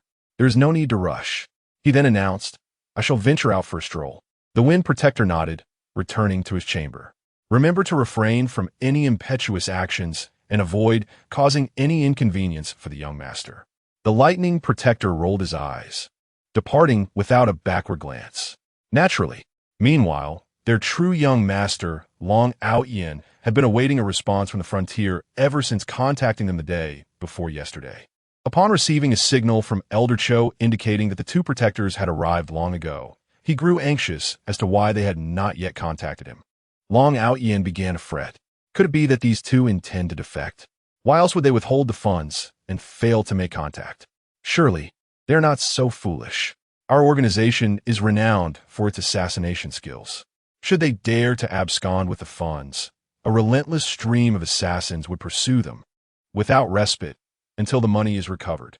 As Long Aotian continued to ponder, having not received any response to his signals and lacking any knowledge of the protector's appearance, he was seized by a sudden sense of urgency. Just as he was lost in thought, he caught sight of a voluptuous and alluring woman. Long Aotian couldn't help but steal a few glances. Her aura seemed ill-suited to the tranquil atmosphere of Snow City, more akin to the rugged lands of the frontier. The Lightning Protector, with her keen senses, noticed that she was being observed. Upon spotting the young master's figure in the distance, she hastened forward and signaled to the Wind Protector, who was resting in his chamber. Qin Yuan, having just concluded discussions with the project manager, was preparing to rest when he saw the Lightning Protector approaching. Long Aotian was still nearby. He was immediately startled. Have they recognized each other? Could it be? Could it truly be such a coincidence? I should never have allowed them to come. I should have gone myself. This is a disaster. The Lightning Protector approached rapidly, bowing respectfully. Young master, might that be the source of your troubles over there? She discreetly pointed in the direction of Long Aotian, who was standing not far away. Qin Yuan was taken aback that the Lightning Protector had mistaken Long Aotian for him. With no other recourse, Qin Yuan nodded imperceptibly. Do you recall what I told you earlier? The Lightning Protector straightened up, her attention fully engaged. Indeed, young master. You said that this man is highly skilled in martial arts and excels at putting on airs. Qin Yuan nodded. Having received the Lightning Protector's message, the Wind Protector leaped from his bed and rushed to the scene. Sure enough, he immediately noticed Long Aotian. Judging by his physique and stance alone, it was clear that he possessed immense inner strength. He was undoubtedly not an easy opponent. A surge of battle intent coursed through him. If it came to a fight, the two protectors, working in concert, might stand a chance of victory. Furthermore, it would provide an opportunity to impress the young master. The Wind Protector braced himself and strode to Qin Yuan's side, bowing respectfully. Young master, do you require our... The Wind Protector gestured to strike. Qin Yuan shook his head imperceptibly. These two brutes. He is the protagonist. He is not someone you can simply attack. Besides, even if he wanted to, could they prevail? And what if, during their exchange, they were to discover that Long Aotian is, in fact, their true young master? Therefore, the best course of action is to swiftly sign the contract, secure the funds, and depart as quickly as possible. Let these two protectors return from whence they came. Seeing this, the two protectors couldn't help but feel a sense of disappointment. But upon reflection, they realized that if even the young master deemed this individual formidable, their chances of victory were slim. Long Aotian had been observing the Lightning Protector from the start. Initially, it was merely because she was a beautiful woman who appeared to possess some martial skills. However, he was surprised to see her heading directly toward Qin Yuan. Then, another man with considerable inner strength approached Qin Yuan as well. This time, he clearly saw the jade pendants they wore at their waists, the uniform insignia of their organization. This was a symbol reserved for those within the organization. Clearly, these two were the individuals Elder Cho had dispatched to deliver the funds to him. Shouldn't they be seeking him out? Why were they approaching Qin Yuan? When had Qin Yuan become acquainted with them? No wonder they hadn't contacted him for so many days. These two fools. They couldn't even recognize their own young master. Long Aotian took a step forward, his face darkening, and questioned them. Do you remember the purpose of your visit here? Why haven't you contacted me in advance? The Lightning Protector was the only female protector in the organization. She was beautiful and alluring, and she was accustomed to being fawned over wherever she went. She had never been questioned in such a manner before. Even their young master treated her with courtesy, never reprimanding her. Who was this person to interrogate her? The Lightning Protector rolled her eyes. None of your business. The Wind Protector was equally defiant. Whoever their young master disliked was his enemy. Whatever their young master opposed, he opposed as well. Are you bored? Long Aotian was enraged. Not only had these two failed to contact him upon their arrival, causing him to wait impatiently for so long, but they now dared to speak to him in such a manner. They were truly audacious. Do you two have a death wish? How dare you speak to me like that? Qin Yuan was surprised to see them squabbling amongst themselves. Fearing that they would reveal his deception, he intervened. Enough. Let's sign the contract. Chapter 59. Signing the contract. The petite secretary smoothly produced the contract. The Electric Guardian's demeanor shifted instantly as she alluringly leaned against Qin Yuan, gently soothing him with her delicate hand. Forgive me, young master. It is my fault, she implored. The Wind Guardian nodded in agreement. Indeed, indeed. I shall sign it immediately. As she picked up the pen, Long Aotian observed the situation and felt a surge of indignation. Why have these two not contacted me? They have mistaken Qin Yuan for me. He snorted coldly. Have your eyes gone blind? You do not even recognize your own young master. Look closely. I am your true young master. The two guardians exchanged knowing smirks, realizing that he was merely a braggart with formidable strength. The Wind Guardian was the first to speak. Mocking him, you? The Electric Guardian chimed in. Do you think you're worthy? Long Aotian's expression hardened, a murderous intent glimmering in his eyes. What do you mean by that? Am I not clear enough? Open your eyes and see. I am your young master, and the one before you is nothing but a waste. If it weren't for the duel with the Van Tian and breaking the token, this situation wouldn't have arisen. It's exasperating that you two still fail to recognize me. The Wind Guardian could no longer endure the slander against their young master. You may insult him, but do not dare insult our young master. He is humble yet charming, never boastful, and treats others kindly. Where else can you find such a young master? With that, the Wind Guardian charged forward, delivering a resounding slap. The Electric Guardian, equally enraged, joined in. If their young master were truly a waste, then what of this man before them? The insult to their young master was an insult to her as well. Utilizing the terrain, they prepared for a surprise attack. Long Aotian was taken aback by the Wind Guardian's audacity to confront him. Had it not been for the tricks employed by the holy maiden of their sect, he could have easily defeated 10 opponents with his strength.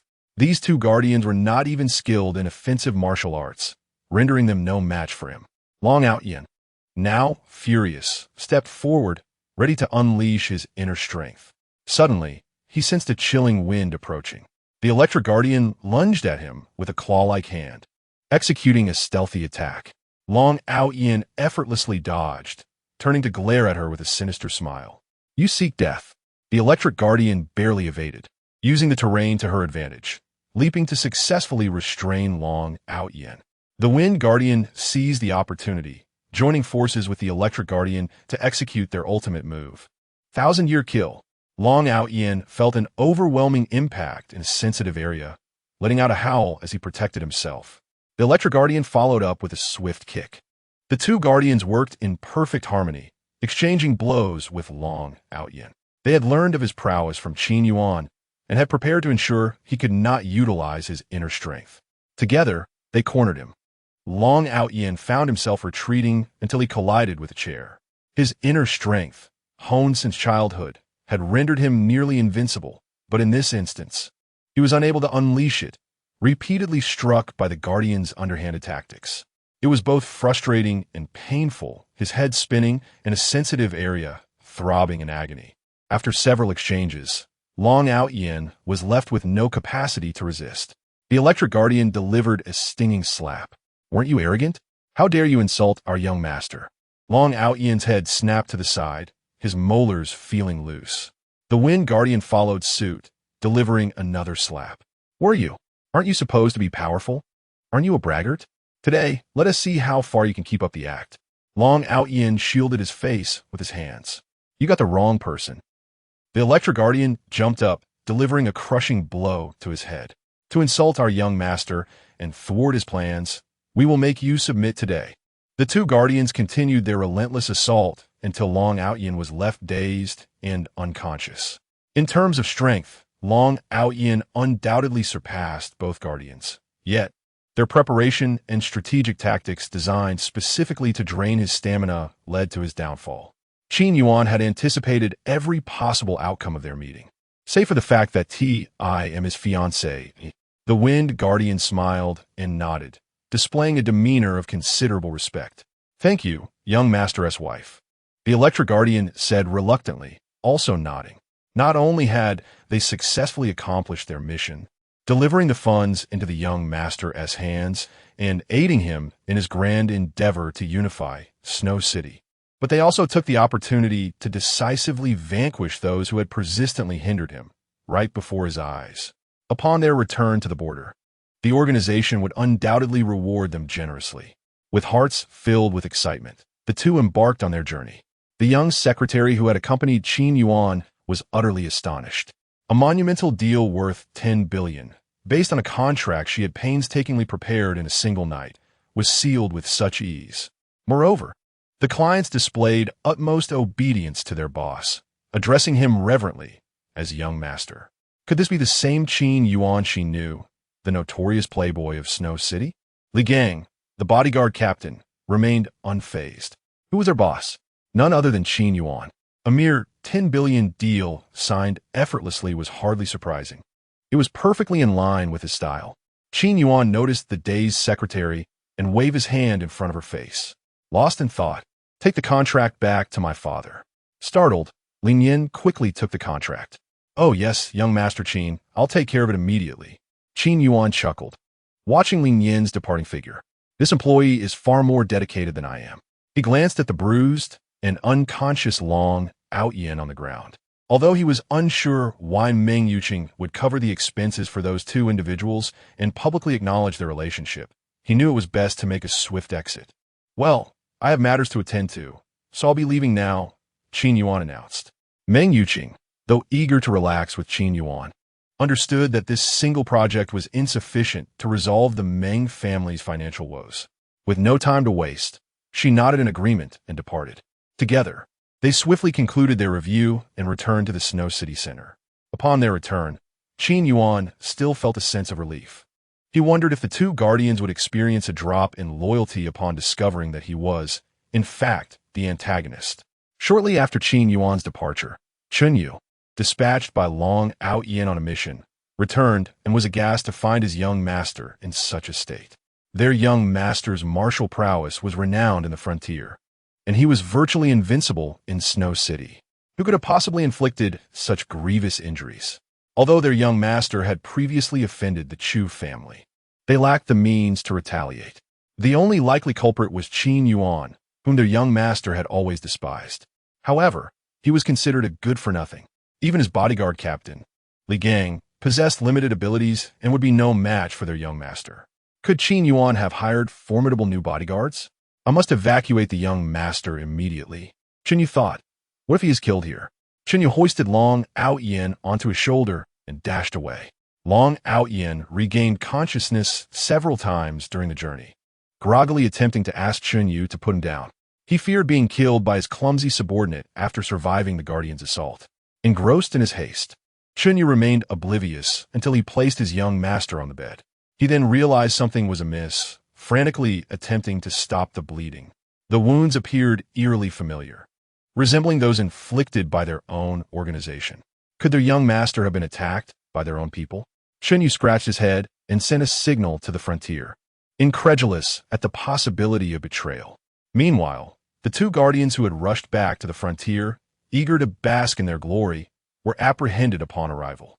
Amidst the sweeping sands, within a resplendent palace guarded by sentries, Elder Cho, cloaked in black, glared at the two men dragged before him. His fury was palpable even through his mask. You were sent to aid the young master, and what have you done? Guardian Feng, bewildered by the interrogation despite having successfully completed his mission, bowed respectfully. We assisted the young master by delivering funds and teaching the adversary a lesson. Elder Cho inhaled deeply. Were the funds delivered? Do you realize that you have severely injured the young master? Guardian Dian shook his head in disbelief. Impossible. We attacked the young master's nemesis. His voice trailed off. The two exchanged glances. This. Guardian Feng stepped forward, clinging to disbelief despite a growing suspicion. Impossible, absolutely impossible. We follow the characteristics provided by you, Elder. Guardian Dian nodded emphatically. Surrounded by beauties, ruthless and heartless. All the conditions matched. Besides, how could our young master look so ordinary? We attacked the arrogant and incompetent one.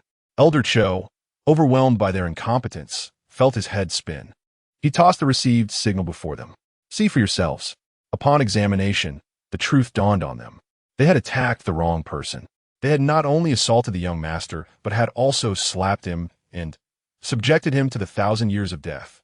What fate awaited them now? Trembling, they knelt. Elder Cho scoffed. The money?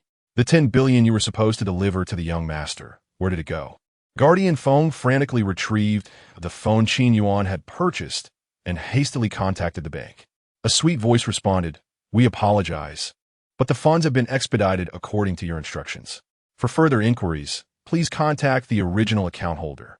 We can provide proof if necessary. Guardian Feng despaired.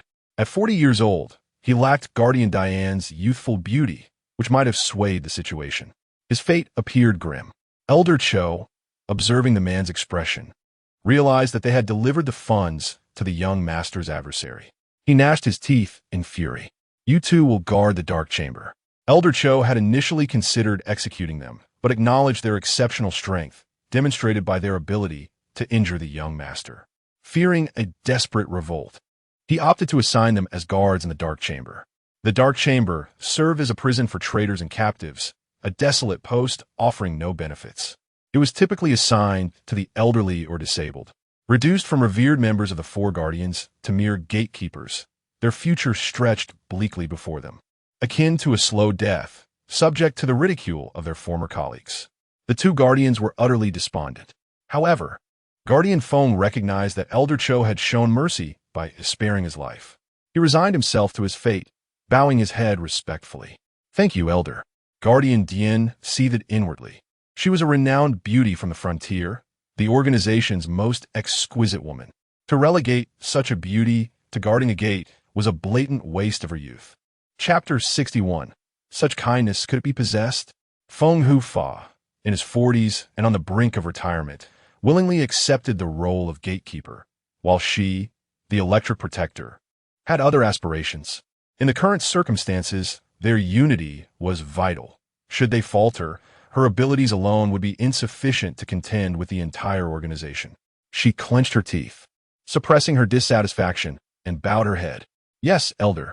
One day, she vowed to reclaim all that she had lost. Meanwhile, upon returning to the heart of Shui City, Qin Yuan hurried to meet his father. Qin Jinghua meticulously reviewed the contract, counting the credited amount aloud. Units of 10, 100, 1,000, million. He murmured in disbelief. Was it truly this simple to secure a deal worth 10 billion? This young man was far more capable than I was at his age. No, let me count again. What if I miscalculated? After recounting, he still found it hard to believe. How had he managed such a feat? Wasn't he supposed to be evaluating projects in a nearby, a tourist resort? How casually he signed a 10 billion deal. His assistant interjected, unable to contain herself. Mr. Qin, the finance department has verified this collaboration. The funds are confirmed and have been received. Indeed, it is 10 billion. You should trust young Master Qin's capabilities. Since taking on the deal, Mr. Qin had counted the amount no less than 10 times, repeatedly exclaiming, This young man is truly remarkable. Yet again, he found himself counting. How could he be so impressive? Mr. Qin was growing weary of his own disbelief. Qin Yuan entered the room. Dad, you mentioned that if I completed this project, I could pursue the medicinal herbs project. Now that I have not only completed it, but also secure the deal. Can I take full charge? By the way, here is the work report for the tourism project. He placed the report on the desk. Qin Yuan straightened up, clenched his fist, and cleared his throat. Quite good. I've reviewed the work report you submitted. It is commendable. Qin Yuan was speechless. Did you not just receive it? What could you have possibly reviewed? However, since he was granted the project, he chose not to dwell on the matter. Turning, he took the materials for the medicinal herbs project back to his office. Just as Qin Yuan settled into his exclusive office, Duan Yuqin arrived. His heart sank at the sight of her. What brings you here? Sister, I don't have time to play. I need to focus on the medicinal herbs project. Duan Yuqin had composed herself over the past few days. Without a title or status, she should not confront Meng Yuqing directly.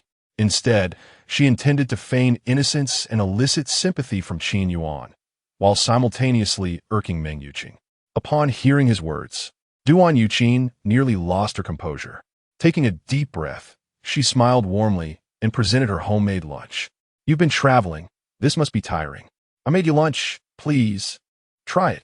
She revealed the bento boxes, labeled small bento, rice and large bento dishes. Qin Yuan stared at the labels, then at her seemingly innocent face, and shuddered. He attempted to flee, but Duan Yuqin swiftly caught him. Why are you running? This is a heartfelt bento I prepared for you. Qin Yuan squirmed.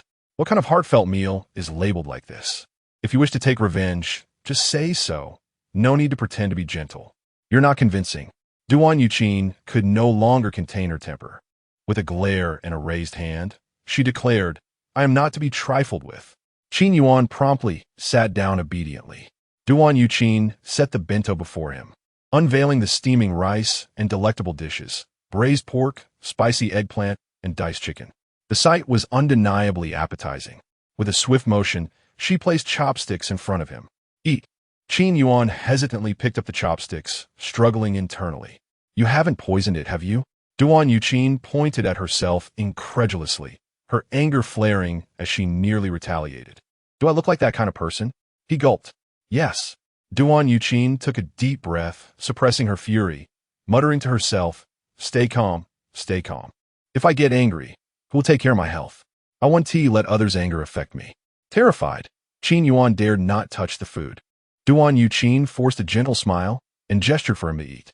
A shiver ran down his spine as he hastily began devouring the meal. Whenever she displayed such a sweet demeanor, Qin Yuan knew she was genuinely furious and plotting something. Duan Yuqin leaned forward, resting her chin on her hand, watching him eat with a smile. Miraculously, her anger seemed to dissipate. Observing him rush through his meal, she even reached out to pat his back. All right, slow down. No one is competing with you. Startled by her gesture, Qin Yuan dared not retort, only relaxing once he confirmed he was indeed safe. Duan Yuqin leaned closer, a mischievous glint in her eyes. Tell me, do we not resemble a married couple? Propping her head on her hand, she gazed at him with a playful smile. You are the diligent husband, and I, the caring wife who brings lunch to her hard-working husband. Qin Yuan rolled his eyes in silent critique. Which wife serves small bento rice and large bento dishes? Duan Yuqin touched her nose, aware of her own faults, and coyly whined. It's my first time bringing lunch. And we are childhood sweethearts, destined to be together. At her words, Qin Yuan nearly burst into laughter. We are more like a tyrannical mother and her victim. Duan Yuqin eyed him sharply, then clapped her hands. You can't speak while eating. After their playful banter and finishing their meal, Duan Yuqin grew curious. What was that project you mentioned earlier? Without lifting his gaze, Qin Yuan continued working the medicinal herbs. Duan Yuqin frowned, her tone disapproving. Following the wildfire incidents, medicinal herbs are indeed scarce, but your family does not lack for money. Is this venture truly necessary? Qin Yuan glanced up, giving her a sidelong look. Who said I was trying to profit? Duan Yuqin paused, reflecting carefully. She realized the Qin family had not capitalized on the situation to market the scarcity of medicinal herbs and inflate prices. Confused, she asked, then what is your intention? Is it not in your nature to seek profit? Qin Yuan resumed his work. Just then, his assistant, Lin Yin, entered with documents and overheard Duan Yuqin's remarks. Unable to hold back, she defended Qin Yuan. No, Ms. Duan, Our young master Qin aims to stabilize the prices of medicinal herbs. Duan Qin's eyes widened. Stabilize? Are you serious? She approached, tiptoeing to gently touch Qin Yuan's forehead. What are you thinking? Have you lost your mind? Every time disaster strikes, it inevitably causes panic among the masses, even if the reserves are sufficient. This leads to a surge in demand as people rush to stock up, creating temporary shortages. Many seize the opportunity for speculation, driving prices up and profiting immensely. Just look at the previous spikes in salt and vegetables. Qin Yuan was going against the grain. And this. Duan Qin cupped his face in her hands, examining him closely, murmuring softly, "Such kindness, could it be that you were possessed?" Chapter 62. Emergency measures. Qin Yuan brushed off Duan Qin's hand. It struck me that every enterprise bears its own responsibilities. The herbal medicine industry is not like any other. An ordinary person may choose not to consume certain products. Yet traditional Chinese medicine is a matter of life and death for patients awaiting salvation. Duan Qin fell silent. She had never contemplated that the snot-nosed child who playfully trailed behind her in their youth could one day embody such responsibility. As she gazed upward, Duan Qin compared Qin Yuan to those who espoused lofty ideals yet acted selfishly. She felt that the man before her was the epitome of masculinity. In an instant, Qin Yuan's image loomed large in her heart. She nodded, resolving to invest a portion herself. I, Duan Qin, shall invest in this project. Qin Yuan's interest was piqued. Are you certain? This venture is a guaranteed loss. It offers no tricks for profit. Duan Qin nodded. People must occasionally take reckless leaps. Qin Yuan assented and promptly instructed his assistant to draft a contract. Duan Qin signed it decisively, her smile sending a shiver down Qin Yuan's spine. Sister, if you invest 500 million and I catch you flirting with someone else, you will be in grave trouble. Qin Yuan recalled the incident with Meng Yuqing in the wardrobe, feeling a twinge of guilt. That shouldn't count as flirting, right? We haven't even started dating yet. Our encounter was merely a contingency plan.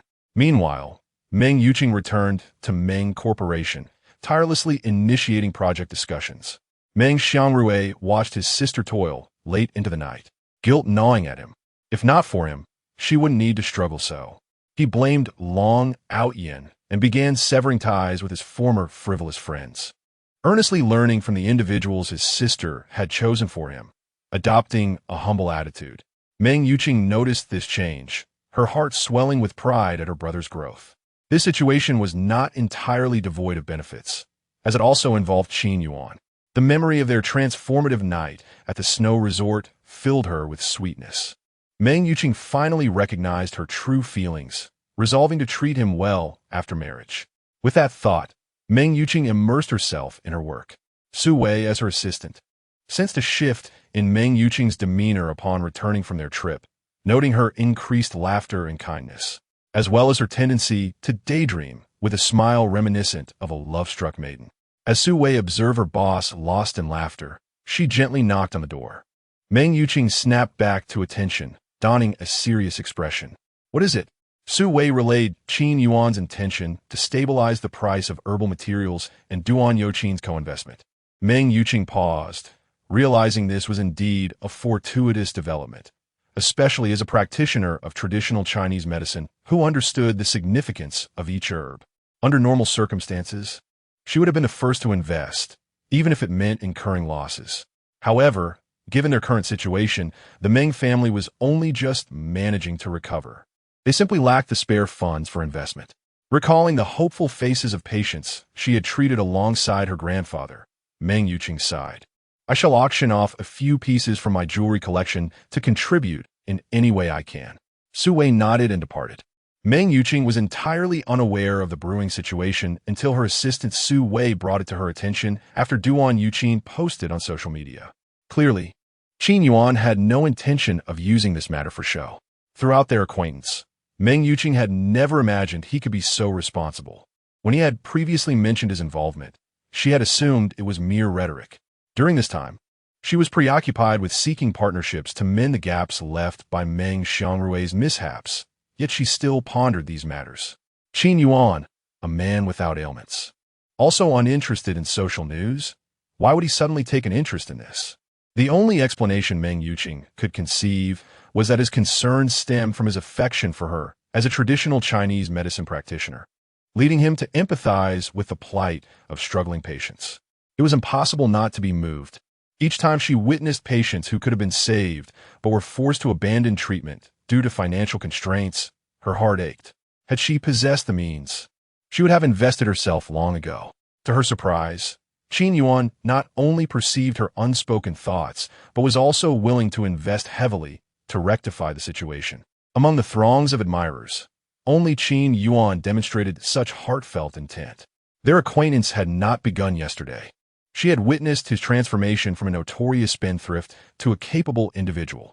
Meng Yuqing could confidently regard him as a commendable man. His newfound sense of responsibility and affection elevated him from mere 60 to a perfect score in her eyes. A sense of sweetness blossomed within her. He was incredibly devoted. It was fortunate that she had agreed to their engagement. Otherwise, finding a man of his caliber would be nearly impossible. Meng Yuqing resolved that once the Meng family regained stability, she would generously donate to the herbal medicine cause and compensate Qin Yuan for the years he had pursued her, enduring hardships along the way. With renewed determination, Meng Yuqing focused intently on her documents. The prospective partner was from Haiqing. Despite the distance, their terms were exceedingly tempting. Securing this collaboration would allow the Meng family to recover fully. As she glanced at the time, she prepared to meet them and sent a message to Qin Yuan.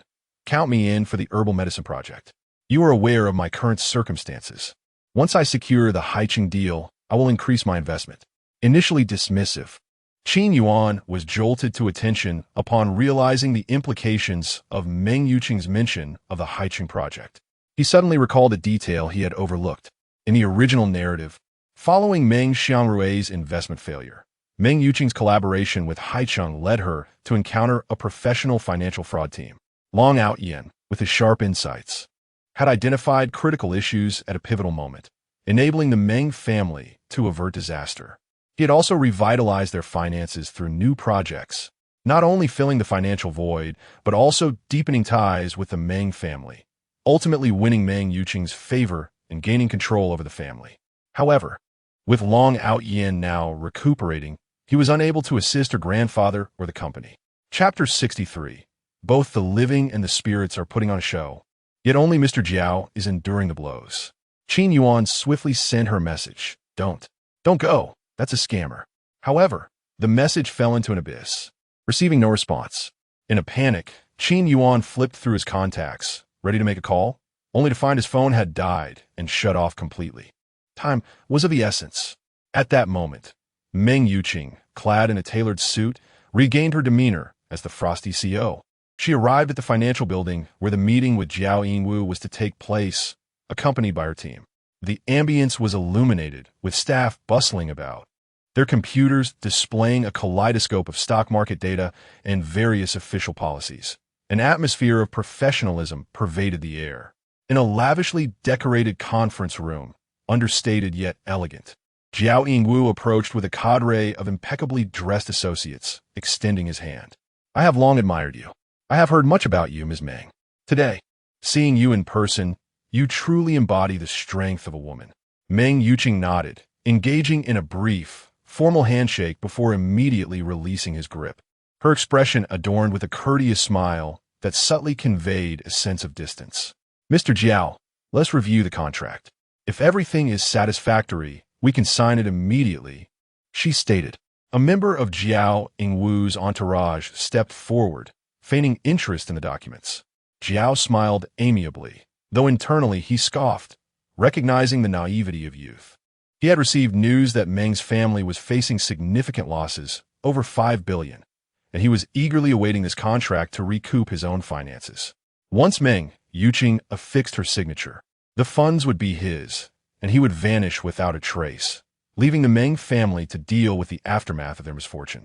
In his self-satisfied musings, Jiao Yingwu failed to realize that the building was rented and the staff were merely temporary actors. The premises were equipped with signal jammers, rendering external communication impossible. Meanwhile, unable to reach Meng Yuqing, Qin Yuan waved his hand, rallying his team of bodyguards into a high-speed pursuit.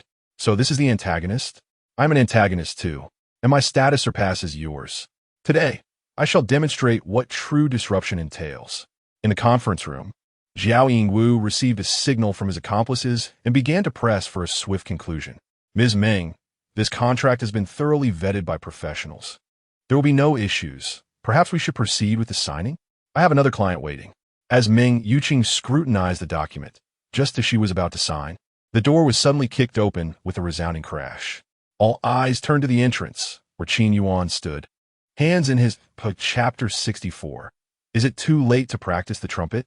In the end, when the pressure became unbearable, Jiao Yingwu simply feigned unconsciousness. His team members shared the same sentiment. None dared to approach. They merely wished to wait for the confrontation to conclude and then make their swift exit. A notification had been received. The authorities had already taken notice of their presence. Reporting to the police was out of the question. It was evident that Qin Zhong was affiliated with the underworld. Their own team was hardly pristine either, each one behaving as meekly as a quail. After enduring the beatings from the adversary's subordinates, just as they were preparing to flee in disgrace, the door was violently flung open once more. Gu Qing, clad in her police uniform, stood before them with a grave expression. Do not move. Place your hands on your head and squat down. The act of feigning unconsciousness was immediately abandoned by Jiao Yingwu. If they were apprehended, given the scale of their fraudulent activities, a life sentence was all but certain. He waved his hands in denial. No, officer, you misunderstand. Gu Qing was originally collaborating with the local police in Haicheng to track a fraud syndicate that had been operating across multiple provinces. Due to delayed intelligence from informants, they had nearly allowed this group to escape.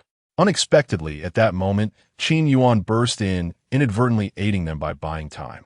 Gu Qing's gaze fell upon a man who was still reeling from the blows, yet continued to utter misunderstandings. She scoffed coldly. What misunderstanding? Jiao Yingwu, whose real name is Zheng Guozhong, has committed fraud across multiple regions, amounting to hundreds of billions. I would recognize you even if you turn to ashes. Gu Qing's lips curled in disdain as she firmly grasped Jiao Yingwu. My coat, my jacket, and my achievements, do not think you can escape. Upon hearing this, Jiao Yingwu's face turned ashen. After years of hunting, he had never expected to be caught in such a predicament. Gu Qing scanned the room, oddly noting the absence of Long Aotian. With a swift motion, she commanded, take them all away. At that moment, Long Aotian had just recovered from his injuries. Qin Yu approached him. Young master, you are awake?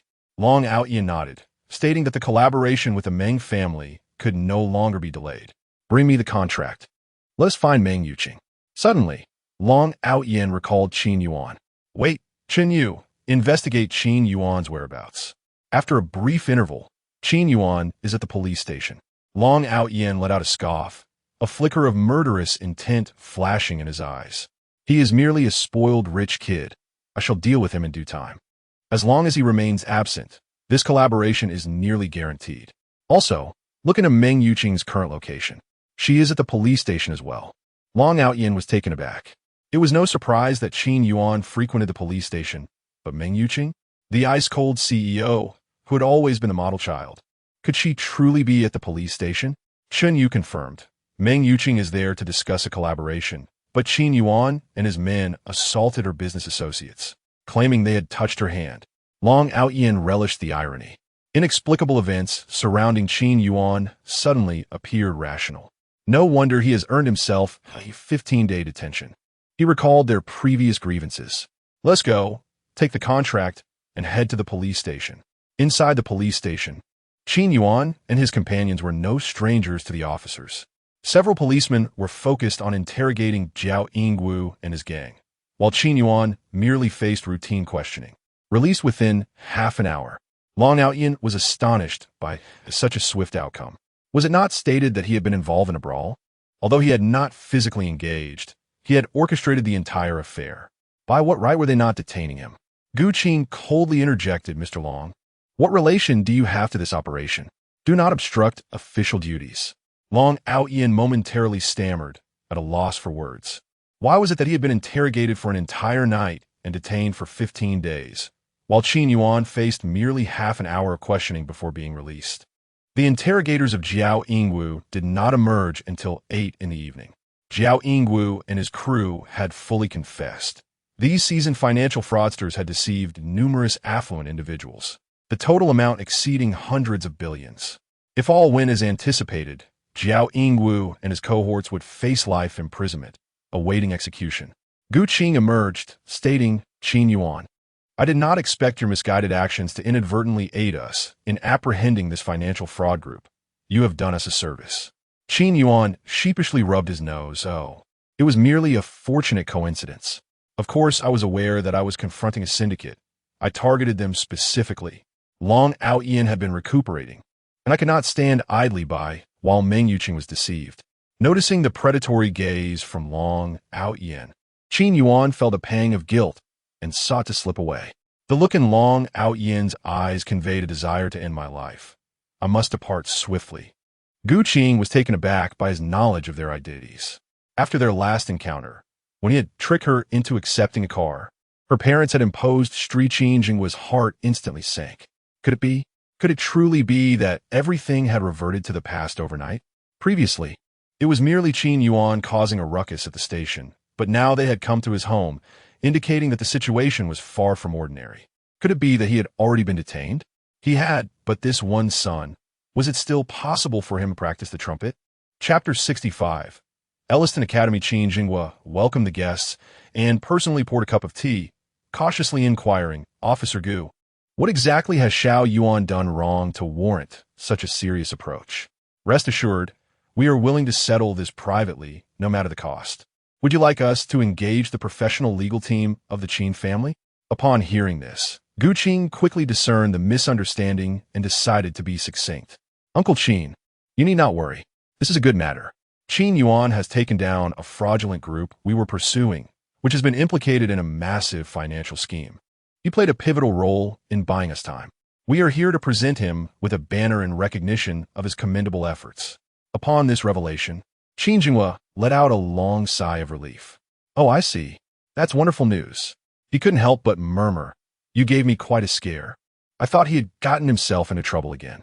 Gu Qing shook her head, recalling the affectionate moments shared between Meng Yuqing and Qin Yuan, a twinge of bittersweetness stirring within her. "No, young Master Qin has genuinely changed for the better." Qin Jinghua beamed with pride. "Indeed, he is my son." After bidding farewell to Gu Qing, he and his wife eagerly awaited their son's return. During this time, Tian Yadu had visited, and eventually, they were reunited with Qin Yuan. Curious, they both asked, "Now, tell us, what is the situation?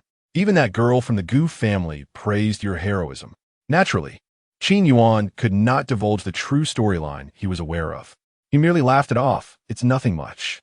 I happened to learn about this fraudulent group due to some chance encounters. You know, I frequented those places, so I gathered a myriad of information.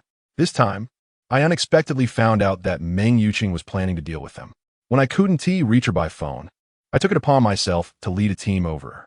He was unaware that Gu Qing and her group were already tracking the criminals." Qin Jinghua patted Qin Yuan's shoulder, feeling a surge of pride that nearly brought him to tears. "My son, by the way, that girl from the Tian family is waiting for you. You should go see her." Qin Yuan nodded, acknowledging his father's words. He understood that he had been overly pampered as a child, often worrying that he might not be able to uphold the family legacy after his father was gone. However, it seemed he was not only responsible, but also capable and considerate of his partner. Qin Jinghua realized that, regardless of circumstances, his son was bound to thrive. Meanwhile, Qin's wife shot a disapproving glance at her husband while gently massaging his back, exasperated. "Isn't it enough? You used to hide under the covers, crying at night when our son was wayward. And now that he has finally matured, you're still shedding tears?" "I'm not crying. It's just sweat," Qin Jinghua retorted, wiping his eyes. Upon entering his room, Qin Yuan was enveloped by Tian Shiner, who clung to him like an octopus. Feeling the softness before him, he gently patted her fluffy little head, pulling her back slightly. "What brings you here?" Dressed in a JK uniform with her hair in pigtails, Tian Shiner playfully lifted a leg to rest on his waist, wrapping her arms around his neck. "Brother Qin, hug me in the comfort of home." With no formidable rival looming, Qin Yuan felt at ease to embrace her. Why does it feel like I've gained another daughter? He mused. What's wrong? Tianxiner sighed, resting her head against his chest. I'm going to university, Elliston Academy. Elliston Academy is renowned for its strict regulations and exceptional academic performance. This development had not been part of the original narrative, likely due to his influence preventing the antagonist from causing trouble for Tianxiner. Thus, she would need to take a leave of absence. That's great. Qin Yuan smiled. You'll be safer without me around. But if I go to university, I want to be able to see you anymore. Tianxiner pouted. All right, don't be upset. University is a good thing. I'll bring you some sweets when I visit. He reassured her, thinking to himself, the fewer people around, the safer I feel. I sense that the antagonist might cause trouble. Tianxiner sulked, but Brother Qin, that means I can only come back on weekends. How about I accompany you? He offered. Recalling the inexpensive clothes her parents had bought her, she shook her head. No, I can manage on my own. Though she could wear them. They paled in comparison to her meticulously chosen outfits. Every girl desires to look her best in front of her beloved. After all, this predicament had stemmed from a few days prior when her parents, fearing she might go astray, resolved to provide her with a modest monthly allowance of only 1,000 yuan. While this might suffice in other regions, it was woefully inadequate in the expensive downtown of Shui City. Tianxiner did not wish to reveal her vulnerable side to Qin Yuan, so despite his protests, she insisted on going alone. Reluctantly, Qin Yuan acquiesced, comforted by the fact that the university was not far away. After bidding farewell to Qin Yuan, Tianxiner set off to school with her bags in hand, wearing a 9 yuan, 9-coin red-fitted t-shirt that accentuated her slender waist and inexpensive jeans that highlighted her curves. She radiated youthful vibrancy. Even in the simplest attire, she exuded a captivating charm. On her way, several upperclassmen eagerly offered to help carry her luggage, but she politely declined each time. Upon reaching her dormitory, 2 girls had already arrived and, upon glancing at Tianxiner's outfit, chose to ignore her and continued their animated conversation. At that moment, Wang Li entered, clad in high-end Chanel attire, gracefully strutting in Valentino heels. With even her suitcase being Louis Vuitton, she cast a disdainful eye over Tianxiner, her expression revealing her contempt. I thought I caught a whiff of something unpleasant upon entering. Turns out it's just someone's frugality. Wearing 9 yuan clothes in public, what were you thinking?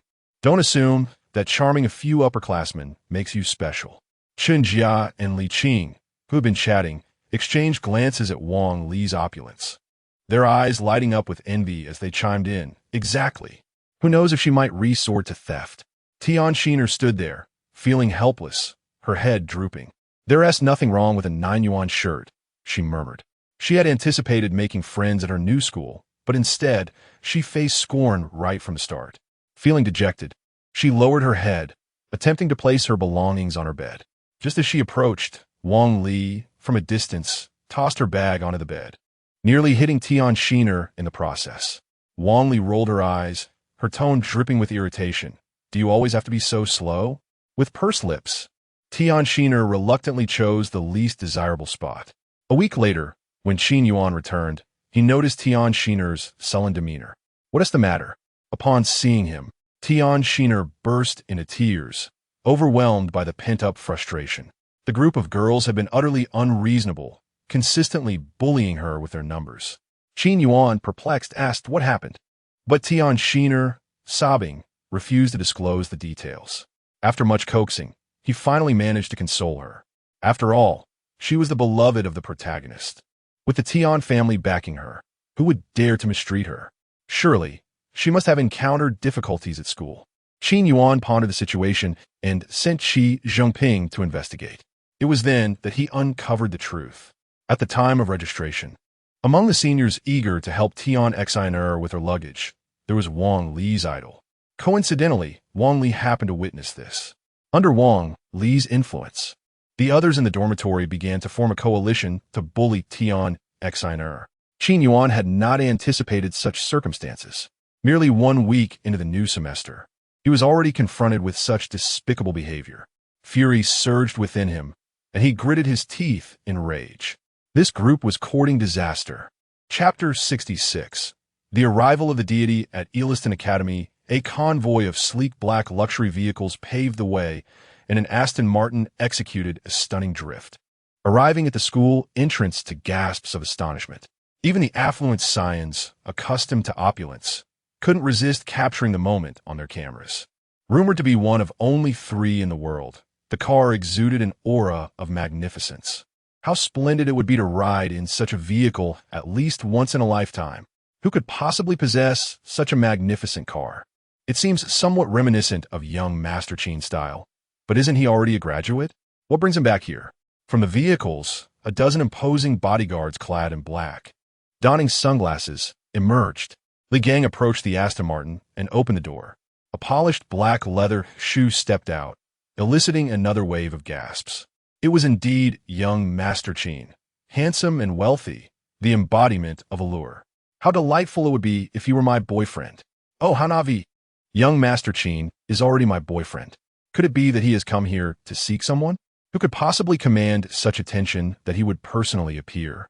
Meanwhile, inside the dormitory, Wang Li spotted Tian Exener and wore a look of disdain, deliberately raising her voice. If one is so impoverished, they ought to work in a factory instead of attending university. The other 2 chimed in, echoing her sentiments. Indeed, do they truly believe that merely gaining admission to university transforms them into a phoenix? Tian Exener, raised with utmost propriety, had never encountered such hostility in her previous school. Before she could formulate a retort, a familiar male voice cut through the air. Qin Yuan strode in, flanked by his bodyguards, none daring to obstruct his path. He spoke coldly. What concern is it of yours whether she attends university or not? The transformation from sparrow to golden phoenix is indeed impossible, just as you are destined to remain a mere sparrow in this lifetime. The 2 women trembled in fear, and Wang Li quickly abandoned her previous arrogance, forcing a smile. Why, young Master Qin, what brings you here? Qin Yuan scoffed, nodding slightly. Ah, you do recognize me.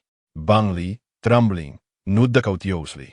Of course, in the entirety of Xiudu, who is unaware of young Master Qin's formidable reputation. Qin Yuan then pulled Tian Exener closer. Do you know who she is? Wang Li, puffing out her chest, retorted. Isn't she just a pretty girl, flaunting her looks, hoping to climb the social ladder? Young Master Qin, do not be deceived. She's been flirting with men since she arrived at school. Qin Yuan scrutinized her, then coldly remarked, Your father is Wang Dehai, the CEO of Hanqing International. Is that not correct? Realizing his intent, Wang Li's face drained of color, and she immediately knelt, pleading for mercy. Young Master Qin, I was wrong. I shouldn't have spoken ill of her. Please spare my family. The other 2, equally shocked, quickly knelt, feverishly slapping their own faces. Young Master Qin, we were wrong. We only bullied Tian Exener because we followed Wang Li's lead. Wang Li was taken aback, realizing her loyal subordinates had turned against her at such a critical moment. Despite her usual generosity, panic-stricken, she stammered, No, let me explain. It's not what it seems, young Master Qin. Qin Yuan, genuinely infuriated, raised his hand, and his assistant immediately stepped forward. The chapter 67. You speak my words since you have called me brother. You must surely be my sister. As an elder brother, how could I bear to see my sister suffer? Before entering university, Tian Exener had only interacted with those meticulously selected by her parents, most of whom were inherently kind-hearted. She had never encountered such a situation. Coupled with her strict upbringing, designed to instill resilience, she dared not confide in her parents, and thus endured silently. Had it not been for Qin Yuan's timely intervention, she might have spent her 4 years at university under the torment of these bullies, potentially leaving her with deep psychological scars. Upon learning of her plight, Meng Yuqing hurried over to comfort Tian Exener. As the sister of Qin Yuan, she naturally considered Tian Exener as her own sister. She brought along a plethora of items, which her assistant helped her change into. Sweetheart, if there is anything troubling you that you can't share with others, feel free to talk to me. I'll protect you from now on. Xiang Xin was deeply tuhet. Thank you, Sister Meng. Meng Yuqing smiled, embodying the demeanor of an elder. It's nothing. Since you are Qin Yuan's sister, you are my sister too. Amid her gratitude, Tian Exener felt a twinge of guilt. Oh no, Sister Meng is so kind, and here I am, harboring feelings for brother Qin. I must be utterly despicable.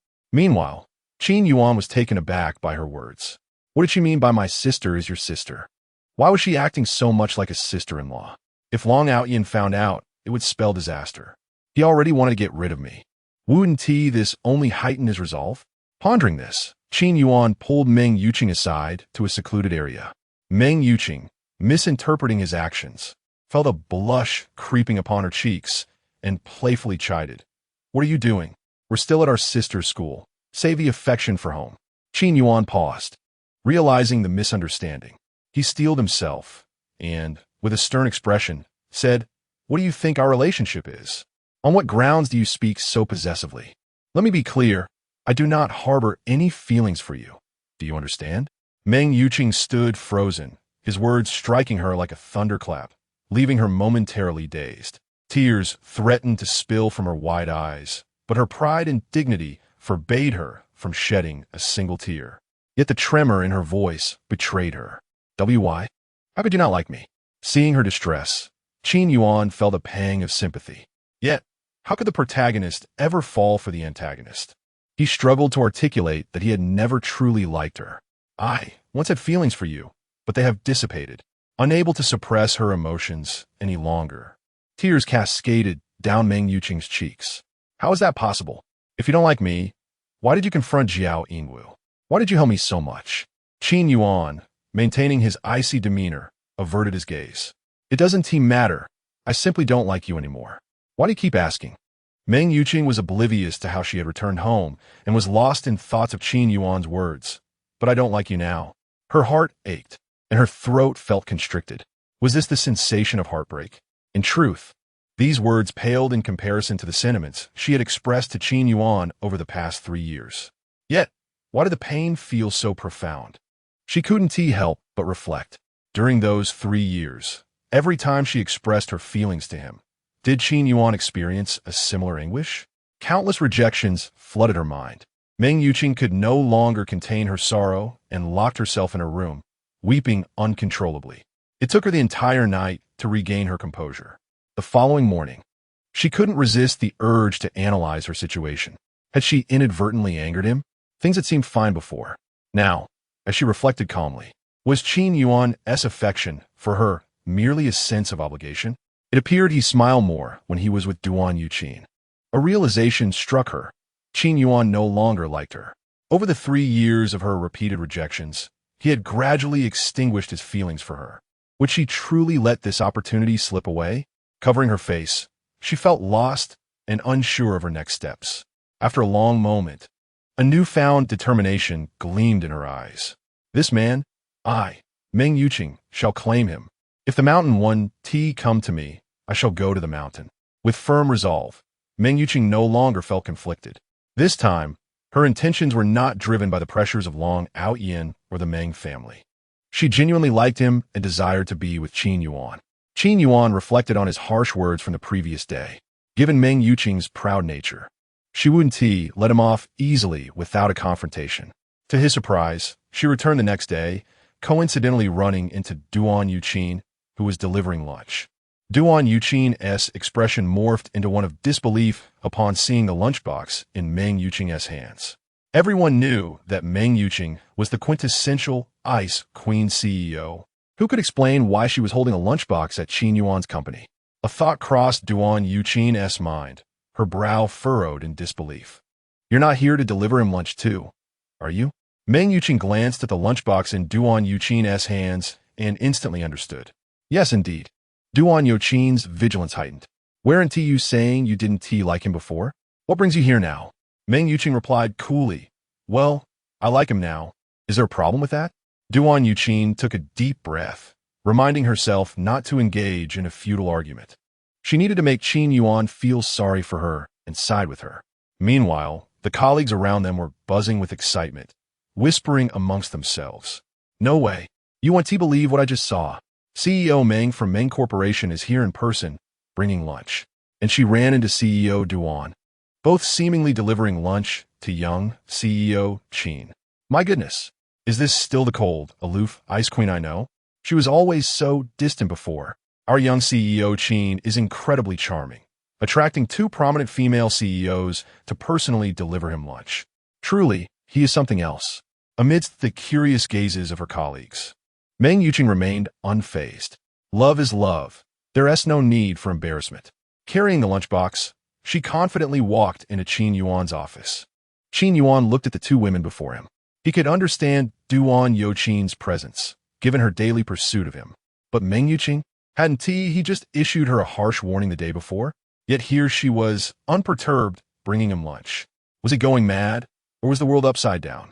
Setting the lunchbox on his desk, Meng Yuqing gazed earnestly at Qin Yuan. I'm sorry for not cherishing you before. Can you grant me another chance? I made you lunch, and I hope you enjoy it. As she opened the box, an array of fragrant dishes was revealed, captivating the attention of everyone present. Duan Yuqing, feeling a surge of urgency, exclaimed, "You speak my words." Chapter 68. The Iceberg CEO's Epiphany, sincere yet humble Duan Yuqing, unwilling to be outdone. Pushed her lunch aside and brought out her own. Eat mine, she declared. Qin Yuan widened his eyes in disbelief. What's happening here? Have you both lost your minds? Shouldn't you be seeking out Long, Aotian instead? It's quite frightening. As he picked up his chopsticks, he trembled slightly as he lifted a morsel to his mouth. The fragrant and spicy flavor erupted on his palate instantly. Truly, as the protagonist, her cooking was exquisite. Duan Yuqing shot him a glare. Why are you eating hers and not mine? Qin Yuan quickly grabbed some of the food that Duan Yuqing had brought. After being forced to eat her lunch daily, he had grown accustomed to it. However, upon tasting Meng Yuqing's dishes again, the contrast was undeniable. Qin Yuan reflected on the hardships he had endured previously. Duan Yuqing leaned closer. Whose is better? Meng Yuqing, seemingly casual, was secretly eager for an evaluation. Qin Yuan sighed. They're both delicious. The unintentional interaction between the two women made Meng Yuqing envious, and she nodded. If you like it, I will bring it for you every day. Qin Yuan's eyes widened in astonishment. Who is this? The Iceberg CEO of the Meng Corporation? The one who is always cold and busy? It was astonishing to see such a formidable woman gently preparing meals for him. Qin Yuan waved his hands repeatedly. No need to go to such trouble. About what I mentioned before, you're aware, right? He refrained from being too explicit in front of Duan Yuqing, preserving Meng Yuqing's dignity. Meng Yuqing recalled their shared past at Eoliston Academy. Tears welled up in her eyes as she fought to keep them at bay, nodding. I understand, but please grant me another chance. Let me truly understand and care for you, to atone for my actions over the past 3 years. She hurriedly added, You needn't feel burdened. This is entirely my own choice. Meng Yuqing's heartfelt and humble confession left Duan Yuqing stunned. What is this? Are you really going all out from the start? I haven't even made my move yet. Qin Yuan felt alarmed. What is happening? I've clearly rejected the protagonist. Yet she persists. Did the system feed her something? The system's voice echoed. What could I have given her? It's entirely her own will. Just wait and see. You're beyond saving. Noticing Qin Yuan's prolonged silence, Meng Yuqing felt a pang of disappointment as he appeared unable to accept her. She lowered her head slightly. It's all right. I'm willing to wait until you accept me. During this time, I will demonstrate my sincerity. Qin Yuan internally lamented, This world is utterly insane. A mouse is set to be a bridesmaid for a cat. The protagonist is pursuing the antagonist. What is happening? Long Aotian has always wanted me dead. If he finds out his woman is chasing after me, he might just strangle me on the spot. Meng Yuqing, attuned to his unspoken thoughts, reassured him. Rest assured, this is solely my personal desire, and I will not bring you any trouble. I promise. Qin Yuan forced a smile. Your promises hold no weight. I trust you as far as I can throw you. You are a sly old fox. He continued. No thanks, you've hurt me too deeply before. I've given up on you. Your family's crisis has been resolved. If there is nothing else, let us discuss ending our engagement. Meng Yuqing's face turned pale. Deep down, she had anticipated this outcome. Yet Chapter 69, Long Aotian learns the truth. The frontier assassin arrives to kill. Tian Xner is severely injured upon realizing the gravity of the situation. Long Aotian found it hard to believe. He needed to witness it with his own eyes before he could truly come to terms with it. He summoned Meng Yuqing, determined to seek clarity. In the CAF, as Meng Yuqing entered, Her cool demeanor, striking beauty, and tall stature immediately captivated the attention of everyone present. She walked straight towards Long Aotian, exuding an aura that dissuaded any approach. "Is there something you wish to discuss?" Long Aotian fixed his gaze upon her. "There have been rumors lately that you are pursuing a lover," Meng Yuqing replied, meeting his eyes. "I would like to clarify. Those rumors are not unfounded. I am indeed pursuing him," she stated. Long Aotian's eyes widened, struggling to process her words. It dawned on him that his previous feelings were not mere illusions. Meng Yuqing was not being coerced, as he had presumed. It was absurd, truly laughable. How could this be? After all this time, was she not forced by him? Meng Yuqing scoffed. "Which of your eyes saw me as being forced? It has always been your self-deception." With that, she turned to leave. "By the way, do not pursue me any longer. You are quite bothersome." Long Aotian stood frozen, fists clenched, unable to calm his tumultuous emotions. He could accept that Meng Yuqing had her own struggles. However, he could not bear the thought that she did not harbor feelings for him, but instead favored that useless Qin Yuan. With his eyes burning with fury, Long Aotian's hatred for Qin Yuan reached a boiling point. "Eliminate him. If I can rid myself of him, everything will improve." Each setback he faced was due to Qin Yuan's interference. He signaled to the frontier, and upon receiving the message, the agents, having witnessed Qin Yuan's prowess before, wasted no time. They dispatched their top assassins immediately. Long Aotian chuckled coldly. "So, it is you, Qin Yuan? Tonight, you shall meet your end." Meanwhile, the unsuspecting Qin Yuan was preparing to visit Tan Xr, hoping to evade the daily jealousy of the two women who followed him relentlessly. He felt as if Long Aotian's blade could strike him down at any moment. Tian Xr was innocent and had strict parents, making her an easy target for bullying. Yet ever since Qin Yuan's visit, her circumstances had vastly improved. Few dared to cross her, especially after the principal's stern punishment of all involved in the bullying incidents. As a result, Tian Xr gradually emerged from her shell, making new friends. However, over time, her admiration for Qin Yuan grew almost mythic, and she found herself unable to resist thoughts of Qin Gij, brother Qin. Torn between her feelings for him and her loyalty to Meng Jie, sister Meng, she was thrilled to learn of Qin Yuan's visit.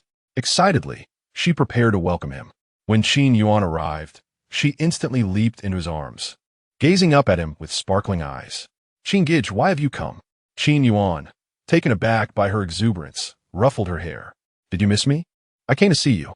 He sighed internally, pondering when she would truly mature enough to understand the boundaries of affection. "I've come here to escape. Meng Yuqing and Duan Yuqing are constantly alternating in their attention, and I fear Long Aotian may end my life without warning." Xian Xinia, initially exquisite, felt her heart sink as she overheard his thoughts. Long Aotian was after Qin Yuan. What did she do? She was overwhelmed with concern for him.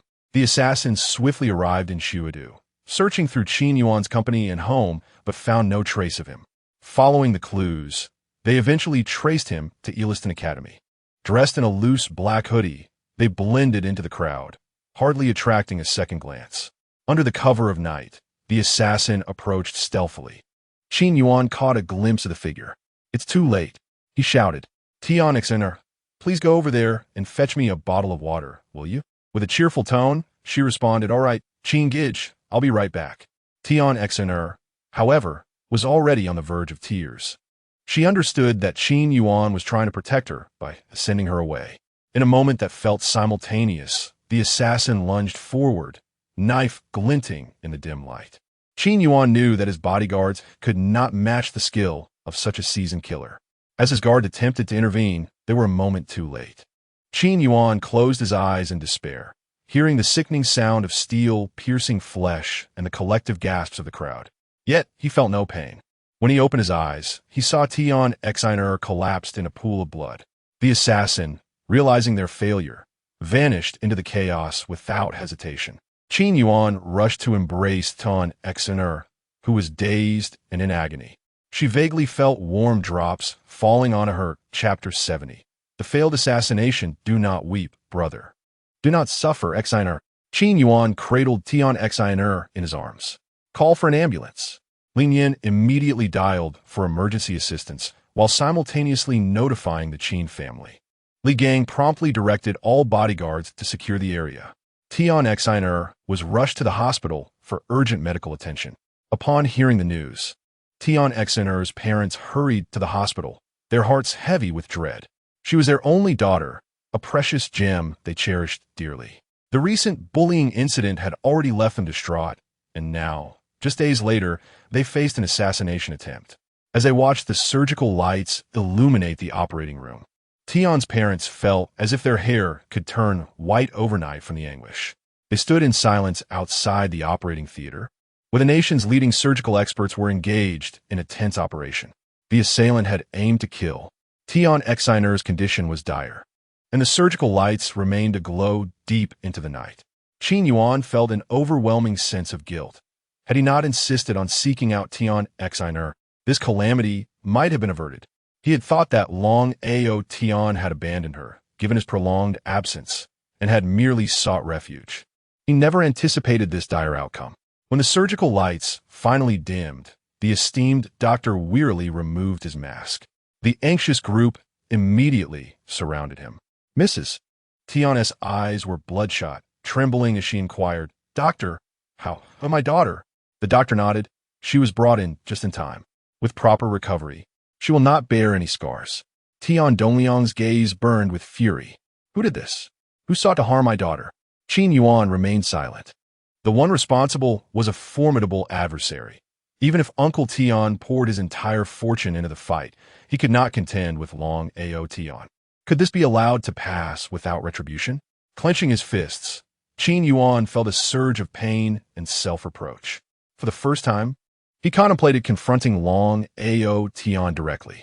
He was merely a pawn, a villain destined to be vanquished by Long Aotian. Yet, Tian Exiner was innocent. Meng Yuqing, having concluded a meeting, rushed to the hospital upon receiving the news. Upon hearing Tian Dongliang's words, she recalled her confrontation with Long Aotian at the CAF yesterday. A chill ran down her spine. It was highly likely that Long Aotian's ire was directed at Qin Yuan, especially after uncovering the depths of Long Aotian's influence. She realized their individual powers were utterly insufficient to challenge him. Only by uniting the strength of the four prominent families might they have a chance to fight back. Before she could finish her thought, Qin Yuan interjected, "This was my doing. Someone wanted to eliminate me, and in my attempt to divert Tian Exiner, she bravely intervened." He understood the gravity of the situation. They could not let anyone know it was Long Aotian behind the attack. Uncle Tian would undoubtedly pursue him with relentless fury. But who was Long Aotian? A protagonist of immense power. The Tian family could not withstand such a foe, and they could find themselves ensnared in the conflict.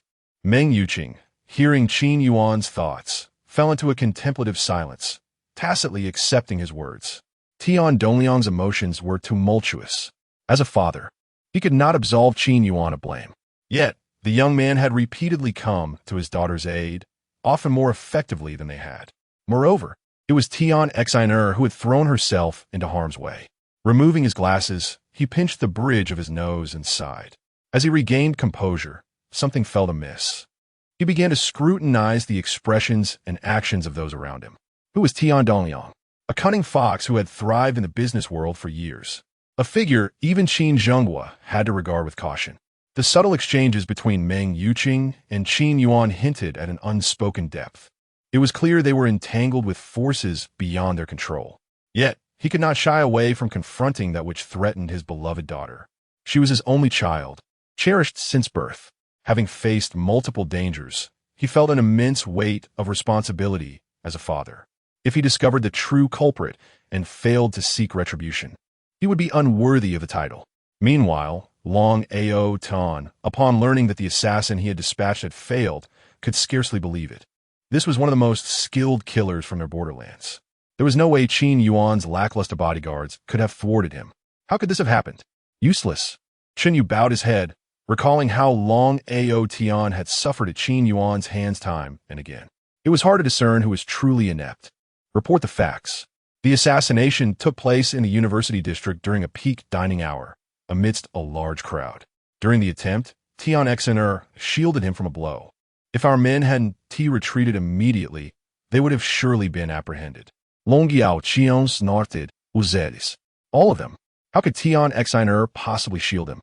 Did he lure her into this? He ordered Qin Yu. Investigate if there's any room for maneuvering. Qin Yu pressed her lips together. Young master, this was already clarified. It was Tian Exiner who acted on her own. Just days prior, she had faced bullying at the university, and Qin Yuan was the one who intervened. Long Aotian's voice turned cold. Why was I not informed? Qin Yu lowered her gaze. The young master had been thwarted on numerous occasions by Qin Yuan, visiting hospitals several times and even spending time in custody. She thought it prudent to avoid further complications, thus keeping the information from Long Aotian. Long Aotian's expression darkened. He had assumed that with Tian Exercus intellect, she could be easily swayed with a few offerings and had not paid her much heed. To his dismay, she had now jeopardized his plans at a critical juncture. It was not enough that Meng Yuqing harbored deep feelings for Qin Yuan. Now Tian Exiner had risked her life to save him. What was it about Qin Yuan that drew such loyalty? Was he destined to be his nemesis?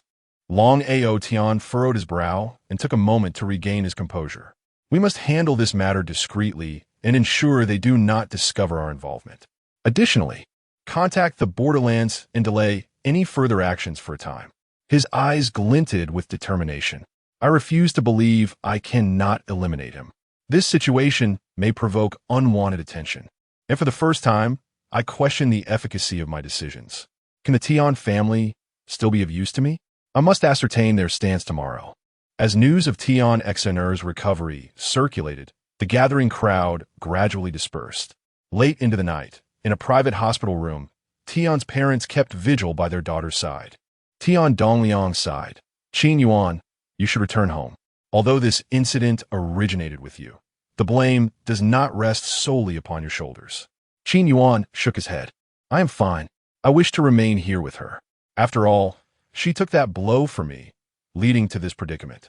Seeing Qin Yuan's resolve, Tian Dongliang ceased to insist otherwise. He would return to uncover the truth behind his daughter's injury. In Shuidu, where the top 4 families wielded immense power, the sole heir of the Qin family had been attacked. A daughter of the Tian family lay gravely injured. Should either of these esteemed individuals meet further misfortune, the repercussions would be felt throughout the city. The atmosphere was fraught with tension. Early the next morning, bodyguard Captain Li Gang arrived. Boss, the police have dispatched personnel to pursue the assailant. Based on the evidence left at the scene, he should not be far. We will locate him by tonight. Qin Yuan nodded, his eyes rimmed with red. We will hand him over directly to the authorities. Secretary Li Nian entered with breakfast, gently massaging Qin Yuan's shoulders. Young master, I brought you breakfast. You have kept watch all night. Please eat and rest for a while. Qin Yuan shook his head, casually consuming his breakfast as he spoke. Go investigate what the Tian family is up to. It was evident without inquiry that this individual was dispatched by Long Aotian. However, given the current circumstances, it was imperative that the Tian family not be allowed to involve themselves in this murky situation. No sooner had Qin Yuan finished his statement than Long Aotian strode in, concern etched upon his face. I have heard that Tian Exiner has been injured. What transpired? Is it serious? Chapter 71. The Saintess of the Brahma Society. Qin Yuan gazed at the approaching Long Aotian, for the first time not evading his presence. A fleeting glimmer of murderous intent flickered in his eyes. Taking a deep breath, he suppressed the impulse to confront his adversary. Is there something you need? Long Aotian inquired with a sardonic smile, his expression lacking warmth. I heard you and Tian Exiner were injured at Aotian school. Have you apprehended the culprit? At that moment, Tian Xiner regained consciousness. Her delicate face was pale, her head wrapped in bandages, dressed in a hospital gown, presenting an image of fragility and innocence. Upon seeing Qin Yuan, she instinctively reached out her small hand. Brother Qin Yuan. Long Aotian stepped forward first. How are you? Why did you act so foolishly to block that blade? Upon seeing Long Aotian, Tian Exiner was taken aback that he dared to approach her. Reflecting on the situation, she felt that her instinct had surpassed her intellect at that moment. Lowering her head, she spoke shyly, oblivious to the presence of others. It's because I like him. I've liked him for a long time, but never had the courage to confess. Now that I know about your relationship with Sister Ming, I feel I should be brave for once. Her heartfelt confession elicited varied reactions from the others in the high-level ward. Qin Yuan's eyes widened in disbelief. He had always regarded Tian Exiner as a younger sister. Perhaps he had harbored some thoughts about her initially, but as she was too innocent and, moreover, Long Aotian's woman, he had suppressed those feelings. Little did he expect that she had long been deeply infatuated with him. Long Aotian clenched his fists tightly. Why? What right does Tian Exiner have to like this worthless Qin Yuan? Captain Li Gang of the bodyguards wore an expression of acceptance. Their boss was indeed remarkable. What was so surprising about captivating a girl like Tian Exiner? It was Long Aotian's jealousy that seemed misplaced here. Secretary Lin Yin bowed her head, a mix of bitterness and envy welling up within her. Someone as exceptional as Qin Yuan could only be matched with someone from a prestigious family like Meng or Tian. If only I were wealthier and braver. Perhaps then I could stand proudly by Qin Yuan's side. Noticing Qin Yuan's silence, Tian Exiner grew anxious.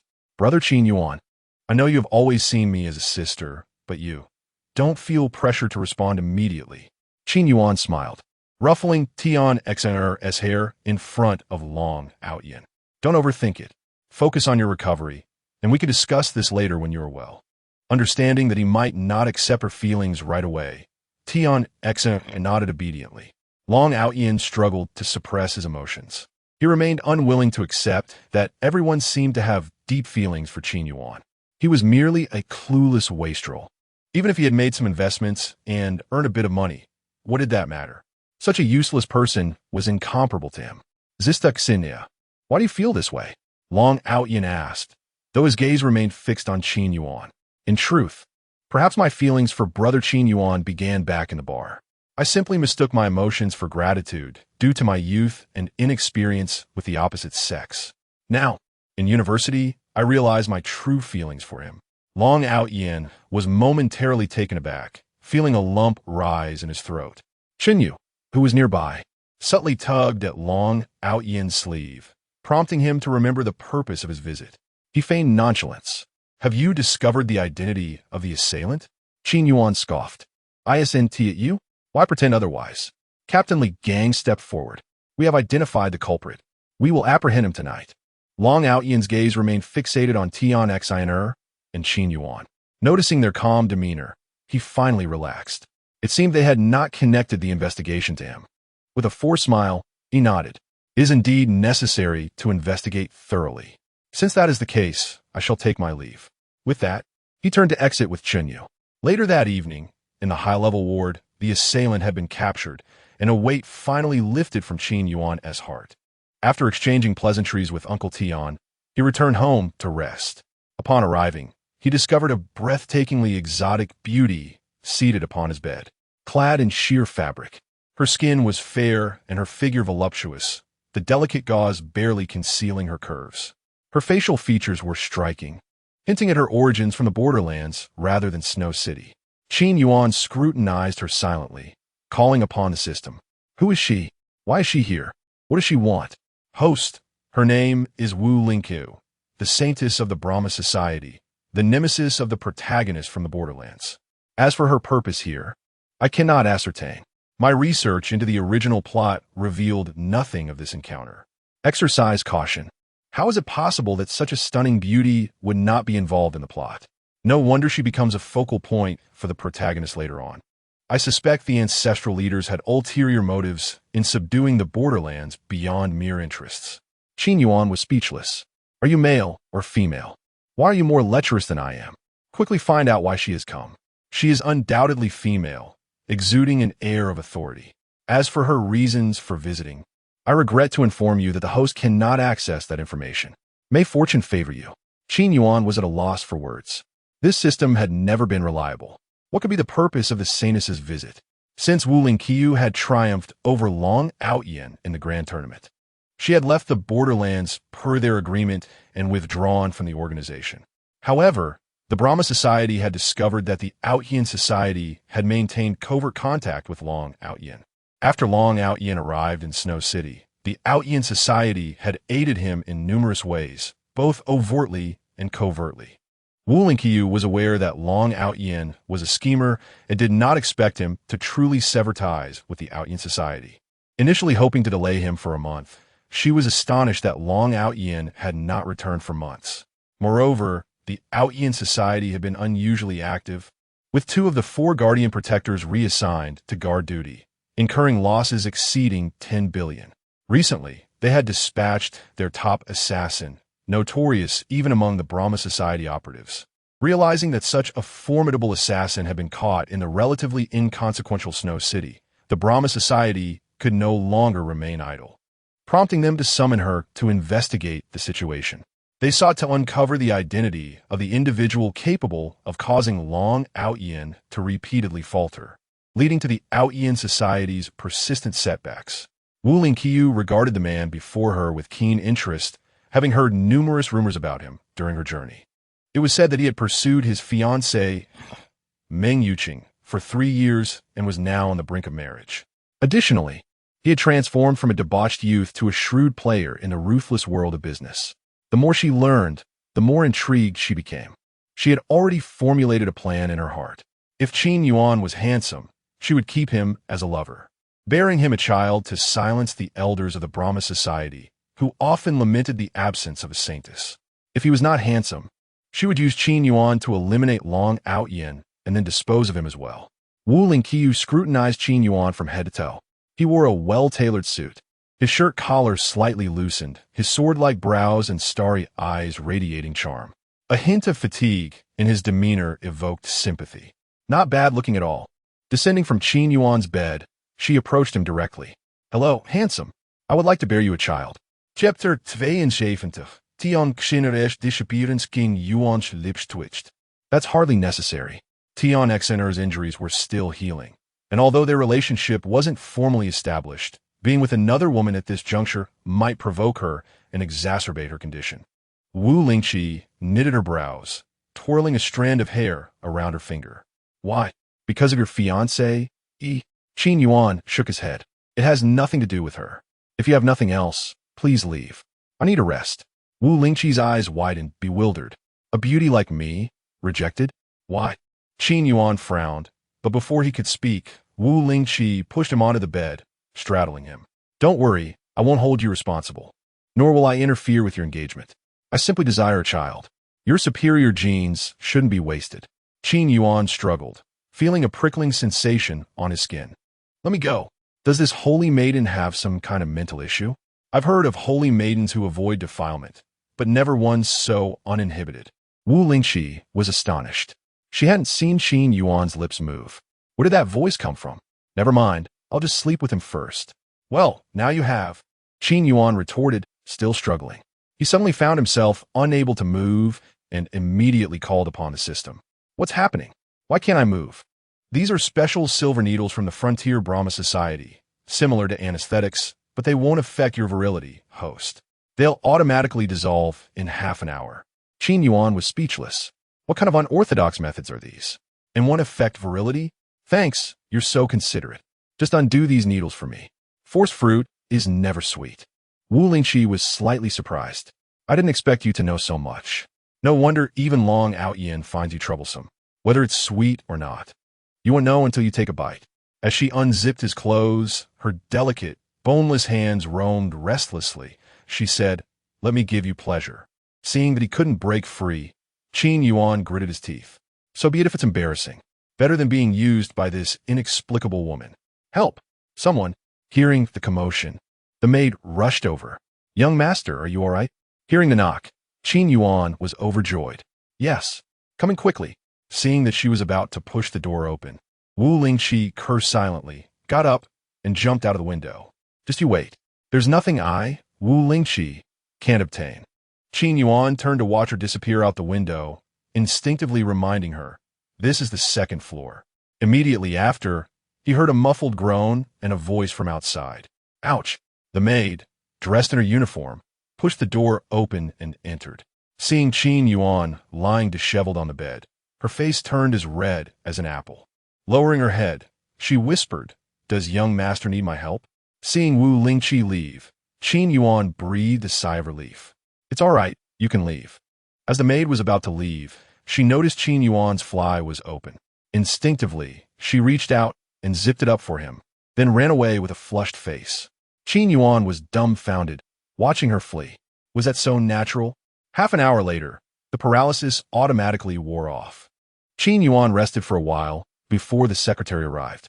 We've investigated the Tian family matter you requested. There's been nothing unusual recently. Qin Yuan nodded, relieved. That's good. As long as Uncle Tian doesn't go to long Aotian seeking death, there's still room for maneuver. But what kind of person was Tian Dongliang? After learning that Qin Yuan didn't want him to investigate, he went directly to the Meng family. Meng Yuqing was surprised by his visit, but still had the servant serve him tea. Uncle Tian, what brings you here? Tian Dongliang went straight to the point. President Meng should know the truth about my daughter's injury, shouldn't she? Meng Yuqing was silent, recalling Qin Yuan's thoughts. Hasn't the culprit already been arrested by the police? Tian Dongliang took a sip of his tea. You and I both know that's not the real culprit. I'm here to find out the truth. Meng Yuqing was silent for a long time. She knew Qin Yuan's good intentions, but after being frightened for so long, now that she had finally learned the other party's secrets, she didn't want to live with a sword hanging over her head for the rest of her life. Even if it was a cliff ahead, she wanted to try.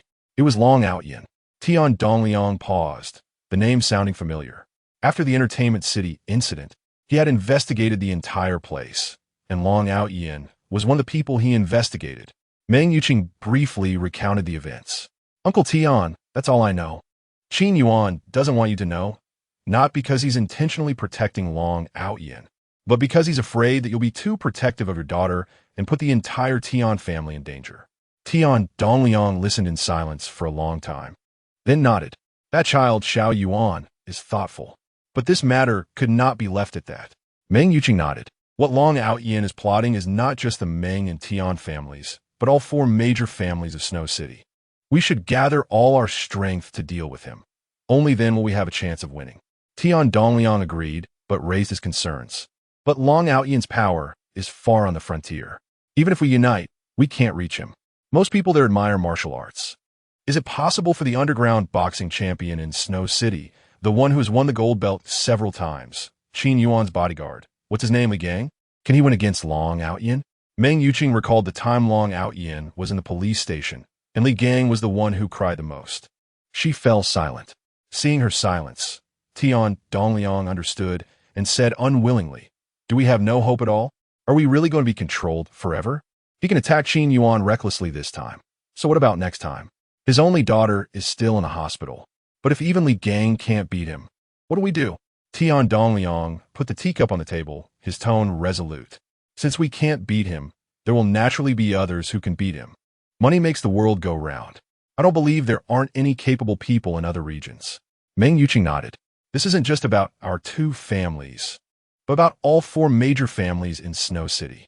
Uncle Tian, how about we invite Uncle Duan and Uncle Qin to discuss it together? Tian Dongliang nodded in agreement. First, stir up the waters. Qin Jinghua, that fellow, would be beside himself over his precious son's safety and would want to kill the other party. He was the one who pressured the police to conduct a carpet search of Snow City when the culprit was arrested. The problem was how to get Lao Duan on board. Just as Tian Dongliang was pondering, a rapid phone rang. It was his private phone, and only his closest relatives had his number. Tian Dongliang answered the phone, and Tian's wife's urgent crying came from the other end. Lao Tian, something bad happened, Exquisite is gone. Chapter 73. Come here and give me a kiss. The man's addiction strikes. Tian Dongliang furrowed his brow, abruptly removing his glasses and rising to his feet. What? Don't rush. I'll be there shortly. Meng Yuqing hurried to the hospital as well. Mrs. Chan was crying so hard she could barely catch her breath.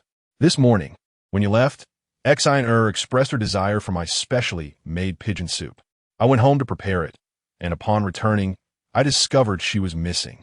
The hospital director wiped the sweat from his brow, trembling with anxiety. Mr. Tian, as soon as we noticed something amiss, we reviewed the surveillance footage and dispatched personnel to secure the hospital in search of her. Tian Dongliang's face darkened. Isn't there a nurse assigned to accompany Exquisite in her room 24 hours a day? Why was she left alone? How could someone approach her without an attendant? This was their family's private hospital. If such an incident occurred elsewhere, Tian Dongliang could find solace in the idea that it was beyond his control. But in his own establishment, it was a stark reflection of his inadequacy as a father. The hospital director nodded repeatedly, internally lamenting his predicament. The daughter of the group's head had vanished right under his nose. He questioned whether he would retain his position as director. Yes, we are investigating. It was during mealtime. One nurse was eating while another took a quick break for water, and in that moment, she disappeared. The hospital is now on complete lockdown, and we are exerting all efforts to locate her. Please rest assured, we will find her safe and sound. Tian Dongliang nodded, suddenly recalling something. He raised his hand, and his assistant stepped forward immediately. Inform Xiao Yuan about this matter. See if he knows who has abducted my daughter. The assistant nodded, bowing slightly. Understood. I will take care of it right away. Upon receiving the news, Qin Yuan's first thought was that Long Aotian was responsible. After all, who else would dare to kidnap Tian Xin in Snow City? Yet, upon further reflection, it seemed unlikely. Long Aotian's primary goal was himself. During his last visit to the hospital, he had merely been probing the waters, not wishing to provoke the Tian family directly. Tian Xin was just a defenseless young girl. He had no reason to target her. Suddenly, Qin Yuan recalled the peculiar saintess, a strange notion blossoming in his mind. Could be her doing, but there was no vested interest between them. What would that saintess want with her? Contemplating this, he dispatched his men to conduct a thorough search. Meanwhile, Tian Xin had just regained consciousness when she was abducted again. Her frail body could hardly withstand such turmoil. On the other side, Wu Lingqiu delicately pinched Tian Xin's chin, scrutinizing the girl clad in a hospital gown. The young girl's face was pale, her head wrapped in bandages, and she wore a simple white and blue-striped hospital outfit, her illness still lingering.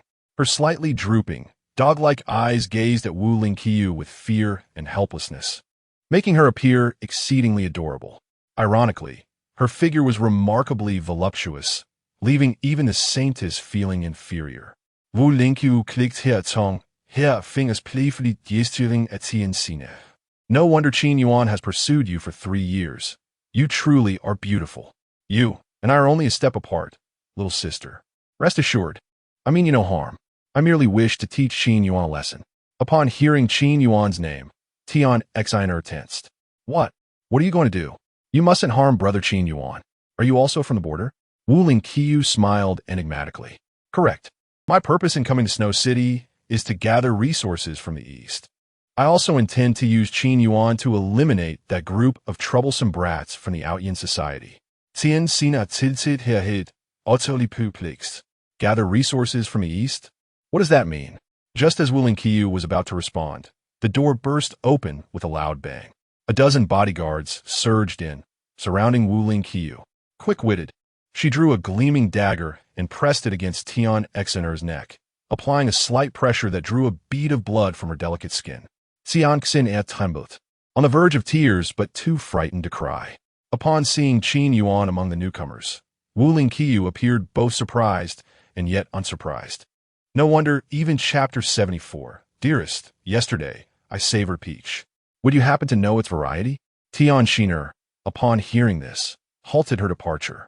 Hesitantly, she glanced back, only to witness Qin Yuan pinned against the wall, receiving the ardent affections of the saintess. Their gazes met, and Wu Lingqiu responded with a defiant glare before emphatically slamming the door shut. Inside the room, Qin Yuan extricated himself from her embrace. Now that we're alone, divulge your true intentions. Wu Lingqiu licked her lips, tilting her head with an innocent demeanor. I'll come to extract your essence. Qin Yuan, recalling Tian Xin's injuries, grew impatient. Cease your charade. A saintess from the frontier. Surely, you have your pick of men. Why seek me out specifically to bear my offspring? Wu Lingqiu nodded earnestly. Is that so implausible? Qin Yuan frowned. Have you lost your senses? Are all the protagonists' late-stage paramours this unhinged? Wu Lingqiu rolled her eyes. Her true objective was to exacerbate the conflict between Qin Yuan and Long Aotian, manipulating him to eliminate the Aotian society. You're the mad one. Gulme, give her sister a kiss. Qin Yuan scoffed and turned to leave. With the matter of Long Aotian unresolved, he had no time for this madwoman's nonsense. Seeing him depart, Wu Lingqiu grew anxious. Do you desire to know how to contend with long Aotian? Qin Yuan paused. Naturally, he yearned to know. He had endured and bided his time for so long, all in the hope of surviving unscathed until the denouement. If possible, Qin Yuan would gladly obliterate Long Aotian to prevent future troubles. However, Long Aotian was, after all, the protagonist. For a villain to confront him head-on would be akin to striking a stone with an egg. Wu Lingqiu, sensing his interest, was elated. Bear me a child, and I shall reveal the secret. Qin Yuan shook his head. No, I have no interest. Wu Lingqiu persisted. Have you harbored no resentment toward him after all this time? Qin Yuan left without a word. Upon seeing Qin Yuan emerge, Tian Shiner rushed over, her face etched with concern. Are you all right, brother Qin Yuan? Did she harm you? Tian Dongliang, her father, watched with concealed anger. Initially, he had suspected that Tian Shiner had been inadvertently used as a shield by Qin Yuan in a moment of desperation. Now, however, he understood. His foolish daughter was simply lovesick. She had not even recovered from her injuries, yet she was already worrying about Qin Yuan. It was said that a pig would spoil a cabbage, but in this case, she was chasing after the pig herself. Tian Dongliang gnashed his teeth in frustration, feeling utterly helpless. Enough, stop worrying about him, and focus on healing your own wounds. Tian Shiner lowered her head, responding meekly to her father's scolding. Oh, all right. I'll go back now. Qin Yuan nodded, reassuring her. I'm fine, don't worry. Take care and recover well. That night, Qin Yuan lay in bed, gazing at the ceiling, pondering Wu Lingqiu's words. Unbeknownst to him, the next day had already arrived. Wu Lingqiu materialized beside his bed, propping herself up on her hands, gazing at Qin Yuan. Dearest, yesterday, I savored a peach. Would you happen to know its variety? Startled, Qin Yuan sat up abruptly. What? What peach? Why are you here again? Wu Lingqiu formed a heart with her hand, disregarding Qin Yuan's impatience. My love for you is inescapable. At that moment, the system's voice echoed. Congratulations, host, for triggering the Sanus's third avowal of love, achieving the Sanus's favor achievement. Select one of the following rewards. Qin Yuan perked up immediately. The loyalty checker from last time had proven quite useful. Ignoring Wu Lingqiu, he rose and entered the washroom, locking the door behind him. Option 1. Jade Maiden's 18 Styles. Automatically unlocks various advanced positions. Qin Yuan pinched his brow. Absolutely unnecessary. I previously thought you were unreliable, but now I suspect you crawled out of some obscure website. Are you even a legitimate system? Host, please do not question this system's origins. I am a perfectly respectable system. Pouting face. Option 2. Heavenly Tao rewards diligence. Grants you stamina for an entire day. Qin Yuan was speechless. I can manage without that. Next, Option 3. Warrior's Allegiance. Grants 3 top-tier loyal experts. All frontier guardians of the highest caliber. Qin Yuan's eyes lit up. That's the one. I choose 3. Even if he couldn't defeat Long Aotian. Having these 3 top-tier loyal experts would greatly improve his situation. Perhaps in the future, he could even confront him head-on. The thought ignited a fervent excitement within Qin Yuan. 3 top-tier loyal experts have been dispatched to the host. Their memories are being altered. Memory alteration successful. The bodyguards will arrive tonight. Please receive their information. Confirm reception. Instantly, the 3 experts' dossiers flooded Qin Yuan's mind. Name, Pei Jinwan. Alias, Black Widow. Age, 32 measurements. 95-62-98 abilities. Keen observation, meticulous attention to detail. Proficient in cooking and massage. Adept at using everyday objects as weapons. Profile, widowed at a young age. Subjected to persecution, orphaned. Kills without bloodshed, ruthless methods. Possesses an extreme lack of security.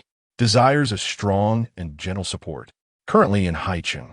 Current loyalty, 100, can be freely dispatched, even for unscrupulous tasks. Qin Yuan was astonished.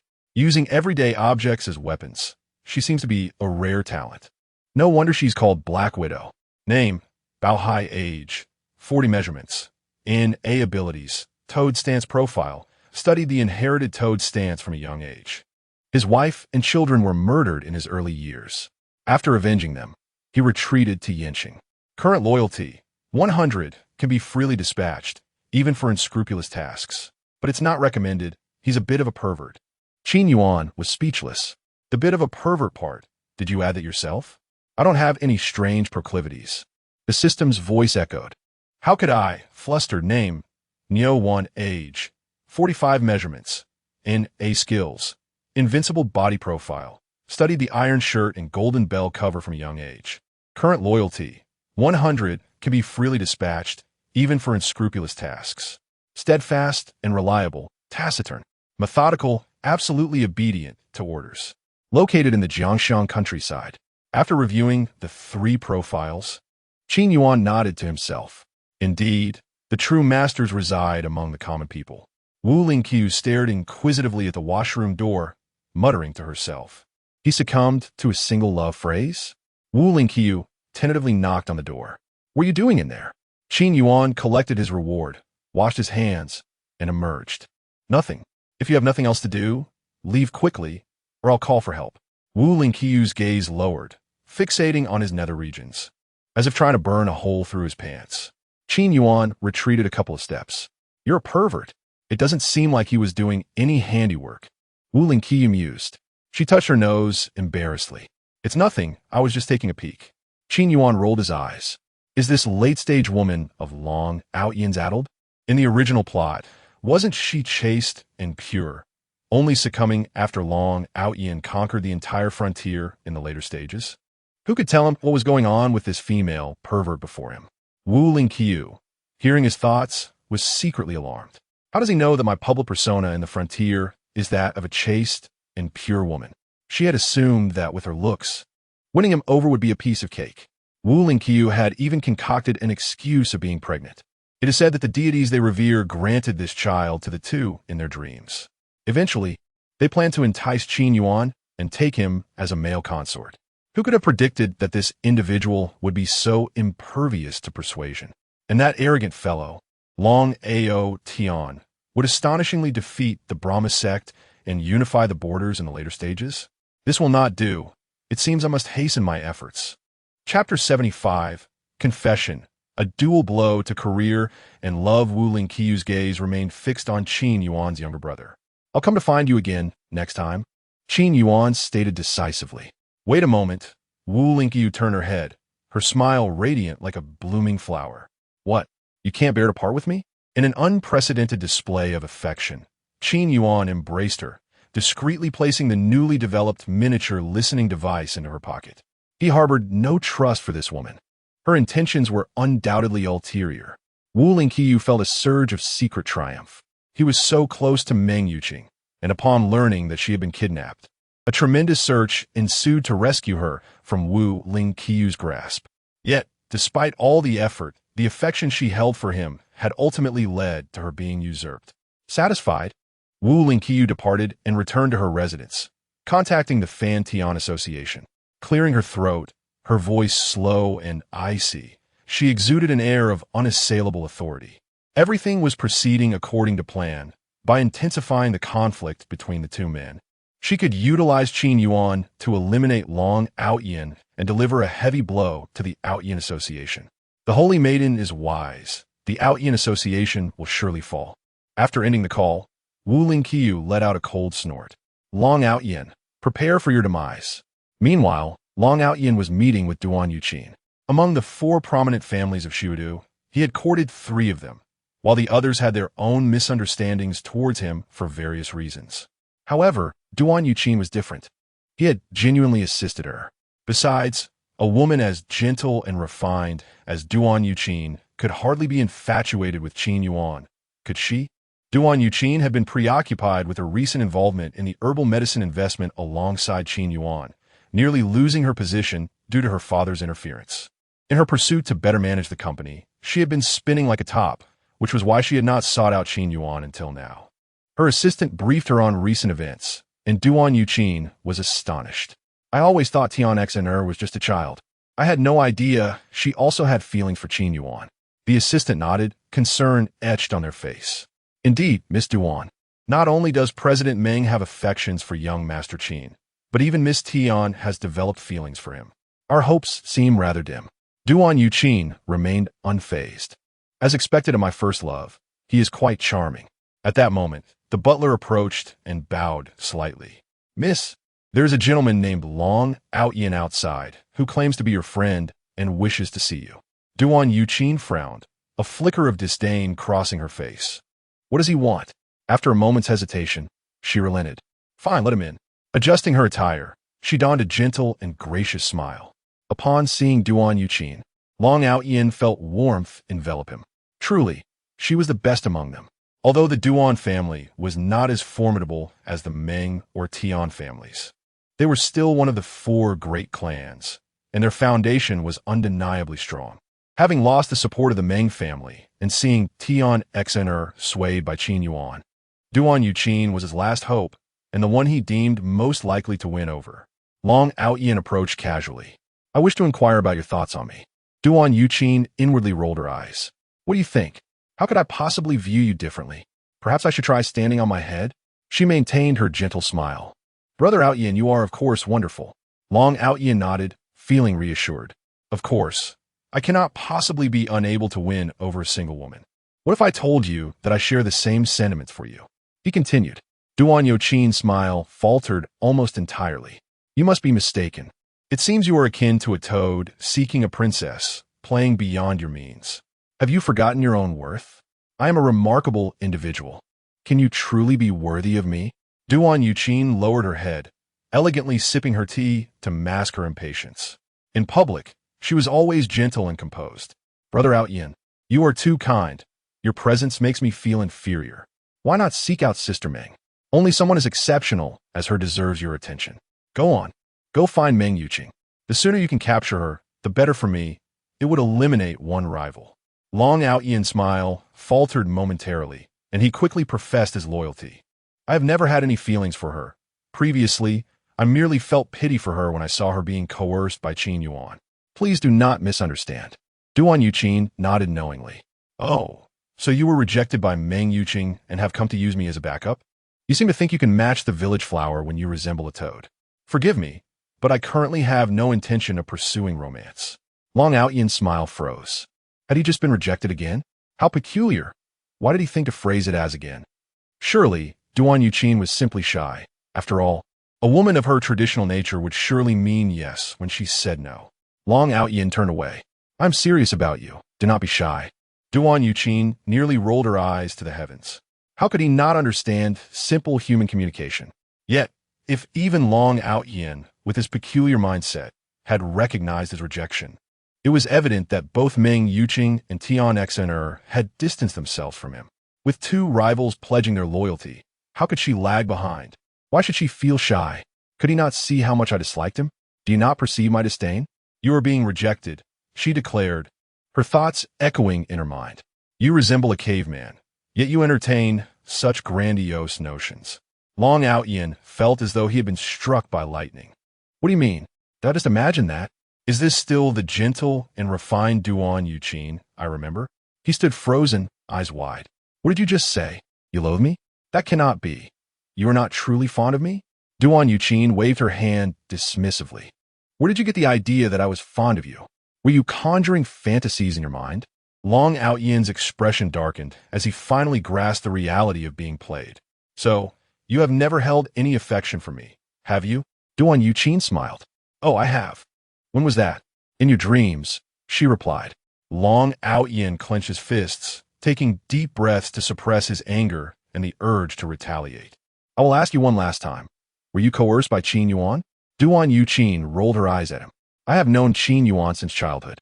What could he possibly force me to do? If anyone is doing the coercing, it is I who would compel him. Aotian simply could not fathom what made Qin Yuan so appealing, drawing these women to him. It was a blow not just to his romantic endeavors, but to his ambitions as well. This meant that after all his efforts, these women had not only failed to develop feelings for him, but his ambitions to reclaim Xiudu had also been delayed, costing him a fortune of 10 billion. All of this turmoil traced back to Qin Yuan, a worthless individual. Had it not been for him, Aotian would not have been mired in this predicament. He was filled with rage and bitterness. Why was it that despite his relentless efforts, he was still overshadowed by the so-called useless Qin Yuan? Yuan, having perceived his thoughts, decided to confront him directly. Feeling discontent, are we? Then tell me, how did you learn that Zhang Yongwang had drugged me? Chapter 76. The conspiracy of kidnapping Long. Aotian's expression faltered. What are you talking about? It's been so long, I can hardly remember. Duan Yuqin gazed directly at him. Fine, let me ask you again. Recently, when a Ming family encountered trouble, were you involved? Long Aotian was taken aback. Who told you about this? Could it be Meng Yuqing? No, that doesn't make sense. According to Qin Yu's investigation, they seem to be at odds and have no private dealings. The only one entangled with them is Qin Yuan. Did he inform you about this? It's not like that. Let me explain, Long Aotian began, but Duan Yuqin interrupted him with a cold laugh. Enough with the pretense. None of us are fools. You harbor ulterior motives towards us. Do you truly believe we cannot see through your facade? You constantly strive to position yourself on a moral high ground, portraying yourself as a savior, but it is genuinely quite repulsive. Although Qin Yuan may not match your strength and has a questionable demeanor, he is a man of integrity.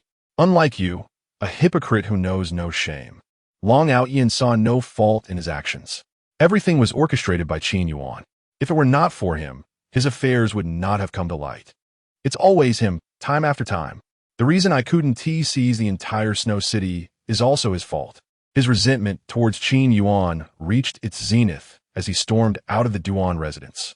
Upon returning to his abode, Qin Yu noticed the young master's demeanor and understood he had suffered another setback at the hands of Qin Yuan. Long Aotian remained silent, contemplating for a while before, speaking through gritted teeth, returned to the frontier. Qin Yu's eyes widened. She had accompanied Long Aotian through many trials and tribulations and was aware of his previous declarations to eliminate Qin Yuan. Why the sudden announcement of retreat? Having spent considerable time with him, she understood that a proud and arrogant man like him would never concede easily unless faced with significant setbacks. Young master, what is this? Long Aotian shot her a cold glare, his voice icy. Do not question me. Return to the frontier. His fury was palpable. I can go back to the frontier, but Qin Yuan must die. I no longer desire control over Snow City. I only want him dead. Qin Yu recalled the elite assassins lost in Snow City and reported, the cause of Old Dao's death has been clarified. Logically, the local thugs and bodyguards should not have been his match. However, overwhelmed by sheer numbers and willing to expend vast resources, they conducted a citywide search. It was only then that Old Dao was captured. Long Aotian's face darkened. I understand. Let's depart. As he left, he cast a lingering glance back at Snow City. One day, he would reclaim all that belonged to him, and Qin Yuan's fate would be nothing short of a grave without a burial. Wu Lingqiu pondered how to intensify their conflict. Upon arriving at Long Aotian's residence, she found it already deserted. What's going on? Has my charm diminished? Why are they both avoiding me? The call from Fantian interrupted her thoughts. Holy Maiden, we have received word from the undercover agent in Aotian's camp. Their young master, Long Aotian, has already set off back to the frontier. Please return promptly. Wu Lingqiu rolled her eyes, her voice steady yet frigid. Understood. After hanging up, she vented her frustration with expletives. Damn it, that little brat is quick on his feet. I can't just return empty-handed. I need to devise a way to lure Qin Yuan over. An idea struck her. I'll bring his fiancée over. Given his infatuation with Meng Yuqing, he will undoubtedly follow her. I truly am a genius. At his villa, Qin Yuan, through a listening device, learned that Long Aotian had departed from Snow City, and his heart raced with unease. He has left just like that. This is illogical. System, please verify if Long Aotian has indeed left. According to the data, Long Aotian is en route back to the frontier. Oh, and by the way, host, he intends to kill you. He even left some harsh words as he departed. Would you like to hear them? Qin Yuan furrowed his brows. What has triggered him this time? Apologies, host, but that information falls under the protagonist's privacy. Qin Yuan was left speechless. You have already disclosed more than enough of his privacy. You might as well have shared the number of moles on his backside. Now you're bringing up privacy? I don't believe you, you crafty old man. Since the system refused to divulge, he resolved to take matters into his own hands. Qin Yuan began arranging for someone to investigate and replayed the recording. He was aware that the Holy Maiden harbored sinister intentions. After abducting Tian Shiner, she sought to ensnare Meng Yuqing next. I must warn Meng Yuqing in advance, so she can be on guard. Qin Yuan promptly called her. Meng Yuqing, where are you? Do you remember the female psychopath who abducted Tian Shiner? At that moment, Meng Yuqing was on a business trip and had not witnessed the incident. However, upon her return, she had heard her assistant mention the abduction of Tian Shiner. I remember. What is the matter? Qin Yuan recounted the situation succinctly. You need to bolster your security. I suspect she intends to take you to the frontier.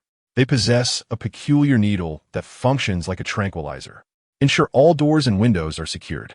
Meng Yuqing nodded, warmth flooding her heart. She had known all along that Qin Yuan's words, though often casual, reflected his concern for her. See, he does care. A shy smile crept on her lips. All right, I understand. By the way, are you free tonight? I'd like to invite you to dinner. Qin Yuan pondered. Considering the possibility of Long Aotian sending assassins after him and the risk of collateral damage to Meng Yuqing. I've already eaten. Meng Yuqing pleaded. Are you really going to deny me a chance to make amends? I know I have done many things wrong in the past, and I want to make it up to you. Please don't refuse me. Qin Yuan shook his head decisively. No, you're in danger right now. Stay at home after work and don't wander around. A wave of joy washed over Meng Yuqing. So you do want to have dinner with me? Then come over. I'll cook for you. You mentioned before that my bento was delicious, right? Do you prefer Sichuan, Cantonese, or Hawaiian cuisine? I can cook any of them, and I'm willing to learn if I don't know how. I even found a tie that would suit you perfectly. Qin Yuan quickly interrupted her. Stop. Stop. I'm fine. I don't need anything. Just take care and avoid getting kidnapped by that female psychopath. Meng Yuqing's voice involuntarily took on a playful tone. Come on, keep me company. I haven't seen you in ages. Chapter 77. The wrong kidnapping. Upon hearing the playful voice on the other end of the call, Qin Yuan felt his heart soften involuntarily. Yet, recalling the elusive saintess, he regained his composure. No, you must take care of yourself. Meals can be enjoyed at any time. But if you get abducted, that would be a predicament. It seems he truly cares for me. Meng Yuqing mused sweetly, pouting in reluctance. Very well, once this period passes, you must adequately compensate me. At the very least, accompany me for a movie, a meal, and let me give you a proper massage. Qin Yuan nodded. Why does it feel like Meng Yuqing is becoming increasingly spoiled? Whatever happened to the ice-cold CEO who kept everyone at bay? Just as he pondered this, Duan Yuqing called. Hello, are you missing me? Qin Yuan replied with a hint of impatience. If there's something to discuss, please do so without causing me further trouble at this crucial moment. Duan Yuqing pouted in discontent. So, when other women express their feelings for you, it's perfectly acceptable, but when I do, it's a nuisance. Qin Yuan was taken aback. What do you mean? Duan Yuqing, visibly upset, continued. Don't think I'm unaware. Long Aotian approached Meng Yuqing and her friends, only to be turned down. Qin Yuan was astonished. Is that so? No wonder Long Aotian suddenly decided to return to the frontier. He furrowed his brow, feeling a sense of bewilderment. What is going on? Aren't they all Long Aotian's women? Why have they all suddenly rejected him? Duan Yuqing continued unabated. I'll come find you immediately. It's been ages. I've missed you. She lamented how her father pressured her into managing the company, nearly brainwashing her to avoid romantic distractions. Fortunately, even if I forget everything else, I will never forget you. Qin Yuan felt a chill run down his spine, recalling Wu Lingqiu. Never mind, you needn't come. If anything arises, I shall notify you in advance. By the way, the Qin family's research team has developed some gadgets. I'll have someone deliver a few to you. Without allowing Duan Yuqing a chance to object, he abruptly ended the call. At that moment, Secretary Lin Yin approached. Young Master Qin, 3 individuals outside request to see you. Qin Yuan was taken aback, remembering that these were 3 experts sent by the system. Quickly, let them in. The trio stood beside Qin Yuan, their heads bowed in reverence. Young Master, Qin Yuan maintained an inscrutable demeanor. You have traveled far. Rest well. We can discuss matters tomorrow. The Black Widow glanced at him, a coy smile gracing her lips. Clad in a delicate lavender camisole, her already voluptuous figure appeared even more enticing, reminiscent of a ripe peach. Suddenly, a silver flash shot towards Qin Yuan's forehead, nearly imperceptible in the bright light of day. The Black Widow, with lightning speed, seized a nearby pen and hurled it. With a sharp ding, the silver needle collided with the pen, both falling to the ground. Qin Yuan's expression remained calm, though his heart raced. Another assassin, sent by Long Aotian. This marked the 7th attempt this week, more frequent than his workdays. The pen lay nearly pierced through by the fragile silver needle, hinting at the dire consequences had it struck a human. The Black Widow bent slightly, exposing half of her alabaster bosom, and retrieved the silver needle. "Young master, did I startle you?" She stepped closer, embracing him gently, patting his back in a soothing manner, her voice soft and tender, exuding maternal warmth. Qin Yuan felt his face pressed between her curves, maintaining his composure as he gently pushed her away. "Others are still present. Fear not. You may consider me your personal bodyguard from now on. Now please go and rest." The Black Widow lowered her head slightly, her hair brushing against Qin Yuan's neck, creating a ticklish sensation. Her warm breath caressed his ear, her voice low and tender. "My young master is truly brave." With that, she stepped back and performed a slight bow. "Yes, young master." Bow high, with a round belly, perhaps a result of practicing the frog technique. Looked plump, his large eyes slightly bulging, exuding an air of respect as he kept his head bowed. "Yes, young master." Yuan stood upright, his faded clothes contrasting sharply with his dark skin and crew cut. Looking quite spirited, he knelt on one knee, his posture impeccably formal. "Yes, young master." Qin Yuan gestured for Secretary Lin Yan to arrange accommodation for them and procure new attire. Once they departed, he urgently summoned the system. "What memories have you instilled in them? Why do they refer to me as young master?" "Nothing much, from the Black Widow's perspective. You are a top-tier expert who saved her from peril. As long as she stays by your side, she feels a profound sense of security. You are the unparalleled master who avenged his family. In Yuan's memories, you are his revered uncle." Qin Yuan was taken aback, recalling Long Aotian. "Then quickly alter Long Aotian's memories. Make him less hostile towards me and keep those women at a distance." Memory alteration is ineffective on protagonists. Qin Yuan fell silent. Very well then. He steeled himself and began to investigate Wu Lingqiu's whereabouts. After all, one can only evade a thief for so long. Knowing her movements would be crucial for better defense against her. Meanwhile, Wu Lingqiu hurried to Tianxiner's hospital room. Since the previous kidnapping incident, security had intensified, with a minimum of 4 nurses attending to the supreme VIP ward around the clock. Not even a fly could infiltrate. However, as the frontier's saintess, she possessed more than just silver needles as her arsenal. Wu Lingqiu swiftly incapacitated one of the nurses and, employing one of the 4 great Asian dark arts, infiltrated Tianxiner's room. Maintaining a composed demeanor, she approached a young nurse and spoke. "I'm taking the young lady out for some sunshine." As the nurse arranged the freshly prepared medication, she replied, "Let me find someone to accompany you. Please wait. I need to wash my hands and sanitize first." Wu Lingqiu nodded, turning to lead Tianxiner out of the hospital. Observing the pale, frail face of Tianxiner, she shook her head. "Perhaps I should bring some medicine. If I inadvertently exhaust you, what will Qin Yuan do in desperation?" Shaking her head frequently, she lamented, "I am far too kind." 10 minutes later, the nurse returned, only to discover both the nurse and the young lady had vanished.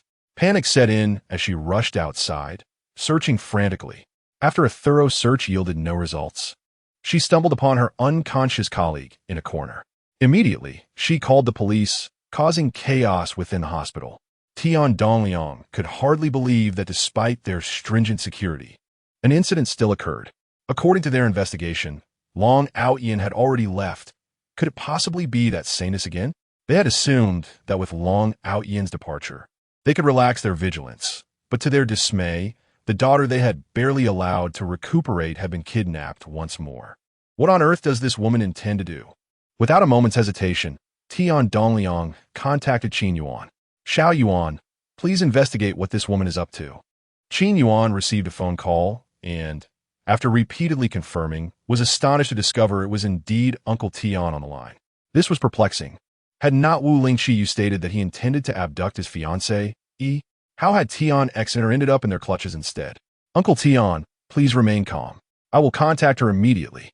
With that, Qin Yuan dialed Wu Lingqiu's number. "Where are you?" "Release Tian Exeter first. We can discuss matters at our leisure." Is it not your intention to exacerbate the conflict between me and Long Aotian? I assure you, if you free her, I will comply with your demands. Meanwhile, Wu Lingqi is on the way back, glancing at the unconscious Tian Exener beside him, his eyes widening in disbelief. What do you mean? Are you saying she is not Meng Yuqing? Qin Yuan pinched the bridge of his nose in frustration. Surely, you cannot still be unaware that she is the eldest daughter of the Tian family. Tian Exener? Chapter 78. Want to save someone? Go to the frontier. Wu Lingqi's eyes widened in surprise. Oh dear, I've tied the wrong person. However, considering your level of anxiety, this binding is not in vain. Qin Yuan pinched his brow. Irked, I have no interest in bickering with you. Release her at once. Her body cannot withstand your torment. Wu Lingqi lies loli at justitian Xin es blanket. Rest assured, she won't die. I brought her medicine when I tied her up. See how kind I am? But since you already know, I shall drop the act. If you wish to save her, come to the frontier. Qin Yuan couldn't help but raise his voice. You took her to the frontier? Do you have any idea how much she can endure your torment? Wu Lingqi held her phone at a distance, leisurely enjoying her fruit. I'm hanging up now. I shall await you in the frontier. After saying this, she ended the call. Tian Dongliang fumed anxiously nearby. What on earth is she taking Exener to the frontier for? The environment there is so harsh, and there are so many thugs. What is the difference between taking a rabbit to a wolf's den? No, I must go rescue Exener. Meanwhile, Madame Tian was weeping heart-wrenchingly. Mike Sinea, I will fight them. Qin Yuan pressed his brow. Wu Lingqi must have taken Tian Exener to compel me to go there. If anyone is to go, it should be me. Tian Dongliang recalled Meng Yuqing's earlier words, suddenly realizing that the root of all this was Long Aotian. He had never given up from the beginning. Tian Dongliang scoffed. I used to think Long Aotian had left, intending to give up, but judging by this situation, he truly is relentless. Regardless, we must first deal with Long Aotian to eliminate future troubles, and that so-called saintess must also be dealt with. Qin Yuan had not intended for the Tian family to be embroiled in this mess, but given the current situation, persuading Uncle Tian was out of the question. Meng Yuqing arrived upon hearing the news. Ultimately, Wu Lingqi had intended to capture me. Tian Exener is suffering in my stead. Uncle Tian, please don't panic. With our current capabilities, we can only ally with the 4 prominent families to have a chance against him. These individuals are in the frontier, beyond our reach. We must devise a solid plan. Tian Dongliang nodded. The Meng and Qin families will undoubtedly stand by him in opposition. The question remains, what does the Duan family think? Tian Dongliang beckoned, and his secretary promptly approached, head bowed in respect.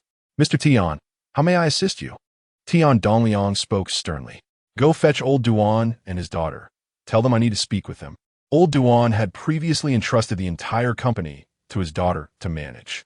Duan Yuqing, in a moment of zeal, had followed Qin Yuan to invest in a traditional Chinese medicine project. It was then that he realized, despite her extensive education and cleverness, his daughter was merely infatuated. To prevent her from losing the entire company to her romantic whims, he had to return and keep a close watch to ensure she wasn't deceived by that scoundrel Qin Yuan, thereby jeopardizing the entire Duan family. Old Duan sat in his office, listening to the secretary's report that Tian Dongliang, that crafty old fox, had summoned them. He felt a sense of foreboding. He raised his hand to call his assistant. Find out what this is about. Why must both of us go? The assistant nodded and shortly leaned in to whisper in old Duan's ear. It appears that Miss Tian has been kidnapped again. Moreover, they seemed quite anxious when they came to summon us. Old Duan immediately grasped Tian Dongliang's intentions, cursing this old fox for his cunning. He aims to stir the waters and drag his family into this mess, forcing the Duan family to contend with Long Aotian and that so-called saintess. Old Duan restrained Duan Yuqing, who was about to move. Stay put. I'll handle this myself. While having one less rival is advantageous, facing a life-and-death situation made Duan Yuqing uneasy. Dad, why don't I accompany you? Old Duan pressed his daughter back into the chair. Listen to your father. You are still young. Prioritize your own safety for now. Don't you like that young man from the Qin family? If you behave and patiently await my return, I will swallow my pride and approach old Qin to propose. Duan Yuqing's heart leapt with joy as she hugged her father. discreetly placing the tiny listening device that Qin Yuan had given her into his pocket. "Thank you, Dad." Old Duan felt a sense of pride. His daughter had been raised with elite education.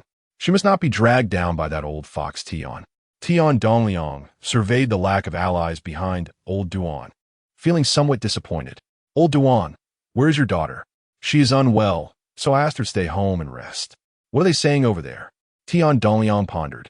"I mean to eliminate both Long Aotian and that saintess entirely to prevent further issues."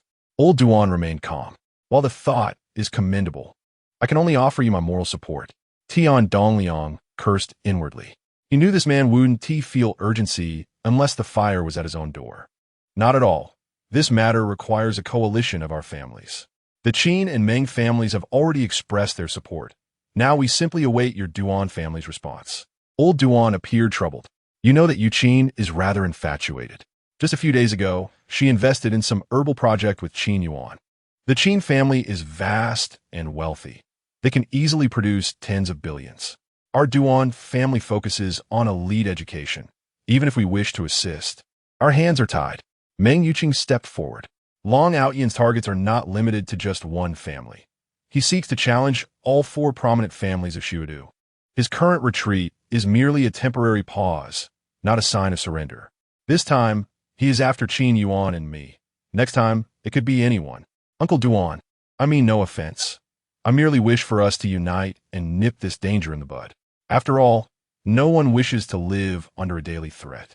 While others may remain unaware, Meng Yuqing was among the first to grasp Long Aotian's intentions. She firmly believed he would not give up easily. Only by uniting the four prominent families could they hope to resist. Old Duan contemplated. Recently, Qin Yuan has been targeted with increasing frequency, which has raised suspicions. Additionally, the earlier investment mishap involving the Meng family and the recent troubles with the Tian family's daughter have convinced him that Meng Yuqing speaks from experience. Yet, he had not suffered any losses thus far.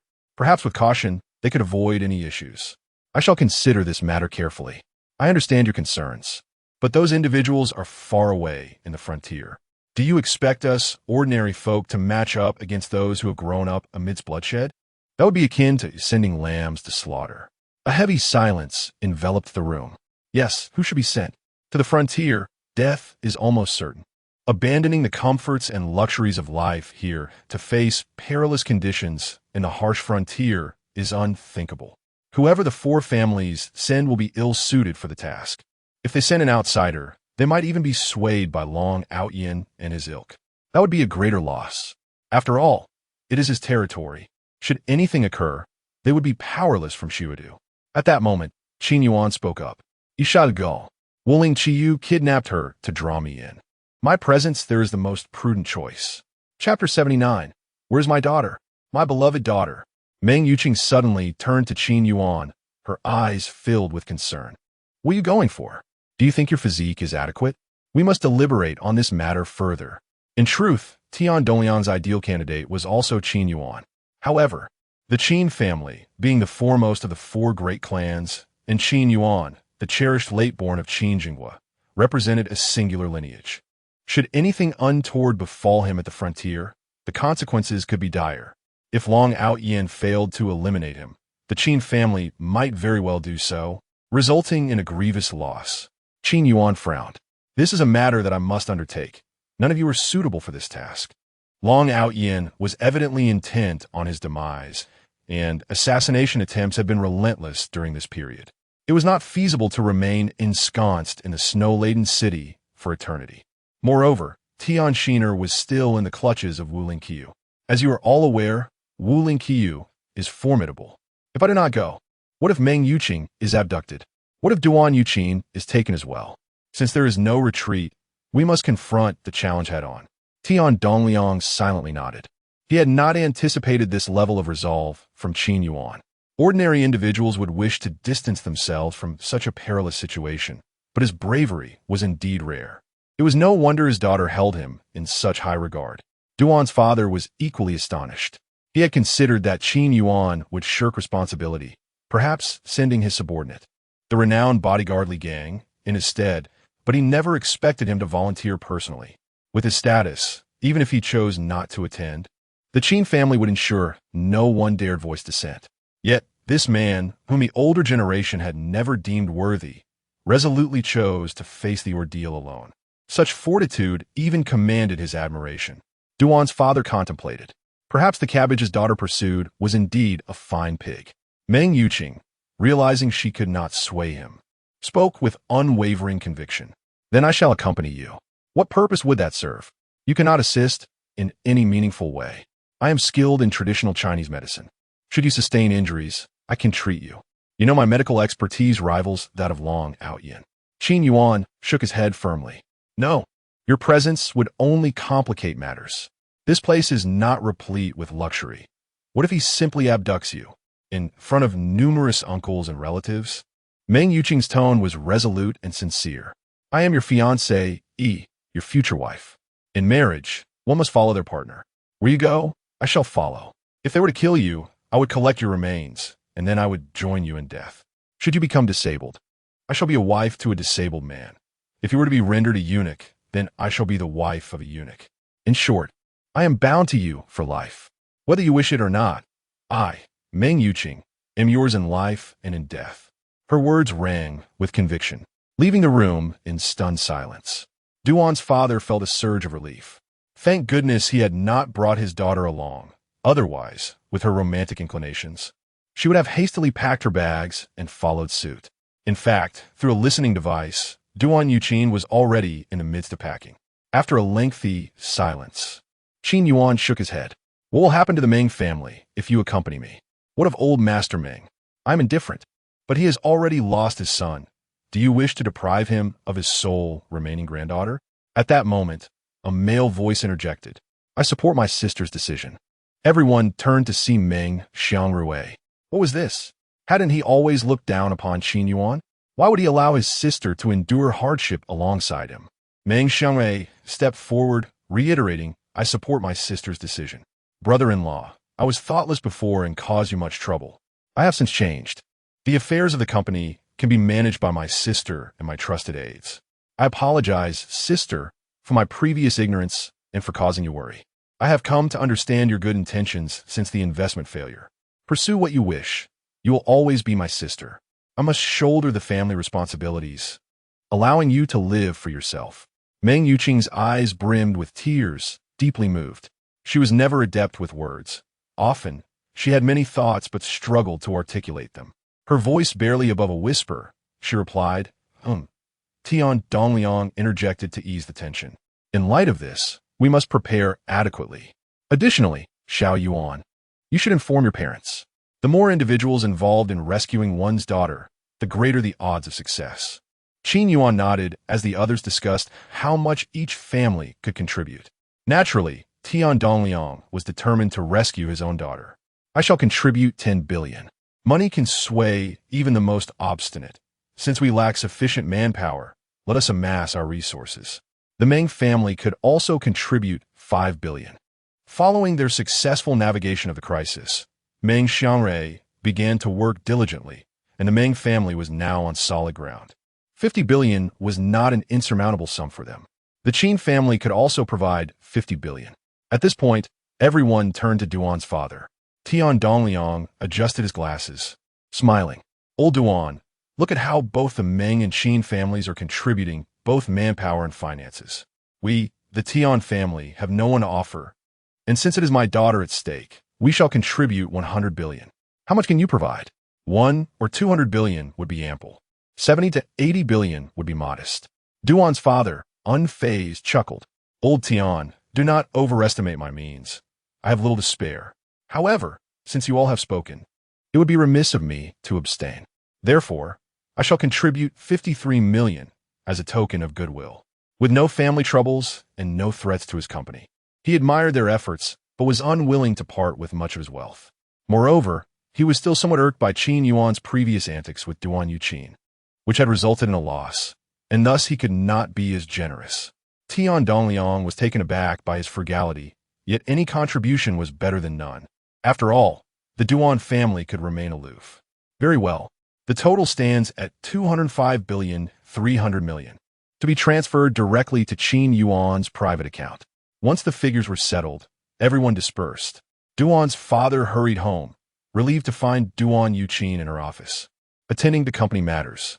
He sighed quietly. His daughter had always been crafty. She presented herself as obedient and gentle before others, yet at home, she was quite the little tyrant.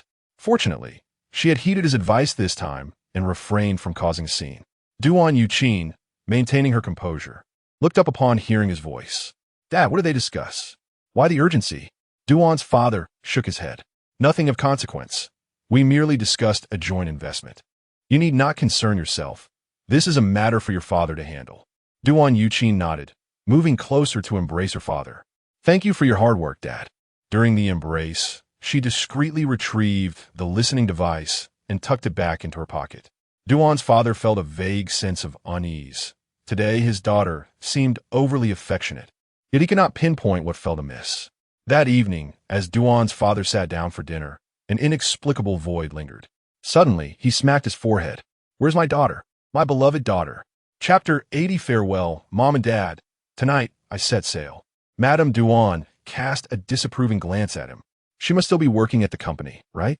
Why do you impose such immense pressure on a girl? It's no wonder she returns home late every night. Her health is deteriorating. Duan's father, having barely touched his meal, set down his chopsticks and rose to leave. "I must go see her."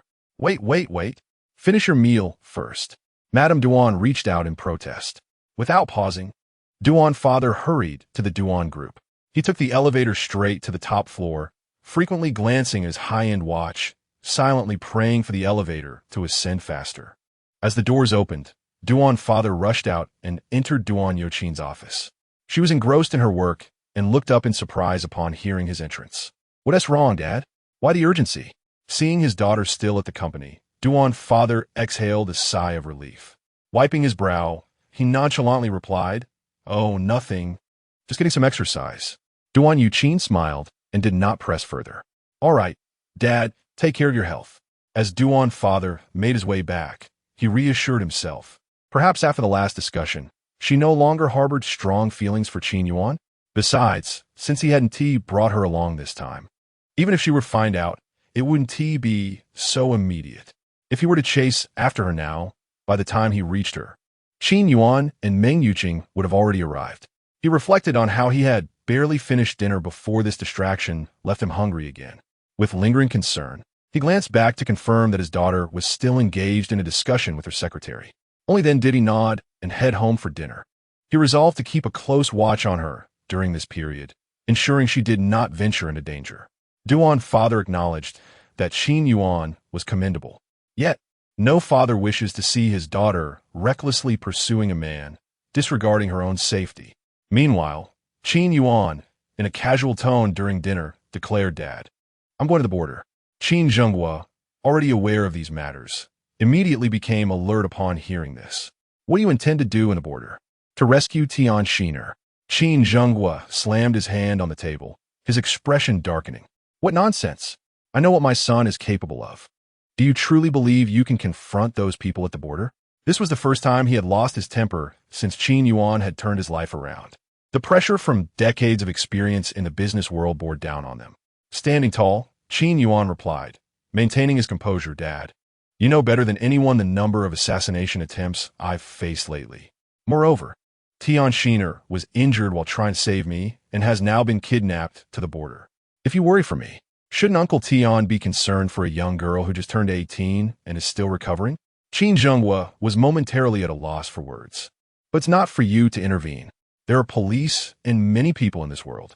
If the sky were to fall, there are those taller than you to bear it." Qin Yuan shook his head firmly. "Having spent so much time with Long Aotian, I am acutely aware of his strength and the hatred he harbors for me. Sending anyone else would only be a futile sacrifice." Qin Zhenghua scoffed. "And you think you wouldn't just be another casualty?" He sighed deeply. "Son, you are my only child. You arrived later than others.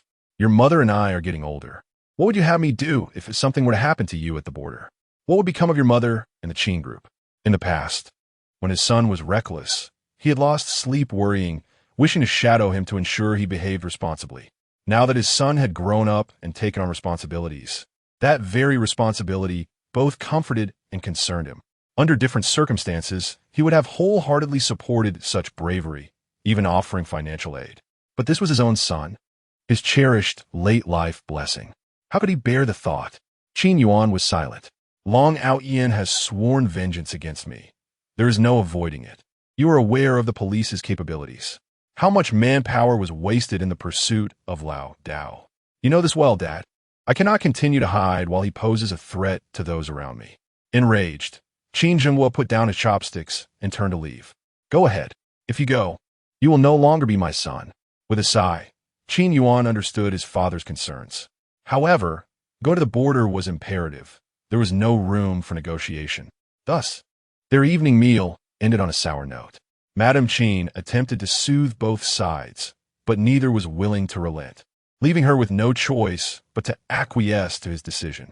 Qin Yuan's resolve was not impulsive. Had this been earlier, he might have hesitated, but now Long Aotian had made his intentions clear. He wanted him dead. Moreover, 3 formidable experts were aligned with Aotian. Wu Lingqiu's attempts to draw him and were clearly aimed at dealing with Long Aotian.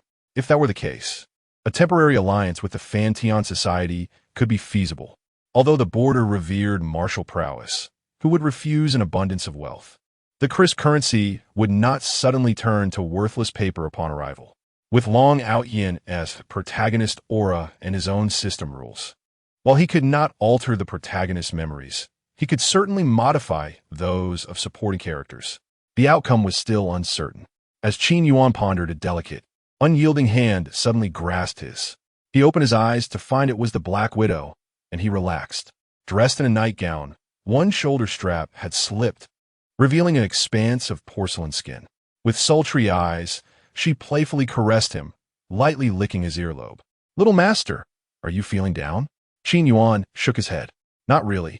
It's just that with these experts around, my safety has significantly increased.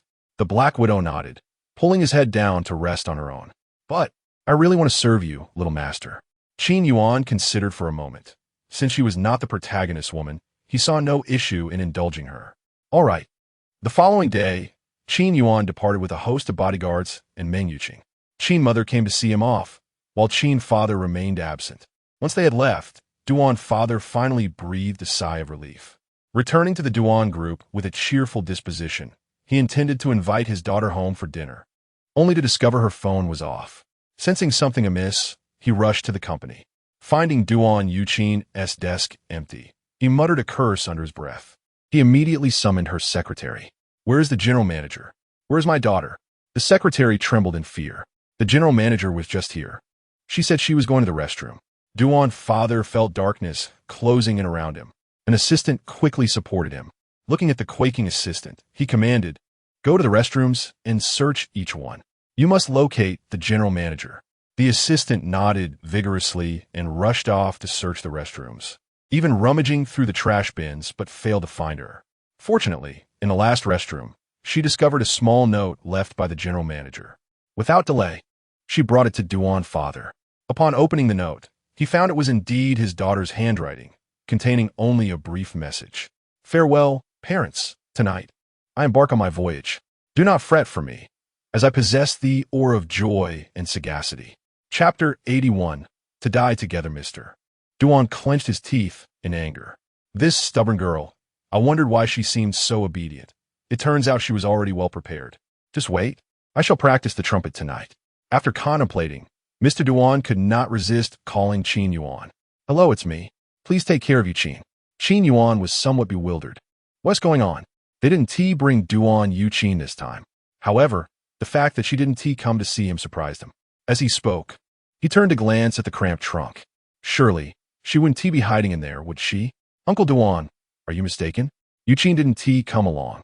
Mister, Duan snorted coldly, impossible. I know my daughter well. She might have arrived already. If you see her, please send her back. Qin Yuan nodded and hung up. He and Meng Yuqing sat in the car. After being busy for so long, they could finally set everything aside and be together with the one they cherished. Meng Yuqing felt a bit nervous for some reason. Was this considered an early honeymoon? Shyly, she glanced at Qin Yuan and subtly inched closer to him. Qin Yuan, puzzled, thought something might be wrong. What is up?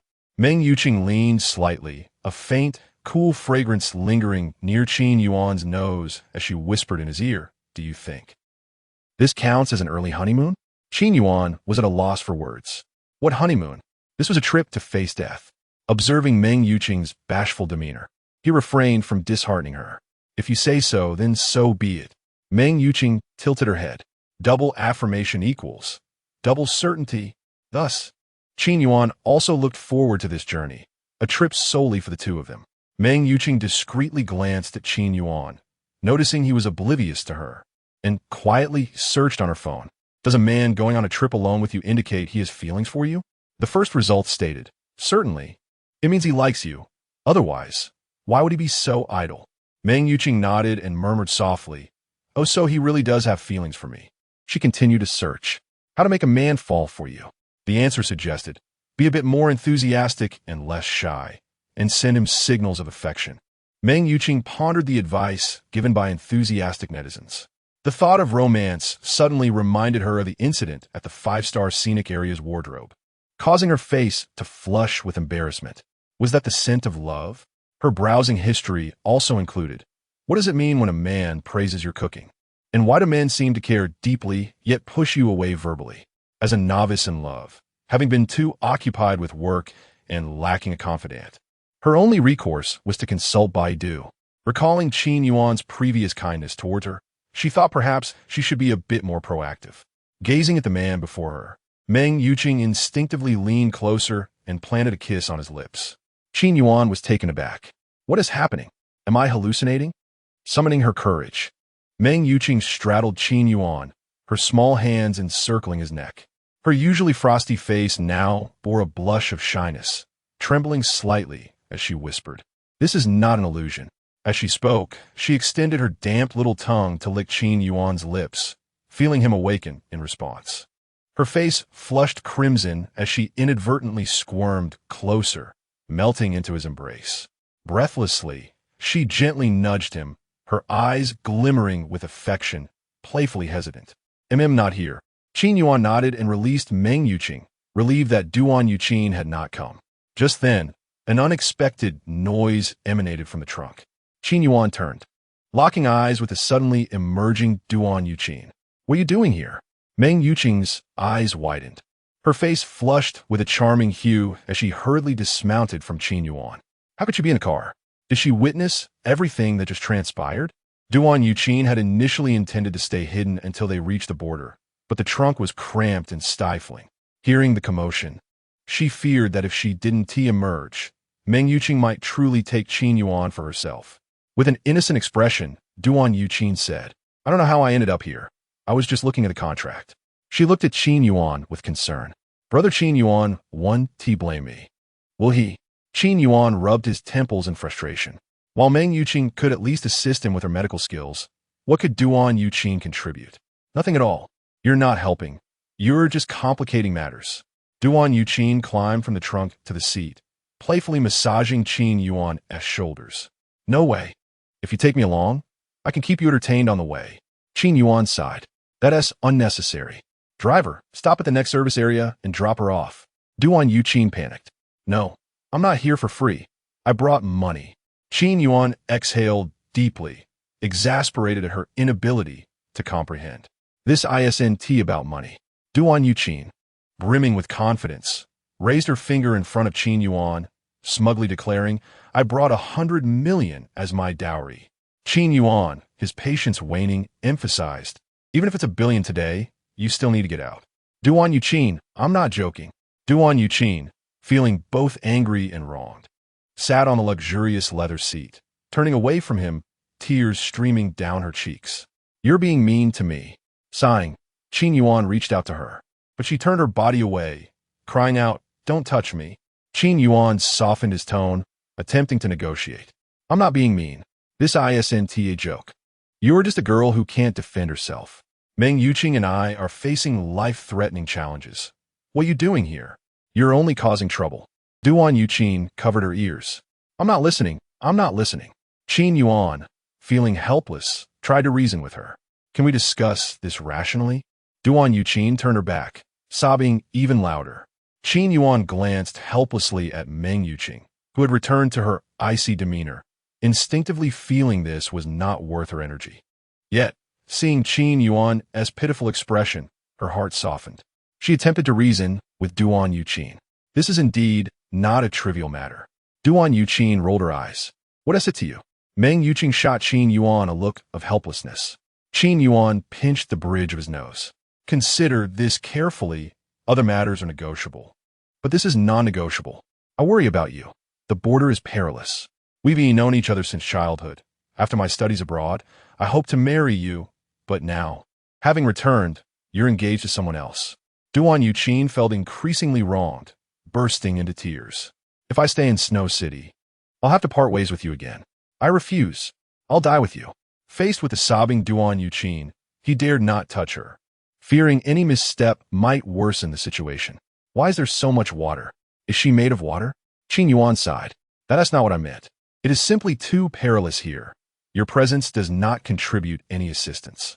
There's a possibility that you may also find yourself in danger, and I would worry for your safety. Duan Yuqin sniffled, her eyes reddened, resembling a pitiful little rabbit as she grasped Qin Yuan's hand. Rest assured, I promise to be obedient. I will sleep beside you every night, and I shall never stray even a step away from you. Upon hearing this, Qin Yuan had yet to respond when Meng Yuqing expressed her discontent. What do you mean by that? Miss Duan, this is my fiancé. Are you attempting to undermine our relationship in my presence? Chapter 82. I detest being threatened. Duan Yuqin stood with her hands on her hips, her indignation palpable. What do you mean, your fiancé? That was my first crush, you know. Meng Yuqing was left speechless. She had never encountered such an unreasonable person. With a cold snort, she exuded an aura that discouraged any approach. She was too weary to engage in an argument. Qin Yuan shook his head. No, you must return quickly. If something were to happen to you, how would I explain it to Uncle Duan? Duan Yuqin suddenly smacked her forehead. Right? How could I forget that? She opened the window and leaned out. You just wait. If you dare to leave me at the service area, I'll jump out of the car and end it all. Qin Yuan sighed deeply, feeling a sense of helplessness. All right then. Duan Yuqing's face brightened immediately, wrapping her arm around Qin Yuan's, swaying joyfully. That's the spirit. Thank you, brother Qin Yuan. Meng Yuqing let out a cold huff, feeling utterly disdainful of her behavior. Her already frigid demeanor grew even more distant.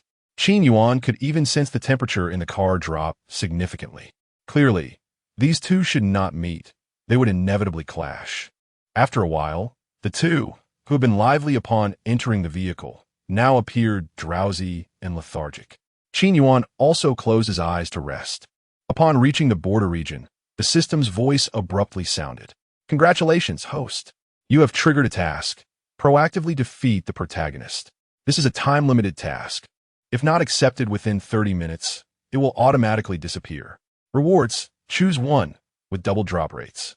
Qin Yuan was jolted awake, instinctively replying, accept. Glancing at the two girls leaning against his shoulders, he noted they remained undisturbed, and he breathed a sigh of relief. Congratulations, host. Task accepted. Objective, defeat Long Aotian and severely damage the Aotian Association. Upon arriving in the city center, the vehicle came to a smooth halt, and they alighted. From a distance, they could see a row of men in suits welcoming them. A middle-aged man, dressed in a tailored suit with a distinguished countenance, approached. We warmly welcome Mr. Qin to cooperate with our enterprise. Meng Yuqing maintained her icy facade, yet a hint of aloofness crept into her smile as she stood beside Qin Yuan. She was aware of the Qin family's immense power and influence, but never expected to find such connections in this remote border region. If her memory served her correctly, this man was none other than Mayor Zhao Buju. Duan Yuqing, elegantly clasping Qin Yuan's other arm, felt a mix of surprise and pride. She had arrived here, anticipating hardship, yet now found herself welcomed by the mayor. Was this spectacle truly necessary? Had he arranged everything beforehand? Clinging to Qin Yuan, she felt a sense of shared glory. No wonder he is my first crush. He truly is impressive. As Qin Yuan stepped out of the car, he was momentarily dazed, yet accustomed to grand occasions from his time in Shuadu. Recalling Zhao Buju's identity, he approached with calm composure, extricating his arm from Duan Yuqing's grasp to shake hands with the mayor. Not at all. We are newcomers in this esteemed place and must look up to Mayor Zhao. Mayor Zhao waved his hands repeatedly, his demeanor exceedingly respectful. No need for such formality. I understand Mr. Qin must be weary from travel, so I won't delay. I've arranged accommodations for you. We can gather again tonight. He gestured invitingly. After some polite exchanges, the group departed with the mayor. Long before their arrival, Zhao had received word from old Qin, who had mentioned that his son, Qin Yuan, was coming. Initially reluctant, Zhao had not been in touch with Qin Jinghua for many years. However, a late-night call from Qin Jinghua, requesting Zhao to take good care of his son due to the local underworld, compelled him to personally welcome them. Having heard whispers of Qin Yuan's previous reputation, Zhao was reminded of their old friendship. He had expected a brash young heir arriving for vacation. Yet upon observing Qin Yuan's demeanor and the presence of two extraordinary women beside him, one exuding an icy detachment and the other radiating warmth, he realized they were not of ordinary lineage, especially the cold woman, who, though lacking internal energy, walked with a steady gait that hinted at innate pride. Such a woman would only yield to someone of significant merit. Mere wealth would not even warrant her attention. This realization prompted Zhao to abandon his previous nonchalance and welcome them with sincerity. The three individuals following him formed a semicircle around Qin Yuan, guarding him closely. If Zhao was not mistaken, one was the heir of the frog kung fu. Another exhibited movements reminiscent of a long-lost martial art that even he, as a mayor, could not discern, and the last was the Black Widow. In regions like the border where martial prowess was esteemed, many experts remained hidden in the populace. The fact that an ordinary person without internal energy could command such loyalty from three top-tier experts spoke volumes of Qin Yuan's extraordinary nature. This was why the mayor treated Qin Yuan, a mere junior, with such deference. Moreover, Zhao sensed that Qin Yuan's intentions extended beyond mere investment. The border region was known for its fierce culture, with the Aotian Association and the Fantiang Association posing significant challenges. As mayor, Zhao held little true power. If Qin Yuan possessed genuine capability, he could easily subdue both organizations. Even if Qin Yuan wished to assert dominance over him, Zhao would cheerfully acquiesce, simply inquiring if he had brought any paper.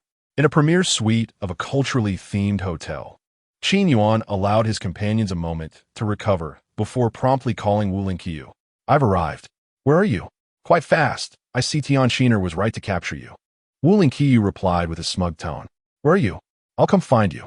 This woman had repeatedly used Tian Shiner to threaten him, and it was time to teach her a lesson. Taking a deep breath, Qin Yuan provided the address. "Bring Tian Shiner. I need to know her current situation." Wu Lingqiu contemplated for a moment, realizing that Qin Yuan's lackluster bodyguards posed no threat to her. With a cheerful tone, she replied, "Got it. Make sure to be clean and wait for me." Qin Yuan smirked coldly. "Good." The three experts formed a line. "Listen to my commands when the time comes." After spending time together, they had developed a mutual understanding. Half an hour later, Wu Lingqiu arrived, bringing along the bound Tian Shiner. "I'm here." Before Wu Lingqiu could react, the three swiftly subdued her, pinning her to the ground with her head pressed against the floor. Qin Yuan held Tian Shiner close, looking down at Wu Lingqiu with an imposing demeanor, his polished shoe pressed against Wu Lingqiu's exotic face. "I detest being threatened." Looking up at Qin Yuan from her position, Wu Lingqiu felt an inexplicable sense of satisfaction bubbling within her. Ah, how delightful. Chapter 83. If I don't obliterate you within 3 days, I, Long Aotian, will change my surname to yours. Qin Yuan was taken aback. This reaction was unexpected. Glancing at Wu Lingqiu's upturned lips, Qin Yuan fell silent. So all his efforts had been for this depraved woman's pleasure? What a lunatic! Qin Yuan frowned and rose. Wu Lingqiu's lips curled slightly upward. Never in my life have I experienced anything like this. Qin Yuan retracted his foot, utterly speechless. Wu Lingqiu, a smile of exhilaration gracing her face, stood up and brushed off imaginary dust. To ride in public? How audacious! Qin Yuan had only encountered the perverse in novels. Now, he had witnessed it firsthand. "Weren't you planning to use me against Long Aotian? If you want to cooperate, you must demonstrate sincerity. Outwardly, we are partners. Inwardly, you are my master." Wu Lingqiu stared intently at Qin Yuan, a morbid smile playing on her lips. Qin Yuan was at a loss for words. After a long silence, he inquired, "What level of sincerity can you offer in this collaboration? To ensure your safety, Brahma will concede 5% of the new energy project's profits." Qin Yuan shook his head, his gaze meeting Wu Lingqiu's. "Insufficient. At least 10%. Wu Lingqiu instinctively lowered her head, avoiding his gaze. 10%. It's not impossible to negotiate with those old fogies. But to concede so much would be a loss. Wu Lingqiu pursed her lips, a hint of embarrassment in her voice. "Then, may we continue? I'm so wicked." Wu Lingqiu gazed at Qin Yuan with downcast eyes, a picture of pitiable vulnerability. Qin Yuan was speechless. This was the first time he had encountered such a request. "Perhaps another time."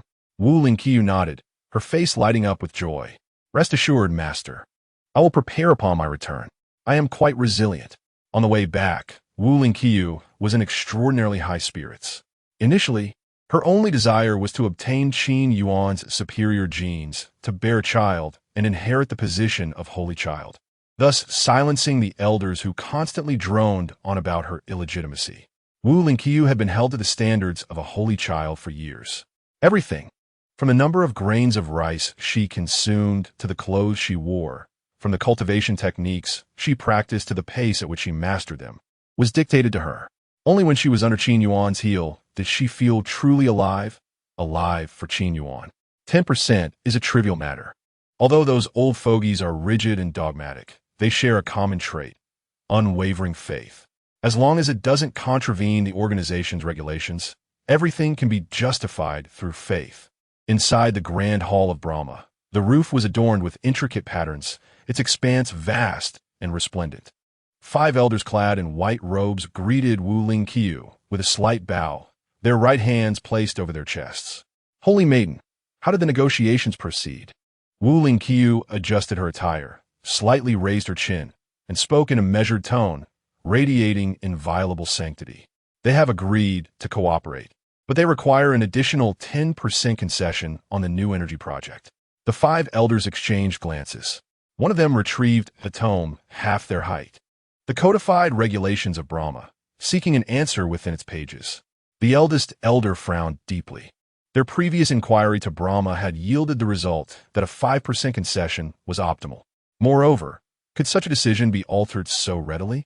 The elders' hearts bled inwardly. 10%, it was their money. This is irregular. If the Holy Maiden could bring them here, why couldn't we achieve our objectives? Wu Lingqiu, clad in a white gown as pure as an angel, furrowed her brow slightly, causing the other elders to tense. The Holy Maidens will represent Brahmas. Had the eldest elder's words offended Brahma? This is the most favorable outcome I can negotiate. If it is unacceptable, we must consult Brahma once more. The elders exchanged uneasy glances. Then let us inquire again. The 5 elders formed a circle, closing their eyes and chanting repetitive verses.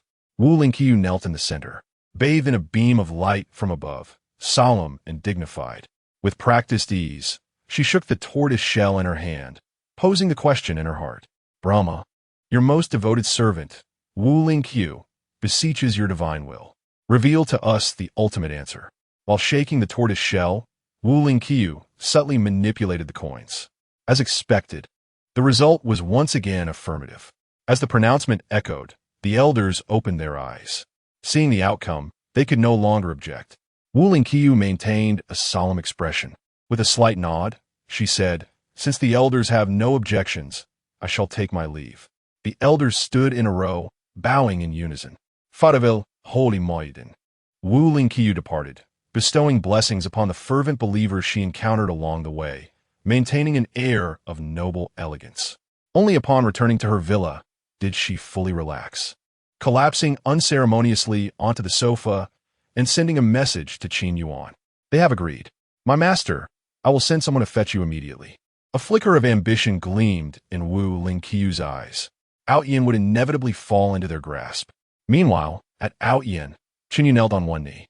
"Young master, the brothers report that Qin Yuan has arrived at the frontier." Long Aotian sat upon his lofty throne, his eyes flashing with killing intent. The fire and lightning guardians stood behind him, one on each side. That good for nothing. Instead of me seeking him out, he dares to come to the frontier? He has a death wish. The fire guardian pondered for a moment before kneeling.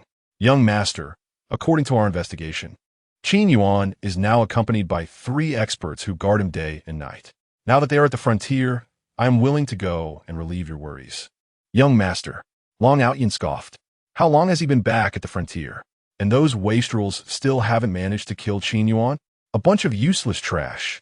He looked down at the fire guardian. This was their organization's most formidable guardian, swift and ruthless.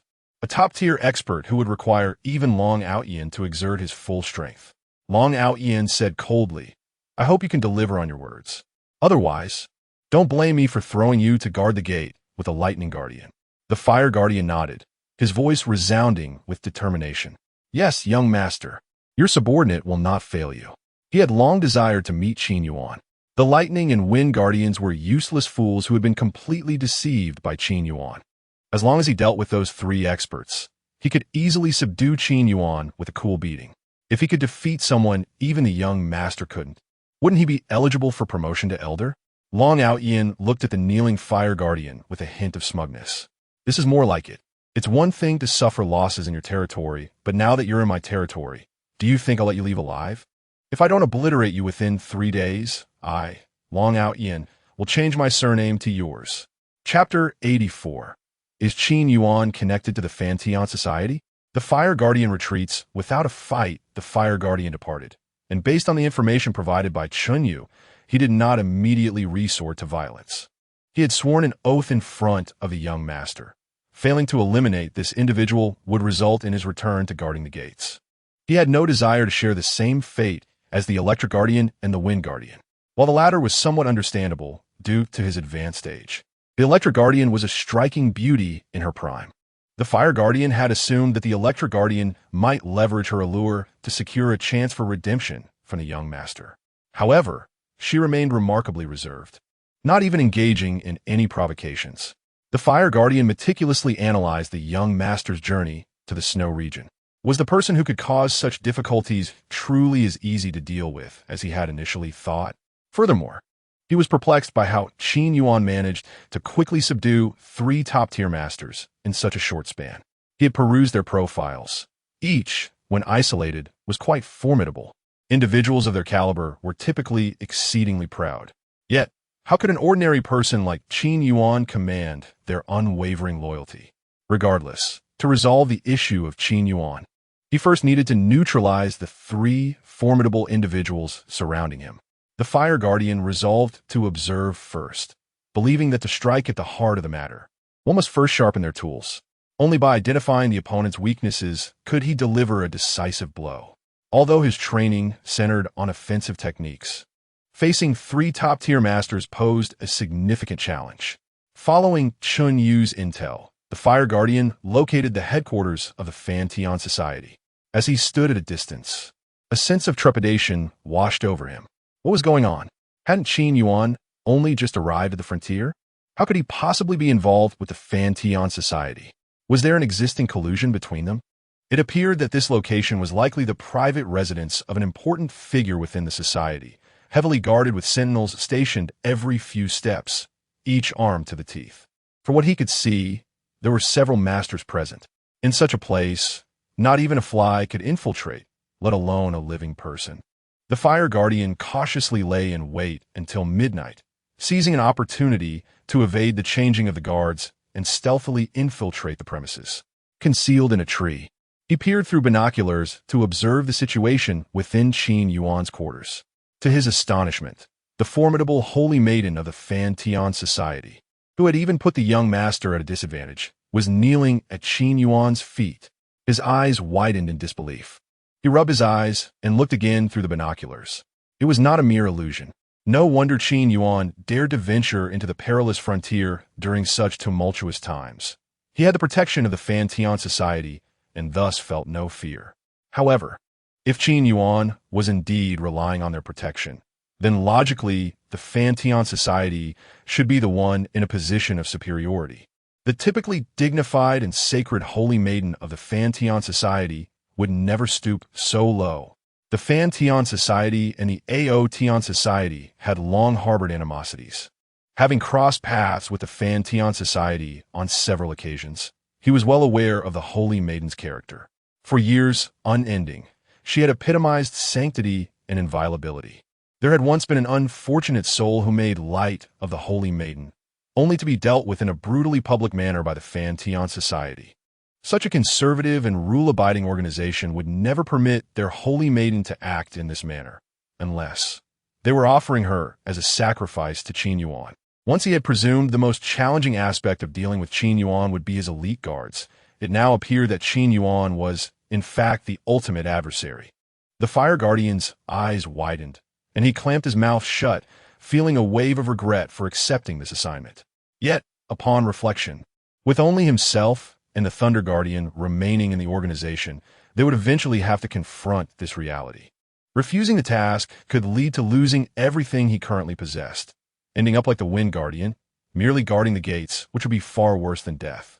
At least facing Qin Yuan would allow him a swift end. Continuing to observe with his binoculars, the Fire Guardian noted that Qin Yuan had already moved into the villa of Wu Ling Qiyu with several companions upon receiving the news.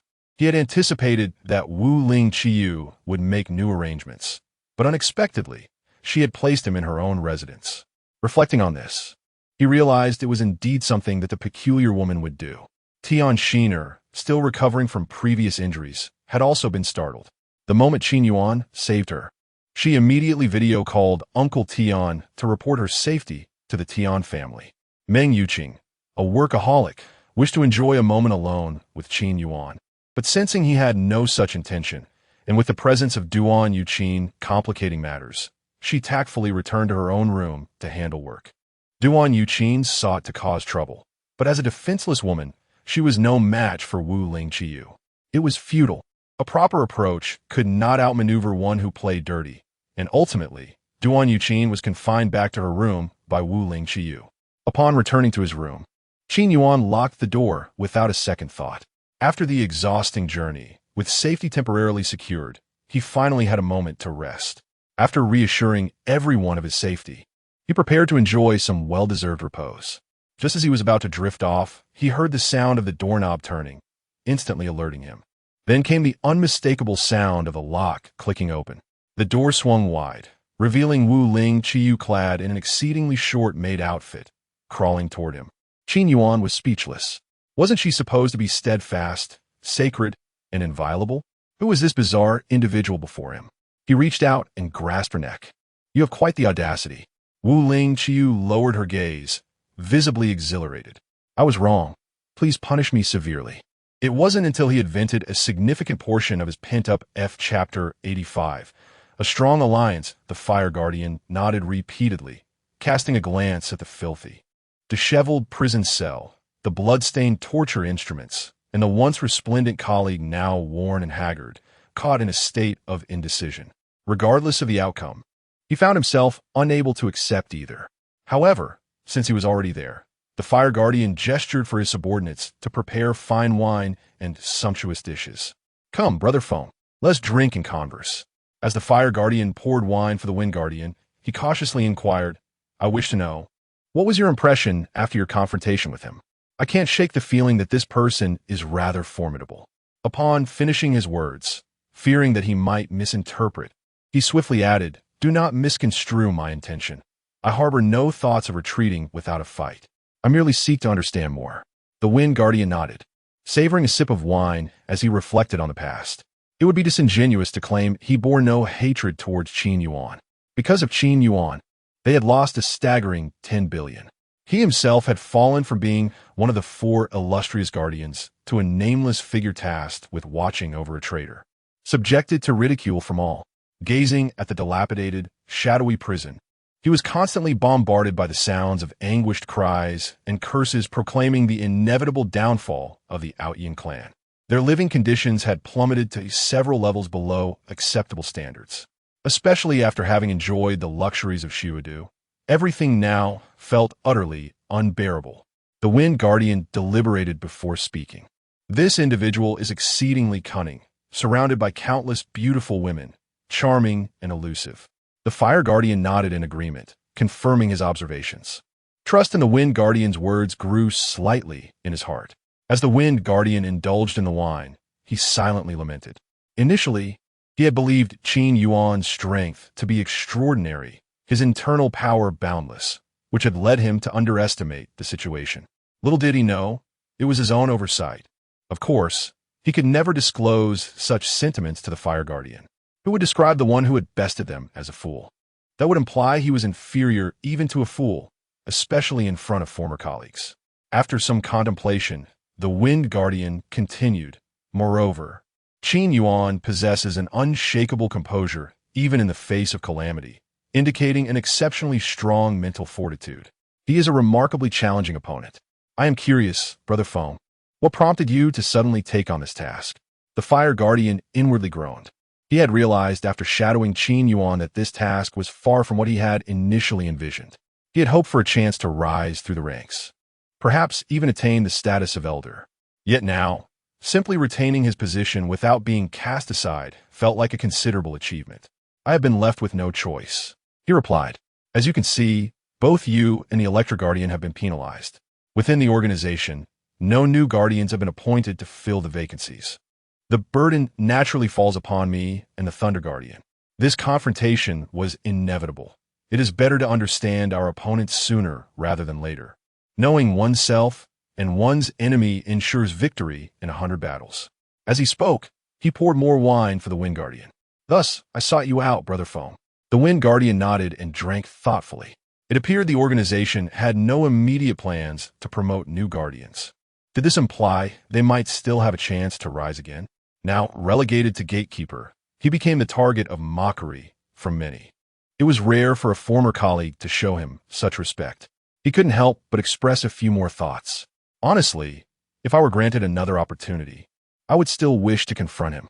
Initially, I intended to assist the young master with his troubles, yet I was deceived by him, leading to a loss of 10 billion for the organization. Now that the organization has spared my life, merely assigning me to this position as a gatekeeper is already an act of great mercy. Upon hearing this, the Fire Guardian felt a surge of joy. If the Wind Guardian were to join him in confronting Qin Yuan, their chances of success would undoubtedly increase. If Brother Foam harbors such thoughts, why not allow me to speak favorably on your behalf to the young master? Perhaps you could redeem yourself. The Wind Guardian shook his head with a bitter smile, downing his cup of wine. If the Aotian clan's leader, Xing Tian, were present, he might have a chance to fight back. However, the leader was currently in seclusion. Matters within the organization were dictated by the young master, Long Aotian, and several elders. Should he dare show his face before the young master, his situation would only worsen. The young master had made a series of decisions upon returning from the frontier, revealing a strong yet narrow-minded character. Particularly during their time in Xiudu, he and the Electric Guardian had used a lethal technique against the young master, resulting in his hospitalization. Given the current circumstances, it would be prudent to avoid drawing attention to himself in front of the young master, lest he be reminded of past grievances and suffer the consequences. The Wind Guardian pondered before glancing once more at the dilapidated prison and the traitor within. If given the chance, who would wish to be confined to such a small space for life? He too desired to forge a future for himself. Clenching his teeth, he said, Brother Fire, if you truly wish to assist me, please do not disclose this to the young master. Let us work together, and I shall strive for redemption. Only then might the young master consider reinstating me, especially if he sees that I have eliminated a significant threat. Even if the young master holds no fondness for me, he must consider the higher authority of the clan leader.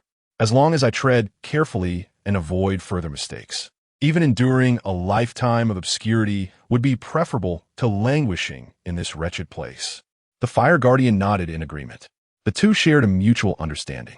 Qin Yuan was indeed a formidable adversary, and having someone who had previously faced him and possessed considerable strength would undoubtedly be advantageous. At the very least, they could provide support against his formidable subordinates. If things went awry, they could place the blame on the Wind Guardian, asserting that he had betrayed them, thus diverting suspicion from themselves. Both men calculated their next moves, drinking in silent accord. The Fire Guardian felt a surge of happiness, but noticed the absence of the Electric Guardian, stirring his curiosity. Where's the Electric Guardian? She is renowned as a beauty within our clan. I had assumed she would leverage her charm to secure an opportunity for redemption, yet it seems so quiet. Upon mentioning the Electric Guardian, the Wind Guardian paused, recalling the time they were both demoted to this gatekeeping role. The Electric Guardian had once urged him to rebel alongside her, suggesting they might seek positions within the Aotian clan. At the time, however, he had felt too old for such endeavors. Instead of risking capture, he opted to accept his punishment, believing it wise to preserve his life. Since then, various individuals had attempted to approach the Electric Guardian, drawn by her beauty. However, those who sought to take advantage of her found little success, as her abilities remained intact despite her demotion. Gradually, the number of suitors dwindled. Listening to the Fire Guardian's remarks, the Wind Guardian realized it had indeed been a while since he last saw her. I wonder what she has been up to lately. She has been rather mysterious. When a shift change occurs tonight, I shall inquire further. The Fire Guardian nodded. Every ally counts. The more, the greater the odds of success, and the more support we can muster. Chapter 86. The Protagonist Connections, Opportunities? I shall seize them all. The Wind Guardian surreptitiously resolved to eliminate Qin Yuan, viewing it as his ultimate chance. Securing the aid of the Lightning Guardian would ensure victory, regardless of Qin Yuan's formidable entourage. A coordinated assault with a Lightning Guardian would undoubtedly subdue Qin Yuan. Meanwhile, the Lightning Guardian was galvanizing the inmates, poised to launch a counteroffensive against the Dragon Domination Society. She possessed a keener understanding of Aotian's duplicity, recognizing his facade of virtue, concealing a petty nature. Their past confrontation in Snow City had undoubtedly earned his animosity. His delayed retaliation stemmed solely from his current preoccupation with Qin Yuan. Once Qin Yuan was dealt with, neither she nor the Wind Guardian would escape his wrath. Ironically, Aotian had approached her shortly after his return, demanding she debase herself to earn his forgiveness. Such a notion was preposterous. The Lightning Guardian possessed both talent and beauty. Aotian's unremarkable appearance paled in comparison, especially after her elevated perception of the young master, Qin Yuan. Their interaction ended acrimoniously, exacerbating the Lightning Guardian's predicament. Rather than enduring subjugation, she resolved to incite a rebellion among the prison's malcontents. A knock resonated through the chamber. The Lightning Guardian concealed her schemes, meticulously inspecting the room before admitting the Wind Guardian, who broached the subject directly. Qin Yuan has arrived in the frontier. Are you aware? The Lightning Guardian's eyes widened. What? Qin Yuan has ventured to the frontier? Isn't the young master relentlessly pursuing him? The Wind Guardian affirmed. I overheard the Fire Guardian mentioning his alliance with the Brahma Society. I propose we preemptively strike, atoning for our transgressions and potentially reclaiming our former positions. The Lightning Guardian regarded the Wind Guardian, silently lamenting his delusions. Even now, he clings to such fantasies. The chairman and the young master share a master-disciple bond. Do you truly believe they would forgive our past actions? It's a fool's errand. However, this development served her own purposes. Establishing contact with Qin Yuan offered a respite from her current suffering. The Lightning Guardian harbored little animosity toward Qin Yuan, acknowledging the inherent human inclination toward strength. Qin Yuan's deception reflected his superior intellect, a consequence of their own negligence. Moreover, comparing Qin Yuan's demeanor during their misidentification of the young master in Snow City with Aotian's, she unequivocally favored Qin Yuan. He ensured their comfort and enjoyment, treating them with utmost respect and without arrogance. In contrast, Aotian exuded condescension and sought to humiliate her, revealing his depravity. Above all, Qin Yuan possessed greater allure and harbored no ulterior motives. Furthermore, she had already contemplated initiating a revolt. Qin Yuan's arrival was opportune, observing the Lightning Guardian's reverie. The Wind Guardian assumed she shared his animosity toward Qin Yuan. What do you say? With you, me, and the Fire Guardian united, even Qin Yuan's formidable entourage would pose no challenge. The Lightning Guardian, regaining her composure, responded with an effusive smile. Indeed. The Wind Guardian nodded, a hint of ruthlessness flickering in his eyes. Then it is settled. We shall convene in 3 days, ensuring Qin Yuan's demise. The Lightning Guardian concurred, her smile growing more alluring. I shall betray you all. After dismissing the Wind Guardian, the Lightning Guardian promptly contacted Qin Yuan, who was taken aback. The Lightning Guardian? Recalling his past transgressions against them, Qin Yuan sheepishly scratched his nose. However, having chosen to confront Long Aotian head-on, he felt no remorse. He answered the call with composure. Hello. The Lightning Guardian's voice was melodious, tinged with elation. I heard you've come to the frontier. Conscious of their ostensible animosity, the Lightning Guardian succinctly informed Qin Yuan of the Fire Guardian's plot to unite against him. Upon concluding the call, Qin Yuan pondered her motives. Why would she confide in me? Shouldn't she harbor resentment?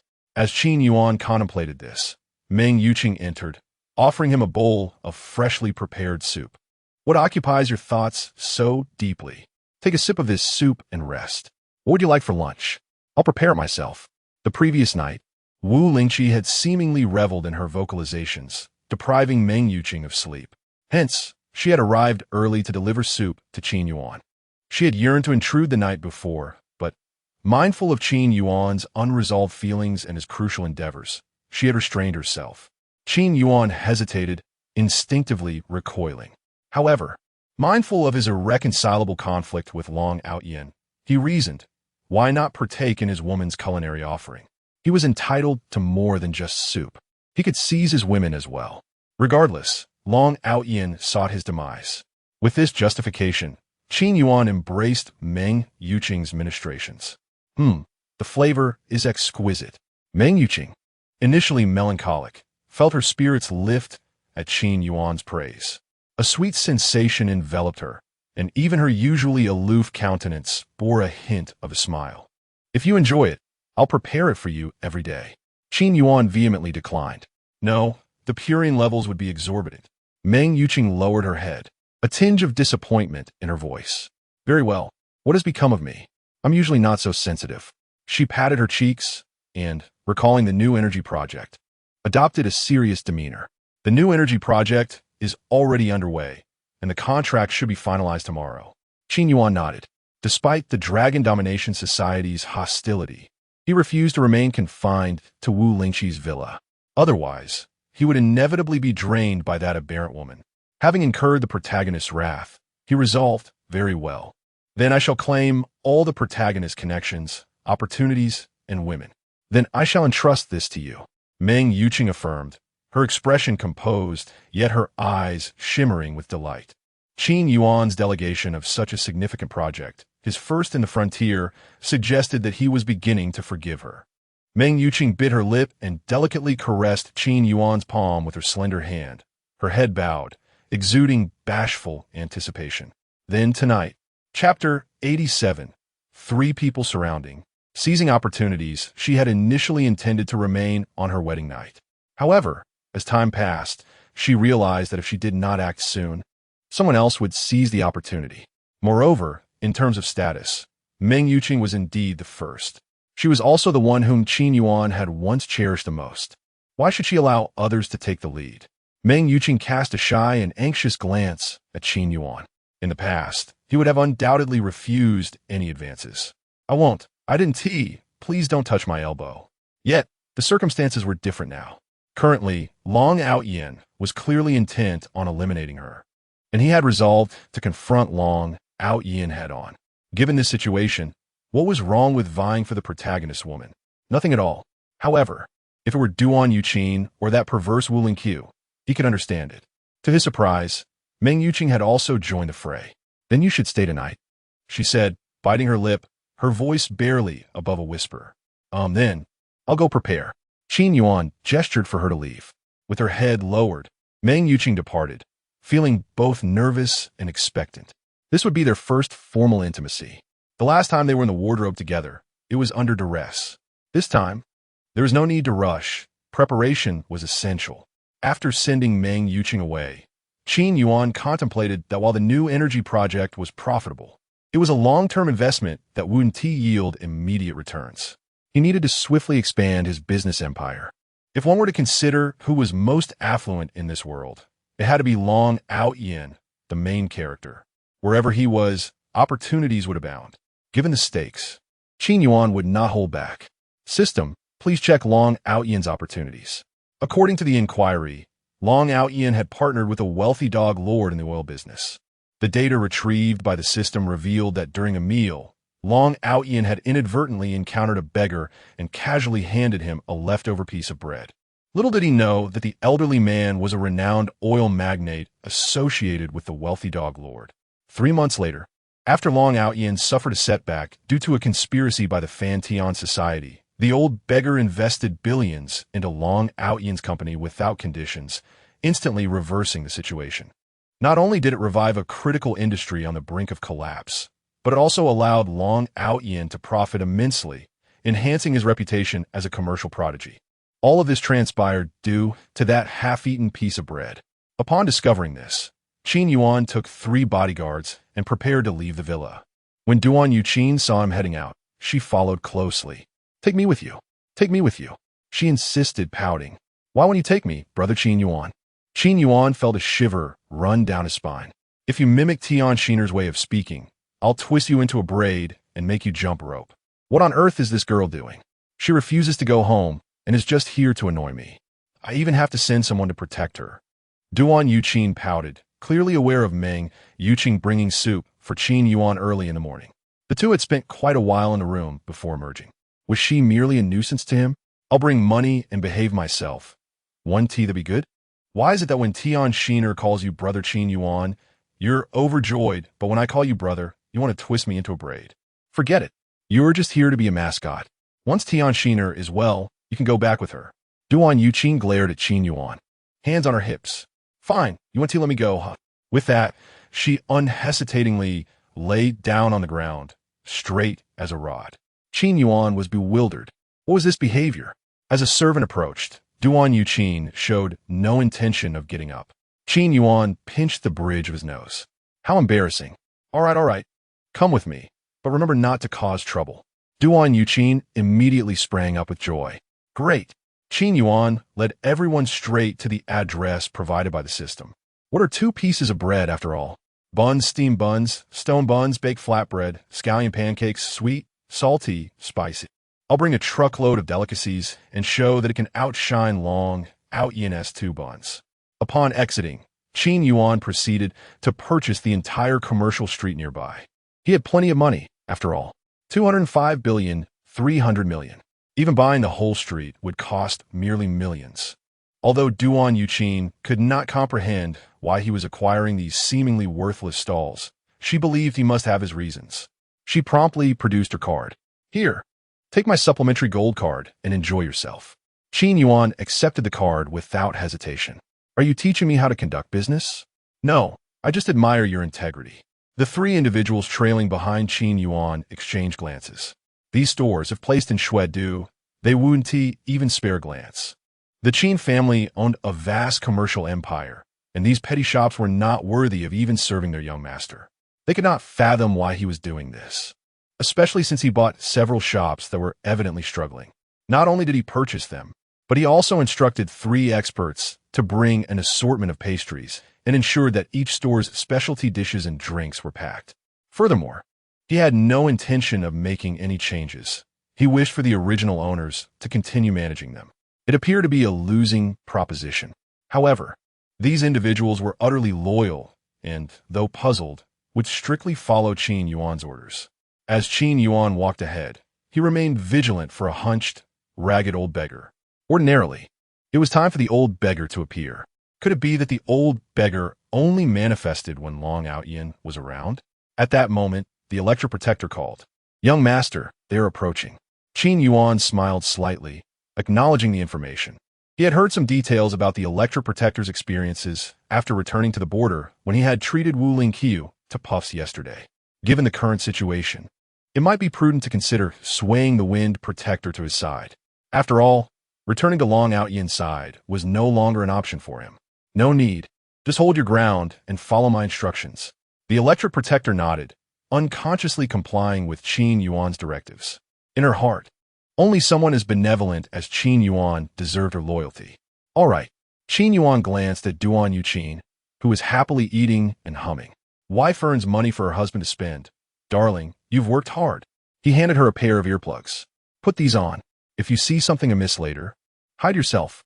Yuan nodded, understanding that he was likely plotting something, and obediently donned the earplugs, singing loudly. Drink less alcohol outside, and it's best not to smoke. Qin Yuan silently shook his head. He should have known better than to bring this burden along. The Black Widow noticed someone approaching and deftly grasped the chopsticks used for frying snacks. She leaned in close to Qin Yuan's ear and whispered, "Young master, they are coming this way." Following her gaze, Qin Yuan indeed spotted the wind protector and the electro protector stealthily converging upon them. Chapter 88. 3 against 3? No, 5 against 1.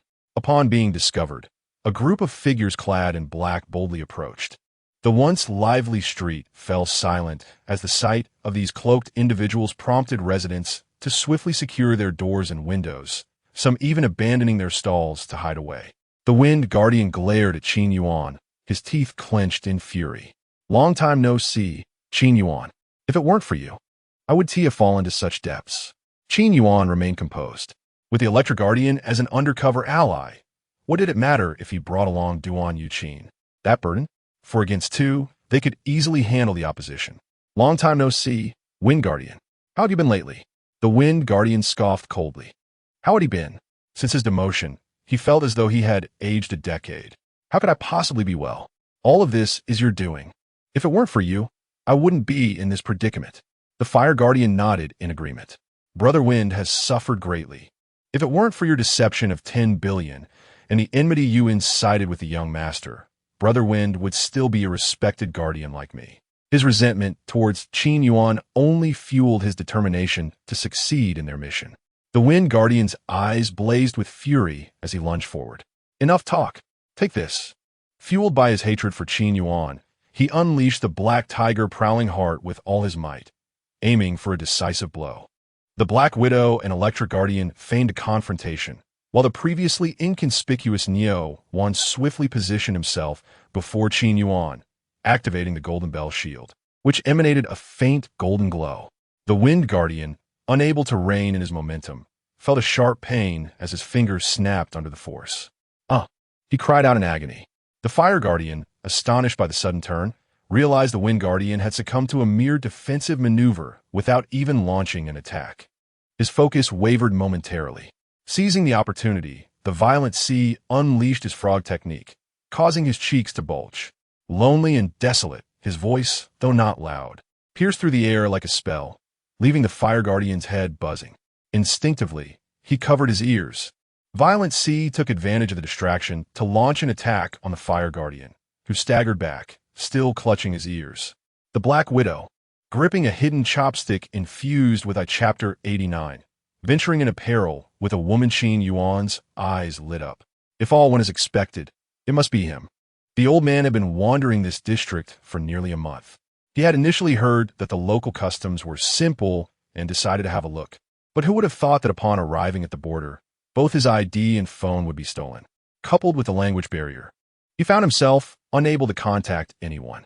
Thus, the earlier scene unfolded.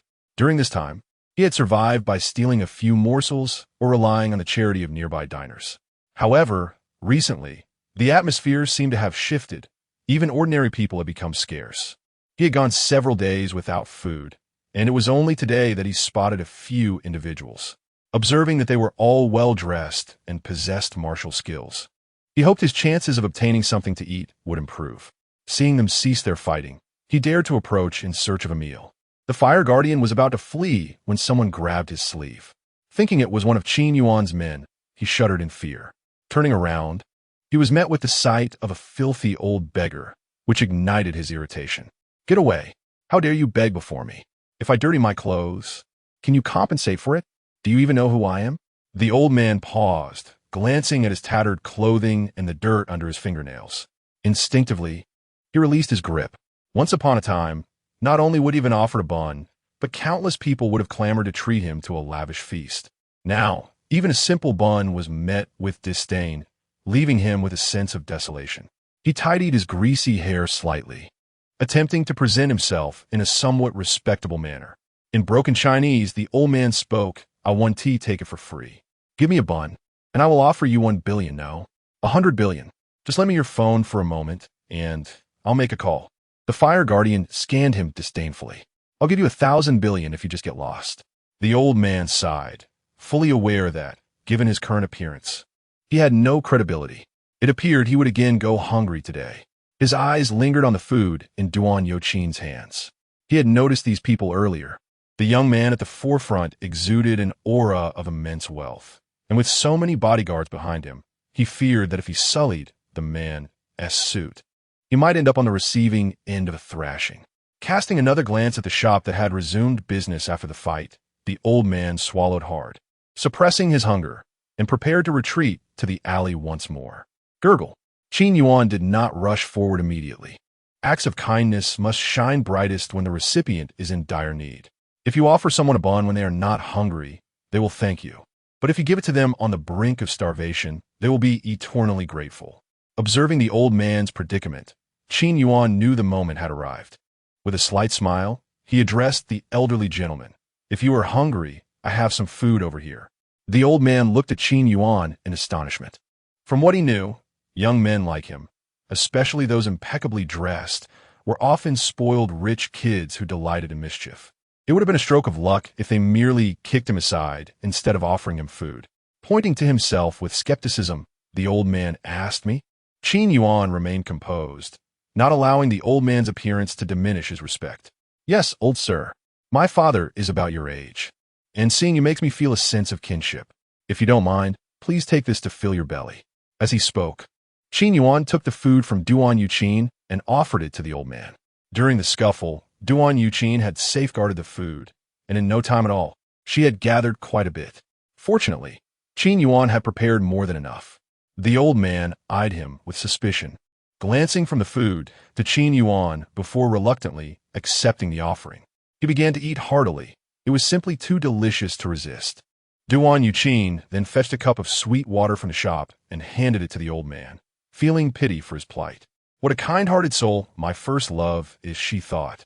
After the old man had eaten and drunk his fill, he wiped his mouth, realizing that this was the best meal he had had since losing his phone and ID. "Could you lend me your phone?" Qin Yuan smiled as he produced his iPhone 15 Pro Max in blue titanium with 512 gigabyte storage and handed it to the old man. He appeared to be a simple-hearted, wealthy heir, naive yet generous. The old man regarded Qin Yuan, saying, "Your kindness will be rewarded, young man." Just then, taking advantage of their conversation, the fire guardian attempted to escape but collided head-on with Long Aotian, halting abruptly and quickly bowing respectfully. "Young master, what brings you here?" He hoped that his previous cowardice had gone unnoticed. However, with the young master present, perhaps the tide could turn. Given Long Aotian's prowess, he could easily defeat 10 adversaries.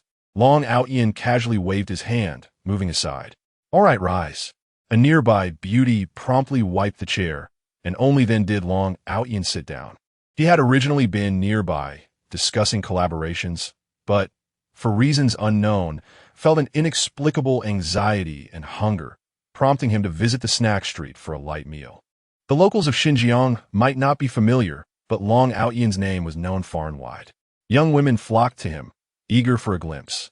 To be associated with Long Aotian was akin to boarding a rocket and soaring to greatness. "Long Zong, you've come. This is our freshly baked treat. Please have a taste." "Long Zong, we developed a new dish. It's exquisite. You must try it." "Long Zong, are you thirsty? We just launched a new beverage for you to sample." Previously, he would have deemed such pedestrian offerings unworthy of his palate. Yet now, observing the food in Qin Yuan and the old beggar's hands, he smiled as he accepted it. "Thank you all for your kindness. We at Aotian will strive to ensure your safety, protecting you from the bullying of outsiders." It was evident who this outsider was. Earlier, in Qin Yuan's domain, none had offered him a kind word, yet now, in his own territory, he sought to let Qin Yuan experience the bitterness of exclusion. Several merchants who had come to curry favor exchanged glances, realizing that this outsider was, in fact, their new boss. The once enthusiastic crowd fell silent, realizing that in their attempts to flatter Long Aotian, they had inadvertently offended the true master. With their establishment now under the larger boss's control, what would happen if he chose to dismiss them? Long Aotian reveled in the adoration of the crowd, casting a smug glance at Qin Yuan. They had bought the merchant's loyalty, while the merchants were freely offering theirs. Such was the disparity. Duan Yuqin immediately understood his implication and shot him a disapproving look. Long Aotian, catching sight of Duan Yuqin, recalled the humiliation he had suffered in Snow City and sneered. "Qinzong, long time no see. Have you come to meet your doom while bringing a woman along?" Chapter 90. Who says kindness cannot yield wealth? Young man, do you lack money? Qin Yuan glanced at the elderly man on the phone and then at the smug Long Aotian, smiling lightly, maintaining a demeanor neither servile nor overbearing. "What are you saying, Brother Aotian? Wealth is something we can all share." He had no intention of severing ties with Long Aotian, as he would need to seize opportunities from him in the future. Long Aotian, suspicious, followed Qin Yuan's gaze to the old man. "Isn't that just an ordinary beggar? What could possibly warrant attention?" He pondered, feeling an inexplicable sense of familiarity with the elderly figure, yet he could not place it. With a sneer, he remarked, "What you call sharing wealth is merely charity to a filthy beggar. Is it that you cannot assist the beggars in Snow Capital? So you've come all the way to the border to do charity?" Long Aotian was disdainful. He would not play the role of a do-gooder. Duan Yuqin stepped forward, linking her arm with Qin Yuan's. "What do you mean by filthy beggar? Speak with some respect. No matter what, the old gentleman is still an elder. Do you think everyone is like you, springing from a pile of dung, without parents?" Long Aotian's face darkened, his fists clenched, eyes glinting with menace as he glared at Duan Yuqin. In Snow Capital, his greatest resentment was directed at Qin Yuan, followed closely by Duan Yuqin. Other women, even those he fancied, had never granted him any opportunity.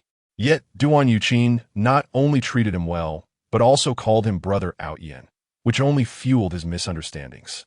Had she not bolstered his confidence, he would not have boldly approached her with a confession. Seeing the woman he desired standing beside Qin Yuan, defending him, only incited further fury within him. "Miss Duan, you should understand, this is the border, not Snow Capital. If you are wise, you should come over quickly. Otherwise, you can wait to scavenge for trash alongside him and support that filthy beggar." Long Aotian spoke earnestly, embodying the voice of experience. In this society, kindness was of no use, especially in a place like the border that revered brute strength. Associating with a useless person would only squander your youth. Duan Yuqin shot him a disdainful glance. "Who I choose to be with is none of your business. Even if he were to scavenge for food, I would accompany him. If you feel dissatisfied, then keep it to yourself. Surely, you aren't enraged after being rejected by me?" Long Aotian's expression turned ashen. The alluring woman beside him scanned Duan Yuqin with hostility, instantly deflating his anger. "Fine, she is indeed more beautiful than I am." Yet witnessing their young master being insulted, the onlookers felt uneasy, fearing his wrath upon returning. The woman, with a sultry demeanor, coldly scoffed, "What good is good looks or a steadfast heart without wealth? Can you compare with our young master's riches?" This remark did not silence Qin Yuan, but rather left Long Aotian speechless. Why did he choose to go to Snow Capital after losing to the saintess of the Fanhua Association? It was undoubtedly because that place was prosperous, abundant in resources and wealth. As the sole heir of the richest family in Snow Capital, Qin Yuan possessed more wealth than anyone else, even surpassing the combined riches of the entire border. Seeing the young master's expression worsen rather than improve, the woman panicked and quickly attempted damage control. "Isn't he just a bit handsome? Can handsomeness fill one's stomach? Kindness does not translate to wealth." After speaking, she noticed the young master's expression gradually softening and finally breathed a sigh of relief, grateful that her flattery did not backfire. At that moment, the elderly beggar, who had been making a phone call in the corner, approached. "Who says kindness cannot yield wealth? Young man, do you lack money?" Qin Yuan reflected on the hundreds of billions in his personal account and the substantial family fortune awaiting him back home. "I do not lack." The old beggar looked at Qin Yuan incredulously. "No, how can you not take the bait? They've set the stage, waiting for you to show off. And you simply say you don't lack. How am I supposed to respond?" The elder asserted firmly, "You do lack." Qin Yuan appeared innocent. "I truly do not lack."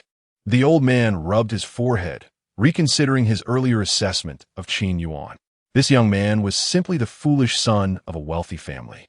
Qin Yuan casually took a few skewers of freshly fried meat from a street vendor and handed them to the old man, beginning to speak earnestly. The reason I wish to assist you is indeed because you bear a striking resemblance to my father. He is far away in Snow Capital, and seeing you reminds me of him. The old man accepted the skewers, having observed their previous interactions. These merchants, who would typically haggle over every penny, were now eager to please Long Aotian. Why was it that this young man received items without any demand for payment, as if it were a matter of course? They seemed to hope he would take even more. Perhaps sensing the old man's confusion, Qin Yuan casually remarked, "Rest assured, these shops are all mine. If you wish to eat anything, feel free to come over. Just mention my name, and it's on the house." As he spoke, he handed the old man his business card. Long Aotian watched the scene unfold in shock, simultaneously feeling disgusted. He had actually bought out those shops. The merchants, who had just been trying to curry favor with him, were now treating this beggar with utmost reverence. Just moments ago, he had boasted about his popularity in the border. Now, he felt like a fool. Merchants with insight quickly welcomed the old man into their stores. "Ah, elder, we were blind to your status and have offended you. We didn't realize you were a friend of our esteemed boss. We have water in the staff lounge. Please, make yourself comfortable." The merchants, who had once found him repugnant, now beamed at him like blooming chrysanthemums. The old man chuckled, accepting the hospitality, recognizing that it was time for a proper wash given his filthy appearance.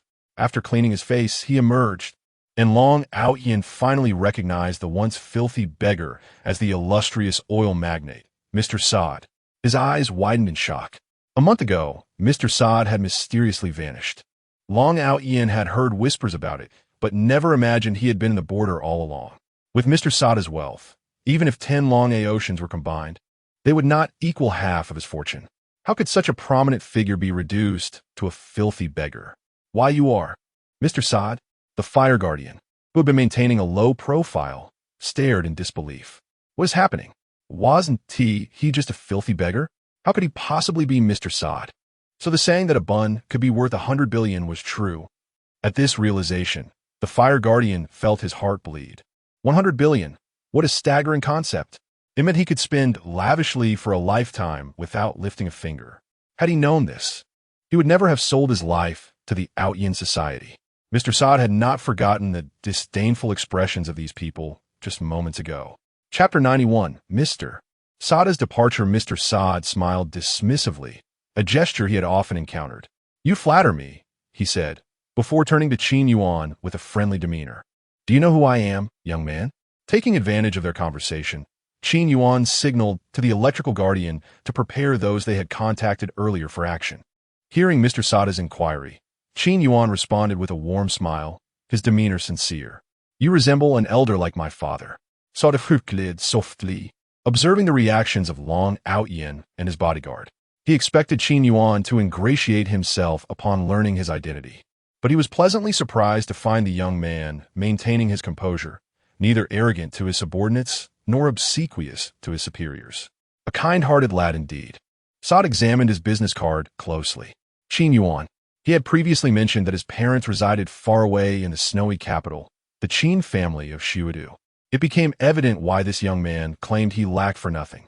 "Since you believe I resemble your father and feel you owe me a debt of gratitude, allow me to take the liberty of acknowledging you as my godson.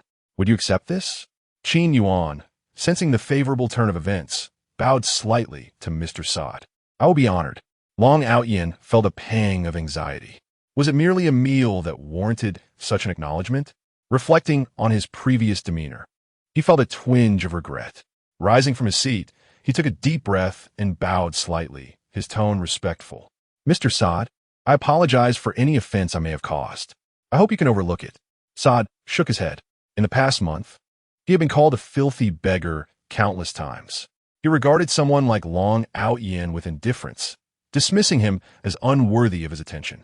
With a tranquil smile, he did not even deign to look at him. No matter. Long Aotian nodded, relieved that Saad did not take offense. Although Saad was associated with the influential dog family, his connections were vast, and he was generous, Even the top families across various regions held him in high regard. Offending Mr. Saad might not cripple Long Aotian, but it would yield nothing but harm. Very well, Mr. Saad. Have you had the chance to sample our border specialties? The day is growing late. Perhaps you would consider resting at my place for a few days? Saad did not even glance in his direction, instead turning to Qin Yuan with a jovial tone. What do you think, godson? Qin Yuan wished to prevent any interaction between Saad and Long Aotian. Who could predict that Long Aotian's presence might overshadow everything, leading to a brotherhood between them? That would truly establish him as a prominent figure in Gotham City. I just had my fill. If you lack accommodation, you are welcome to stay at my place for a couple of days. Saad shook his head, contemplating that time was of the essence. He gazed up at the sky, noticing several helicopters approaching, hovering over the food street. No, I've already delayed long enough. I must return and deal with the mess I left behind. We shall meet again another day.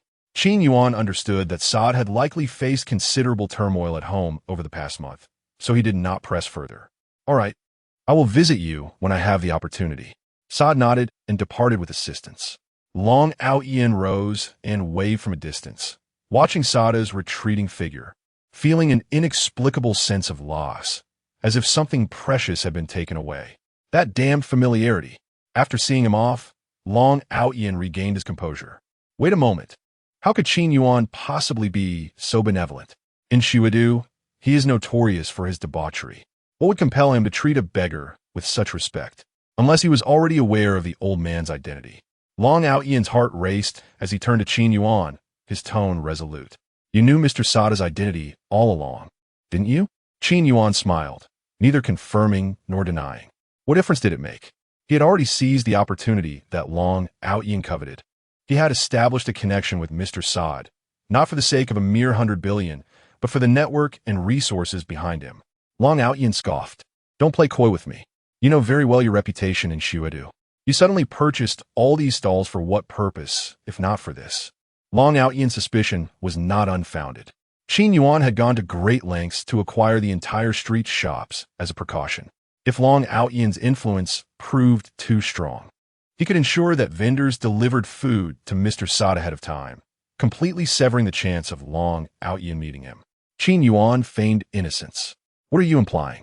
If Duan Yuqin wished to eat, would I deny her? Suddenly mentioned. Duan Yuqin looked bewildered, pointing to herself. Me? Oh yes, I want to eat. Long Aotian's cold laughter only solidified his suspicions. Mr. Saad truly believed Qin Yuan to be an innocent soul. He must inform Mr. Saad of these matters. By then, not only would he not acknowledge Qin Yuan as a godson, but it would be best if he became enraged enough to financially crush the Qin family in Xiudu. If not that, then at least sever ties completely. What was so impressive about having money? Long Aotian resolved to act. He glanced at the fire guardian beside him. Hadn't she vowed to resolve the Qin Yuan issue within 3 days? Why was he still here? And the electrical guardian, he almost forgot about her. The fire guardian trembled under Long Aotian's gaze, her head lowered. Young master, the wind and electrical guardians have betrayed us. You know their strength. I was outnumbered 5-1, which is why I lost. Long Aotian was acutely aware of how difficult it was to deal with Qin Yuan. How had she ended up here? The fire guardian silently lamented her situation. Who could have predicted that she would risk breaking the rules to persuade the other two to join her against Qin Yuan, only to be left alone? The electrical guardian, enjoying the spectacle, smiled playfully. Of course, it was our beloved fire guardian who let us out. The fire guardian buried her head further. That's not what I meant. I'll let you two out to help me deal with Qin Yuan, not to come and attack me. Young master, please listen my defense. No, wait, let me explain. Long Aotian sat expressionless in his chair. What more is there to explain? The fire guardian lowered her head.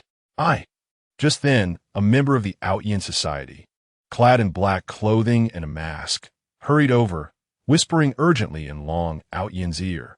Young master, trouble is brewing. The traitors have emerged and are wreaking havoc in the Aotian society. Long Aotian turned sharply, glaring fiercely at the electrical guardian. This was likely the doing of the two of them. Chapter 92. Duan Yuqin's jealousy. The electric protector laughed with enchanting allure, her mirth unrestrained. Are you pleased with the gifts we presented to you, Dragon Aotian?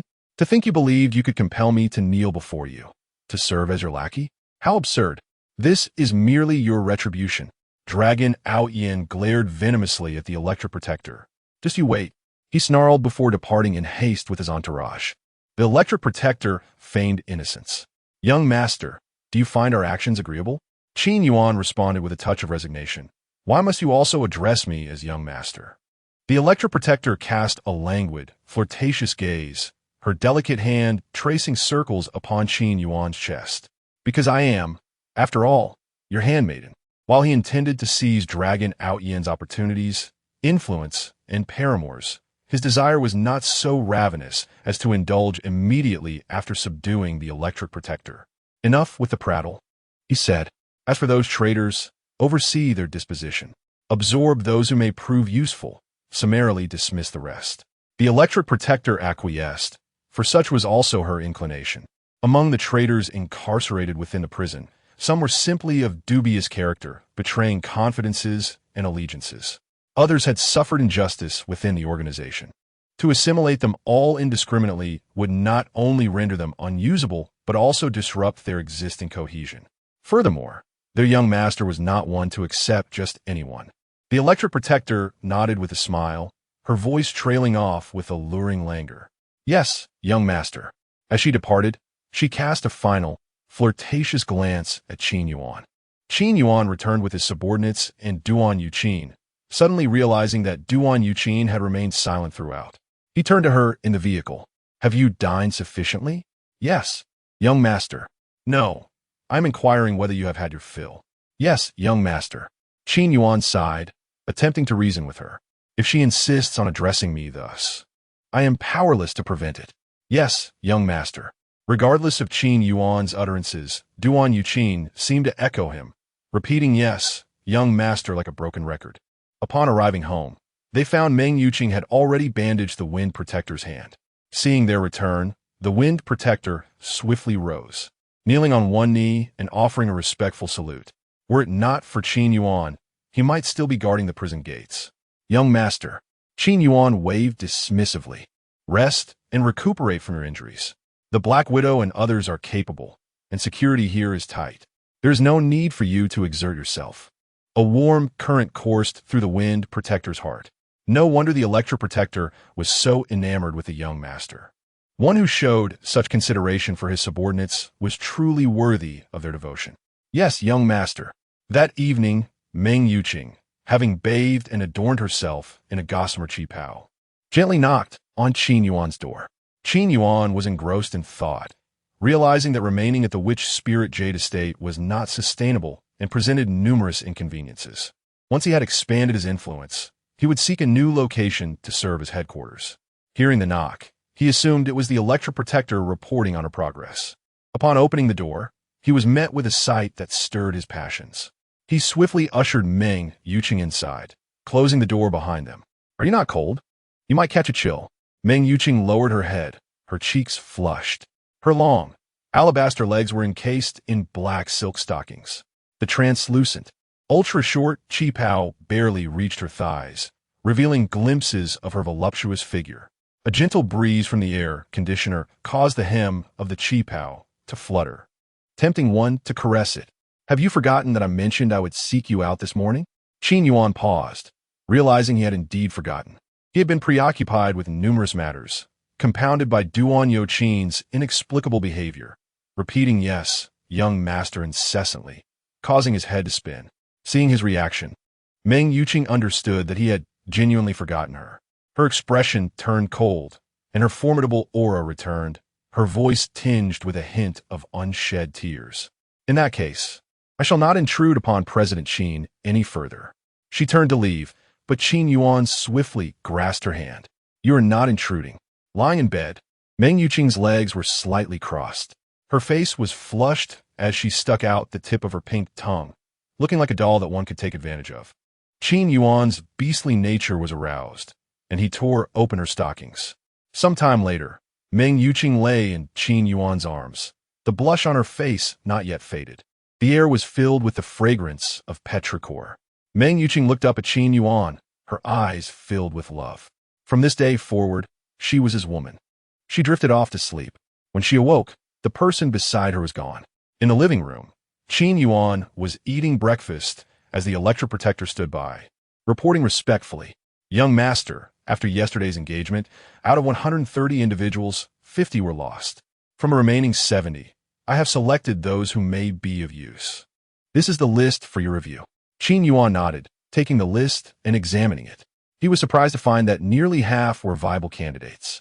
He looked up at the electric protector with a hint of astonishment. "So many?" The electric protector nodded. "There are 30 individuals in total. The internal structure of the Dragon Aotian Association is not as impenetrable as rumored." The wind protector nodded in agreement. "Wherever there are people, there is strife. Even in the martial-oriented frontier, where the strong are revered above all else." Qin Yuan nodded thoughtfully. "I understand. Ultimately, stripped of their martial prowess, they are merely ordinary individuals. The upper echelons oppress the lower, and those with connections exploit those without." Qin Yuan voiced his lingering question. "In that case, why does the Dragon Aotian Association not simply eliminate them, instead of retaining them?" The electric protector lowered her head. "This matter is related to a pronouncement made by the Dragon Aotian Association's leader, Xing Tian, before his seclusion. Although Dragon Aotian is the young master of the association, Xing Tian is the true authority. No matter the severity of their transgressions, their fate must await Xing Tian's return. Neither Dragon Aotian nor the Grand Elder, Xiao Laogui, can intervene." Hearing the name, Qin Yuan felt a sense of familiarity. Chapter 93. The Gathering of Shadows. The system retrieved the profiles of the old demon Xiao and the formidable Xing Tian. According to the information, Xing Tian is the master of Long Aotian and the founder of the Aotian Society. Although Long Aotian hails from the Long family, his grandfather passed away early, and he was sent to the frontier shortly after birth. The name Aotian was actually bestowed upon him by Xing Tian. The relationship between them transcends that of a master and disciple. It resembles that of a father and son.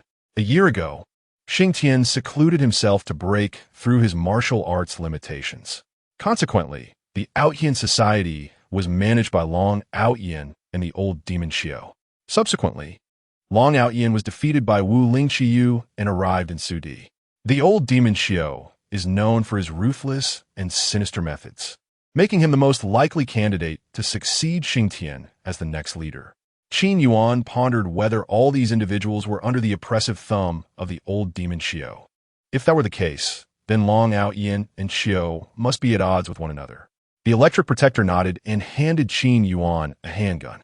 "This can be considered a trophy we acquired from the Aotian Society.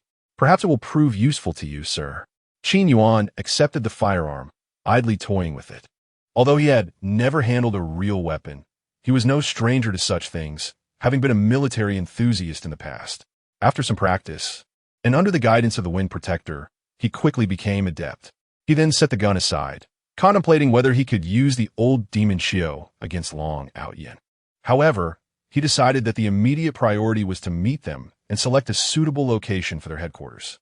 Qin Yuan shook his head, deciding that since Xiao had not yet posed a threat, he would not concern himself with him for the time being. "Please arrange for those 30 individuals to come here." The electric protector nodded and brought several people over.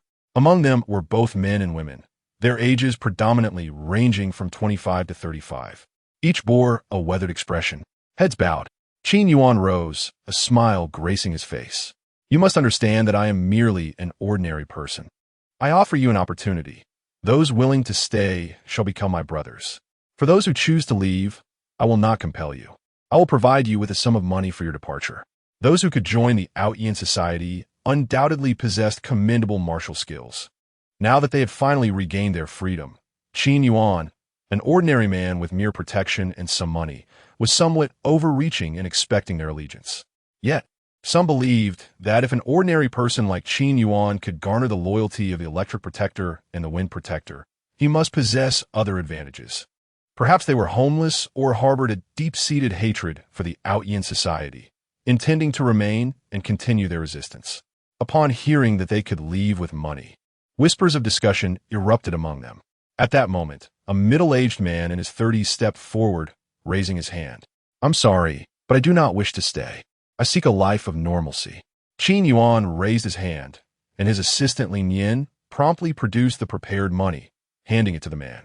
Qin Yuan's smile remained unchanged. I understand. After all, lacking martial arts in a place like this can indeed be disadvantageous. Those unwilling to align with him would serve no purpose even if they stayed. The young man accepted the money, feeling somewhat embarrassed, yet he gently advised, "People strive to ascend, just as water flows downward. I hope you can appreciate my choice.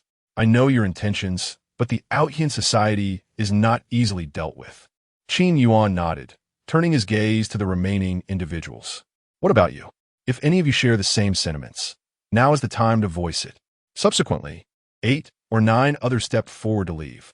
Qin Yuan regarded the remaining 20 with a faint smile, rising to his feet, his voice resonating with authority that brooked no dissent. "Those who choose to remain hold me in esteem. In return, I shall not treat you poorly." The Wind Protector knelt respectfully. "Yes, sir." The others exchanged glances, the atmosphere falling silent for a moment before they too knelt in unison. "Yes, sir. Congratulations. You have acquired 20 subordinates." Qin Yuan promptly opened the loyalty panel, scanning the individuals before him. The loyalty ratings hovered around 50, which was reasonable given that they had just met him, and he was merely an unassuming man without martial prowess. He did not expect much from this loyalty. Among the crowd, a short, dark-skinned middle-aged man stood with his head bowed, his loyalty rating shockingly negative. Qin Yuan was taken aback. Logically, since the Electra Protector had released them and allowed them to exact revenge, they should at least hold a neutral sentiment towards him. Why was it negative? He opened the detailed information panel for the man. Name, Wang Ming. Age, 35 measurements, unknown skills. Tai extreme domination summary, gambler and womanizer. He had previously associated with the impoverished and offended the old demon Qiu's confidant, landing himself in prison. Current loyalty, -10, hostile towards you. Wang Ming, noticing Qin Yuan's gaze, forced a naive smile, appearing harmless. However, his eyes linked Chapter 94. All bodyguards the Electra Guardian took the key, her admiration for Qin Yuan deepening. She had always known that this gun was a fitting gift for the young master. "Yes, young master." Feng Hu, along with others, was also taken aback. Qin Yuan had always been gentle, yet he had struck with such ferocity. Though Feng Hu could not comprehend how Qin Yuan had deduced the situation, it seemed plausible that he could indeed contend with the Aotian society. Watching the Electric Guardian depart with her entourage, Feng Hu glanced at his hand, wrapped tightly in bandages. With a hand that was of no use, how long could Qin Yuan tolerate him? In the Aotian society, he and the Electric Guardian were on equal footing. Though older and more experienced, he considered himself superior to the Electric Guardian. However, now that he had injured his hand and was temporarily unable to serve Qin Yuan, anxiety gnawed at him. That evening, after Qin Yuan finished his bath, Wu Lingqiyu entered without knocking. "I heard that you killed someone during the day." Qin Yuan paused. "What? Is such an event not routine for you?" Such matters would be deemed significant elsewhere. Yet in this frontier, rife with conflict and gang rivalries, they were commonplace. Had this occurred in Shuedu, Qin Yuan would have outright expelled Wang Ming. But where was this? It was the frontier, a notorious lawless zone. How else could such large organizations continue to exist? Wu Lingqiyu sat on the bed, cradling her face, her eyes brimming with admiration. "What should I do?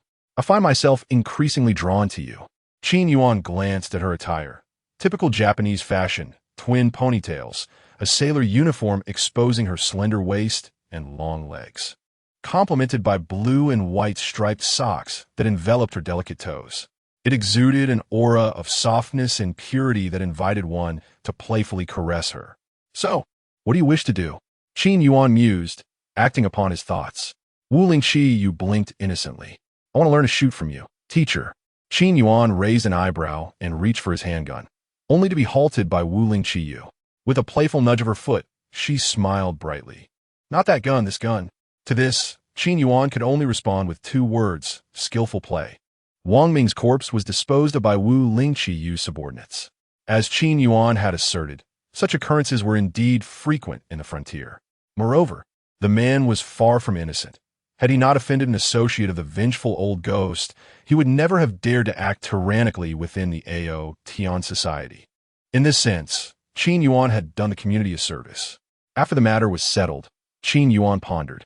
He turned to Wu Lingqiyu beside him. Is there a suitable place around here? Something larger and more secluded? Wu Lingqiyu immediately realized his intent. He was selecting a location for a headquarters. She hadn't anticipated it would happen so swiftly.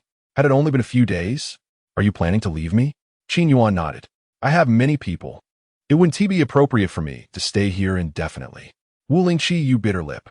Although she was playful, she could not compete with the deep bond between him and Duan Yuqin. Even if she wished to tease him, she feared Qin Yuan might genuinely become upset.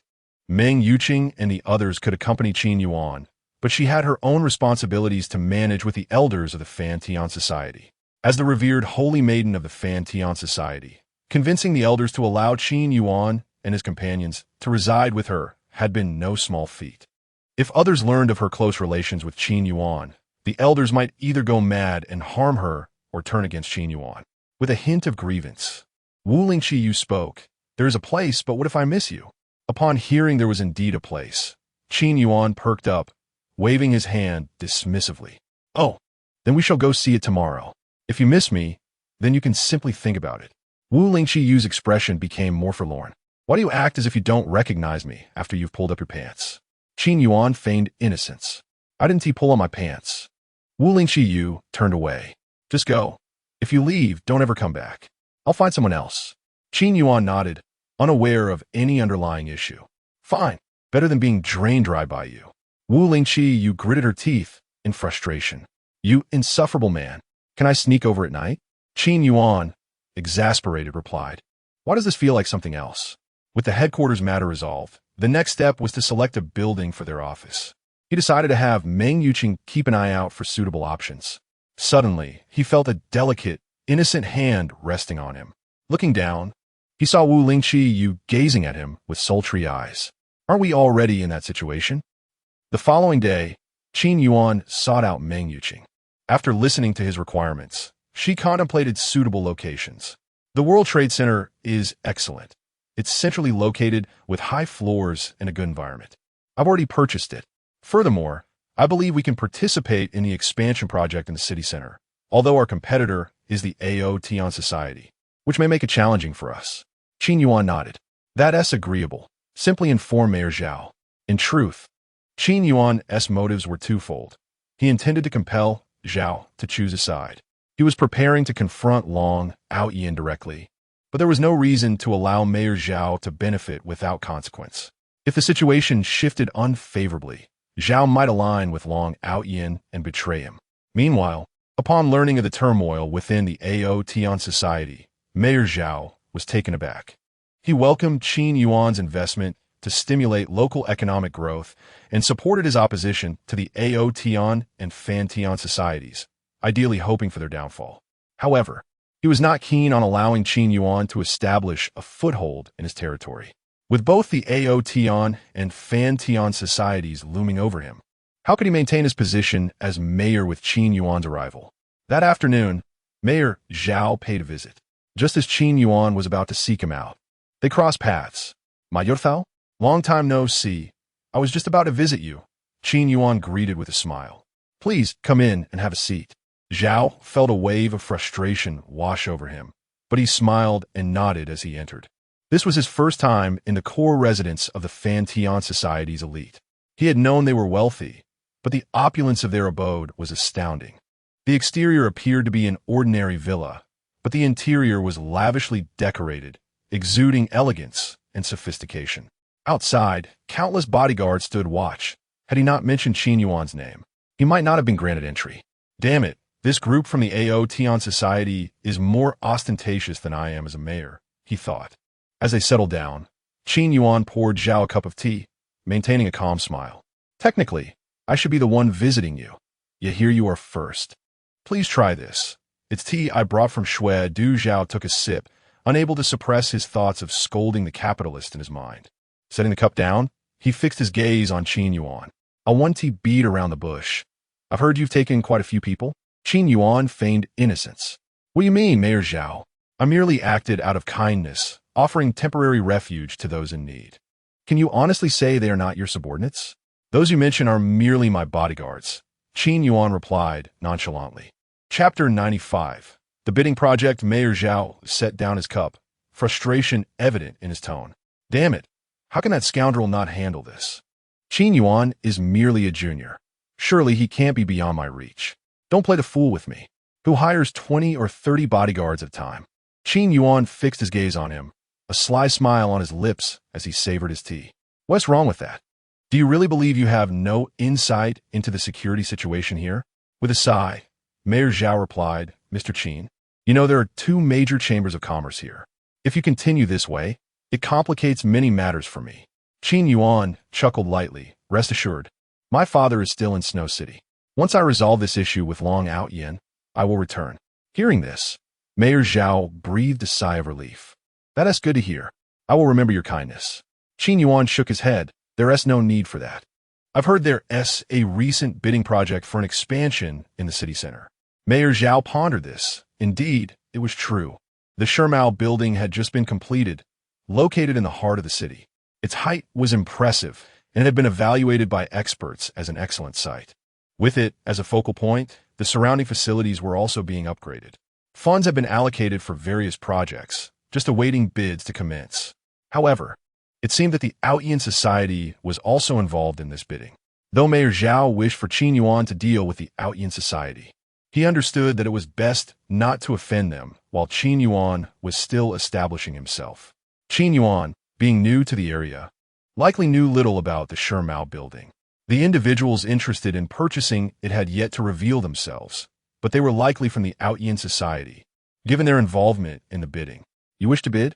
I'll find you a suitable location, Mayor Zhao said, albeit hesitantly. Qin Yuan stared intently at him, a knowing smile playing on his lips. Is that so? Feeling somewhat guilty under Qin Yuan's gaze, Mayor Zhao lowered his eyes and took a sip of tea. Yes, it's a shabby place. If you truly want to find a location, I can allocate the land in the west of the city to you. It's also under development. At that moment, Meng Yuqing, who had just finished her work, overheard the conversation and subtly shook her head at Qin Yuan. While the area was indeed large and picturesque, it was quite remote, mostly surrounded by warehouses and logistics industries, far from their headquarters at the Shermao building. Understanding Meng Yuqing's hint, Qin Yuan turned to Mayor Zhao with a smile. I know you and my father are old classmates, and I respect you. But Mayor Zhao, I may be young, but I'm not naive. If you're engaging in such matters, it loses its charm. With a sigh, Mayor Zhao replied, Xiao Yuan, it's not that I don't want to help you. The bidders are the Aotian society Shou Laogui. You're new to the frontier and may not know. This person is essentially a local emperor of the Aotian society, making things quite difficult for me. Qin Yuan smiled. Enough of the roundabout talk. Just tell me if you can assist. You don't need to do much. Simply approve the documents fairly and justly. Since you wish for my help against the Aotian society, you should naturally provide me with an attitude. Mayor Zhao pondered this. It didn't quite contradict his principles. Fine. We're both dealing with a bunch of ingrates. All right. Let this be a gesture of goodwill towards my friendship with your father. Qin Yuan grinned. Now, that is more like it. Aplicent que la veraschin, mayor Thao. After Mayor Zhao departed the villa and settled into his car, he suddenly slapped his forehead. His intention was to pressure Qin Yuan into disbanding those individuals, preventing them from evolving into a third Aotian society. Yet, instead of achieving his goal, he had agreed to assist Qin Yuan with the Shermao building's bidding approval. His assistant hesitated, recalling the Aotian society. You mean we agreed to Qin Yuan's terms? What about the Aotian society? We had previously made arrangements with them, and if the approval doesn't go well, it will surely offend them. The mayor shook his head. Since he has raised this, one side must be offended. We are supporting external forces against local organizations, so we must be prepared for sacrifices. Moreover, I have tolerated the Aotian society's antics for long enough. The assistant nodded. If only the Aotian society's leader, Xing Tian, were still around. Now he is in seclusion, with Shou Laogui and Long Aotian in charge. The Aotian society is becoming increasingly arrogant, disregarding us. Considering recent events, the assistant analyzed. Qin Yuan has only been in the frontier for a few days, and already there has been turmoil within the Aotian society. Not to mention he has managed to win over certain individuals. The attitude of the fanatical members suggests his relationship with them runs deeper than mere surface cooperation. Mayor Zhao nodded. recalling the past. Qin Yuan was the most cunning among them, and it seems his son has inherited that talent. He sighed indeed. A tiger begets no dog. After seeing Mayor Zhao off, Qin Yuan reflected. I must ensure a double layer of security. One never knows if Mayor Zhao can be relied upon. Meng Yuqing wholeheartedly agreed with his assessment. It's certainly not an easy task. At that moment, a slightly weak voice interrupted. Brother Qin Yuan, Sister Meng, are you discussing the reconstruction around the Shermao building? Qin Yuan nodded and looked at Tian Shiner. Is your injury better? Why are you out again? Tian Shiner shook her head, weakly coughing. Her injury was not as severe as others believed. But knowing Qin Yuan's character, he would send her back to Snow City the moment he learned she was fine. She didn't want to be separated from her brother. I'm still a bit unwell, but it doesn't affect me much. I heard from a distant relative that he seems to be in charge of the bidding. I'll ask my father about it. Qin Yuan hadn't anticipated this connection and ruffled her hair affectionately. Good, if this works out, I'll treat you to strawberry candy. Tian Shiner's cheeks flushed at his touch, her heart racing. She smiled sweetly at him. Okay. Indeed, Tian Shiner is the most adorable.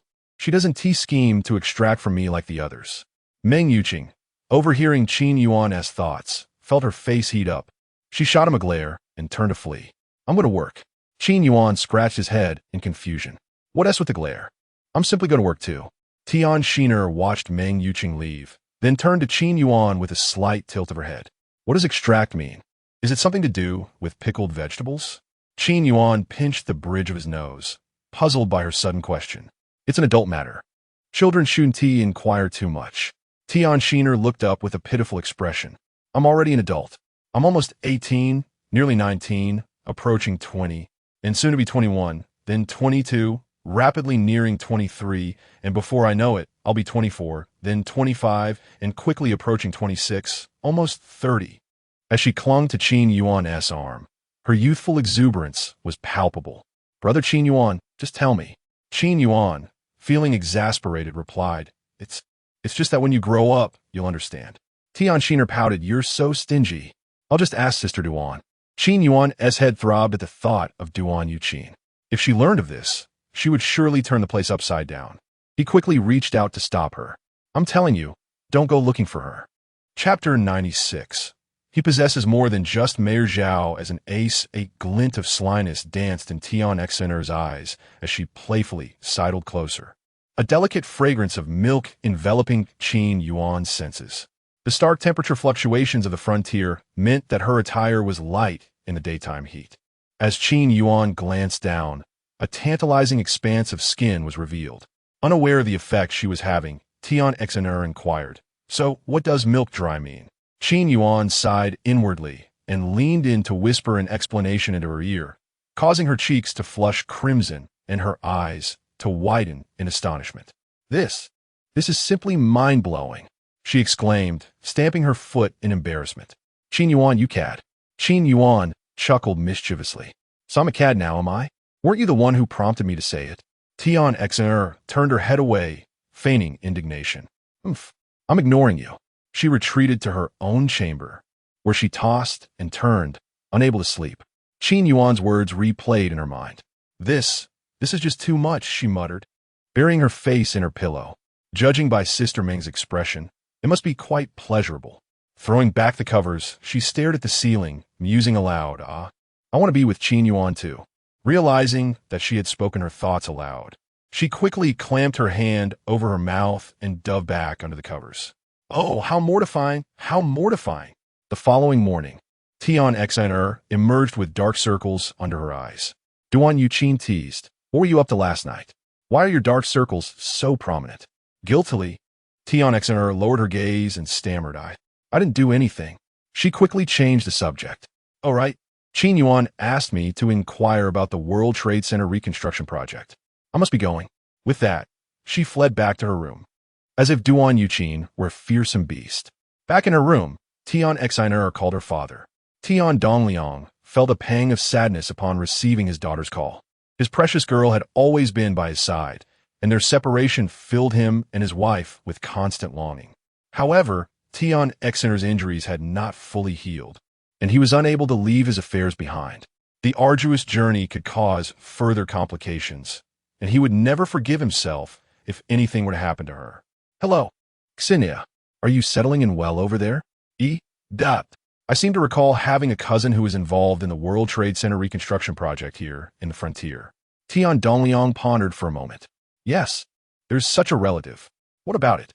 Tian Xiner hesitated before asking. Qin Yuan wants to bid on the project. Dad, could you ask them to sell it exclusively to Qin Yuan? Please? Tian Dongliang was a cunning fox in the business world, but a doting father at heart. His resolve melted whenever his daughter pleaded. Despite knowing that she was doing it for that rascal Qin Yuan, he couldn't help but soften. All right, leave it to Dad. Come back as soon as you're healed. I won't pressure you anymore. You can do whatever you want, eat whatever sweets you desire, and go wherever you please. As long as you're safe. Tian Xiner offered a sweet smile. Thank you, Dad. That evening, Qin Yuan returned home. Tian Xiner skipped and leaped into his arms. My dad has agreed. We're sure to win the bid this time. Qin Yuan instinctively caught her and gently pinched her cheek. Thank you for your efforts. I'm sorry to trouble you while you're still recovering. I'll send you back home as soon as you're well. Tian Xiner pouted at his words and placed her hand over her heart. Oh, I'm in so much pain. Only a kiss from Qin Yuan can make it better. Qin Yuan sighed. That little imp. On the day of the bidding, the atmosphere was lively and bustling. The Brahma Society, aware of Qin Yuan's interest in the project, refrained from participating. However, several prominent families from the frontier region were present. The sight of the Azure Heaven Society members in their signature black robes and garments caused many to lament the inevitable outcome. With the Azure Heaven Society here, is there any need to even consider the results of the bidding? Qin Yuan and Meng Yuqing also arrived on the scene. From afar, they observed a middle-aged man in black robes and garments, his face concealed by a mask embroidered with golden patterns, being escorted by a throng of black-clad figures. The intricate and opulent design of his attire suggested that he held a higher rank than any of the other black-robed individuals Qin Yuan had encountered. This must be Qiu Laogui. Simultaneously, Qiu Laogui noticed Qin Yuan. Few had managed to gain an advantage over Long Aotian, but Qin Yuan was one of them. Qiu Laogui took the initiative to approach him and extend his hand. Qiu Laogui, acting president of the Azure Heaven Society. Qin Yuan smiled and shook his hand. Qin Yuan. He was surprised to learn that Qiu Laogui was only the acting president, not the Grand Elder. Qiu Laogui was quite pleased with his new position. In the past, he would have been more cautious, as Long Aotian possessed formidable strength and was a disciple of Xing Tian. Xing Tian's choice of name for Long Aotian indicated his hopes that the latter would inherit the Azure Heaven Society. Although Qiu Laogui had seniority, the position of president was not guaranteed. However, Long Aotian's recent setbacks in Snow Capital and his failure to secure Mr. Side had fueled Qiu Laogui's ambitions. He seized the opportunity during the previous unrest to seize the position of acting president. His only regret was that he had been unable to discover who had purchased the World Trade Center, despite extensive investigations. Otherwise, he could have used the World Trade Center as a base to expand outward. However, the situation was not entirely bleak. Securing the reconstruction project around the World Trade Center would eventually lead him to the person who had purchased it. He intended to discover who had dared to defy the Azure Heaven Society. Having previously informed Mayor Zhao, his presence at the bidding was merely a formality. He had not expected to encounter Qin Yuan there. Could it be that Qin Yuan was also interested in the reconstruction project around the World Trade Center? I've heard so much about you, Mr. Qin. You are truly young, promising, and dashing. Qin Yuan found it difficult to compliment the masked face before him. He offered a polite greeting. You flatter me. In that instant, Qiu Laogui realized that Qin Yuan possessed no internal force. He could not understand why Long Aotian had been unable to deal with him. Qiu Laogui's expression turned arrogant. Mr. Qin, you may be disappointed. The Azure Heaven Society is determined to secure the reconstruction project around the World Trade Center. Qin Yuan remained nonchalant. I'm just here to observe. I've heard that the bidding process here is quite exciting, and I wanted to broaden my horizons. Qiu Laogui nodded, his tone haughty. Indeed, you should come here to learn something. He had initially regarded Qin Yuan with some respect, but now that he had confirmed that Qin Yuan possessed no martial prowess and was accompanied only by a cold, beautiful woman whose strength was only slightly above average, he no longer considered him a threat. Money alone was not enough to compete with him. Before the bidding commenced, many individuals approached Qiu Laogui to curry favor and establish connections. With Mr. Qiu's presence here, it seems there's nothing left for us to do. Indeed, is that newcomer from out of town also hoping to bid? You're overthinking it. How could someone like him possibly outbid the Azure Heaven Society? Moreover, the acting president of the Azure Heaven Society is here. Success is practically guaranteed. I'll bet $1,000,000 that the Azure Heaven Society will win this time. A hint of smugness flickered in Qiu Laogui's eyes. He reveled in the flattery. Qin Yuan smiled, unfazed by the negative predictions. He possessed more than just Mayor Zhao as an ace. Chapter 97. Bid results. Old Ghost Qiu sat in the audience, brimming with confidence as he handed over the bidding documents. He had already conferred with Zhao Buju beforehand. The outcome of this bidding was evidently in favor of their Aotian association. Recently, Long Aotian had been attempting to make contact with Saad, aiming to reclaim the agency rights of Aotian association. Only by acting faster than him could one secure the position of the association's president. In his view, Qin Yuan was hardly a threat. He could not fathom that Zhao Buju would dare to defy him for Qin Yuan. After the proceedings concluded, several individuals departed. 3 days later, the bidding results were announced. Old Ghost Qiu was at headquarters, anxiously waiting for the invitation letter, which had yet to arrive. Frowning in impatience, he urged his secretary to investigate the delay. Logically, the invitation should have been delivered by now. Why was it taking so long this time? The secretary, covered in cold sweat, realized that the announcement of the bidding results had already been disseminated. The invitation that should have been sent had not yet arrived, indicating that something was amiss. The crowd exchanged glances, none daring to confront Old Ghost Qiu's wrath. He recalled Qin Yuan's calm demeanor on the day of the bidding, a sense of unease creeping into his heart. Their subservient expressions only fueled his anger. He kicked the nearest secretary, infusing the action with internal energy. The secretary was sent sprawling, too fearful to utter a word. It seemed he would endure a few more months of pain. The secretary, trembling, was evidently accustomed to such treatment. Useless bunch. Not a single one is competent, Old Ghost Qiu muttered as he opened his computer to check the results personally. Upon seeing the name that emerged during the announcement period, Qin Group, his eyes widened in disbelief. How could this be? How could it possibly be Qin Yuan? Zhao Buju actually dared to disobey his orders. Recalling his smug expression at the bidding site, he felt like a fool, especially when he remembered Qin Yuan smiling serenely before the crowd. In retrospect, it seemed more like a mockery of him. The others in the building, witnessing Old Ghost Qiu's demeanor, dared not breathe, fearful of becoming the next target of his ire. They were also curious about what result could incite such fury from a man over 50. The secretaries stole glances at the computer screen, where it boldly displayed the winning company, Qin Group. They were momentarily stunned. What was happening? Why was it Qin Group? Shouldn't it have been their own Tian company under the Aotian Association? After all, Old Ghost Qiu himself had attended the bidding, particularly since the Fantian Association had not participated. How could they have possibly lost?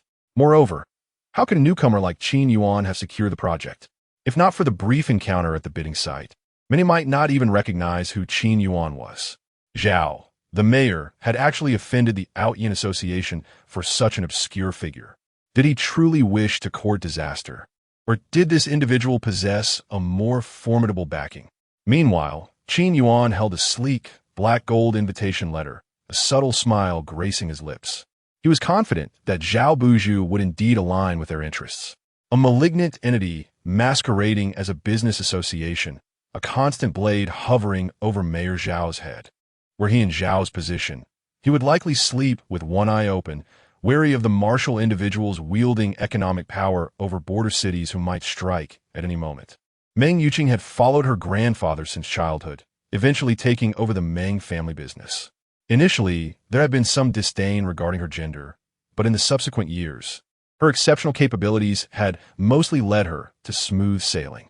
She had never been the one to suffer cold treatment. It was always others who felt the chill. Reflecting on the bidding site and the sycophantic faces around her, Meng Yuqing let out a cold laugh. The new energy project was nearly complete. For now, She would delegate it to Duan Yuqin and focus on this new endeavor. Qin Yuan glanced at her, a flicker of admiration in his eyes. This was the Meng Yuqing he knew, strong, proud, and utterly unyielding. However, thoughts of Duan Yuqin troubled him. Could that young lady handle the new energy project effectively? Moreover, Uncle Duan was quite concerned about her and had been urging her to return. They would need to find capable individuals for future tasks. Qin Yuan pondered whether to inquire with the system about potential management talents from Long Aotian's side to recruit a few. Regarding Meng Yuqing's intention to take over the World Trade Center project, Qin Yuan was not entirely supportive. With the plot already in disarray and given old Ghost Xiu's temperament, he doubted she would be able to escape unscathed. Who could predict whether old Ghost Xiu might target her? The Aotian Association would not let matters rest easily. Was she certain about this course of action? Meng Yuqing smiled slightly, determination gleaming in her eyes. I am sure. The new energy project can be entrusted to Duan Yuqin for now. Do not underestimate her. After all, she is a highly talented individual who has studied abroad and has successfully managed several projects in the Duan family. She should be capable of handling the already established new energy sector. As women, although Meng Yuqing and Duan Yuqin did not see eye to eye, Meng Yuqing understood her well enough. She knew Duan Yuqin would never easily leave Qin Yuan's side, whether in the borderlands or elsewhere, as long as Qin Yuan was present. She would be there too, particularly when Duan Yuqin insisted on accompanying them to the border. Meng Yuqing had already realized that Duan Yuqin's feelings for Qin Yuan were no less than her own. As they discussed, Tian Exener approached, her eyes sparkling as she ran towards Qin Yuan. Brother Qin Yuan, have the bidding results come out? Qin Yuan affectionately ruffled Tian Exener's hair, genuinely viewing her as a little sister, adorable and endearing. The results are in, and I owe you my gratitude for your assistance.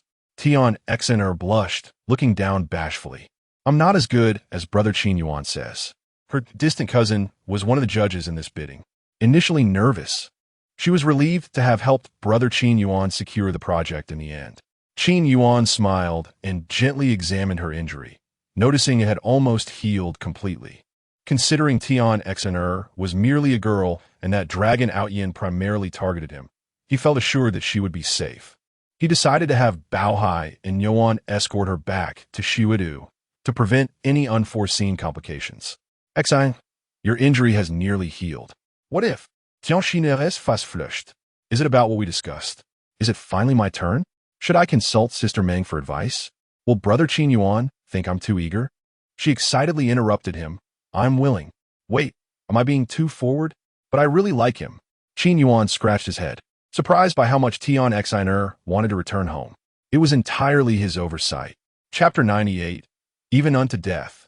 I shall remain by your side. Qin Yuan tenderly caressed Tian Exiner's head, a gesture of remorse. Forgive me, I have been remiss in considering your feelings. Perhaps we should depart tonight. I shall inform Yuan and Bao Hai to escort you back to Snow Capital. Qin Yuan then struck his forehead in realization. Ah yes, she is still attending university. No wonder she is so anxious. My apologies, Qin Yuan has been preoccupied lately and has neglected your academic pursuits. Tian Exiner's eyes widened, tears welling up rapidly. She gazed at Qin Yuan, her eyes brimming with sorrow. Qin Yuan was bewildered. Why these tears? What has transpired? Could it be that Tian Exiner is reluctant to return to her studies? Ah, I comprehend now. Tian Exiner has never been apart from Uncle Tian since childhood. She must be longing for Uncle Tian and Aunt Tian. Behold, the child is weeping with yearning for her parents. Tian Exiner stamped her foot in vexation. How could she broach such a delicate matter directly with him? Qin Yuan, you cad, she exclaimed, turning abruptly and retreating to her chamber. Slamming the door shut with a resounding thud, she collapsed on her bed, sobbing into her pillow. Qin Yuan scratched his head, glancing at Meng Yuqing, who was stifling a chuckle. What ails Tian Exiner? Meng Yuqing shook her head. Though she harbored affections for Qin Yuan, she acknowledged that Tian Exiner's and Duan Yuqin's feelings for him were no less profound than her own. With a sigh, she suppressed the pang of sorrow in her heart. You shall discover the truth this evening. Qin Yuan's eyes lit up with sudden comprehension as he observed their veiled demeanor. Has Tion Xin commenced her menses? I have heard that women tend to be more irascible during this period. Meng Yuqing was amused by his deduction, observing his air of enlightened understanding. She refrained from divulging the truth. Cupping Qin Yuan's face in her hands, she playfully massaged his cheeks and said with a smile, "How utterly endearing you are." The warmth of her touch melted away his confusion, leaving Qin Yuan's mind reeling. That evening, Tion Xin composed herself. Qin Yuan was intent on sending her back to Snow Capital, but she was loath to part with him. Once she departed, who knew when she would have the opportunity to see him again? With the perilous presence of Long Aotian looming and the menacing nature of the individuals here, what if Qin Yuan were to meet with an unfortunate incident? She must remain by his side, even if it meant facing death. She must demonstrate her resolve to Qin Yuan. If Sister Meng and Sister Duan could do it, so could she. Tion Xin mustered her courage and knocked on Qin Yuan's door. Qin Yuan opened the door, assuming she was unable to sleep due to abdominal discomfort. He glanced down and beheld Tion Xin clad in a pink camisole dress, her hair adorned with 2 pink ribbons, her large eyes fluttering, and her small mouth slightly agape. She was already the most voluptuous and adorable among the women. Now, her attire accentuated her youthful countenance and ample bosom, making her all the more captivating. One could not resist the urge to hold her in one's hands and caress her. Qin Yuan swallowed hard, averting his gaze. He cursed his unruly libido. She was currently experiencing her menses and had only recently come of age. To take advantage of her would be a despicable act. Qin Yuan steeled his resolve and ushered Tion Xin into the room without suspicion. He reached out and gently massaged her abdomen. "Are you unable to sleep due to stomach cramps? Does this provide some relief?" Tion Xineres fas flushed crimson. His sudden gesture startled her, causing her to emit a soft shriek. Feeling the warmth of his hand on her abdomen, the words she had prepared vanished from her mind, escaping her lips in a barely audible whisper. Please cease. Qin Yuan, do not do this. I am not. Without hesitation, Qin Yuan placed a blanket behind her for support. He then wrapped the scantily clad Tion Xin in a plush blanket, transforming the delectable beauty into a veritable caterpillar. Having completed his task, Qin Yuan could not help but feel a sense of smug satisfaction. "I'm truly a warm-hearted gentleman. No need to thank me. Does this provide some comfort?" After all, Tion Xin had contributed to the bidding process, both rationally and emotionally. Qin Yuan could not stand idly by while she was in distress. Tion Xineres fas d'arconnet. She wriggled free from the blanket. Good heavens! She was not experiencing her menses at all. Why couldn't Qin Yuan comprehend her feelings? Tion Xin glared at Qin Yuan, striving to adopt a serious and solemn demeanor. "Qin Yuan, cease your jesting. I'm not experiencing my menses. I have come to you with a matter of importance." Qin Yuan was taken aback. "Then why did you suddenly burst into tears?" Xiang Xin felt helpless. If only she had consulted Sister Meng beforehand to learn how she had captivated Qin Yuan. Why did their interactions invariably devolve into juvenile banter when she desired a more mature connection? Very well, I shall clarify the matter first, she thought. "Qin Yuan, I do not wish to return to Snow Capital. I desire to remain with you. Were we not already together?" Qin Yuan inquired. "Xian Sina a shukia hit. I mean as adults." She hastily added, "Rest assured, I am aware of Sister Meng's and Sister Duan's affections for you. I do not demand to be your only love.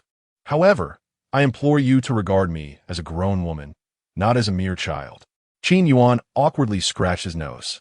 "In truth, I do not perceive you as a child. You are my—" He caught himself just in time. "Sister." He had narrowly avoided divulging his true feelings. Tion Xin's eyes gleamed with hope. "Woman?" Suddenly, she was struck by a realization, and her head drooped. Her voice tinged with disappointment. "Daughter?" Observing Qin Yuan's reaction, she instantly understood that her suspicions were confirmed. Tion Xin glared at him, her anger now palpable. She had anticipated that Qin Yuan might view her as a younger sister, but she had never imagined that he would consider her a daughter. No wonder his gaze was always so affectionate whenever they conversed. "Daughter, you regard me as your daughter. I shall demonstrate my prowess to you this very instant," she declared, summoning her courage and leaning forward with her eyes closed, bestowing a fleeting, butterfly-like kiss upon Qin Yuan's lips. I'm not your daughter. We share no familial ties. The soft touch, accompanied by a milky fragrance, left Qin Yuan flustered as he self-consciously touched his lips. I understand, he mumbled. Aotian moved closer, her eyes sparkling with mischief as she rubbed her tender cheek against Qin Yuan's. However, if you truly wish to be my father, it is not entirely out of the question. Aotian knelt down, gazing at Qin Yuan with a pitiable expression.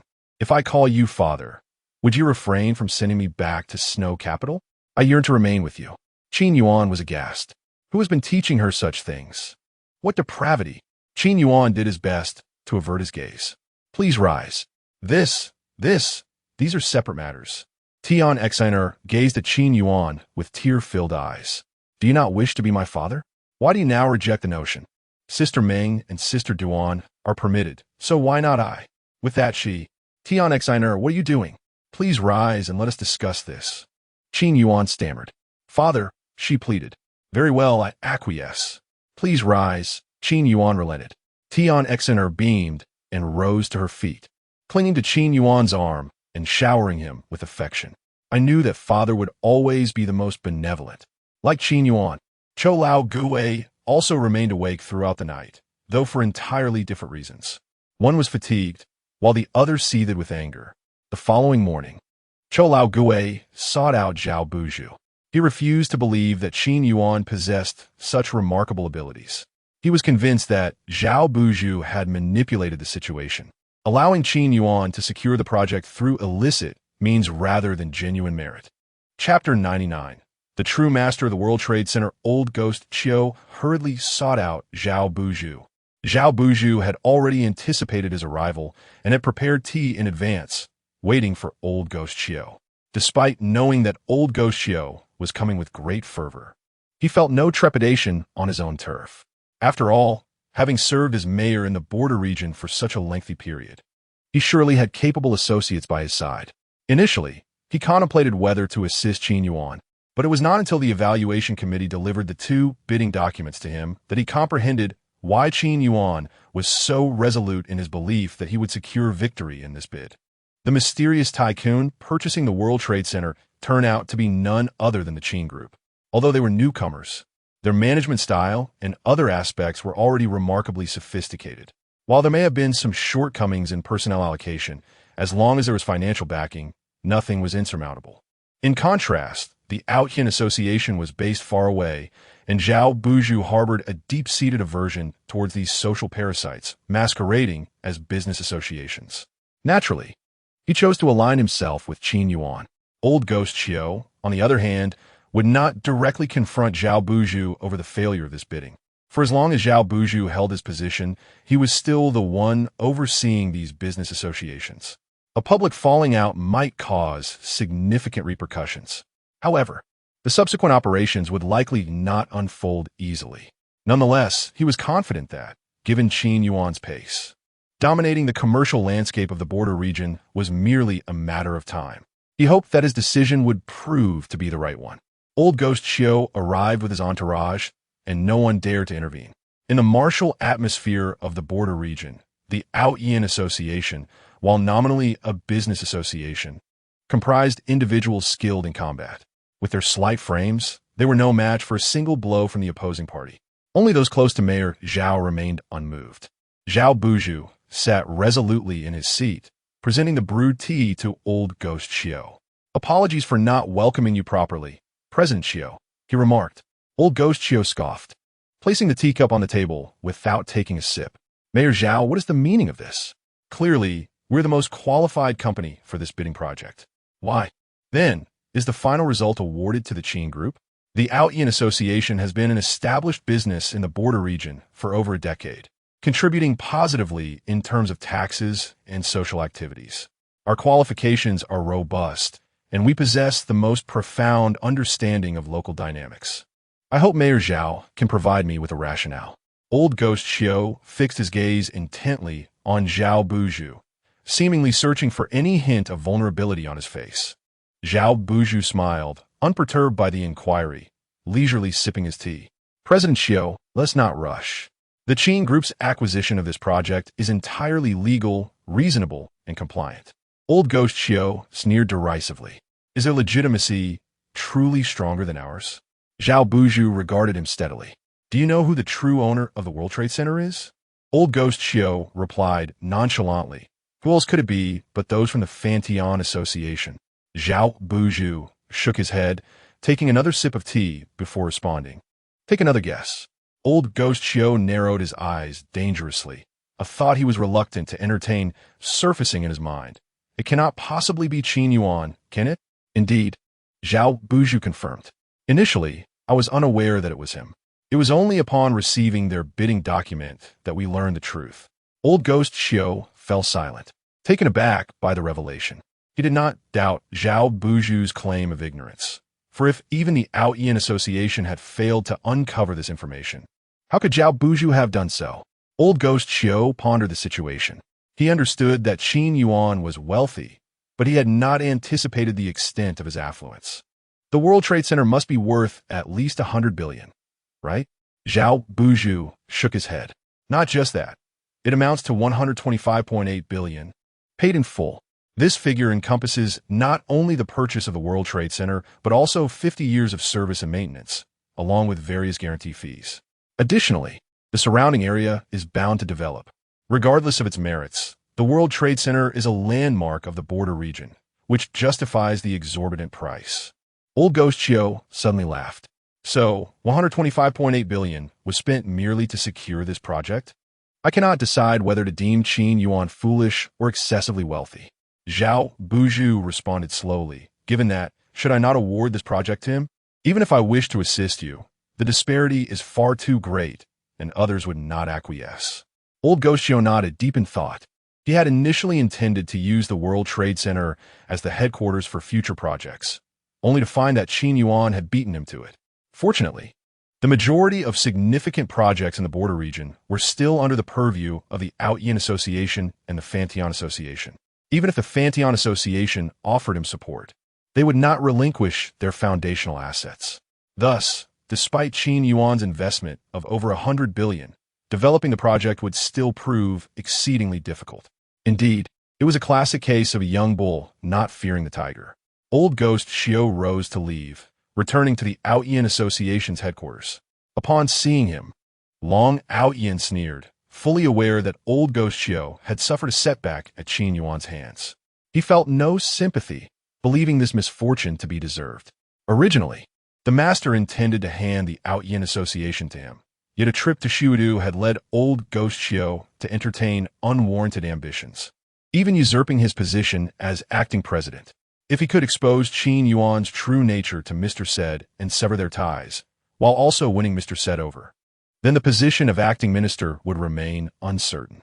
Moreover, with his master by his side, he had no reason to fear Old Ghost Xiao. What is the matter? Acting president? Are you anxious because you failed to secure this bidding? Old Ghost Xiao felt a flicker of murderous intent rise within him at these words. It had been a long time since anyone had dared to speak to him in such a manner. However, in front of the crowd, he would still afford Long Aotian some measure of respect. After all, the true president, Xing Tian, was merely in seclusion, not deceased. For now, he could not afford to offend anyone too deeply. Old Ghost Xiao forced a smile. Do you know who the owner of the World Trade Center is, young master? Long Aotian scoffed. Who else could it be but those from the Aotian Association? Is Qin Yuan, Old Ghost Xiao revealed, close to 126 billion. Paid in full. Long Aotian's eyes widened in disbelief. How could it be him? Even for the Aotian Association, it would be somewhat challenging to produce such a sum at once. How could the Qin family be so generous as to provide him with that much money? Recalling Mr. Said, Long Aotian suddenly understood. It must have been Mr. Said who provided the funds. He had not anticipated that even the acting president's direct involvement would fail to secure the deal. In that case, it would be prudent to contact Mr. Said as soon as possible. Old Ghost Xiao smiled. The outcome now rests in your hands, young master. As he observed Long Aotian, a glimmer of disdain flickered in Old Ghost Xiao's eyes. That fool, Qin Yuan, had managed to outmaneuver him time and again. Long Aotian was indeed unfit to assume the position of president of the Aotian Association. After some contemplation, Long Aotian acknowledged that the Aotian Association was founded by his master. For the time being, he would have to rely on old Ghost Chiu, the acting president. Unable to restrain himself, he offered a cautionary reminder. Qin Yuan is not as easy to manipulate as you might think. Be wary of falling into a trap of your own making. Chapter 100. A windfall falls from the sky while one sits at home, old Qi chuckled, displaying an exceptionally amiable demeanor. Naturally, he expressed his gratitude for the young master's reminder. Long Aotian recognized that his words would likely fall on deaf ears. So he chose to disregard him and focused on contacting Mr. Side. Fortunately, after concluding his affairs, Mr. Side finally consented to meet with him. Long Aotian set off towards Mr. Side's residence, a villa resplendent in opulence. The lights illuminated the grand space, and the servants moved about with meticulous efficiency. Mr. Side had resumed his previous elegance and affability, donning a bespoke suit and gold-rimmed reading glasses. He held a book in hand, exuding an air of old-world aristocracy. Upon seeing Long Aotian, he offered a slight smile, his demeanor calm and welcoming. Long Aotian approached with a respectful yet assertive posture, determined to apologize for his previous transgressions in the borderlands. Mr. Side waved his hand dismissively, assuring him that it was of no consequence and urged him not to take it to heart, patiently awaiting the young man's next words. Mr. Side understood that Long Aotian's visit could not merely be a simple apology and was curious to discern his true intentions. Long Aotian breathed a silent sigh of relief and articulated the purpose of his visit. The foster son you recognized in the borderlands, named Qin Yuan, is not as innocent as you might believe. He is a cunning and ambitious scion. Mr. Side nearly chuckled aloud. Could one truly conflate ambition and guile with the notion of a scoundrel?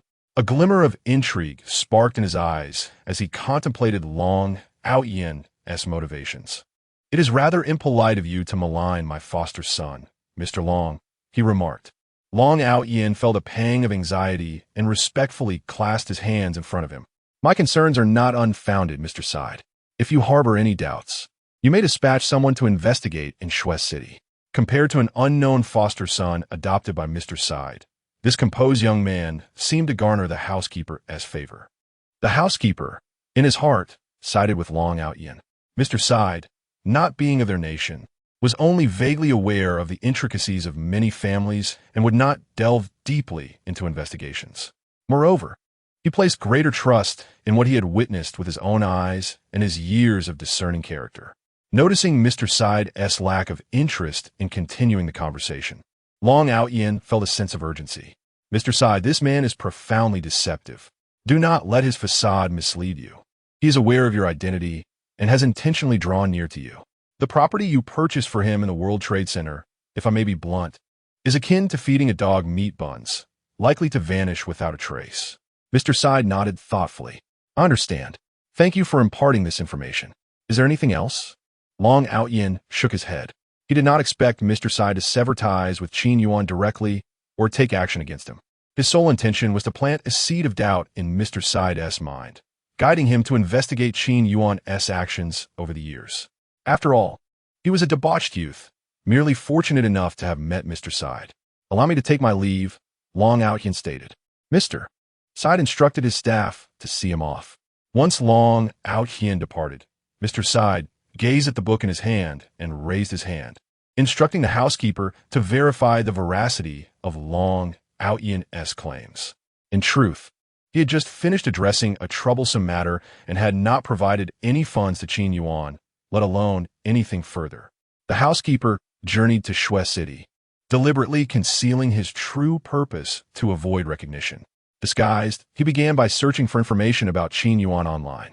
Among the top results were headlines such as, Qin Yuan acts heroically, Qin Yuan survives an assassination attempt, Qin Yuan, a business prodigy, and Qin Yuan, a pillar of commerce. As he scrolled further, he indeed found traces of a wayward youth. Though the most egregious actions seemed to be his relentless pursuit of a female CEO over the past 3 years. Aside from that, his mischief appeared relatively minor. After grasping the situation, even the housekeeper found himself impressed. In the incident involving medicinal herbs, Qin Yuan had genuinely invested his own funds, rallying those around him to contribute as well. This seemingly naive individual, having squandered 2 years in folly, was now redeeming himself.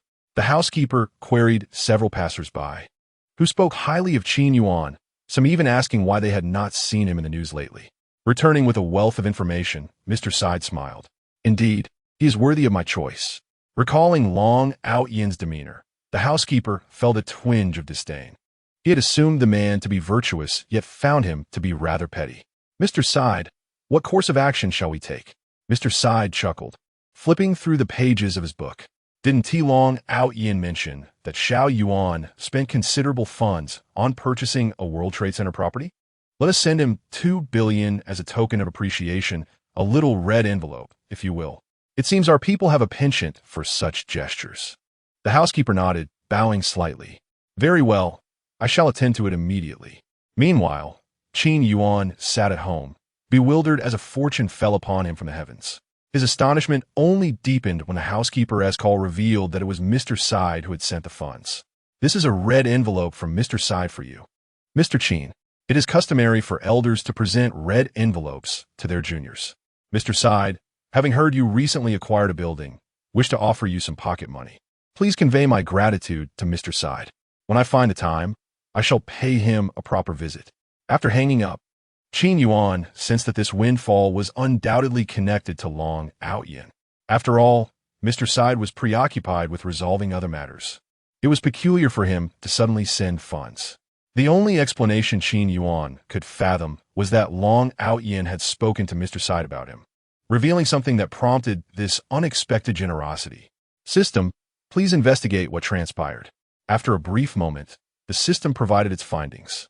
Qin Yuan was left both amused and incredulous. This was utterly surreal. He had presumed that Long Aotian would present himself favorably before Mr. Side, given his protagonist aura. Instead, he had implied his own inadequacies, instigating Mr. Side to investigate on his own. Shui City was his territory, and with his father's protective nature, how could he possibly conceal his transformation? Qin Zhengguo would be eager to announce to everyone in Shui City that his son had turned over a new leaf. Meanwhile, Long Aotian, upon learning the news, was seething with frustration.